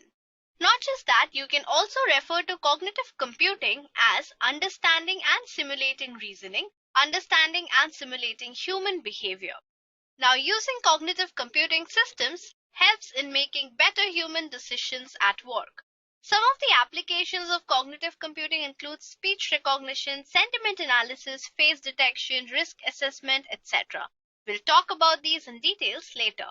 So now that you know what is cognitive computing, let's move on and see how cognitive AI works. So cognitive computing systems synthesize data from various information sources while weighing context and conflicting evidence to suggest suitable answers. To achieve this, cognitive systems include self-learning technologies using data mining, pattern recognition, and natural language processing to understand the way the human brain works. Now, using computer systems to solve problems that are supposed to be done by humans require huge structured and unstructured data. With time, cognitive systems learn to refine the way they identify patterns and the way they process data to become capable of anticipating new problems and model possible solutions. Now, to achieve these capabilities, cognitive computing systems must have some key attributes. First of all, it should be adaptive.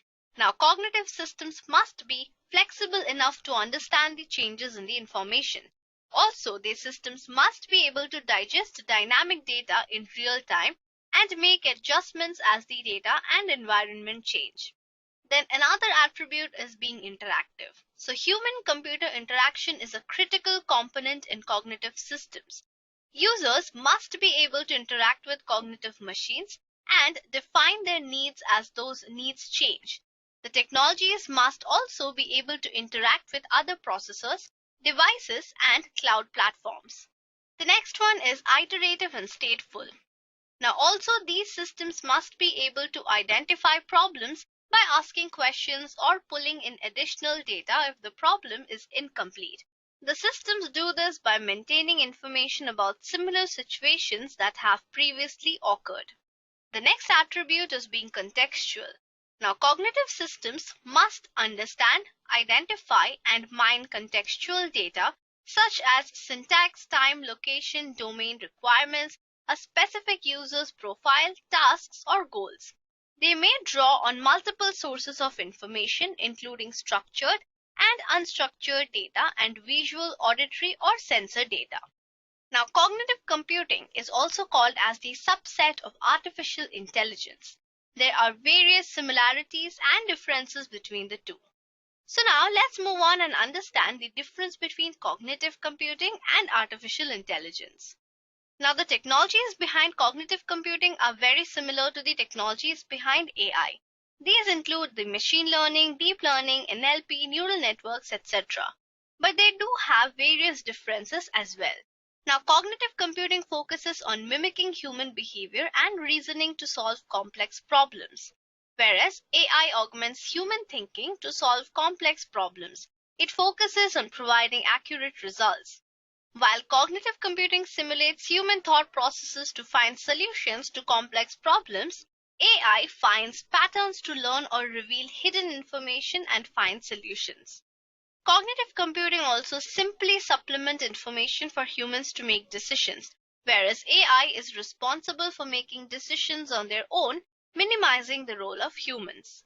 And finally, cognitive computing is used in sectors like customer service, healthcare, industries, whereas AI is mostly used in finance, security, healthcare, retail, manufacturing, etc. So now that you have an idea about cognitive computing and artificial intelligence combined together, known as the cognitive AI, let's understand this in a better way with an example. So let's take this use case. Now, cognitive computing and AI are technologies that rely on data to make decisions, but there are nuances between the two terms which can be found within their purposes and applications.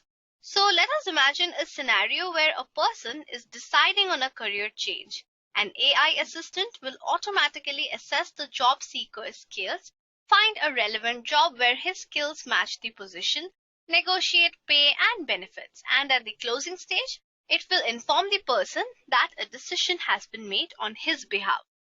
Whereas a cognitive assessment suggests potential career paths to the job seeker, besides furnishing the person with important details like additional education requirements, salary comparison data, and open job positions. However, in this case, the final decision must be still taken by the job seeker. Now, based on this scenario, we can say that cognitive computing helps us make smarter decisions on our own leveraging machines, whereas AI is rooted in the idea that machines can make better decisions on our behalf. So these were some of the differences between cognitive computing and artificial intelligence. Now, let's move ahead and talk about some of the applications of cognitive AI in details and see how together it makes some smart technology and makes it simpler for us. So talking about applications, we have the smart IoT. Now this includes connecting and optimizing devices, data, and the IoT. But assuming we get more sensors and devices, the real key is what's going to connect them. Then we have the AI-enabled cybersecurity. So we can fight the cyber attacks with the use of data security, encryption, and enhanced situational awareness powered by AI. This will provide the document data and network locking using smart distributed data secured by an AI key. Then we also have the content AI. So a solution powered by cognitive intelligence continuously learns and reasons and can simultaneously integrate location, time of day, user habits, semantic intensity, intent, sentiment, social media, contextual awareness, and other personal attributes. Next up is the cognitive analytics in healthcare. Now, the technology implements human-like reasoning software functions that perform deductive, inductive, and abductive analysis for life sciences applications. And finally, we have the intent-based NLP. So, cognitive intelligence can help a business become more analytical in their approach to management and decision making. Now, this will work as the next step from machine learning, and the future applications of AI will incline towards using this for performing logical reasoning and analysis. So, these were some of the common applications of cognitive AI and also how it is going to change the world of technology. And with this, we have come to the end of today's session. And I hope you have understood how this cognitive computing system is a subset of artificial intelligence and how, together, both of these can do wonders.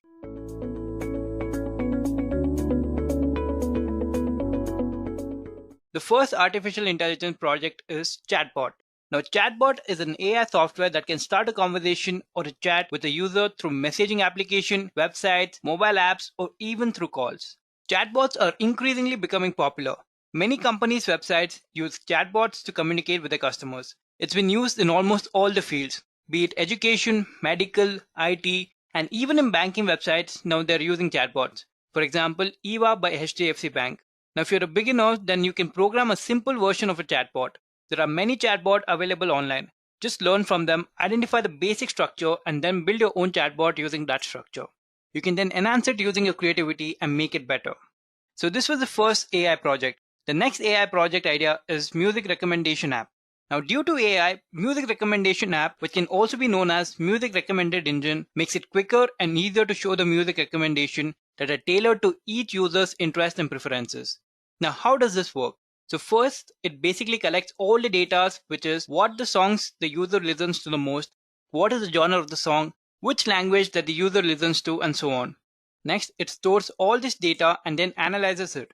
It then recommends songs from the similar genres and the same language and the songs which have high ratings. You would have seen this in apps like Spotify or Wing, where they have the entire section of songs recommendation for you. So using artificial intelligence, online searching is improving as well, since it makes recommendation related to the user's visual preferences rather than the project description. You can program this music recommendation app by learning from some online blogs or watching some YouTube videos. The next project idea is stock prediction. Now, many people invest in stocks, and they need a stock predictor in order for them to know when to buy the stock. Now, although it is impossible to predict the future, we can make an estimation or guesses and an informed forecast based on the data we have in the present and the past regarding the stocks. This is known as technical analysis, which is used to predict the stock's price direction. Will it increase or decrease after a particular time? So for your project, you can create an application that analyzes the trend of the stock market and offers data-driven insights. You can start off by keeping your stock prediction cycle small and then go on and try for higher values and insights. Also, if you design a good stock prediction application, there'll be a great value and demand for such system and it will make your career. Now moving on to our fourth AI project idea, which is social media suggestions. Now, artificial intelligence has been used in all popular social media networks that we use on a day-to-day basis. Like for example, Facebook uses AI and advanced machine learning to serve you all the content based on your preferences and to recognize people's faces in photos. So you can tag them basically. And also target users for the right advertisement. Also, Instagram, which is owned by Facebook, uses artificial intelligence to identify visuals. Next, LinkedIn uses artificial intelligence to offer job recommendation based on your qualification and interest. It also suggests people to connect with. This also happens in Facebook. So these were just some of the examples of how social media uses artificial intelligence. Now, AI-powered research platform analyze a variety of social media analytics to understand which accounts can provide the most engagement, reach, and influence for a specific industry. So for your project, you can do any of the following tasks, like suggest your users to connect with people they might know, or suggest them some content they might like to watch, or suggest some product they might be interested in, and so on. So this was the social media suggestion project. So now let us move on to the next project idea, which is to identify inappropriate language and hate speech. Now this project sounds easy, but it is quite hard to identify all the hate speeches and inappropriate language. There are many companies like Facebook, Twitter, and YouTube who are trying to create a system like this. So for your project, you can use detection techniques which identify the characters in a context and then compares it to the content that has already been removed as hate speech. Now usually this would be used for identifying any hate speech in any post, like Facebook or Twitter post. So design an artificial intelligence system that looks into things like the text in a post, the reaction and comment to the post, and how closely it matches the common phrases of a hate speech. Also, if it contains at least one appropriate word, then identify those words and report them. So this could be one of your AI project. Now let us move on to a next AI project, which is lane line detection. Now many of you know that self-driving cars are gaining a lot of popularity. Now as a beginner, it would be very hard to design this, but you can design a part of it which is lane line detection while driving. This lane line detection technique is used by many self-driving autonomous vehicles as well as line following robots. So you can use computer visual techniques and AI to teach the vehicle to go in a particular lane. You can use computer vision techniques such as color thresholding to detect the lane. So usually the lanes are colored in white color, and usually there are double lanes in the middle of the road which separates the direction the vehicle runs in. Then there is usually one white line at the end of the road, after which is the edge of the road. Using all this data, you can design an AI-powered system that detects the lane lines. Now let us move on to our next project idea, which is monitoring crop health. Artificial intelligence has been increasingly adopted as a part of agriculture industry evolution. Using AI, you can perform predictive analysis to determine what is the right date for sowing the seed to obtain maximum yield after the previous harvest. You can also get insights on the crop health, soil health, the fertilizer recommendation, and also the next 7 days weather forecast. So you can create a project which uses artificial intelligence to monitor the health of the crop and check for disease by using various images of the plant that has the same disease. So when a user collects the image of a plant, it will be matched with the images that has already been stored and then diagnose the particular disease, and then even maybe provide an intelligent spraying technique and treatment automatically. Our next project idea is using AI for medical diagnosis. AI has been used in medical industry for analyzing risk, identifying hotspot and chronic diseases, and accounting for social determinants of health. So for your project, you can use artificial intelligence to develop a software that can be programmed to accurately spot signs of a certain diseases in medical images such as MRI scans or X-rays and CT scans. For example, you can design a system that uses artificial intelligence for cancer diagnosis by processing photos of skin lesions. This project can be very helpful to diagnose patients more accurately and also prescribe the most suitable treatment. The next project idea is AI-powered search engine. You can design a search engine which is powered by artificial intelligence, which will scan billions of content available on the web and match the exact search sentence or keyword and will show the relevant information, images, videos, text, and other documents. You can also use ranking algorithms that will rank the content for a particular keyword based on various factors like engagement rate, that is for how long that the user spends on that website, is the content from a reliable website, and so many factors. To do this project, you can refer some online blogs or watch some videos to get started. Also for this project, you need to know a little bit about networks and how the data passes on the internet from one place to another. So this was about the AI-powered search engine. Now let us move on to our next project idea, which is AI-powered cleaning robots. Today's artificial intelligence-powered robots possess no natural general intelligence, but are capable of solving problems and thinking in a limited capacity. You can design a robot that uses artificial intelligence to clean a room by scanning the room size, identifying obstacles, and remembering the most effective routes for cleaning. For starters, you can design a robot that does only one of these things. Then you can enhance it until it effectively cleans the entire room properly. The next AI project idea is house security. Now, this is a very interesting project. For this project, you can design a system that uses artificial intelligence to scan and identify the face of the visitor. First, the facial structure of the family members or someone who frequently visits the house can be scanned and stored. So every time a visitor comes near the gate, the system can scan the face, and if it matches the existing facial structure that is stored in the database, it can open the door and allow the person to pass. Else, the gate can remain shut and the people living in the house can be notified that the person is waiting outside. The next project idea is handwritten notes recognition. Handwriting note recognition refers to the computer's ability to detect and interpret alphabets and numbers. These inputs could be from various sources like paper document, notes on the phone, photos, and other sources. Note that handwriting characters remain complex since different individuals have different handwriting styles. So you can develop a system that uses artificial intelligence to scan the handwriting notes and convert them into digital format. You can use the artificial neural network, which is a field of study in artificial intelligence, to design the system. The next AI project idea is loan eligibility prediction. Nowadays, one of the major problems banking employees face in this ever-changing economy is the increasing rate of loan defaults. So the employees are finding it difficult to correctly access loan requests and decide whom to give loan and whom not to. So in order to determine whether an individual should be given a loan or no, you can create an AI program that will check a person's loan eligibility criteria by accessing certain attributes of an individual such as the salary, the previous loan details, and so on, and then make a decision to approve a loan or not. This program will make the process a lot more easier by selecting suitable people from a given list of candidates who have applied for loan. So this was about loan eligibility prediction project idea. So now let us move on to our next project idea, which is AI powered voice assistant. So this is one of the interesting artificial intelligence project idea. You can create a voice-based personal assistant using artificial intelligence. So for this, you have to train the system to understand human language, so it can understand and save the command in the database. So next time you give the same command, it will identify the words and perform the necessary action. This can be very helpful, and you can enhance it to do various activities like searching for some information or item on the web, setting alarms, taking down notes, calling someone, playing songs, and many more. The next AI project idea is e-commerce recommendation engine. So in this project, you can build an e-commerce recommendation engine using the similarities among the background information of the items or users to propose the recommendation to the user. So in this project, you can build an e-commerce recommendation engine using the similarities among the background information of the items or users to propose recommendation to the user. So for example, if the user has searched for Apple phones, then you can design a recommendation engine that recommends only Apple phones to the user. Now the other way to do this is you can identify the trends and patterns in the previous and other user item interaction and advise similar recommendation to the present user based on his existing interactions. So an example for this would be if a person has bought a formal shirt, then you can design your recommendation engine to recommend more formal clothing and accessories. You can use artificial intelligence to recommend the user what exactly they need. The next AI project idea is AI-enabled maps.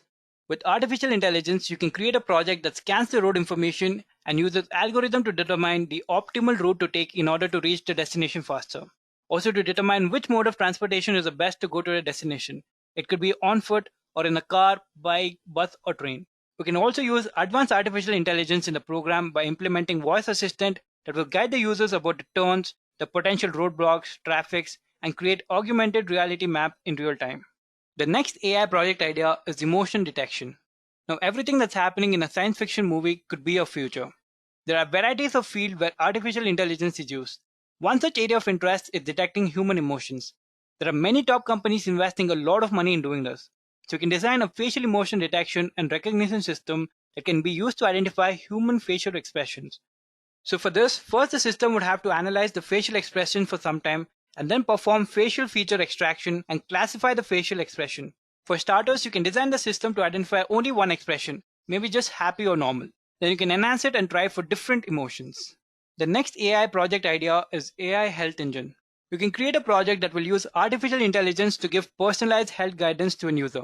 The user must provide all the medical reports, and based on that, the artificial intelligence system will check for any pre-existing condition, ongoing health concerns, and gaps in general health knowledge. Then the health engine could be programmed to combine both the personal data of the users and the external health data to provide informed advice to the user. It can also help the users with prescription support, vaccination advice, recommended doctor visits, and specific condition guidance. So this was about AI Health Engine project. Now let us move on to our next project idea, which is trying on online clothes and accessories. Now you would have already seen this feature if you ever visited the Lenskart app. For your project, you can design an artificial intelligence system that takes the input image and computes the person's body model, which would represent their posture and their shape. The segments can then be selected on which the dresses are going to be displayed on, like for example, shirt on the body, gloves for hands, and so on. And then when the user chooses a particular dress, the system can combine them with the body model and update the image's shape representation. Our 20th AI project idea is spam email detection. Spam email detection means detecting emails that are irrelevant to the user by understanding the text content of the email. You can create a project that uses artificial neural network to detect and block spam emails. Also the newsletter or updates or any ad, we can also enhance it. Let's say the newsletters or updates or any ads which are received from emails can be liked by one person but disliked by another. So you can include this feature using artificial intelligence that will filter the email based on the individual user preferences.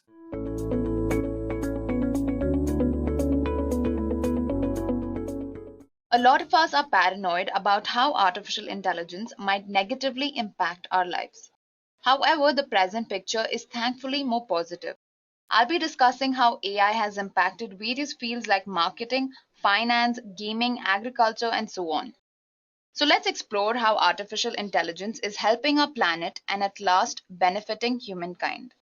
So at number 10, we have artificial intelligence in artificial creativity. Now, have you ever wondered what would happen if an artificially intelligent machine tried to create music and art? Here's a short audio clip of a classical piece.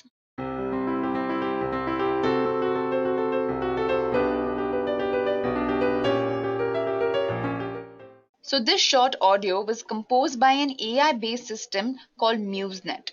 Now, MuseNet is a deep neural network that can generate 4-minute musical compositions with 10 different instruments and can combine styles from country to Mozart and to the Beatles. MuseNet was not explicitly programmed with an understanding of music, but instead it discovered patterns of harmony, rhythm, and style by learning on its own. Another creative product of artificial intelligence is a content automation tool called Wordsmith. Wordsmith is a natural language generation platform that can transform your data into insightful narratives. Tech giants such as Yahoo, Microsoft, and Tableau are using Wordsmith to generate around 1.5 billion pieces of content every day. Let's move on to our next field, which is AI in social media. Now, ever since social media has become our identity, we've been generating an immeasurable amount of data through chats, tweets, posts, and so on. And whenever there's an abundance of data, AI and machine learning are always involved. In social media platforms like Facebook, artificial intelligence is used for face verification, wherein machine learning and deep learning concepts are used to detect facial features and tag your friends. Deep learning is used to extract every minute detail from an image by using a bunch of deep neural networks. Machine learning algorithms are used to design your feed based on your interests. Another such example is Twitter's AI, which is being used to identify hate speech and terroristic language in tweets. It makes use of machine learning, deep learning, and natural language processing to filter out offensive content.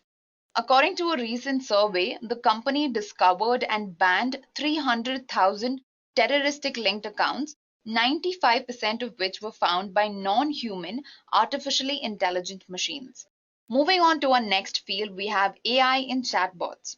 Now, these days, virtual assistants have become a very common technology. Almost every household has a virtual assistant that controls the home. A few examples include Siri, Cortana, which are gaining popularity because of the user experience they provide.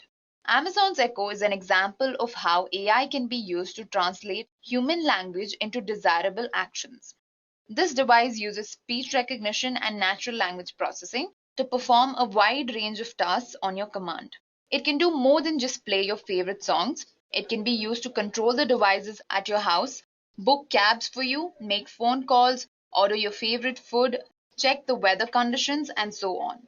Another example is a newly released Google's virtual assistant called Google Duplex that has astonished millions of people. Not only can it respond to calls and book appointments for you, it adds a human touch. It uses natural language processing and machine learning algorithms to process human language and perform tasks such as manage your schedule, control your smart home, make reservations, and so on. Next, we have artificial intelligence in autonomous vehicles. For the longest time, self-driving cars have been a buzzword in the AI industry. The development of autonomous vehicles will definitely revolutionize the transportation system. Companies like Waymo conducted several test drives in Phoenix before deploying their first AI-based public ride-hailing service. The artificial intelligence system collects data from the vehicle's radar, cameras, GPS, and cloud services to produce control signals that operate the vehicle. Advanced deep learning algorithms can accurately predict what objects in the vehicle's vicinity are likely to do.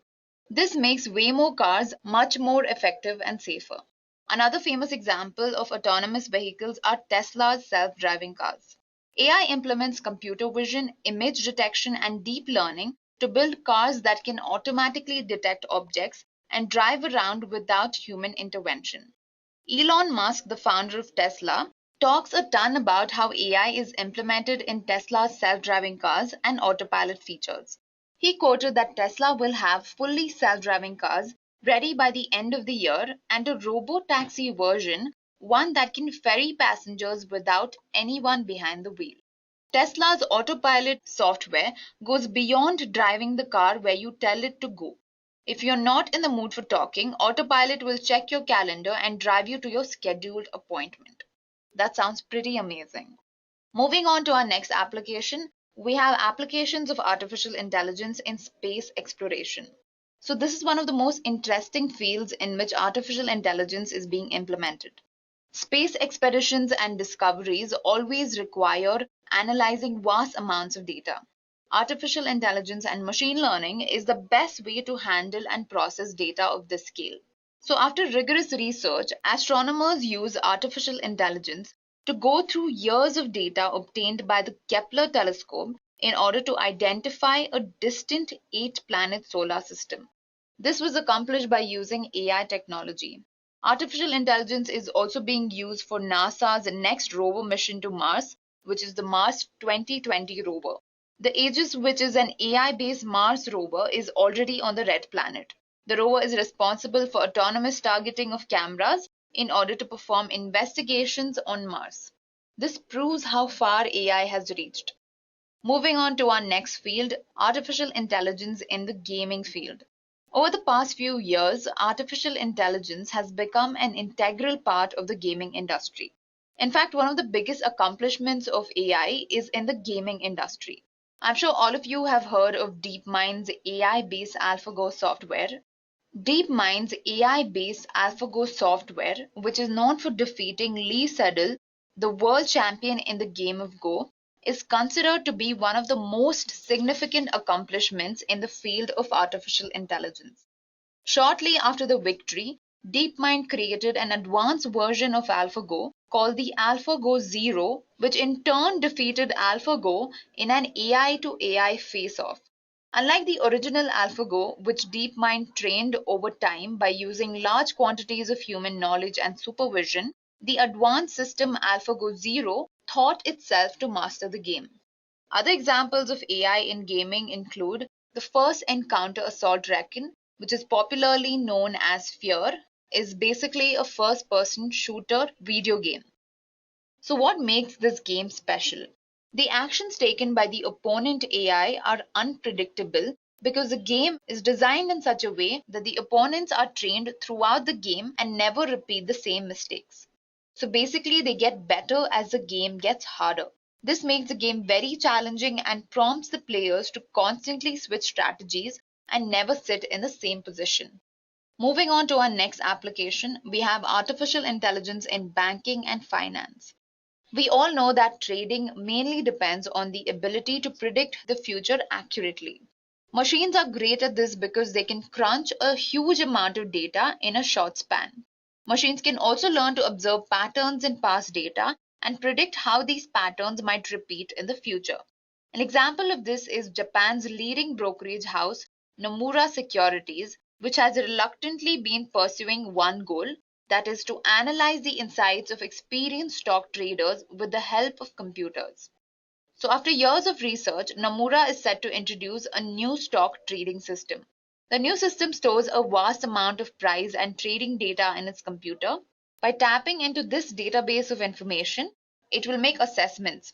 For example, it may determine that current market conditions are similar to the conditions 2 weeks ago and predict how share prices will be changing a few minutes down the line.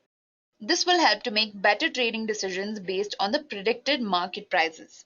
AI in banking is growing faster than you thought. A lot of banks have already adopted artificial intelligence-based systems to provide customer support, detect anomalies, and credit card frauds.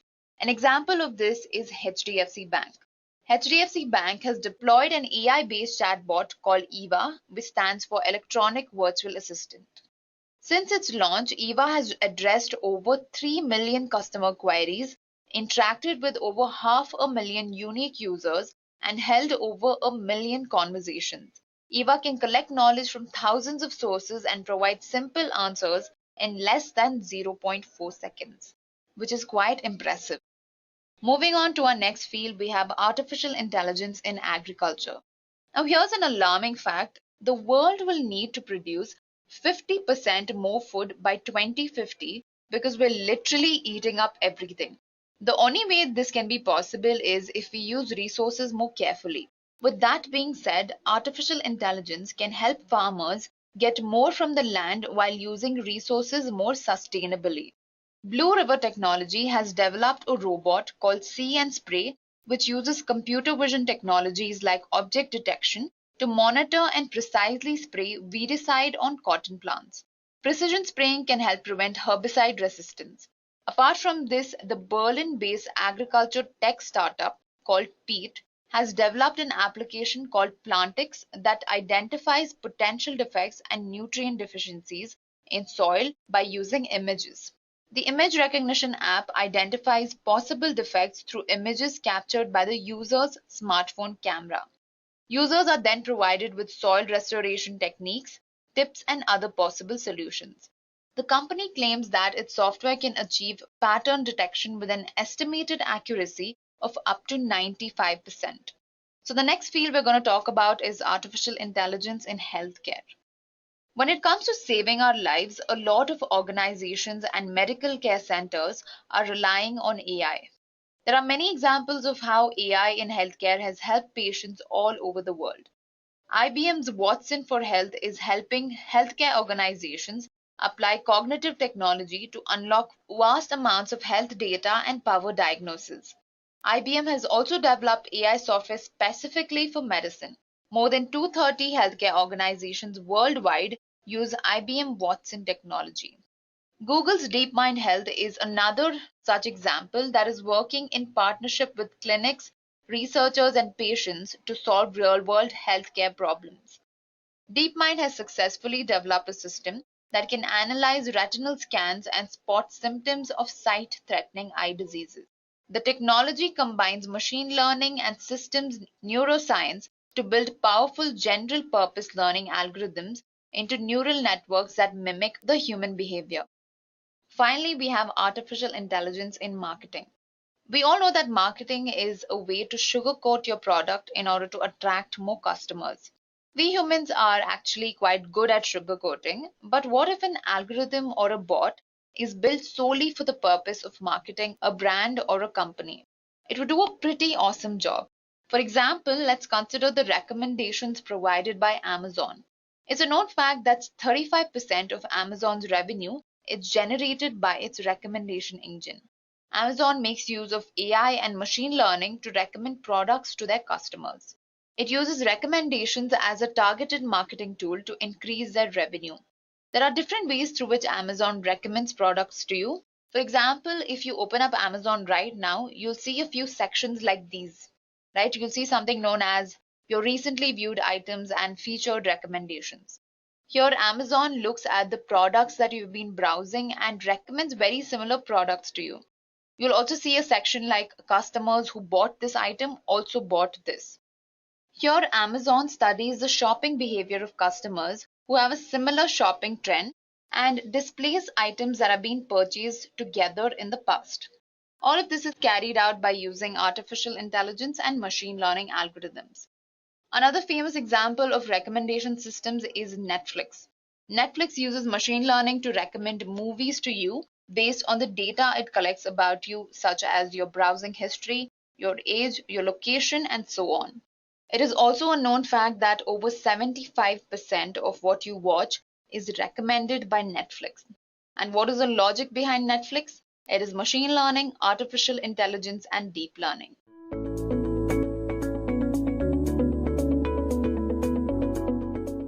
Artificial intelligence was coined in 1955 to introduce a new discipline of computer science. It is rapidly and radically changing the various areas of our daily lives as the market for AI technologies is demanding and flourishing. Now, there is a significant race between many startups and internet giants to acquire them. Now, as we all know, artificial intelligence is expanding and growing every day. It's literally taking over every sector, or it's spreading over every possible industry right now. So let's have a look at the top most trending technologies of AI. So on number 10, we have the robotic process automation, or the RPA. Now, robotic process automation refers to the functioning of corporate processes due to the mimicking human tasks and automate them. Now, in this particular sphere, it is important to bear in mind that AI is not meant to replace humans, but to support and complement their skills and talent. Now, companies like Pegasystems, Automation Anywhere, Blue Prism, UiPath, WorkFusion Focus, etc. work on these. Now, RPA along with AI takes care of customer service, accounting, financial services, healthcare, human resources, supply chain management, and a lot more. But these are definitely some of the important aspects of the robotic process automation. Now let's move on to the next one. So on number 9, we have text analytics and NLP. Now, natural language processing, or the NLP, focuses on the interactions between human languages and computers. It uses text analytics to analyze the structure of sentences as well as their interpretation and intention through machine learning. Now, this technology is widely adopted in fraud detection and for security systems. Many automated assistants and applications derive unstructured data by NLP. Now, some of the service providers in this aspect include the Basis Technology, Expert System, Coveo, Indico, Lime, Mindbreeze, etc. Now, no wonder these terms make it to the top 10 trending artificial intelligence technologies list. So now let's check out what's on number 8. Here we have biometrics. Now, biometrics is definitely a very common term to all of us right now, because we use our fingerprints or the biometrics and also face detection in order to unlock our phones, laptops, etc. Now, biometrics deals with the recognition, measurement, and analysis of the physical features of the body's structure, form, and human behavior. It fosters organic interactions between machines and humans as it works with touch, image, speech, and body language. Also, it is predominantly used for the purpose of market research. Now, VR, Effectiva, Ignicio, Phase First, Sensory, Tazo, all of these provide these technology service. So this was about biometrics. Now moving on number 7, we have cyber defense. Now this is definitely one of the trending technologies AI because it is one of the most important ones with the increasing number of cyber attacks. So cyber defense has become very important in order to save our systems and also our confidential data. Now, cyber defense is a computer defense mechanism that aims to detect, prevent, and mitigate attacks and threats to data and infrastructure of systems. Neural networks that are capable of processing sequences of inputs can be put to use along with machine learning techniques to create learning technologies in order to reveal suspicious user activity and detect cyber threats. So this was about cyber defense. Now on number 6, we have decision management. Now, artificially intelligent machines have the capability of introducing logic to AI systems in order to gear them up to be used for training, maintenance, and tuning. Now, in order to add value to the business and profitable, decision management is already being used by organizations by incorporating it into their applications to propel and execute automated decisions. Some companies that provide this service are the Informatica, Advanced Systems Concepts, Pegasystems, UiPath, etc. Now next up on number 5, we have the marketing automation. Marketing has definitely become one of the most popular strategies for anything that you produce, create, or build right now, because the right kind of marketing can make your product successful. Now, marketing automation just makes this work simpler and better. Now, the marketing and sales teams and divisions have adopted AI and benefited a lot from it in return. Methods incorporating AI through automated customer segmentation, customer data integration, and campaign management are widely used. The Edexty AI has grown to become a pioneer in adopting these marketing automation technologies. And in the coming days, definitely most of the companies will only rely on the marketing automation. And that's exactly what makes it one of the most trending technologies in AI. Now, next up on number 4, we have digital twin. This is one of the newest and very interesting concept of artificial intelligence. Now, digital twins are just virtual replicas of physical devices that data scientists and IT pros can use to run simulations before actual devices are built and deployed. They are also changing how technologies such as IoT, AI, and analytics are optimized. Now, digital twin technology has moved beyond manufacturing and into the emerging worlds of the IoT, artificial intelligence, and data analytics. As more complex things become connected with the ability to produce data, having a digital equivalent gives data scientists and other IT professionals the ability to optimize deployments for peak efficiency and create other what-if scenarios. Now, moving on to the next one. On number 3, we have the industrial IoT or the IIoT. Now, IIoT, which is the Industrial Internet of Things, refers to the extension and use of the Internet of Things in industrial sectors and applications. The IIoT encompasses industrial applications including robotics, medical devices, and software-defined production processes. Now, both IoT and IIoT have the same main characteristic of availability, intelligent and connected devices. The only difference between those two is their general usages. While IoT is most commonly used for consumer usage, IIoT is used for industrial purpose such as manufacturing, supply chain monitor, and management system. This technology is definitely for the advanced industries and thus one of the most trending technologies in AI right now. Now, on number 2, we have virtual agents. This is definitely very common to all of us because in our everyday life, while booking a flight ticket or ordering a food, anytime we need any help, we are actually talking to virtual agents online. Now, a virtual agent is basically a computer-generated, animated, artificial intelligence virtual character that serves as an online customer service representative. It leads an intelligent conversation with users, responds to their questions, and also performs adequate non-verbal behavior. The introduction of virtual agents have been very helpful as it has reduced the work of human beings and also they provide assistance anytime and anywhere. So this was about the virtual agents. Now moving on number 1 we have augmented reality. This is definitely one of the most fascinating technologies in AI right now. So augmented reality is actually an interactive experience of a real world environment where the objects that reside in the real world are enhanced by computer generated perceptual information, sometimes across multiple sensory modalities including visual, auditory, haptic, and olfactory as well. Now, basically, augmented reality is a technology that superimposes a computer-generated image on a user's view of the real world, thus providing a composite view of what is happening. Now, when we compare a VR and AR, VR implies a complete immersion experience that shuts out the physical world. That's why it's also called as the virtual reality.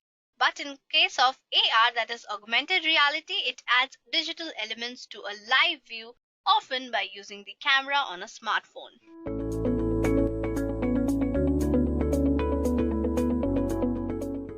At number 1, we have increased automation. Artificial intelligence can be used to automate anything ranging from tasks that involve extreme labor to the process of recruitment.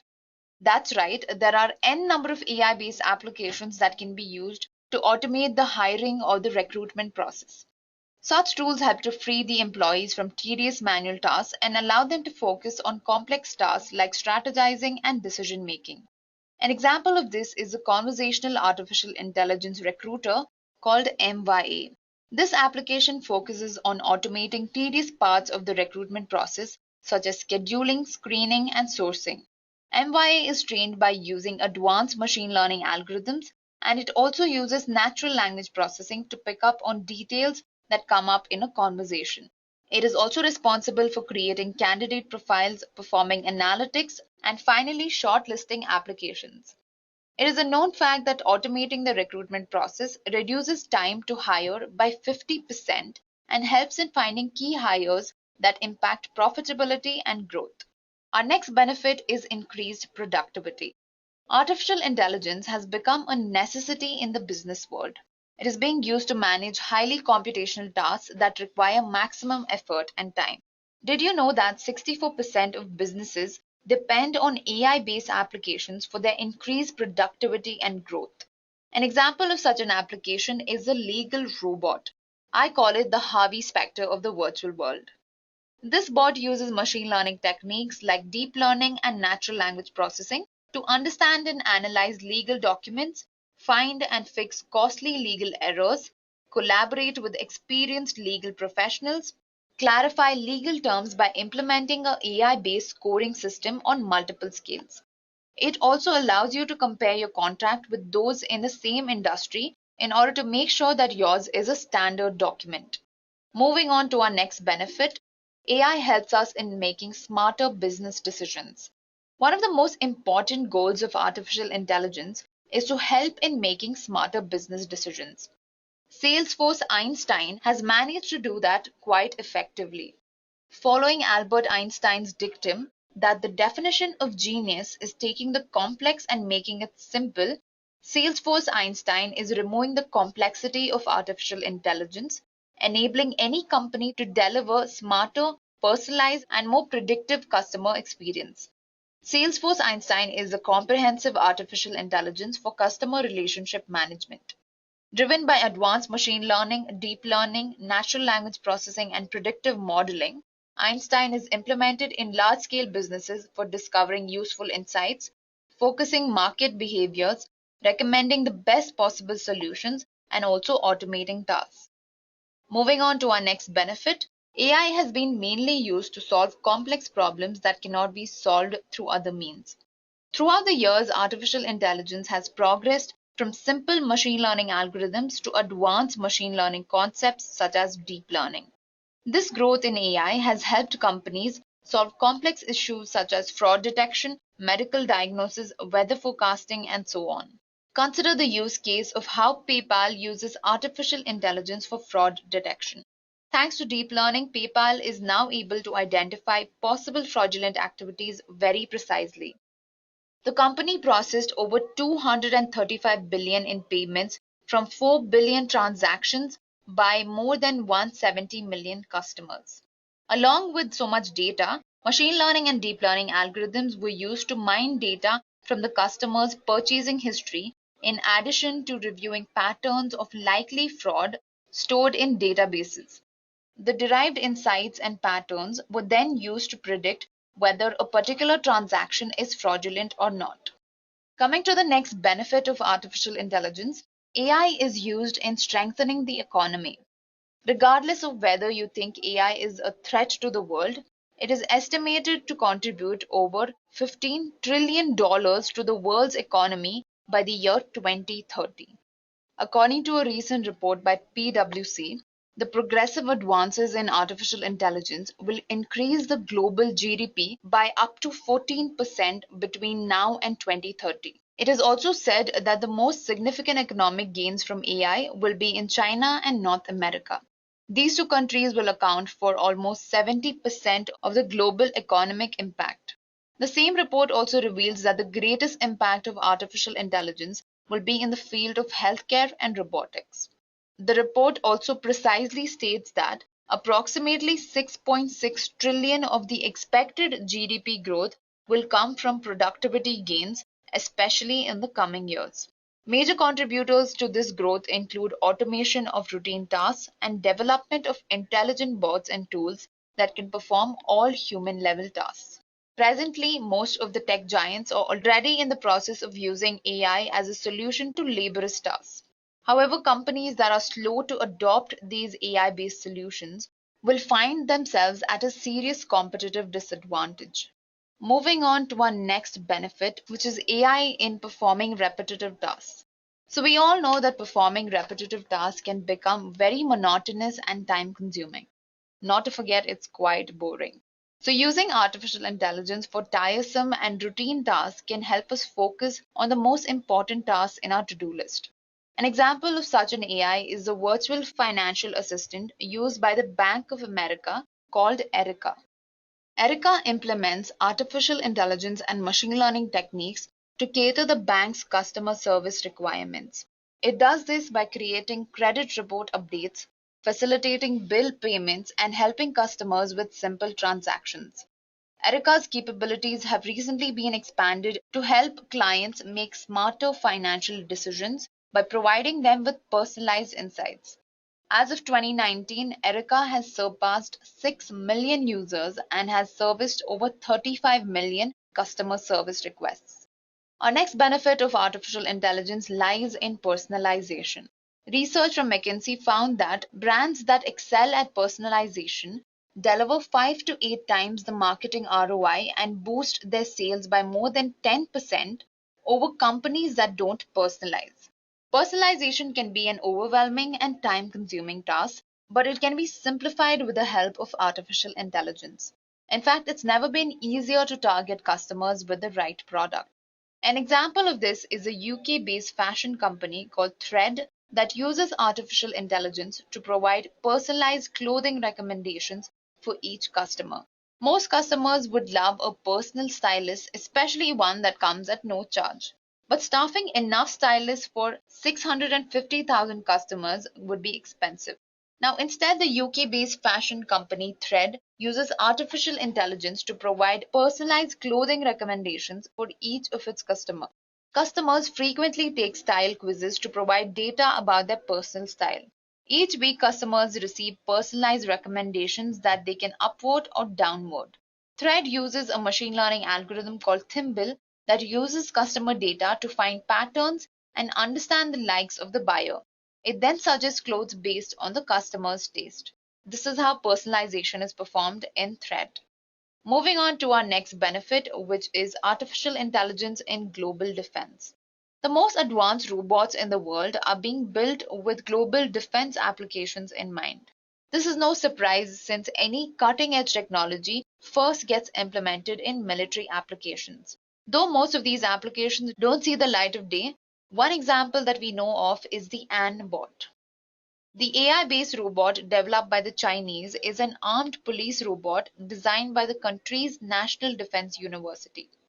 Capable of reaching maximum speed of 11 miles per hour, the machine is intended to patrol areas and, in the case of danger, deploy an electrically charged riot control tool.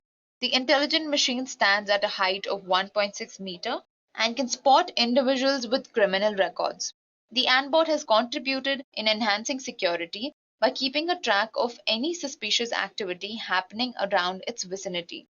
Moving on to the next benefit, we have artificial intelligence in disaster management. For most of us, precise weather forecasting makes vacation planning easier. But even the smallest advancement in predicting the weather majorly impacts the market. Accurate weather forecasting allows farmers to make critical decisions about planting and harvesting. It also allows airlines to maximize the use of their planes. It makes shipping easier and safer. And most importantly, it can be used to predict natural disasters that impact the lives of millions. Among companies using artificial intelligence to predict the weather, only a few have invested as heavily as IBM. After years of research, IBM partnered with the weather company and acquired tons and tons of data. The acquisition gave IBM access to the weather company's impressive network of sensors and models, providing a massive pipeline of weather data it could feed into IBM's AI platform Watson in order to attempt to improve any predictions. In 2016, the weather company claimed that their models use more than 100 terabytes of third-party data every single day. The product of this merger is the AI-based IBM Deep Thunder. This system provides highly customized information for business clients by using hyper-local forecasts at a 0.2 to 1.2 mile resolution. This information is useful for transportation companies, utility companies, and even retailers. Moving on to the last benefit of artificial intelligence is that it enhances our lifestyle. And we're all aware of how AI is actually enhancing our life and changing our life. In the last decade, artificial intelligence has gone from a science fiction dream to a critical part of our everyday lives. We use AI systems to interact with our phones and speakers through voice assistants like Siri, Alexa, and Google. Cars made by Tesla interpret and analyze their surroundings to intelligently drive themselves. Amazon monitors our browsing habits and then serves up products it thinks we'd like to buy. And even Google decides what results to give us based on our search activity. Artificially intelligent algorithms are here, and they've already changed our lives for better or for worse. But this is only the beginning. And one day we'll look back at AI in 2019 and laugh about how primitive it was. Because in the future, artificial intelligence is going to change everything.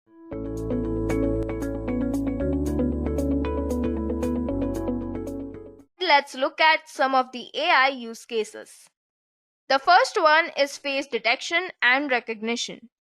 Using virtual filters on our face when taking pictures and using Face ID for unlocking our phones are two applications of AI that are now a part of our daily lives. The former incorporates face detection, meaning any human face is identified. The latter uses face recognition through which a specific face is recognized. The next use case is text editor and autocorrect.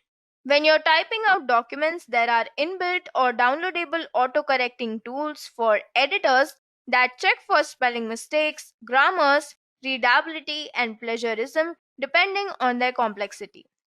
It must have taken you a while to learn your language before you became fluent in it.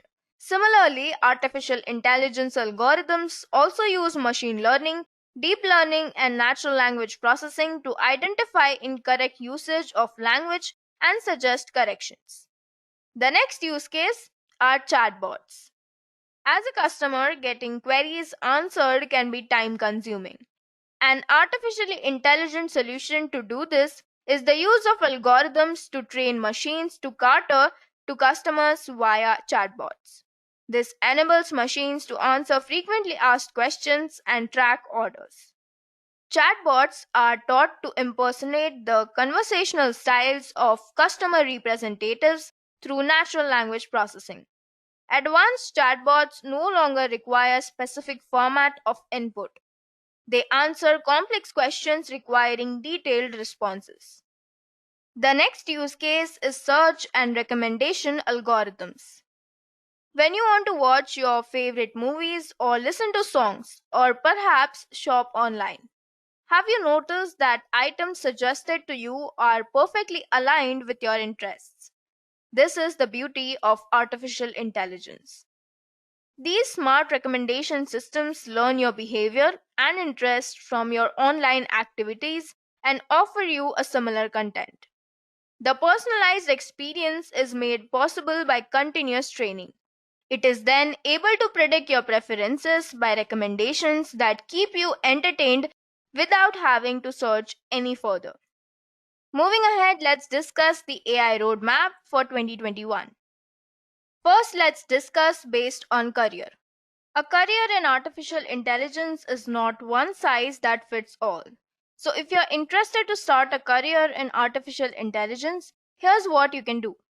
To start off, get a bachelor's degree in subjects like computer science, information technology, mathematics and statistics, or even finance or economics. It's the first step towards achieving your goal of having a career in artificial intelligence. It is important to remember that to have a career in AI, you need to have relevant skills along with your degree. Since artificial intelligence is the buzzword of today's tech world, it is advisable to take up online and training programs to improve your skills. Ideally, a bachelor's degree could only help you land an entry-level job like junior machine learning engineer or junior data scientist. So once you get a job and get into the industry and understand how things work, you can plan your future career. Talking about positions entailing supervision, leadership, or administrative roles, you need to have a master's degree or a PhD.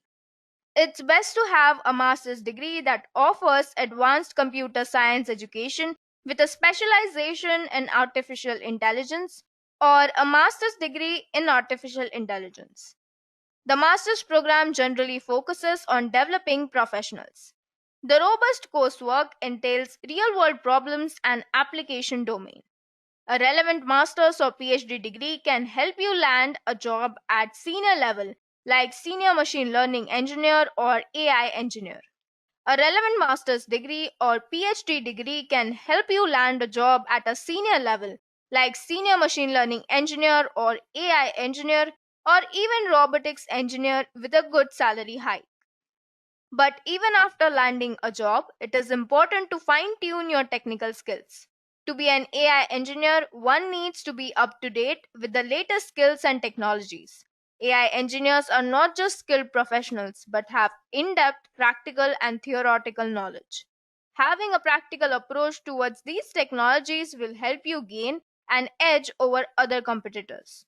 Additional add on AI certification programs will win you a brownie point while seeking jobs in AI. Moving ahead, let's see the roadmap based on skills. So let's look at the skills you need to master. The first skill required to become an AI engineer is programming. To become well versed in AI, it's crucial to learn programming languages such as Python, R, Java, and C++ to build and implement models. In-depth knowledge of computer software fundamentals, starting from data structures, trees, graphs, linear programming, and computer architecture is required, as the role of an AI engineer would be to simulate a machine to behave like a human. Hence, without understanding the working principle of systems, it would be difficult to cope. The next skill is linear algebra, calculus, and statistics. It is recommended to have a good understanding of the concepts of matrix, vectors, and matrix multiplication. Moreover, knowledge in derivatives and integers and their application is essential to even understand simple concepts like gradient descent. While statistical concepts like mean, standard deviation, and Gaussian distributions, along with probability theory for algorithms like naive Bayes and Gaussian mixture, are necessary to thrive in the industry. The next skill is neural network architectures. Machine learning is used for complex tasks that are beyond human capabilities to code.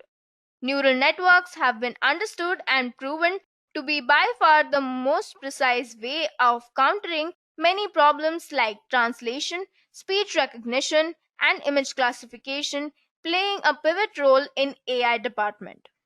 The next skill is signal processing techniques. Competence in understanding signal processing and ability to solve several problems using signal processing techniques is crucial for feature extraction, which is an important aspect of machine learning. Then we have time frequency analysis and advanced signal processing algorithms like wavelets, curvelets, and bandlets. A profound theoretical and practical knowledge of these will help you solve complex situations. The next skill is communication and problem solving skills. AI engineers need to communicate correctly to pitch their products and ideas to stakeholders. They should also have excellent problem solving skills to resolve obstacles for decision making and drawing helpful business insights.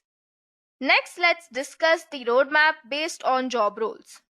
So, there are various job roles that you can get with your knowledge in artificial intelligence. So, the first one is AI engineer. Artificial intelligence engineers are responsible for developing, programming, and training the complex networks of algorithms that make up AI so that they can function like a human brain. This role requires combined expertise in software development, programming, data science, and data engineering. Though this career is related to data engineering, AI engineers are rarely required to write the code that develops scalable data sharing. Instead, artificial intelligence developers locate and pull data from a variety of sources, create, develop, and test machine learning models, and then utilize application program interface calls or embedded code to build and implement AI applications.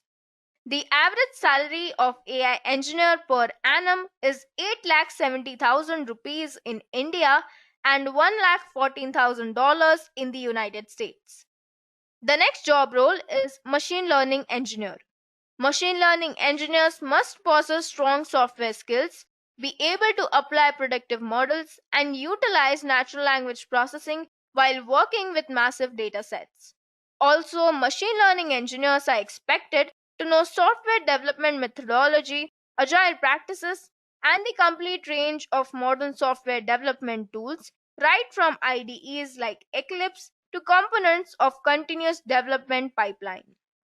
The average salary of a machine learning engineer per annum is 11 lakhs rupees in India and 1 lakh $14,000 in the United States. The next job role is as a data scientist. Data scientists are big data wranglers, gathering and analyzing large set of unstructured and structured data. A data scientist's role combines computer science, statistics, and mathematics. They analyze, process, and model data and then interpret the results to create actionable plans for companies and other organizations. Data scientists are analytical experts who utilize their skills in both technology and social science to find trends and manage data. They use industry knowledge, contextual understanding, and skepticism of existing assumptions to uncover solutions to business challenges. Average salary of a data scientist per annum is 10 lakh rupees in India and 1 lakh $13,000 in the United States. The next job role that we are going to discuss is robotic engineer. Robotics can automate jobs, but they require programmers working behind the scenes to ensure they function well. As a robotics engineer, their primary function is to build mechanical devices or robots that can perform tasks with commands from humans. Other necessary skills required for this role include writing and manipulating computer programs, collaborating with other specialists, and developing prototypes. The average salary of robotics engineer per annum is 6 lakhs rupees in India and $84,000 in the United States.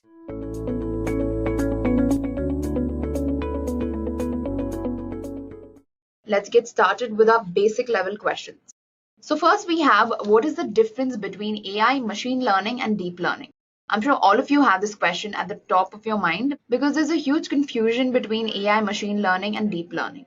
So let's try to understand how they are different.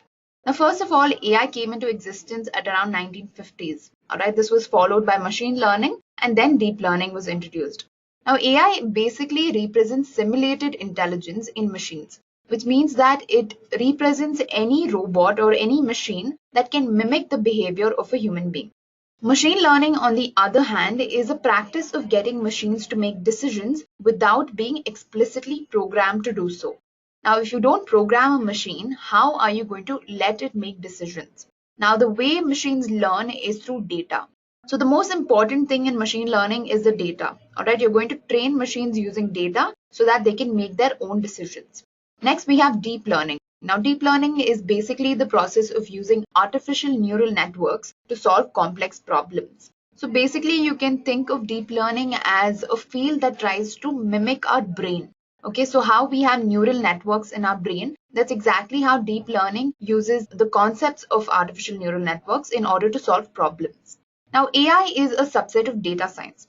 So guys, first of all, data science is the process of deriving useful insights from data.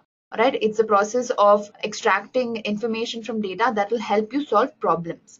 So AI is a subset of data science. Now, on the other hand, machine learning is a subset of AI and data science because machine learning comes after AI. So basically in AI, you're going to make use of techniques and concepts of machine learning in order to solve problems. Then we have deep learning. So it's sort of a hierarchy. First, we have data science, then we have AI, then we have machine learning, and then we have deep learning. Deep learning is a subset of machine learning, AI, and data science. Okay, I hope this is clear. Now, the main aim of artificial intelligence is to build machines in such a way that they are capable of thinking like human beings. All right, so basically, they must be able to mimic the behavior of a human being. Now, the aim of machine learning, on the other hand, is to make machines learn by providing them a lot of data. Okay, once you make a machine learn through data, it's going to be able to solve complex problems and find solutions. Now, the aim of deep learning is to build neural networks that are able to solve more advanced and complex problems. Okay, now, like I mentioned, deep learning is like an artificial brain. All right, you're basically building an artificial brain that is able to think exactly like how we do. Okay, that's what deep learning is. It's a little more advanced than machine learning. Now, guys, in short, AI, machine learning, and deep learning are used to solve problems through data. So basically, AI makes use of techniques and methods of machine learning and deep learning to solve problems or to draw useful insights from data. So this is the difference between AI, machine learning, and deep learning. I hope all of you are clear with this. Now let's look at our question number 2. The question is, what is artificial intelligence? Give an example of where AI is used on a daily basis. So there are a lot of definitions of AI on the internet. A few of them are: artificial intelligence is an area of computer science that emphasizes on the creation of intelligent machines that work and react like humans. So like I said, basically, a machine that is able to mimic the behavior of a human being is known as artificial intelligence. Another such definition is the capability of a machine to imitate the intelligent human behavior. All right. So artificial intelligence, in short, is basically a machine that we created who can act and think like a human being. Now, where do you think AI is used on a daily basis? There are tons of applications that make use of AI, but one of the most popular applications of AI is the Google search engine. Now, if you just open up Google search and you start typing anything, immediately you get recommendations. These recommendations you derive by using machine learning algorithms, by using deep neural networks, and so on. So on the top of my head, the most general example of AI is the Google search engine. All of us use Google search engine and we know how quick it is with its results and how relevant searches it gives us. All this is because of AI. All right. Now let's look at our next question, which states, what are the different types of AI? Now, a lot of people might not be aware of this because there are a couple of types of AI or a couple of types of machines which are hypothetical. Okay, we haven't actually implemented these machines in the real world. We just have a theoretical definition of these. Okay, let's look at what I'm talking about. So first of all, we have reactive machines AI. Now, these machines are all based on the present actions. Okay, they have no memory or they have no concept of storing memory so that they can learn from their experience. They just react at the moment. Okay, so they're based on present actions and they cannot use previous experiences to form current decisions and update their memory. Then we have limited memory AI. Now, this type of AI has some temporary storage of memory in it. Now, if we have some memory stored in a machine, we know that it can look back into the memory and it can try to make decisions based on previous or past experiences. So limited memory AI makes use of that concept. We have temporary memory here. We do not have permanent memory. But one of the top applications of limited memory AI is the self-driving cars. I'm sure all of you have heard of self-driving cars. They make use of limited memory AI in order to run. Then we have theory of mind AI. Now, like I mentioned earlier, there are a couple of types of artificial intelligent machines which are not actually implemented in the real world. An example of that is theory of mind AI. Okay, this is basically an advanced machine which will have the ability to understand emotions, people, and other things in the real world. We might have come close to this type of AI, but we haven't actually developed something that can understand emotions. Next, we have self-aware AI. Now, this is another such example of a machine that is not built in the real world.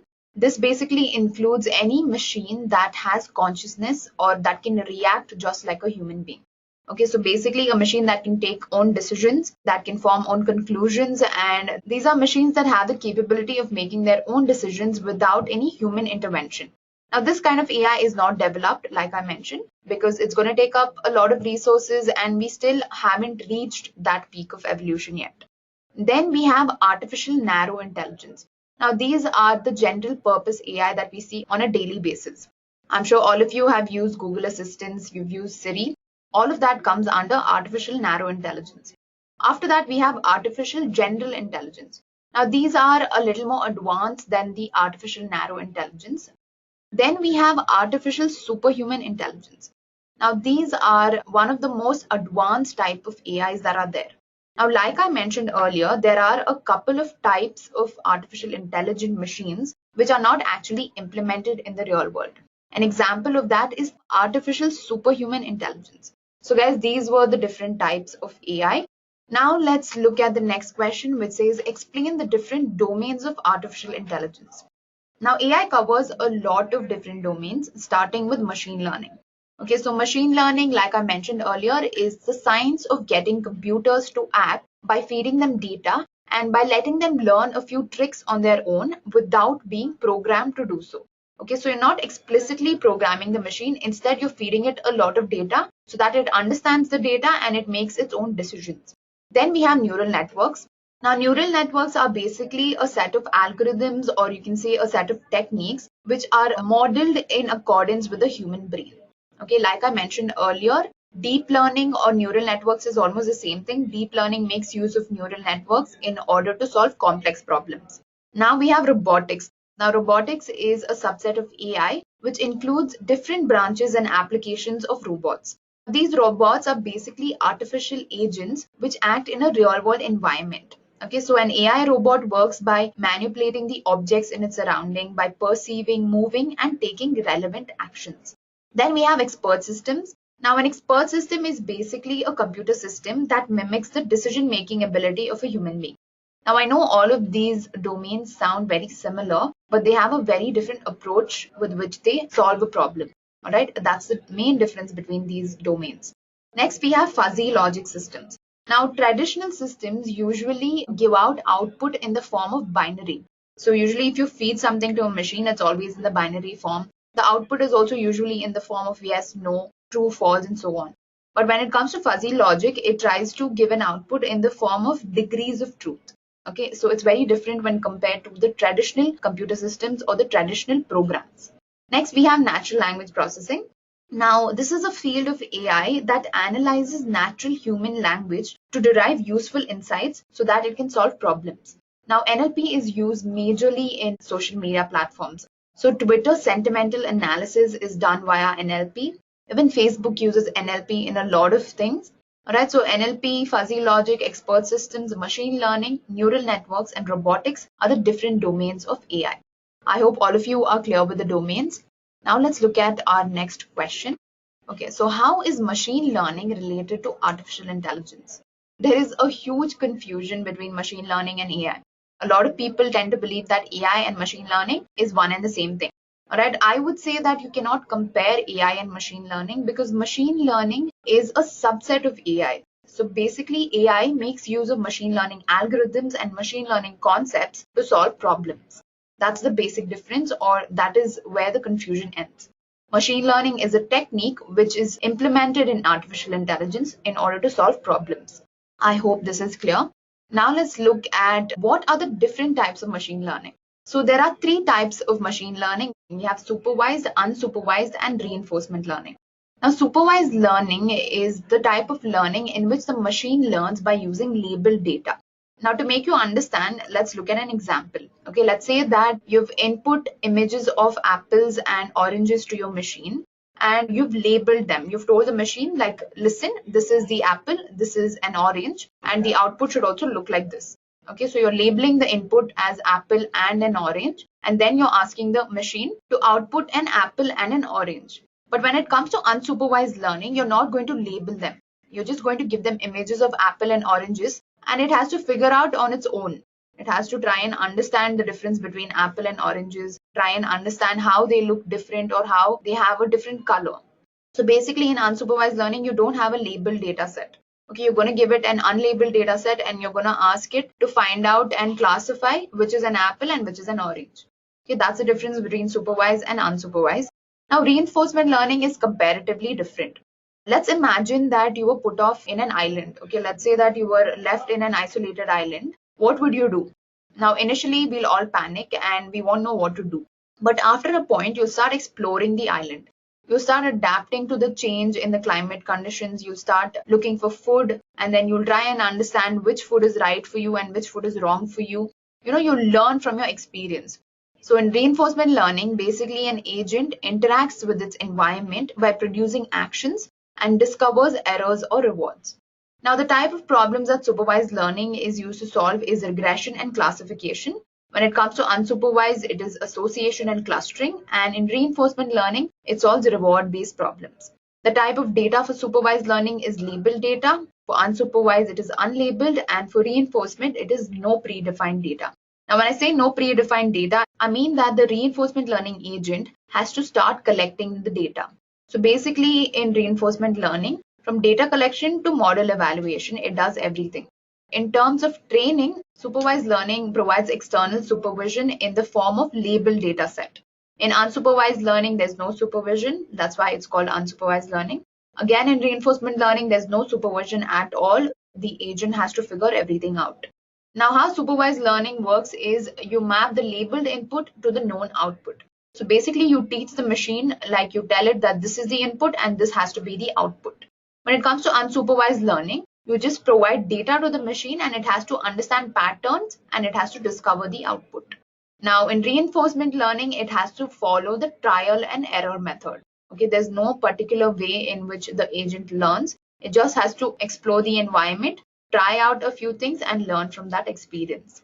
Popular supervised learning algorithms include linear regression, logistic regression.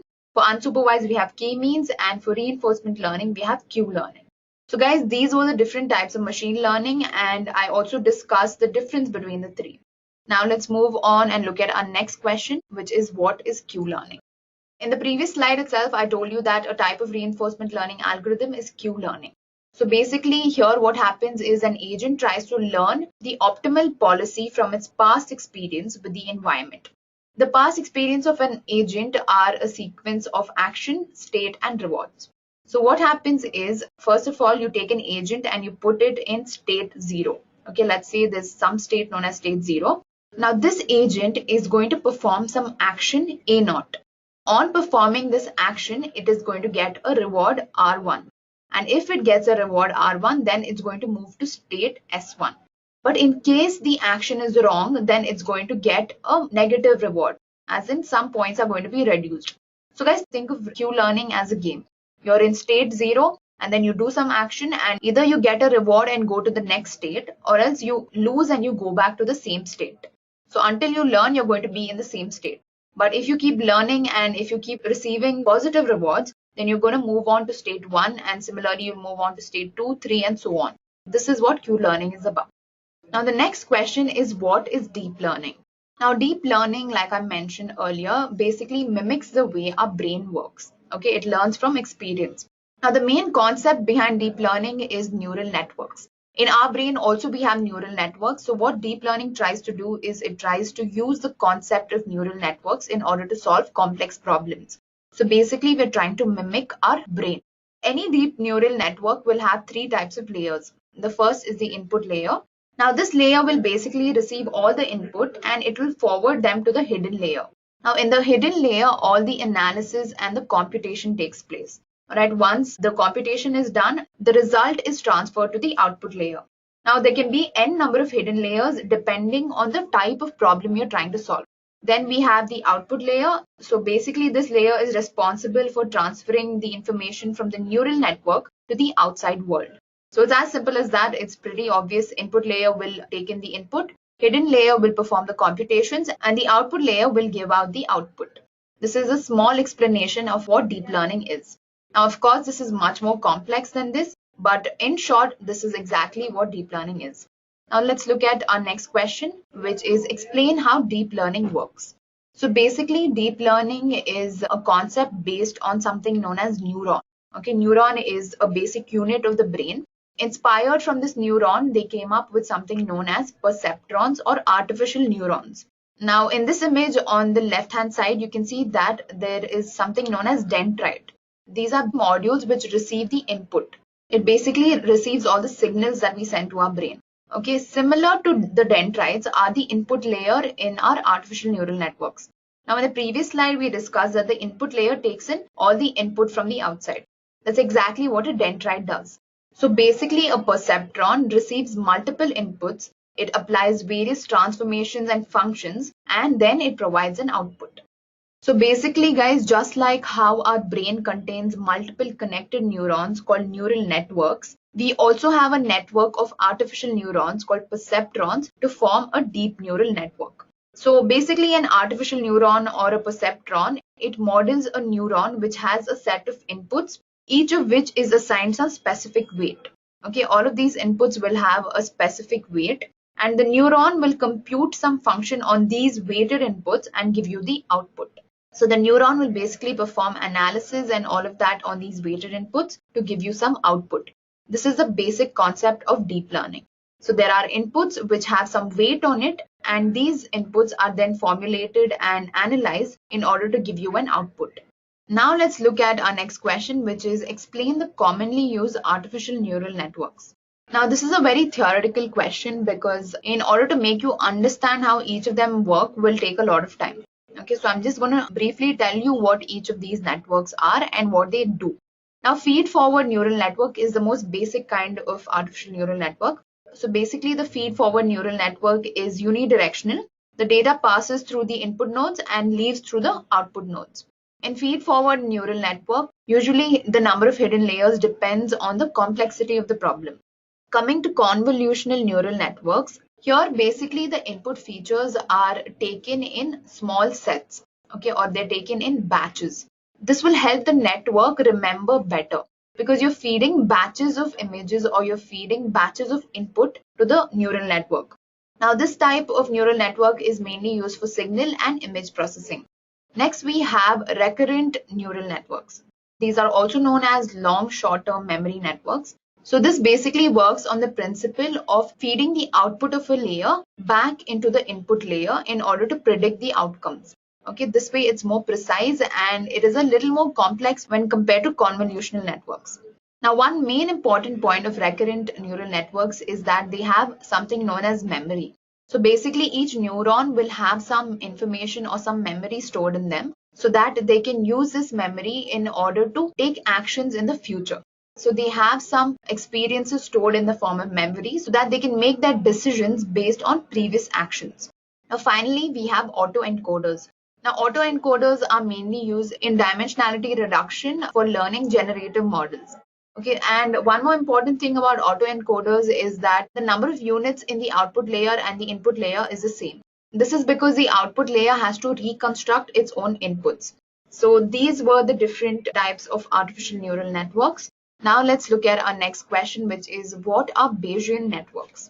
Okay, so a Bayesian network is a statistical model that represents a set of variables and their conditional dependencies in the form of a directed acyclic graph. Now, basically, on the occurrence of any event, a Bayesian network can be used to predict the likelihood that any one of several possible known causes was a contributing factor. An example of this is a Bayesian network could be used to study the relationship between diseases and symptoms. So given a set of symptoms, the Bayesian network can be used to find out the probability of the presence of any diseases. Alright, so the next question is explain the assessment that is used to test the intelligence of a machine. Now guys, this is a very common question and it is sort of a general knowledge based question. Alright, I'm hoping that most of you know the answer to this. So let's look at what the answer is. I'm not sure how many of you have heard of Alan Turing. So Alan Turing was the one who came up with the Turing test.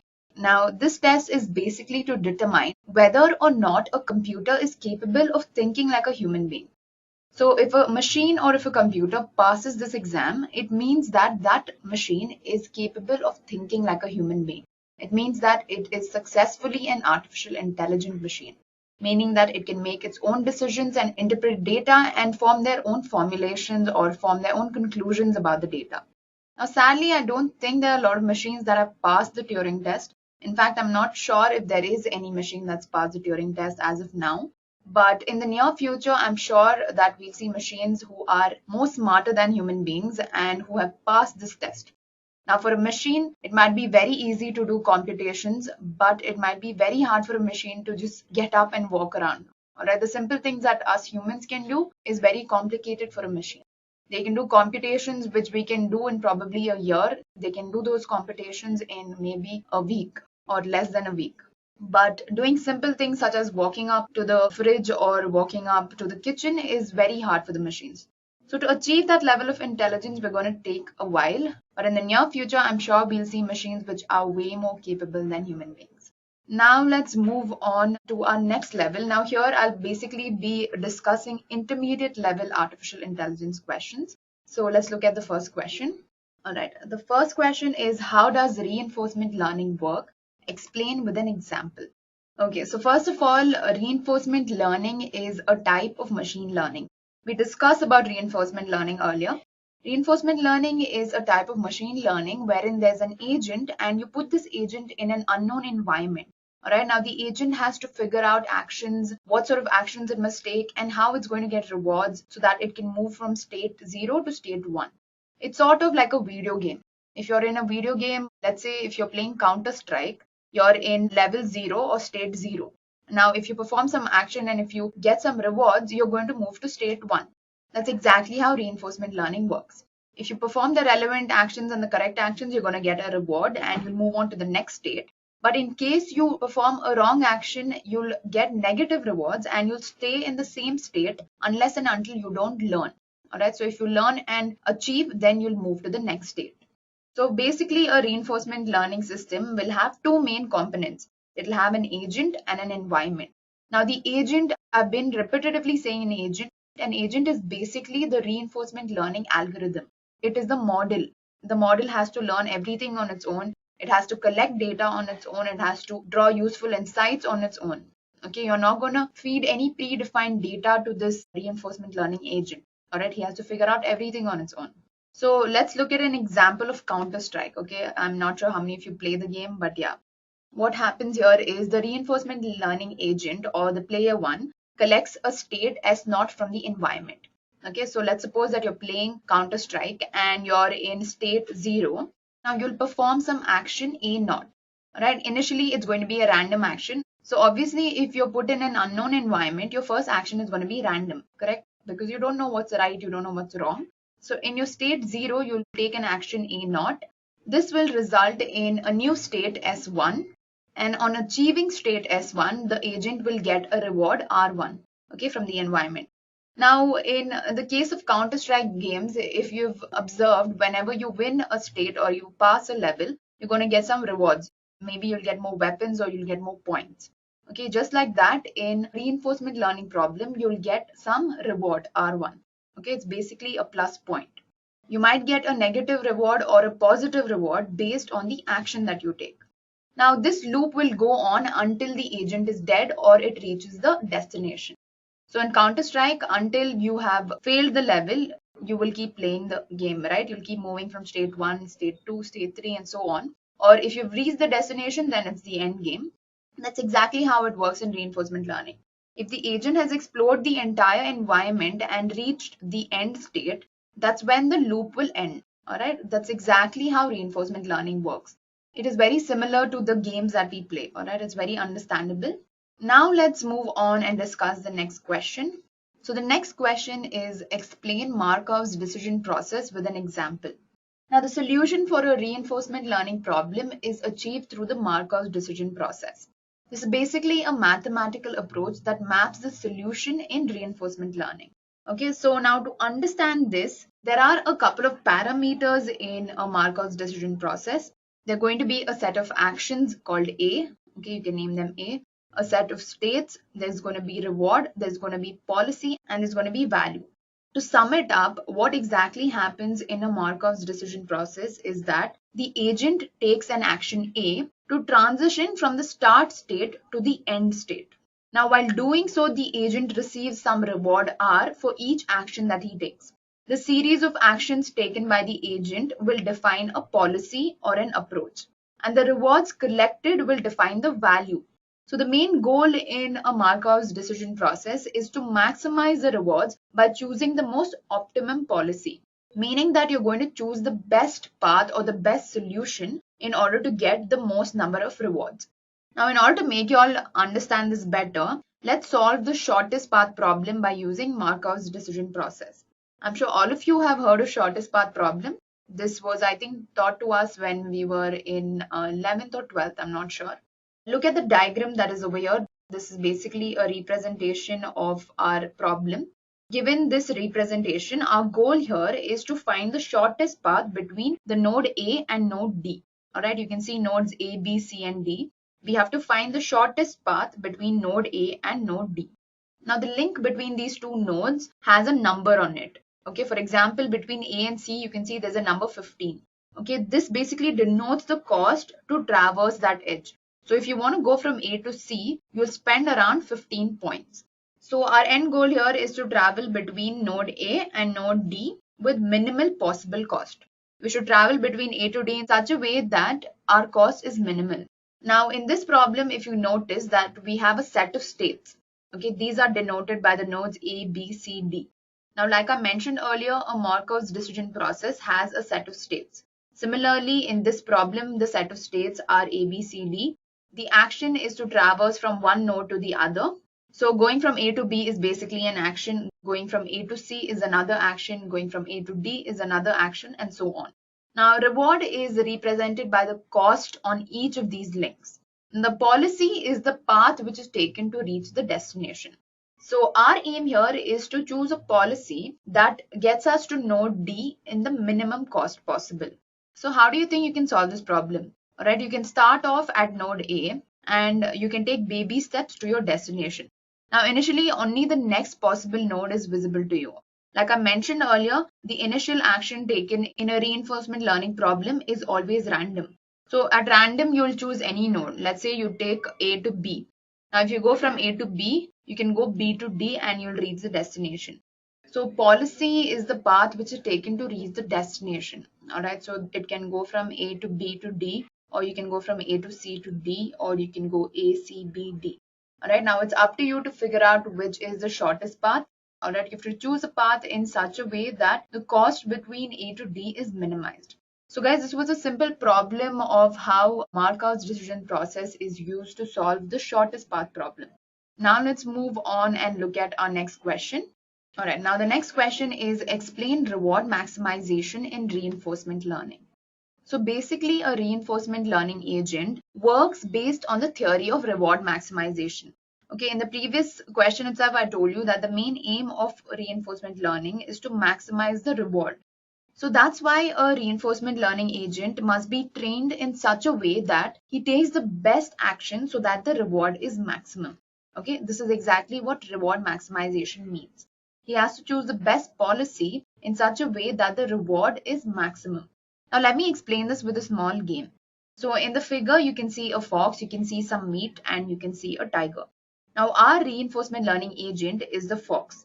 His end goal is to eat the maximum amount of meat before being eaten by the tiger.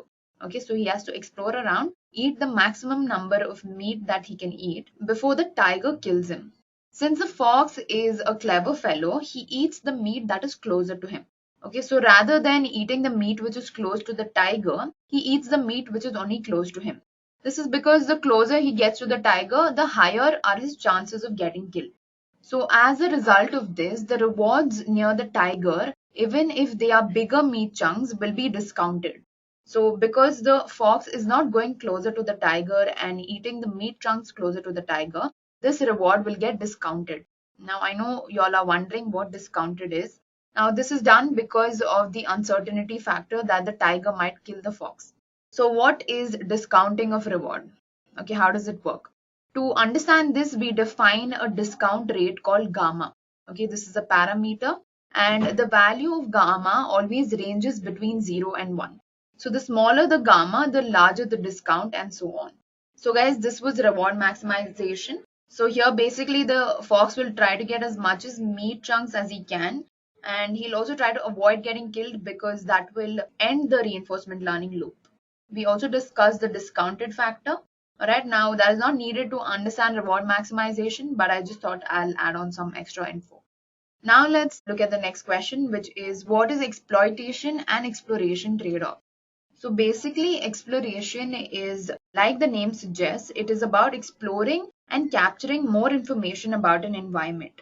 Now, on the other hand, exploitation is about using the already known exploited information to heighten the rewards. So consider the same example that we discussed in the previous question. Here the fox only eats the meat chunks which are close to him. Okay, he does not eat the bigger chunks because even though the bigger chunks would give him more rewards, it would get him killed. Okay, he does not go towards the tiger itself. Now, if the fox only focuses on the closest reward, he will never reach the big chunks of meat.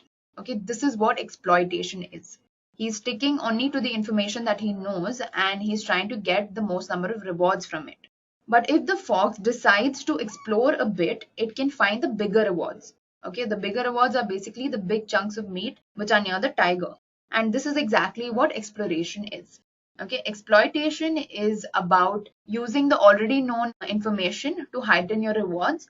Exploration, on the other hand, is about exploring and capturing more information about an environment. All right, so that was about exploitation and exploration.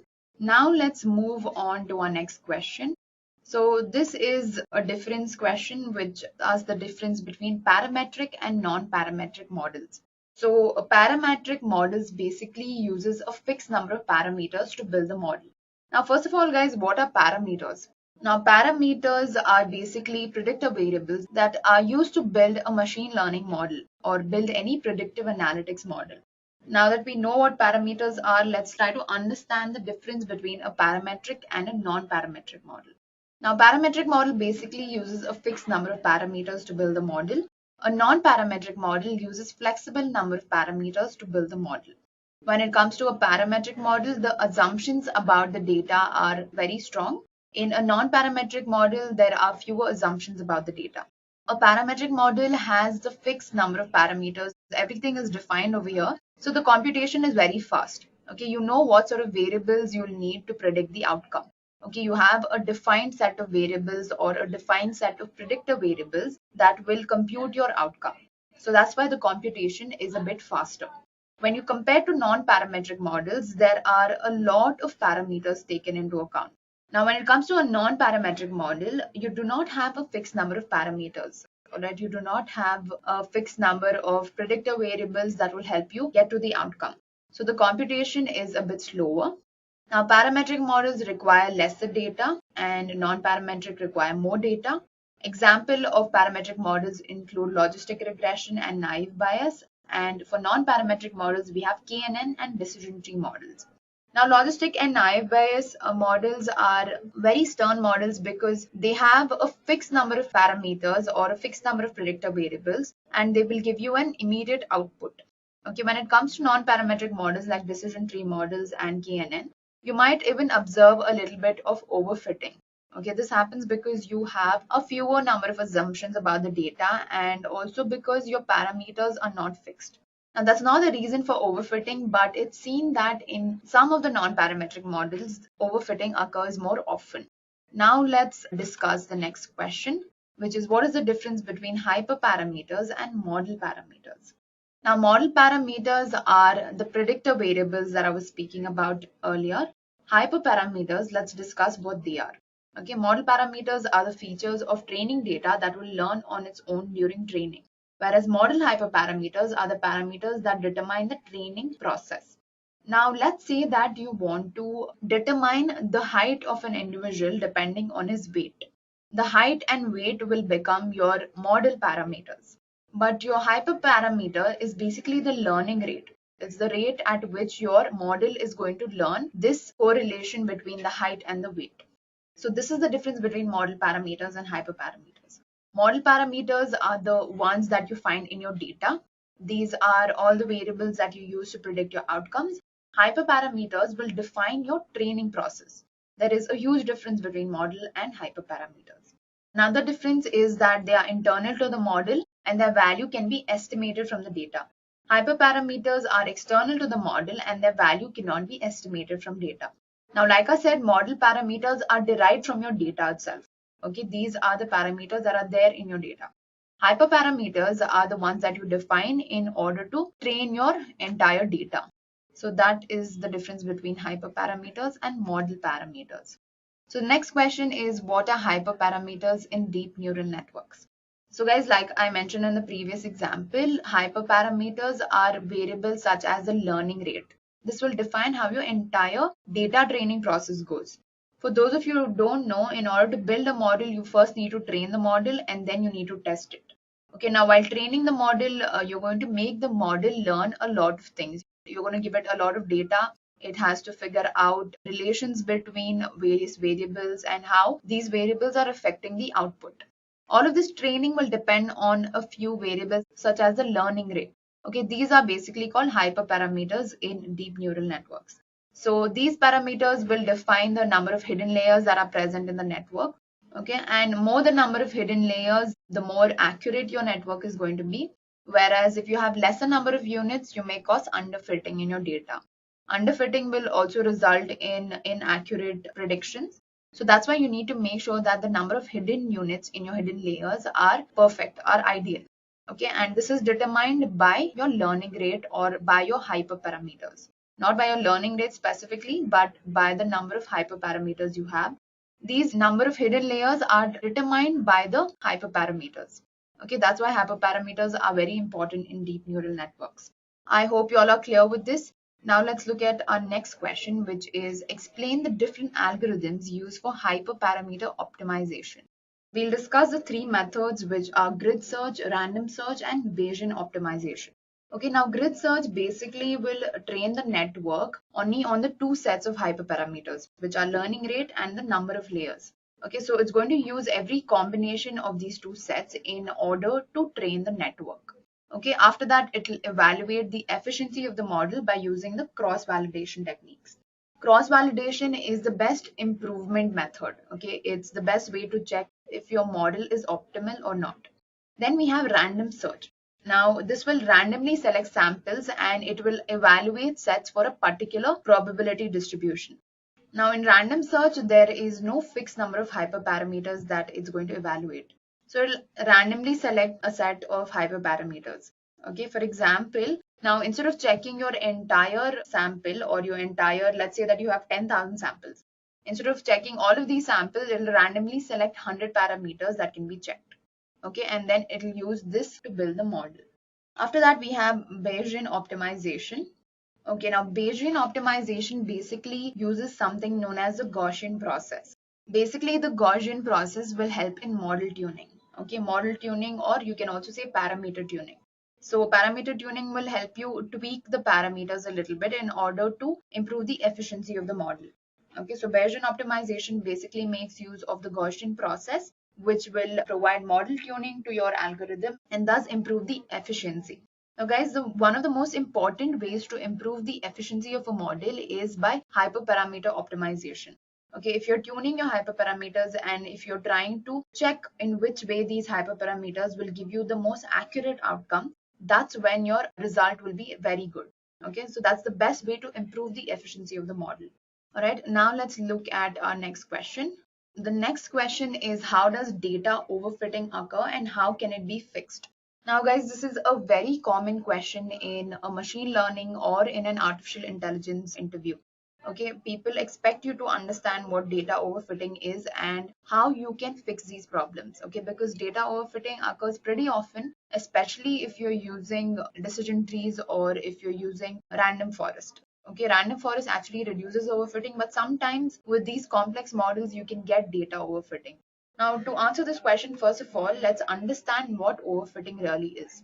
So, overfitting occurs when a machine learning algorithm captures the noise of the data.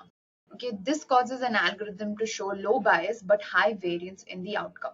Now, what overfitting really means is you have trained your model way too many times on the training data. Okay, so basically the model has memorized the training data. It has memorized the noise in the training data. Okay, so if you feed new data to the model during the testing stage, it will not be able to recognize the noise or it will not be able to recognize any sort of correlation in that data. Okay, that's why it won't be able to get a proper outcome. Okay, that's when overfitting happens. You have trained the model way too much with the training data, and this has resulted in inaccurate outcome during the testing phase. Okay, that's what overfitting is about. Now, how do you avoid overfitting? First of all is cross-validation. Now, before this also I mentioned that cross-validation is the best way to obtain a more optimal solution. Now, the general idea behind cross-validation is to split the training data in order to generate multiple mini train test splits. Okay, these splits can be used to tune your model. Okay, so you're basically splitting the training data in such a way that the model does not just use the entire training data and memorize it. Instead, it's going to check the different sets in the training data and the different sets in the testing data and learn from it. Okay, so cross-validation is one of the best ways to prevent overfitting. Another method to prevent overfitting is by training the model with more data. So feeding more data to the machine learning model will help in better analysis and classification. However, this method is not always going to work, but yeah, this is also one of the ways to prevent overfitting. Okay, next we have removing features. Now, many times the dataset contains irrelevant features or predictor variables which are not needed for analysis. Such features will only increase the complexity of the model. Therefore, it will lead to possibilities of data overfitting. Okay, so if you have irrelevant data, like for example, if you're trying to understand the weight of a person depending on its height, and you have another variable, let's say you have a variable like the name of the person. Okay, now the name of the person is not relevant in understanding the height of an individual. So if you have irrelevant predictor variables, then it will just increase the complexity of the model because you have an extra irrelevant variable. All right, this will only increase the complexity of the model. It will not help the model in any way. So make sure you remove irrelevant features or you remove redundant features. Okay, the next method is early stopping. Now, a machine learning model is trained iteratively. This will allow us to check how well each iteration of the model performs. But after a certain number of iterations, the model's performance starts to saturate. Further training will only result in overfitting. Okay, so like I mentioned, if you train the model with the same data and you make the model memorize the data, then it'll just saturate. It won't be able to predict any outcomes after a point. What you have to do is you have to understand where you need to stop training the model. So this can be achieved by using a mechanism known as early stopping. So at this point, you know that you have to stop training the model because this might result in overfitting. Now, regularization is one of the most common ways to prevent overfitting. Regularization can be done in n number of ways. Okay, the method will always depend on the type of learner you're implementing. For example, pruning is performed on decision trees. Now, pruning is a type of regularization. Similarly, the dropout technique can be used on neural networks. And also there are other methods like parameter tuning, which can help to solve overfitting. The next way to prevent overfitting is by using ensemble models. Now, ensemble learning is a technique that is used to create multiple machine learning models, which are then combined to produce more accurate results. So basically, if you have one problem statement in machine learning, you're going to use like 5 to 10 different models, and then you're going to calculate the accuracy depending on the average of the result from each of these models. By this way, you will reduce overfitting. Now, ensemble models is one of the best ways to prevent overfitting. An example is the random forest. Random forest uses ensemble of decision trees to make more accurate predictions and to avoid overfitting.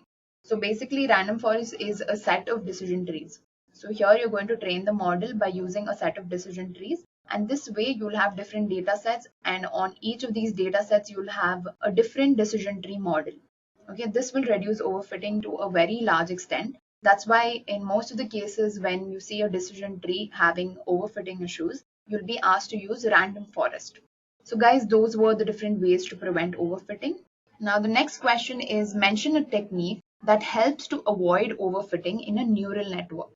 Now the most famous method to prevent overfitting in neural networks is dropout technique. Okay, now dropout is a type of regularization technique which is used to avoid overfitting in a neural network. So here what you do is you randomly select neurons and you drop them during the training phase. Right, so the dropout value also has to be chosen very carefully because a higher dropout value will result in underlearning by the network. So if you're dropping out too many predictor variables or if you're dropping out too many neurons in a neural network, then the model will not learn enough. Okay, because there's not enough predictor variables and not enough neurons. But if you have too much of a low rate for a dropout value, then this might have a very minimal effect. So make sure your dropout value is very optimal depending on the problem you're trying to solve. Okay, so dropout is the technique which is used to avoid overfitting in a neural network. Next question is, what is the purpose of deep learning framework such as Keras, TensorFlow, and PyTorch? So Keras is basically an open source neural network library which is written in Python. So basically it is designed to enable fast experimentation with deep neural networks. Now TensorFlow is another open source software library for data flow programming. TensorFlow is mainly used in machine learning applications. Similarly, PyTorch is again an open source machine learning library for Python. its applications are mainly in the field of natural language processing. Now, I'd say that these three deep learning frameworks are the most important when it comes to machine learning and deep learning because they have a varied set of functions in them which help in building a better machine learning model or a better deep learning network. Now let's look at question number 24, which is differentiate between NLP and text mining. So guys, NLP stands for natural language processing for those of you who don't know. Now, first of all, let me clear out a confusion between text mining and natural language processing. A lot of people tend to think that text mining and NLP are the same thing, but text mining is the broader field and NLP is basically an application of text mining, or it's basically a technique used in text mining. So the aim of text mining is to extract useful insights from structured and unstructured text, whereas the aim of NLP is to understand what is conveyed in these texts. Now, text mining can be done using text processing languages like Perl, and NLP can be achieved using advanced machine learning models such as deep neural networks. Now, the outcome for text mining is you'll calculate the frequency of words, you'll understand the patterns between different words, you'll understand the correlations between two different words, and you'll see how these two words occur together more frequently and why they occur together more frequently. So text mining basically will give you a more understanding about the words that are used in a document. Whereas in NLP, you will understand the grammar behind the text. You will understand in more depth about the language that is used in the document or in whatever you're trying to analyze. So that is the difference between NLP and text mining. NLP is a little more advanced field because you use deep neural networks to perform this. Text mining, on the other hand, makes use of NLP. Next question is, what are the different components of NLP? Now, there are two components of natural language processing, which is natural language understanding and natural language generation. In natural language understanding, you'll basically map your input to some useful representation. This means that you'll try to understand the correlations in your language, and it'll also include analyzing different aspects of the language. All right, so this is majorly about understanding your text. When it comes to natural language generation, here you'll understand how to generate text by having a brief plan about the text. You'll have sentence planning and you'll have text realization. Now, natural language generation will basically break down sentences or will break down text in order to understand it better. Okay, that's what natural language generation is. Natural language understanding is more about analyzing your language or analyzing the text that you have at hand and predicting some useful outcome out of it. Generation is more focused on the planning aspect of your text. So these are the different components of natural language processing. Now let's look at what is stemming and lemmatization in natural language processing. Now, what is stemming? It is an algorithm which works by cutting off the end or the beginning of the word and only taking into account a list of common prefixes and suffixes that can be found in inflected words. Now, for example, on the screen you can see that there is detections, detected, detection, and detecting. Now, if you apply stemming on these four words, it will lead to detect. Okay, because at the end of the day, detections, detected, detection, and detecting is the same thing as detect. So stemming will help you remove all of these unwanted prefixes and suffixes. This way you can analyze the importance of the word. All right, you don't have to have extra suffix or prefix before the word. Now, sometimes during stemming, cutting off the ends of the words will form an inaccurate result. Okay, that's why we have lemmatization. In lemmatization, the most important thing is the morphological analysis of the word. Okay, so here, in order to perform lemmatization, you have to have a detailed dictionaries which the algorithm can look through and it can form back to its lemma. So the main difference between stemming and lemmatization is that stemming will just crop the prefix and the suffix, whereas lemmatization will try to understand the word in a grammatical way and give you an actual word as the output. Next is to explain the fuzzy logic architecture. All right, so the fuzzy logic architecture looks like what is shown on the screen. Okay, so basically the input is fed into something known as the fuzzifier. Okay, the fuzzifier or the fuzzification module will transform the system's input into a number of fuzzy sets. Okay, after that it's fed to the controller. Now the controller will have knowledge base and the inference engine. Knowledge base is basically a set of rules, or you can say it's an algorithm which is provided by experts. Inference engine, like the name suggests, will basically infer meaning out of these rules. Okay, so once you've applied the rules to your input, you'll have to draw some useful insights or you'll have to infer these inputs. Okay, for that you use the inference engine. After that, whatever inferences and analysis you've formed from your inference engine is passed on to the defuzzification model. Now, the defuzzification will just give you a crisp output. All right, it will give you a clear and cut output. That is the whole fuzzy logic architecture. Now, let's understand the components of an expert system. Now, there are three important components in an expert system, which is knowledge base, inference engine, and user interface. Now, like I mentioned in fuzzy logic, the knowledge base and inference engine will play the same part. The user interface is basically to provide interaction between the users of the expert system and the expert system. Okay, the expert system is basically a program that helps in decision making process. Okay, so here the knowledge base will contain some high quality knowledge, or it will contain rules and algorithms. The inference engine will acquire all the knowledge that is needed to solve the problem, and the user interface is just for the users to interact with the expert system. Okay, this is the whole expert system component. Now, obviously, this is a little more complex than this, but let's stick to how this works. All right, I'm just going to tell you the working of expert systems and fuzzy logic. If I start to explain each and everything, it's going to take a lot of time. All right, so let's move on to our next question, which is how is computer vision and AI related? Now, computer vision is a field of artificial intelligence that is used to obtain information from images or multidimensional data. Now, computer vision is basically the concept behind the self-driving cars that you see these days, right? Computer vision involves a lot of image processing. So machine learning algorithms like k-means can be used in image segmentation. Support vector machines can be used for image classification. Okay, that's how computer vision and AI are related. Because most of the things that happen in computer vision, like image processing and segmentation, make use of machine learning algorithms like k-means and support vector machines. So to sum it up, computer vision makes use of artificial intelligence technologies to solve complex problems such as object detection, image processing, and so on. That is the relationship between computer vision and AI. Now, question number 30 is, which is better for image classification? Is it supervised or unsupervised classification?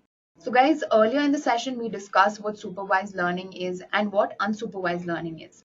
In supervised learning, the images are interpreted manually by the machine learning expert to create feature classes. Now, what this means is you're manually going to feed a label set of data to the supervised learning model. All right, that's how supervised learning works. You're manually going to feed a set of images which are labeled to the classifier. In unsupervised learning, the machine learning software creates feature classes based on image pixel values. So basically, in unsupervised classification, the model itself has to figure out what to do and what not to do. Okay, so it'll create a own feature class based on some values such as image pixels, or it can also use the image color, or it can use intensity factors in order to classify. So if you ask me, it is better to opt for supervised classification because you're manually inputting images with a lot more information. Okay, whereas in unsupervised learning, you're totally letting the model perform everything.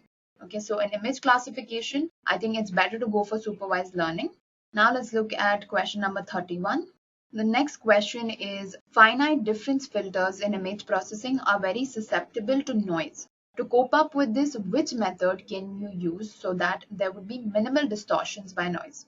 Now, the noise in an image can be due to high intensity or high contrast. Okay, so if you increase the contrast and increase the intensity of an image, you won't be able to understand each pixel. Okay, so each pixel will have a value associated to it. And if the intensity and the contrast of that pixel is a little too much, it'll be hard for us to understand the image properly. It'll be hard to perform image analysis because we don't have a clear image. Contrast and intensity will just cause noise in an image. So the best method to remove this is image smoothing. Okay, it is used for reducing noise by forcing pixels to be more like their neighbors. Okay, this way you'll have a faded image or you'll have a more equalized image. Now the next question is, how is game theory and AI related? So guys, AI is actually applied in a vast number of fields. Okay, so a lot of fields from computer vision to game theory to machine learning. AI is always a concept behind these fields. Most of the game examples that we see make use of reinforcement learning or deep neural networks. Now, deep neural networks and reinforcement learning are very closely related to AI because they are branches of machine learning. So machine learning is majorly involved in game theory. An example of this is in Dota 2 also they make use of machine learning. So game theory is just a very logical approach to solving a problem. And machine learning is the best way to implement game theory. Now, question number 3 is, what is the min-max algorithm? Explain the terminologies involved in the problem. Now, guys, min-max is one of the main algorithms which is used in game theory. All right, it is used to choose an optimal move for a player, assuming that the other player is also playing optimally, meaning that both of these players are playing in order to win, and you're going to use the min-max algorithm on one of these players so that they choose the optimal move. In order to understand the min-max algorithm, you need to know what are the components in a game. Okay, there's something known as game tree. It is basically a tree structure which contains all the possible moves in a game. If it's up, down, right, left, any strategy, everything is mentioned in the game tree. Now, initial state is obviously the initial position of the player on the board. All right, the successor function, it defines all the possible moves that a player can make. We'll understand this in the next question itself, so don't worry if you haven't understood this properly. Terminal state is obviously the end of the game. It's basically the state which will lead to the end game, or it will lead to your destination. Utility function is a numerical value for the output of the game. So guys, these were the terminologies, and this is what the min-max algorithm is. It is basically a game theory algorithm which helps a player choose the best optimal policy in order to win a game. Now I'll explain this in more depth in the upcoming slides. So let's move on. Now the next couple of questions are going to be scenario-based questions. Now such questions are very important in an interview because this is where the interviewer will understand how well you know the concepts. So the first question is, show the working of the min-max algorithm using the tic-tac-toe game. Now one of the major applications of the min-max algorithm is the tic-tac-toe game. Okay, you can understand and analyze all the possible outcomes of the tic-tac-toe game by using the min-max algorithm. Let's see how this happens. Now, first of all, in a min-max algorithm or in a game, there are two players involved. Okay, the max is the player that tries to get the highest possible score, and min is the player that tries to get the lowest possible score. So this algorithm is designed in such a way that, assuming that there are going to be two players, and obviously one player is going to win the game, and that is the max player, and min is the player which loses the game and has the lowest possible score. Now the first step in the min-max algorithm is to generate the entire game tree. Okay, the game tree is all the possible outcomes that can happen in tic-tac-toe.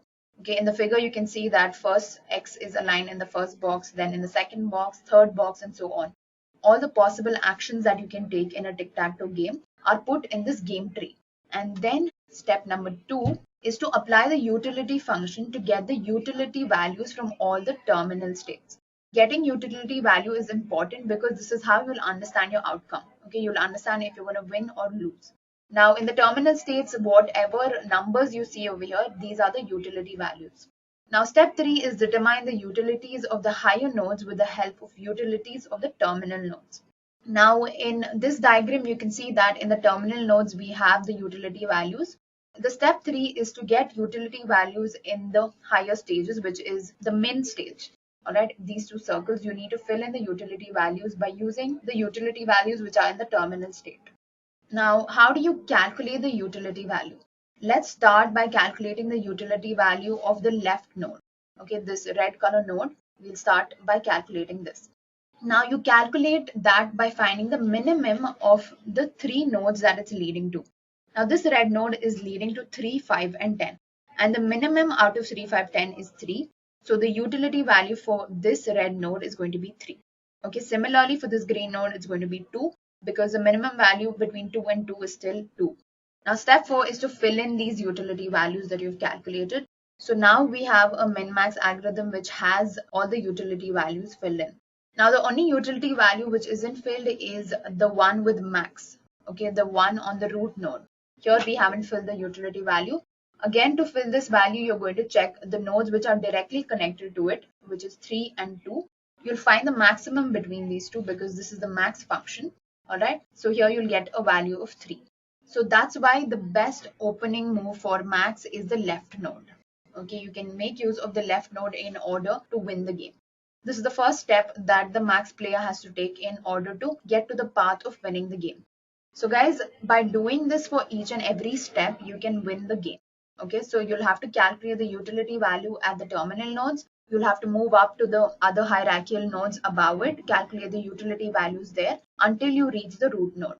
Okay, once you reach the root node, you'll get a utility value, and that utility value will be connected to some move or some node. You'll have to take that node or you'll have to take that move in the game in order to win the game. So this way you'll have to calculate the utility value for each and every move that the player makes so that the player will win the game. So guys, min-max algorithm is quite easy and it's very understandable. All you need to know is a little bit of math in order to solve this problem. Question number 35 is, which method is used for optimizing a min-max based game? Now, this is not a scenario based question, but this question is usually asked if an interviewer asks you about a min-max game. Now, the best way to optimize a min-max game is by using something known as alpha-beta pruning. Now, the main thing about alpha-beta pruning is that it will remove all the nodes that are not affecting the final decision. It's just a faster way to reach your outcome. That's what alpha-beta pruning is all about. So let's look at an example to understand this. Okay, let's say there was another node over here. Okay, here you can see that this is going down to a terminal state with utility value 2. Okay, now you don't know the value of the other two nodes, but if you use min-max to calculate the utility of the other two nodes, you'll get a value of 3.